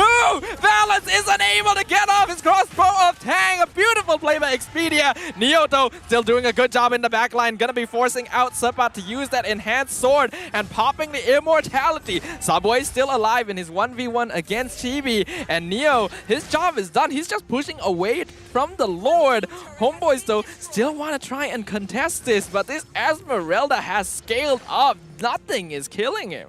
My jaw dropped. Valence was on the way of flying up high, but in the transition, he got hit by the Numenon Blast. Not only was he stunned, but he got a lot of damage. Like, he was basically like what, 10 HP? And then the rest of HOMEBOIS just initiated. And right now, Stormy is in a bit of a pinch, but it looks like with Dark Knight Falls, he is able to run away. But overall, I would say kind of a lucky play by Expedia, but that still looked pretty cool. Yeah, the Dark Knight Frost has already been expended in order for Stormy to escape, so the homeboys don't actually have to worry about that too much if they want to challenge the Lord again. And Rough Waves has been wasted as well. Luminon Blast, flicker forward, gets 2. Aim is already down. Subway jumping in with heavy spin. He's gonna give up on the Lord for now. And the crossbow of Tang is up, but he's gonna extend it onto Expedia instead. GB has already fallen. Stormy will find the Lolita as well. A nip taken out by Subway. Subbat, the only surviving member of the homeboys, is now 4 members of Orange Esports wants to push in. They could end this game right now. The Julian is the only one defending. Dark Knight Falls will drop, but so will Subbat, instantly falling to the burst damage from the Hellcurt. And we are going into yet another Game 3, ladies and gentlemen. So right now, Stafa, do you believe in the horror story? Oh boy, the horror story might be legit right here. Do you feel what is going on here? Orange Esports, they won. And the thing is, homeboys, they won first game. And the trend of the day, whoever wins the first game eventually lose out the series. So right now, in terms of momentum, Orange Esports should be a little bit more comfortable. I know it's kind of a weird thing to talk about, but not super superstitious. But there's too many coincidences today. This has just been an... Akai in 1-1 as well. This has just been a day of really unexpected games right now. Like, I'm honestly exhausted. Like, these games are great, don't get me wrong, but witnessing this much intensity at once, I don't think that's healthy. No, okay, here's the thing. Stormy's my boy. He used Hellcurt mid. So right now, I am revitalized and he's staying on my dream team. No matter what is the outcome of the entire season, he brought a Hellcurt mid. I can respect that in a man. I just can't believe they won with a Hellcurt mid, and Stormy did an amazing job. We have never seen this man play anything other than mages, and his positioning is always perfect. Going from mage to assassin is a very notable difference, especially one that isn't really meta like the Hellcurt, and he ended that game with, I believe, yes, it is going to be an 8-3 KDA. Yeah, so right now I do want to talk about the itemization because we don't see Hellcurt quite a lot. Now, even though it is a Demon Hunter sword, believe me, this is a on-hit burst damage build because the way that the Hellcurt works after his last revamp, his second skill is considered a basic attack. So imagine a Demon Hunter sword, basic attack 3 to 4 times at once. Combining that with the Endless Battle, combining that with the Thunderbelt, combining that with the penetration that has from the Malefic Roar, this is a very heavy burst build. But again, because he has the Demon Hunter sword, if the initial burst doesn't kill off the opponent, he can just keep on basic attacking it all the way through and then eventually getting the kill. And I do want to say this. Before this, he was with SMG, and James, as a coach, he goes for the very safe drafts. He goes for what makes sense. And a Hellcurt mid does not make sense. So perhaps this is Stormy Unchained. Being in Orange Esports, having the freedom to use whatever he wants, perhaps that is why we see the Hellcurt right now. Well, I'm just really excited to see what's next. MVP of this game. Of course. I know who it is. It's Stormy. None other than the first ever mid lane Hellcurt in MPL history. 65% match kill participation, 8-3-3 KDA, a 692 match GPM. He already had 5 items by the end of that game. That's just crazy. Overall, in this game, I want to say that Orange Esports played well. Homeboys, they misplayed a lot of things. But again, Superstition. Homeboys won the first game. Orange Esports, they got the Akai. They got 1-1. They just have a lot of things going for them. And again, we do have to look back at the draft and really think about it. Is it really wise to let go of the 1-1? But then again, letting go of the Fanny is kind of a problem, especially when you do not plan to actually have any kind of hero to really counter the set Fanny. Right now, we're going to look at the highlights brought to us by Samsung Galaxy A series, where throughout the game, I want to talk about Homeboys in terms that I did not notice any kind of presence from Sapat. Does feel a little bit like he was out of his element there. We already mentioned during the draft, Julian doesn't really feel like a hero that Sapat will play. He still ended up going with it here into the game, but I think we can tell from his performance itself that he's not very comfortable with this style of EXP laner. And throughout the game, you can see that HOMEBOIS is sort of lacking the distraction value that Sapat will usually bring to the table, allowing people like Stormy, like AIM, to play with impunity. And Stormy, he was just constantly picking people off that entire game. I like how Expedia was performing. He's much more comfortable with something like the Lolita as compared to his previous hero choices here. But towards that late game, the scaling from Valence already started kicking in, and once he was actually able to activate those crossbows of Tang, HOMEBOIS did not stand a chance. Yeah, looking back at the replay, I feel like HOMEBOIS, they were trying to process information a little bit too much. Like, they were overthinking it. Whenever the Dark Knight Falls is activated, they predict that Stormy is close by, and they predict that Stormy will use his first skill onto the bush. So what they do is they go out of the bush, but then it's like Stormy is like, I'm actually kind of further away. I just arrived, and the moment that Stormy did arrive, they just revealed themselves. So this is one of those situations where I feel like HOMEBOIS, they got into their head a little bit too much. This is one of the situations where they overthought their progression and end up stop moving. Vision control is a very important factor of the game, especially when you're playing a more aggressive team composition that relies on skirmishing together. And the HOMEBOIS, they want to be able to see what they're doing, but the Dark Knight Falls just didn't allow that. So if you guys want to see what happens in game number 3, we're going on a short break. Make sure to join us in just a few minutes.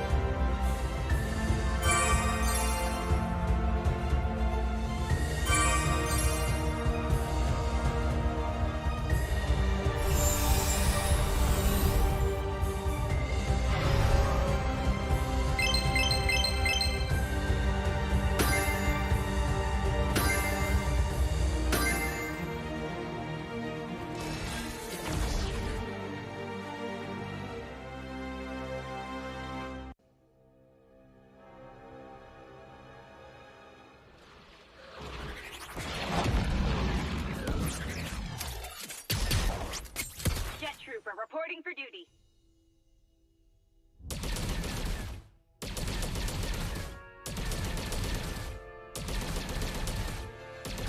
Orders received. Prepare to be faced with.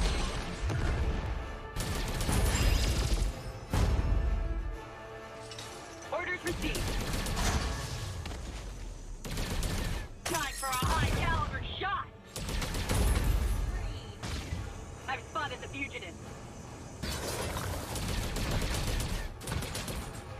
Time for a high caliber shot.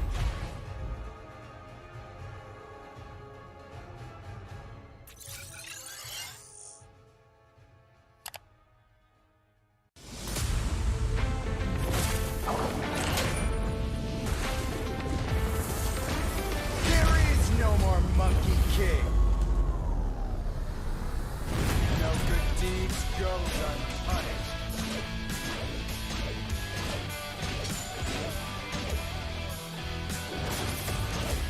Yeah. Yeah. Cool.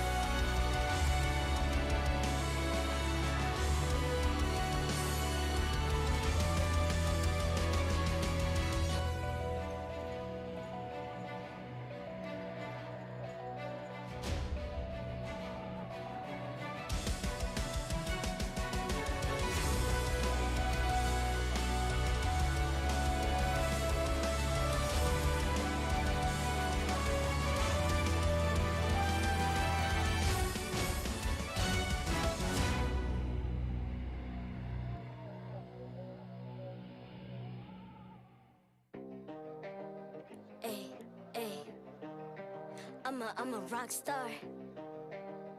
Yeah, rock star. Hey, hey, hey. I'm a rock star, baby. I'm a rock star. I'm a rock star. I'm a rock star. I'm a rock star. Panggil aku rock star. Ini kejohanan kita semua orang rock star. Rock star, panggil aku rock star. Ini kejohanan kita semua rock star.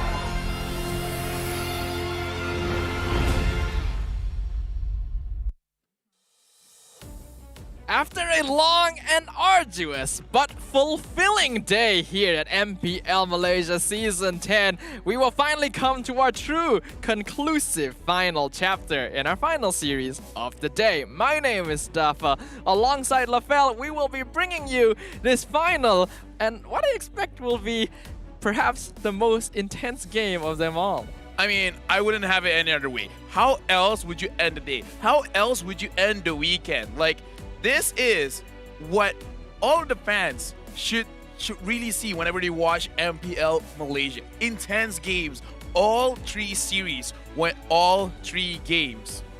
And again, being slightly superstitious, whoever wins the first game loses the series. If it does end up being the same, yo, we got something going on here.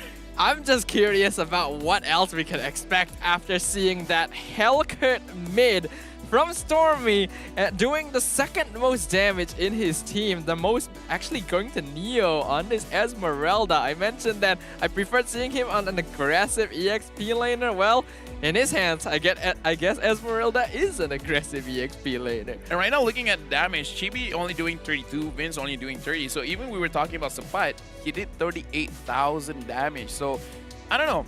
It's kind of a weird thing to say, right? In other games, Expedia didn't look comfortable, but the rest looks completely fine, completely normal. And now when Expedia, he's looking like he's having a very good game, the rest of the team, they're like, wait, we're not used to this? Wait, you're actually getting picks? Like, I don't know. It's just a situation where they all have to play well together at the same time. It did feel like Homeboys weren't quite able to adjust to Expedia's momentum, because there were definitely plays where he went a little bit out of his way to get a good pickoff, a good stun, but the team just wasn't ready to follow up on it. Either there was some miscommunication and they weren't ready to follow up, or they legitimately just weren't expecting the pickoff and weren't prepared to follow up on it. Either way though, there needs to be more cohesive communication, because Orange Esports has definitely come a bit closer together, and now that they've adapted their lineup more to their individual style, it's looking much better. And right now, let's look at Valent's history as a professional player here in the MPL. He was the 3rd place for MPL Season 8 and a runner-up for MPL Malaysia Season 9. And during the MSC, 5th place, which not bad considering that's his first international experience. It was his first international experience. Getting 5th place is not bad at all, especially when you consider that he tied with Todak for 5th and 6th place. And Todak has much more international experience in comparison. This is a player you cannot count out of the running, and his shot calling is definitely making an impact for Orange Esports. It's his flavor. Like, his shot calling is something made out of legends. But right now, do you want to get surprised? Let's go into the draft and let's hope to get some other kind of surprise. Like, if Stormy doesn't use a mage mid lane, I mean, I'm all for it. I am all for it. Like, we already knew from the previous season that Stormy is such a solid player, even though he's so new to the MPL. It seemed like he could play any mage hero and position perfectly each time.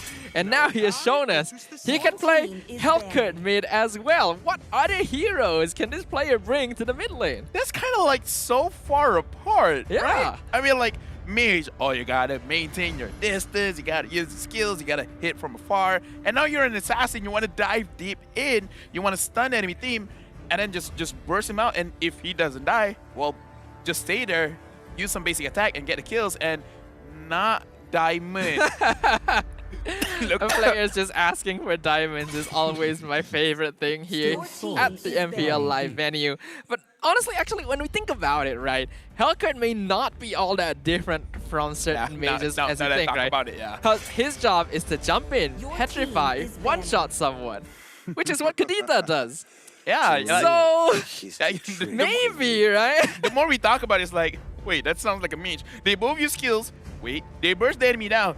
Wait, you have to take care of your positioning. Technically, he has to go in, but that's taking care of your positioning, right? And right now, the 1-1 is going to get banned. Very good, because both games, 1-1 did get win. So let's not give over that obvious advantage. And right now, the Akai is open. However, Homeboys was the one that didn't pick up the Akai. And honestly, someone was pretty solid on it. I'm quite impressed there, but it looks like Julian is going to be the priority for Homeboys yet again. We will find out whether or not this goes into the hands of Sapat or whether or not Chibi will actually be playing this in the jungle. But for now, it's going to be a very flexible, very strong first choice for the Homeboys. As for Orange, options like the Beatrix are still open, but it's not necessarily true that they will prioritize that just based on the way that Valence likes to play. Yeah, and apologies, I was so caught up in the conversation, I just realized that the Akai has been banned now, which, okay, again, thank goodness, because this hero has been wreaking havoc throughout the day. And Neil getting the Esmeralda 3 times in a row. He is probably going to have his best Esmeralda game in this game, just because, again, repetitive. Just keep doing the same thing over again. And now Stormy going to something a little bit more traditional on the... I mean, we assume.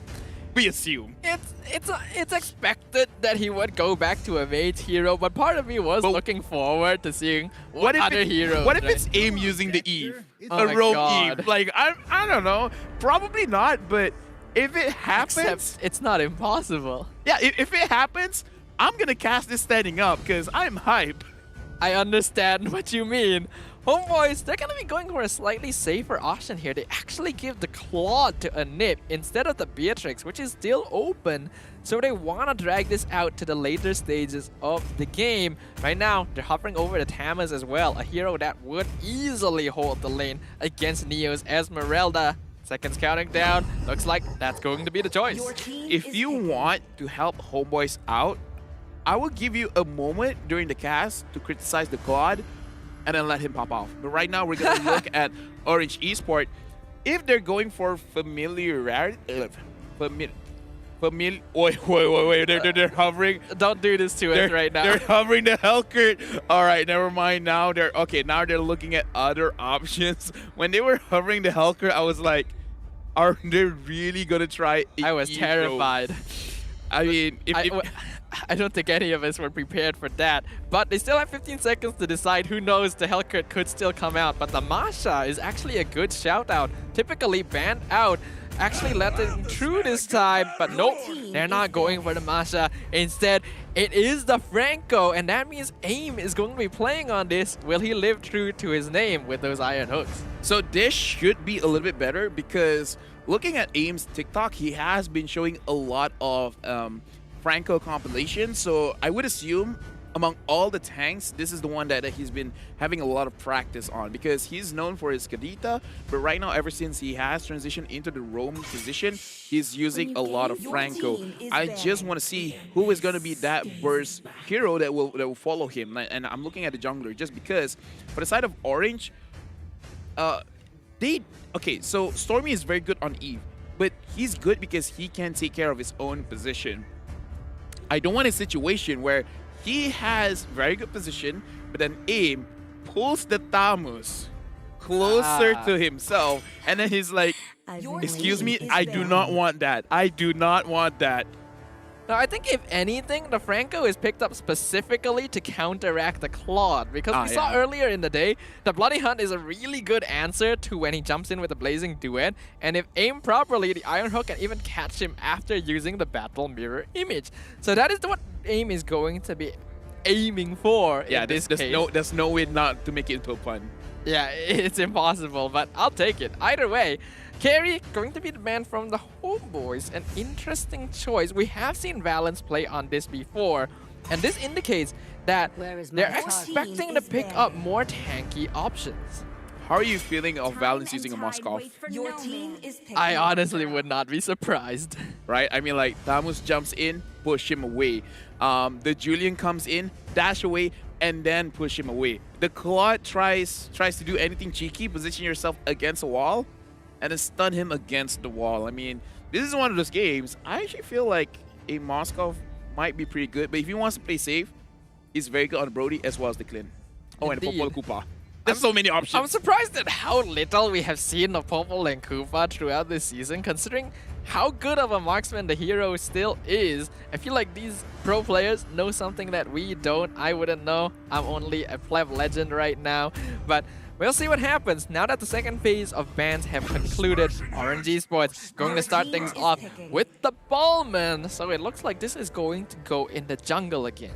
Yeah, very tanky for the side of Orange Esports. So this reminds me of the first draft where they have kind of a lot of bursts. Right now, the DPS is solely on to the Eve. And again, Eve is a very solid hero, can dish out a lot of damage. And for side of Team Homeboys, they're hovering on the Angela, which is okay. But they do have an Esmeralda. And Esmeralda kind of doesn't care no matter how many shields you have.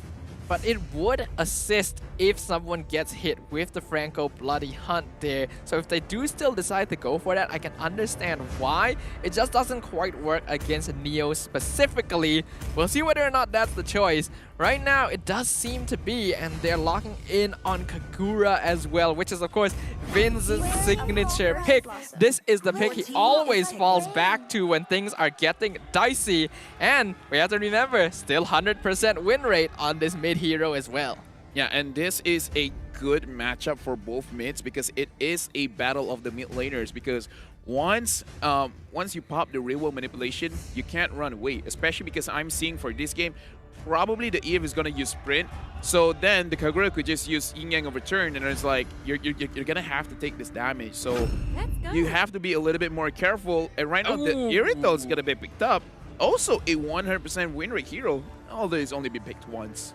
I'm surprised at how little Irithel has been picked, simply because the hero does so much damage and has inbuilt mobility, something that a lot of marksmen will lack. And in this case, when Homeboys has this many heroes that wants to be able to jump and stick onto the squishier targets, Irithel is a great option. I'm especially curious to see how Valence will play on it, because this is one of the few marksmen where you can quite safely play aggressive. I like that how in the first game, Valence on the Beatrix, we were talking about, he's using a burst damage build, but maybe it would be better if he was focusing on the damage per second, right? But now with the Irithel, why not both? Yep. He has the DPS and he has the burst. It's the best of both worlds. Why isn't Irithel being picked more? I want to ask that question just as much as you here, but this is going to be our third match of the third series of the day, the final time we shall grace the Land of Dawn for week 1 of MPL MY Season 10. Let's make it a good one, boys. Homeboys on the blue side versus Orange Esports on the red. Oh, I'm gonna have a long break tomorrow. I don't know about you, Stafa. Right now, Orange as well as Homeboys. Looks like both teams, they're gonna start the game off fairly quiet because, again, this is the final game of the series. You want to avoid as many mistakes as you can, especially for both these teams, except for Chibi on this Julian. You do have to focus on your farm. And looking at the Claude, a little bit more aggressive, again, with the movement speed and the hybrid penetration. Valence already winning out the lane, doing a lot of damage against Anip. This is going to be a rough lane for the Claude here. Again, this is a hero that will typically lose out to most aggressive marksmen, and Irithel definitely fits that bill. This also confirms that Chibi is playing the Julian in the jungle. I think it is a hero that will suit him better as compared to Sapat, who will be much more at home playing on the Tamas. Ooh, Aim trying to guess the battle mirror image there, but Anip will be able to juke him out. Yeah, that was very dangerous again, especially going up against Irithel, where her second skill could actually reduce your armor. So a lot of burst damage can be brought out from that duo gold lane. So for the side of Homeboys, Anip has to be very, very, very careful because, again, as a Claude, honestly, even if you die once or twice in early stages of the game, it's fine as long as you eventually get your items. Ooh, Aim gonna be targeted here. Chibi already hitting level 3. First blood going to Anip. That is ideal. Lethal counter gonna miss Homeboys completely. A really nice disengage after the first pickoff of the game. Yeah, it looks like Homeboys, they got a good pickoff onto Aim. And Aim, he has to be mindful of his position as well because as a tank, it's fine if you die early, but if you die a little bit too much, you're gonna be so under level where you can't tank any kind of situation. Even though your real objective as a Franco isn't really to tank, you just want to initiate from afar. But again, he has to make sure that he's in a position that can help his team out and not giving away free kills. Absolutely, that is something he has to take point of. Definitely a little bit too aggressive there. I can understand why he would want a position like that, because you usually don't expect Franco to be that vulnerable early on, but this is a jungle Julian we're talking about. Level 3 is all he needs to hit, so Orange Esports needs to respect that. Yeah, right now, Bauman is up here, Subway as well as AIM. They're controlling this tri-bush, and it looks like for the side of Homeboys, Anip and Expedia, they're completely understand of the situation, but right now AIM is focusing onto Expedia, and he uses Sprint to go in front.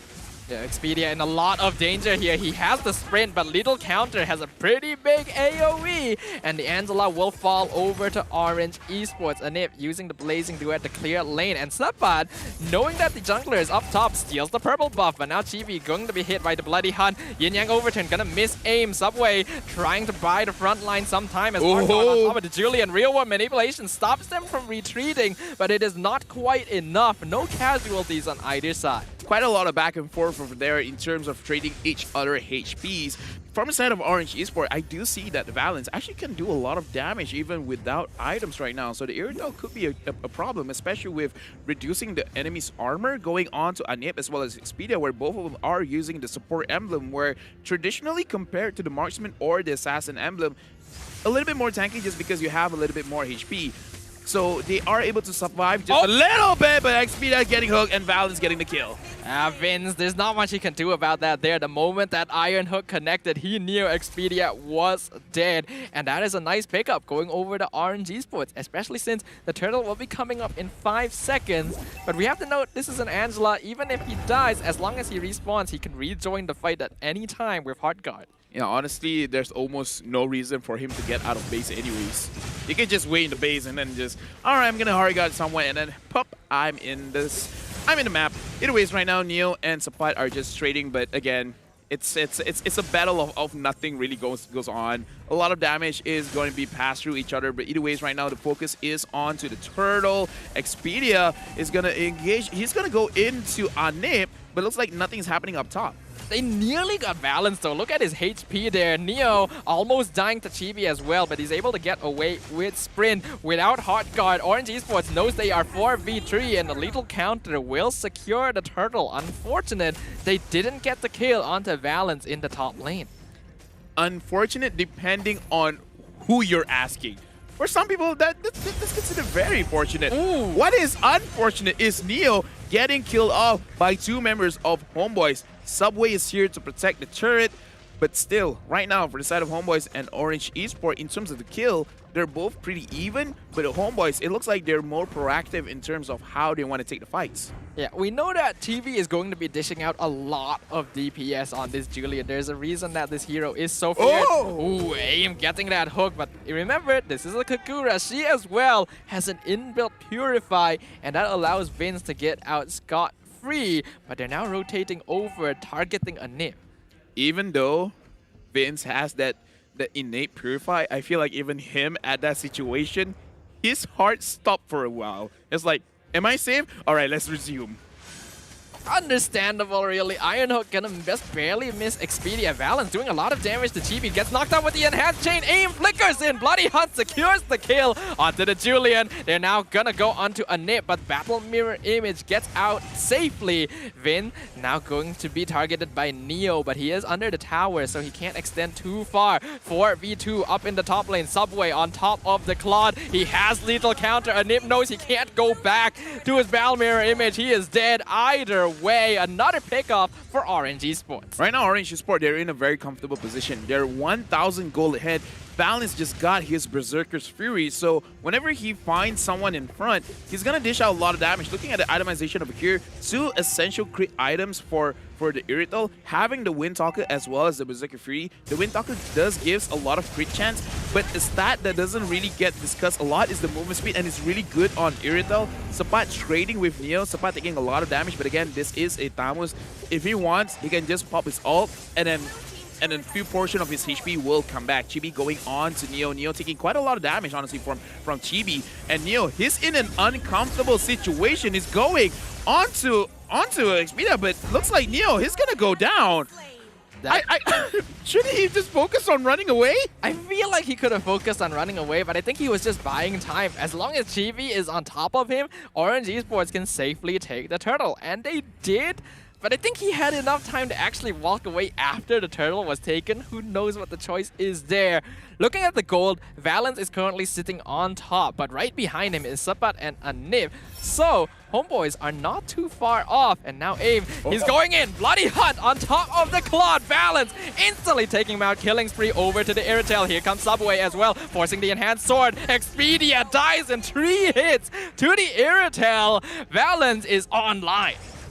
I'm glad that you say he died in 3 hits, because I was just about to ask you, did you see that damage? Like, just from the roar of Irritel, Claude lost so much HP. And right now on the side of Orange Esports, 3,000 gold ahead. I want to talk about the gold, because Chibi, unfortunately, he has very low gold. His, I think, according from the bottom, his 5th, he has the 5th highest gold, which is not what you want to see as a jungler. Definitely not, especially considering it's Chibi as well. He should be able to farm faster than this, but I think even he isn't that familiar with playing Julian yet, especially considering that Orange Esports has heroes that are much easier to execute on. And now that Valence is in such a comfortable situation, 2 levels up on the Claude, this is when Orange Esports wants to go. This is their time. Lord, in 20 seconds, they definitely want to secure it. This is the problem with Homeboys that we talked about last season, where they have a little bit of a hero pool problem. I wonder if it will be the same thing for this season. Like, Julian is so strong, you don't want to give it over to the enemy side. So you're forced to pick it up, but maybe not enough practice, because Julian is so often banned that you don't really have the luxury of training with this hero. Expedia nearly getting hit by the little counter, but that forced him to pop his sprint. He won't have that available. And guess what? Valence is actually going in with his sprint. He wants the kill on the Angela, and he will find it. Mega kill going over to the Irritel.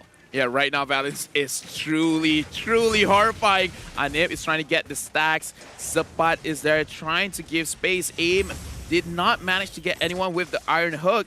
Neo, everyone is just not hitting their skill shot except for the Yin Yang overturn, but Neo is still surviving. And looking at the Lord, they're focusing on the Lord, and Subway is managing to get it, and Item goes in. Item trying to get a kill onto Stormy as well as Neo. Neo taking a lot of damage. Stormy has to run away on the backline. Chibi got a kill for himself, but Valence still a lot of HP. Stormy is trying his best as a KDA god, trying to run away from Anip and Expedia, but there's not much that he can do. But at least he gives the kill onto the support and not the gold laner. That was pretty good splitting up from Orange Esports, though. They knew that one of them had to be sacrificed, and Stormy was in a more dangerous situation, so he walks away from his team to ensure that the clock doesn't pick up more than him, ideally.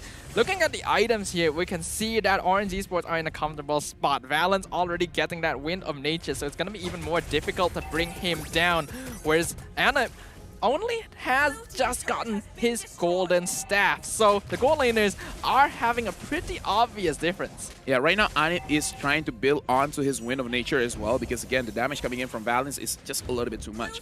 Valence 5-0-2. I feel like he's focusing on a Scarlet Phantom, making sure that he has more attack speed and a little bit more crit rate as well.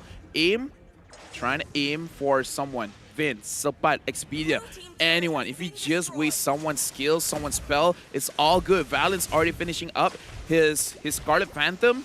If you think he hurts before, now you're not even going to be able to react in time. This is a massive power spike for the Airtel here because once he gets those 2 items, every single item after that just adds so much more to his damage that Homeboys have to be super wary of wherever this Airtel is. Ideally, they want to be able to take him out before he can really dish out DPS, but the only person that has enough burst damage for that is potentially Chibi, and he is a bit behind on farm here. Just from the damage dealt, you can see Valence is leagues ahead of everyone else. Yeah, 35,000, and we do have to talk about the Scarlet Phantom as well as the Berserker Fury.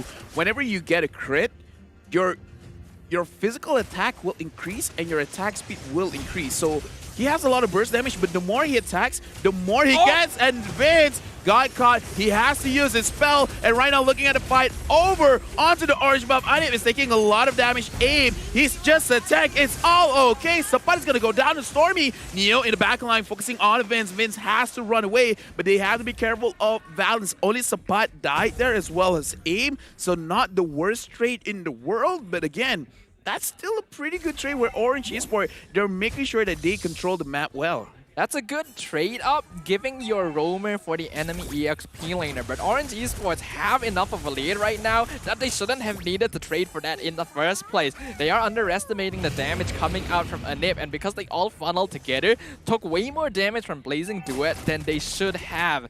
Otherwise, they could have actually continued that fight. That would have been pretty big for them, so that indicates to them that this Claude also needs to be respected. How is it that it's a 30-minute game, 6 kills onto Homeboys, 9 kills onto Orange Esports, and Vince still has a 0-0 KDA, which is very interesting. But either way, right now we are hovering around Lord. Subway is looking for Vince. Vince is trying to run away. Chibi in the real world manipulation. Chibi is going to go down. Valence manages to get a monster kill. Anip going to the back line, going over for Stormy as well as Abe. Stormy still surviving. Sapat chasing after him. Valence in the back line, dealing a lot of damage onto Sapat, and Sapat is going to go down. Godlike for Valence. In the back line, Sapat managing to get Stormy. But again, Stormy is not the main priority. Valence is still alive.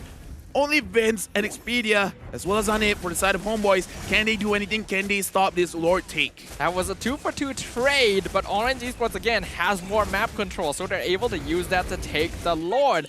But Homeboys are still doing a pretty good job of responding to things. That Blazing Duet is becoming quite scary, but we can see that aim on this Franco, it was specifically designed to counter that Blazing Duet. He just runs at the Claude, forces him to run away from Orange Esports instead of doing as much damage as possible because he does not want to be suppressed. Stormy on this Eve looks like he already understands what he needs to do as a mid laner. He doesn't really have to care too much about his own damage. So I kind of want to see after whatever item he's building next, which I assume is a Divine Glaive, I want to see him building an Immortality or a Brute Force Breastplate, because we've seen that Anip is going to go over to him. So a little bit of defense might go a long way.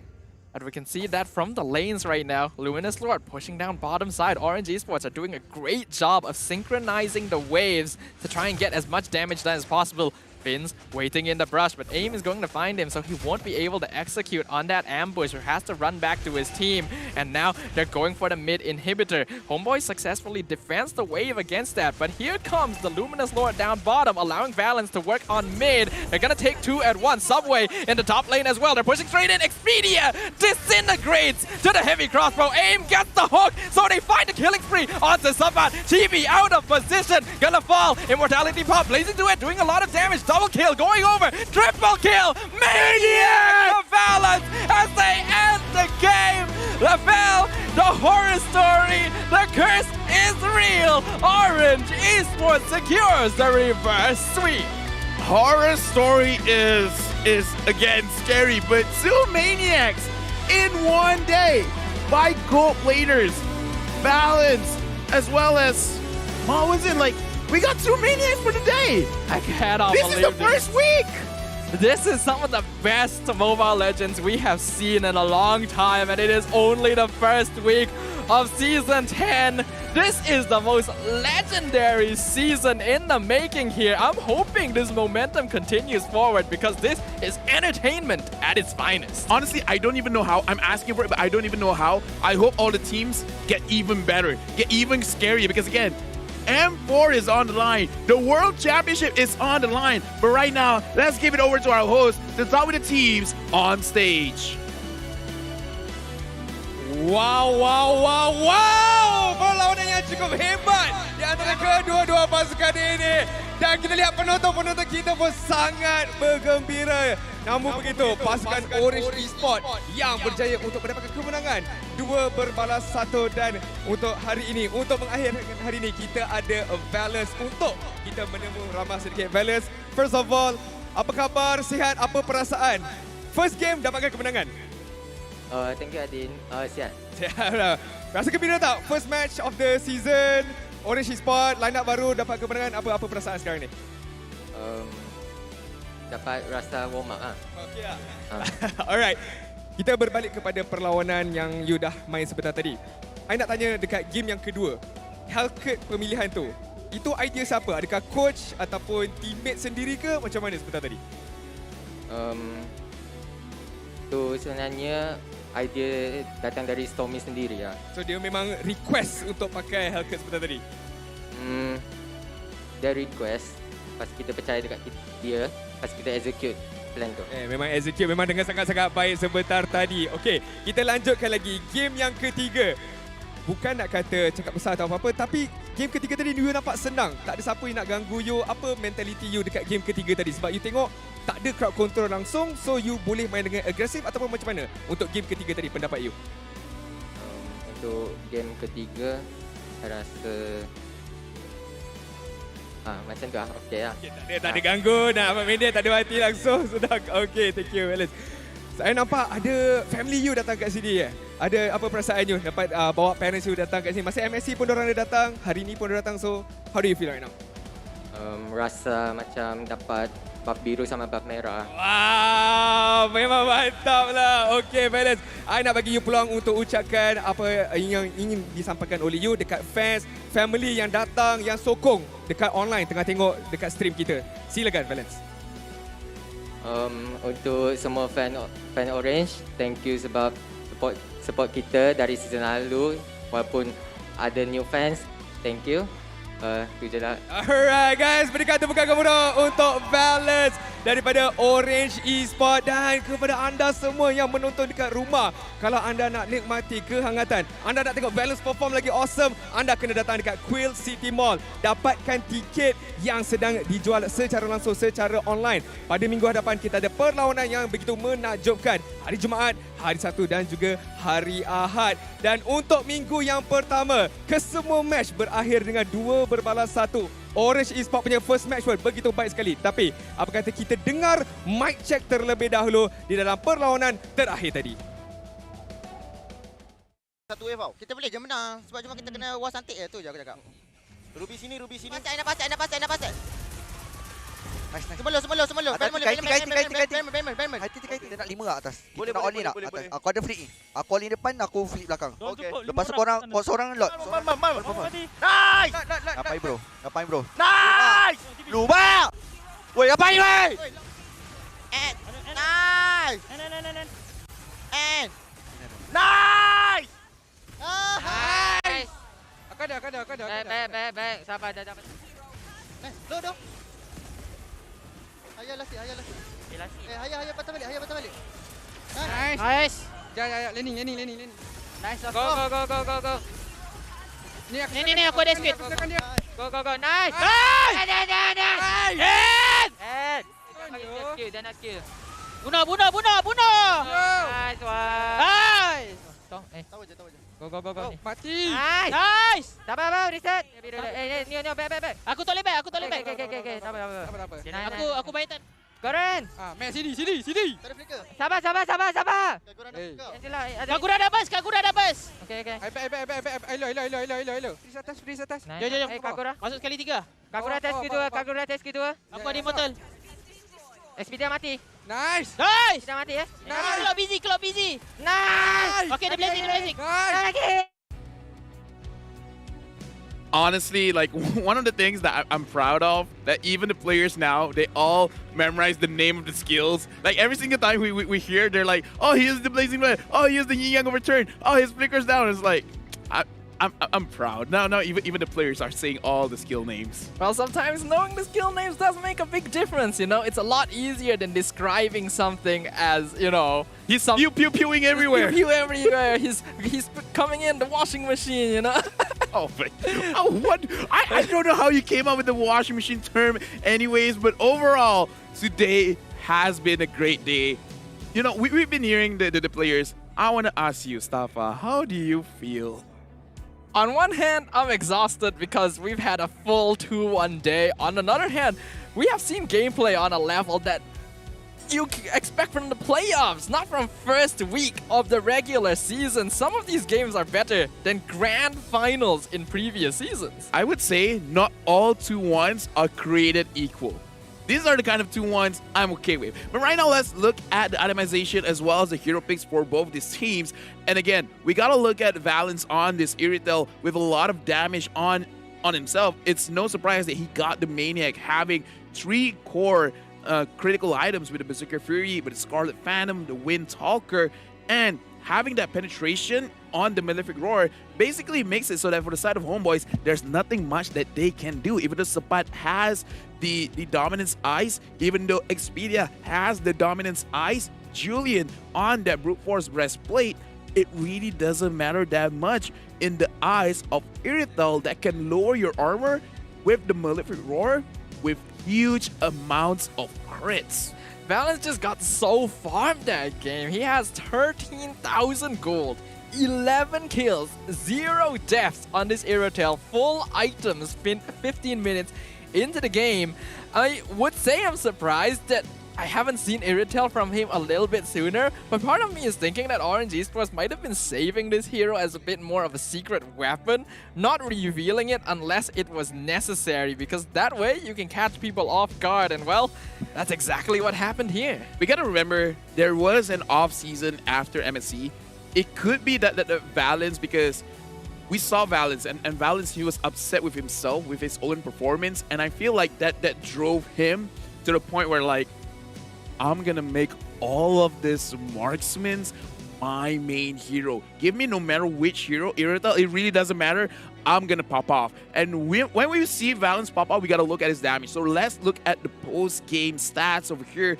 And Valens, 67,000 damage. If he wants to eclipse everyone in the game, whether it be from the side of Homeboys or Orange Esports, this is how you do it.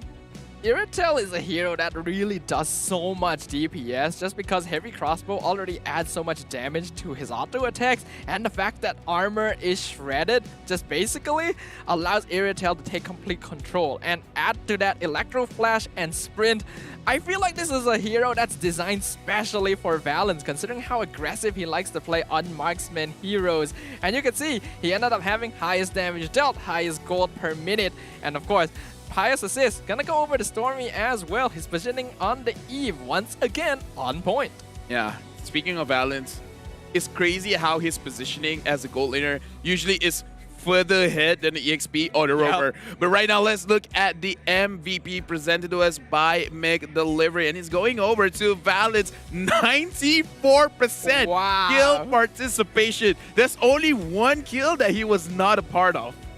94 kill participation from a gold laner. You don't usually expect that. A lot of gold laners here in MPL MY like to just stay in lane and farm for as long as possible, but not Valens. And despite participating in so many kills, having 11 of them, his match GPM is still 881. That is very close to the level someone would achieve if they were just AFK farming in the gold lane. Well, I mean, Valens has his own way of farming, you know? Like, hero kills give you gold, right? So, you know, there's different ways to do it. Valens just prefers heroes instead of minions. You know, it's a nice way to look at the world. But right now, let's look at the highlights that is brought to us by Samsung Galaxy A series. And in this game, it is almost one-sided. Once Valens got his Berserker Fury, it's almost checkmate. Anywhere he goes, there's a kill. One advantage of having a gold laner that likes fighting as much as Valens does is that you can actually roam to any lane and your laner will be ready to get a kill. A lot of the time, when roamers and mid laners go to the gold lane, they just want to protect their marksman. In this case, whether they go to gold, whether they go to EXP, Orange wants to kill someone. And that adds a lot of momentum to them. Yes, they give up a lot of kills to Homeboys in return, but I'd say the results speak for themselves. That kill from Subway onto Anip, that was probably the only kill that Valence was not a part of. Now, the fight here is a little bit messy, but look at the HP from the side of Orange. They did not drop a lot, right? The only one that was really focused on was aim. And that kind of just shows how far ahead Orange Esports is and how from the side of Homeboys, they really could not dish out the damage. They really wanted to, but just because of the positioning from Orange, it was just not possible.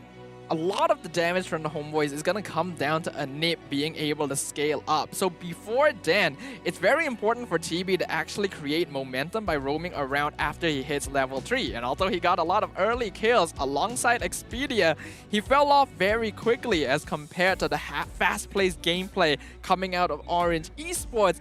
And thus, falling off means they had no advantage. Two maniacs in one day. A full 3-game series. This is for the books. If next week we have something like this again, it's gonna be a tough season for us, Tafa. But I'm gonna be very happy. I'm gonna be very happy, especially if this kind of performance can actually make other regions. I'm not gonna say the other regions, but come on, we haven't won any championship as of yet. Give us at least one, guys. Come on.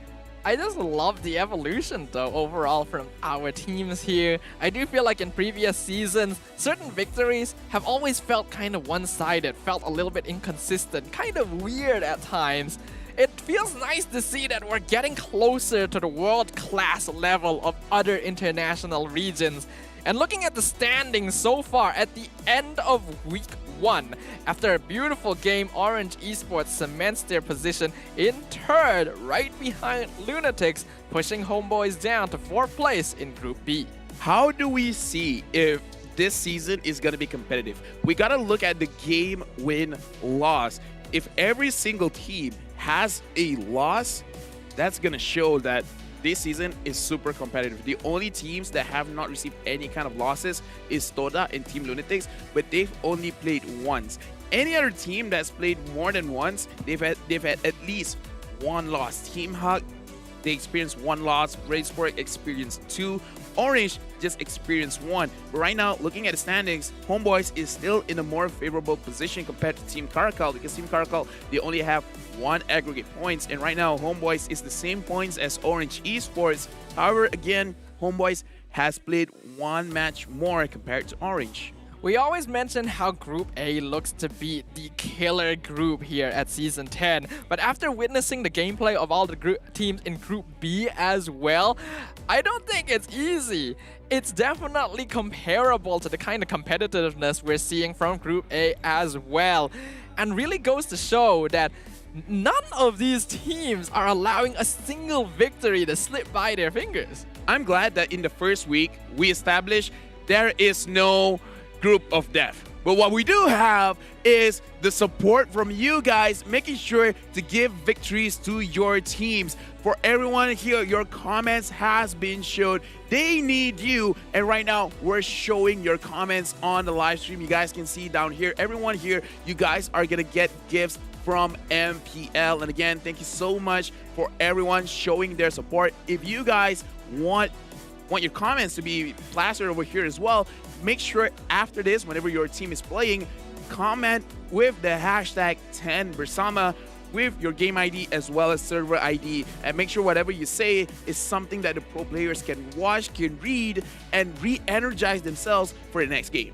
I've also heard from like the people behind the production team that apparently we have a lot more viewers on the English stream this season compared to seasons past. I don't know where all of you guys came from, whether or not you're local viewers, whether or not you're international, but thank you very much for joining us. We hope you've been enjoying so far, so here's a little bit of fun for you.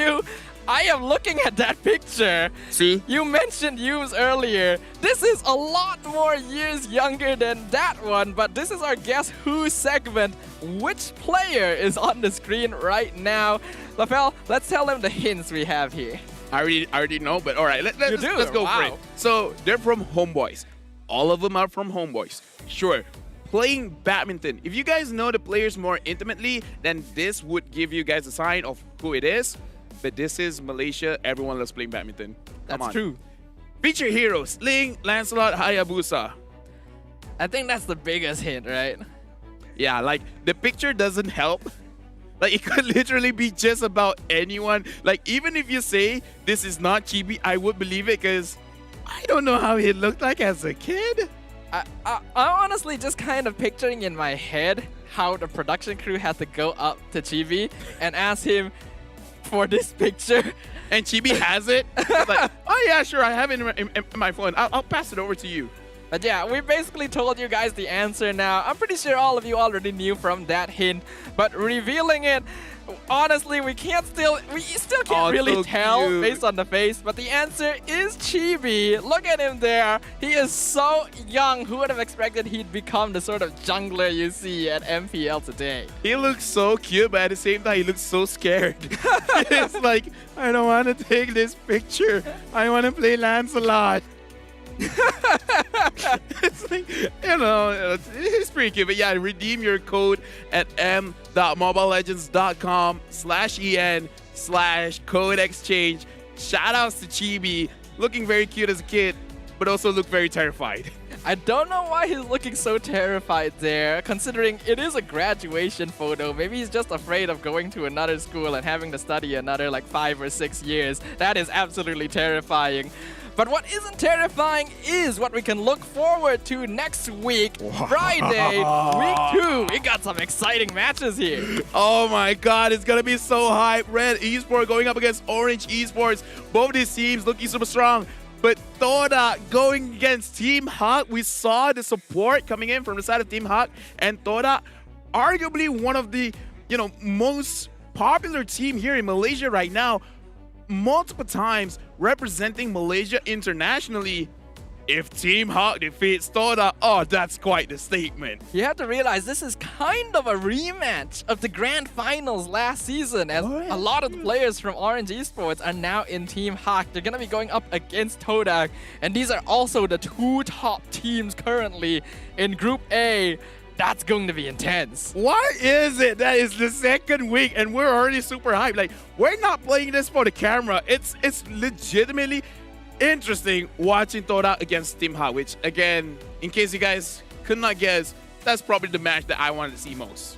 But with that, we have officially concluded the first week of MPL Malaysia Season 10. Honestly, we are honored to have been able to bring this day of matches to all of you, and we hope you enjoyed it just as much as we did. If this is how the regular season starts, I can't wait to see what will happen in the weeks to come. Lafel, of course, this is your first time on the English desk as well. Hope you enjoyed joining us here, and all of you watching at home, we'll be signing off. See you guys next week for more MPL Malaysia Season 10.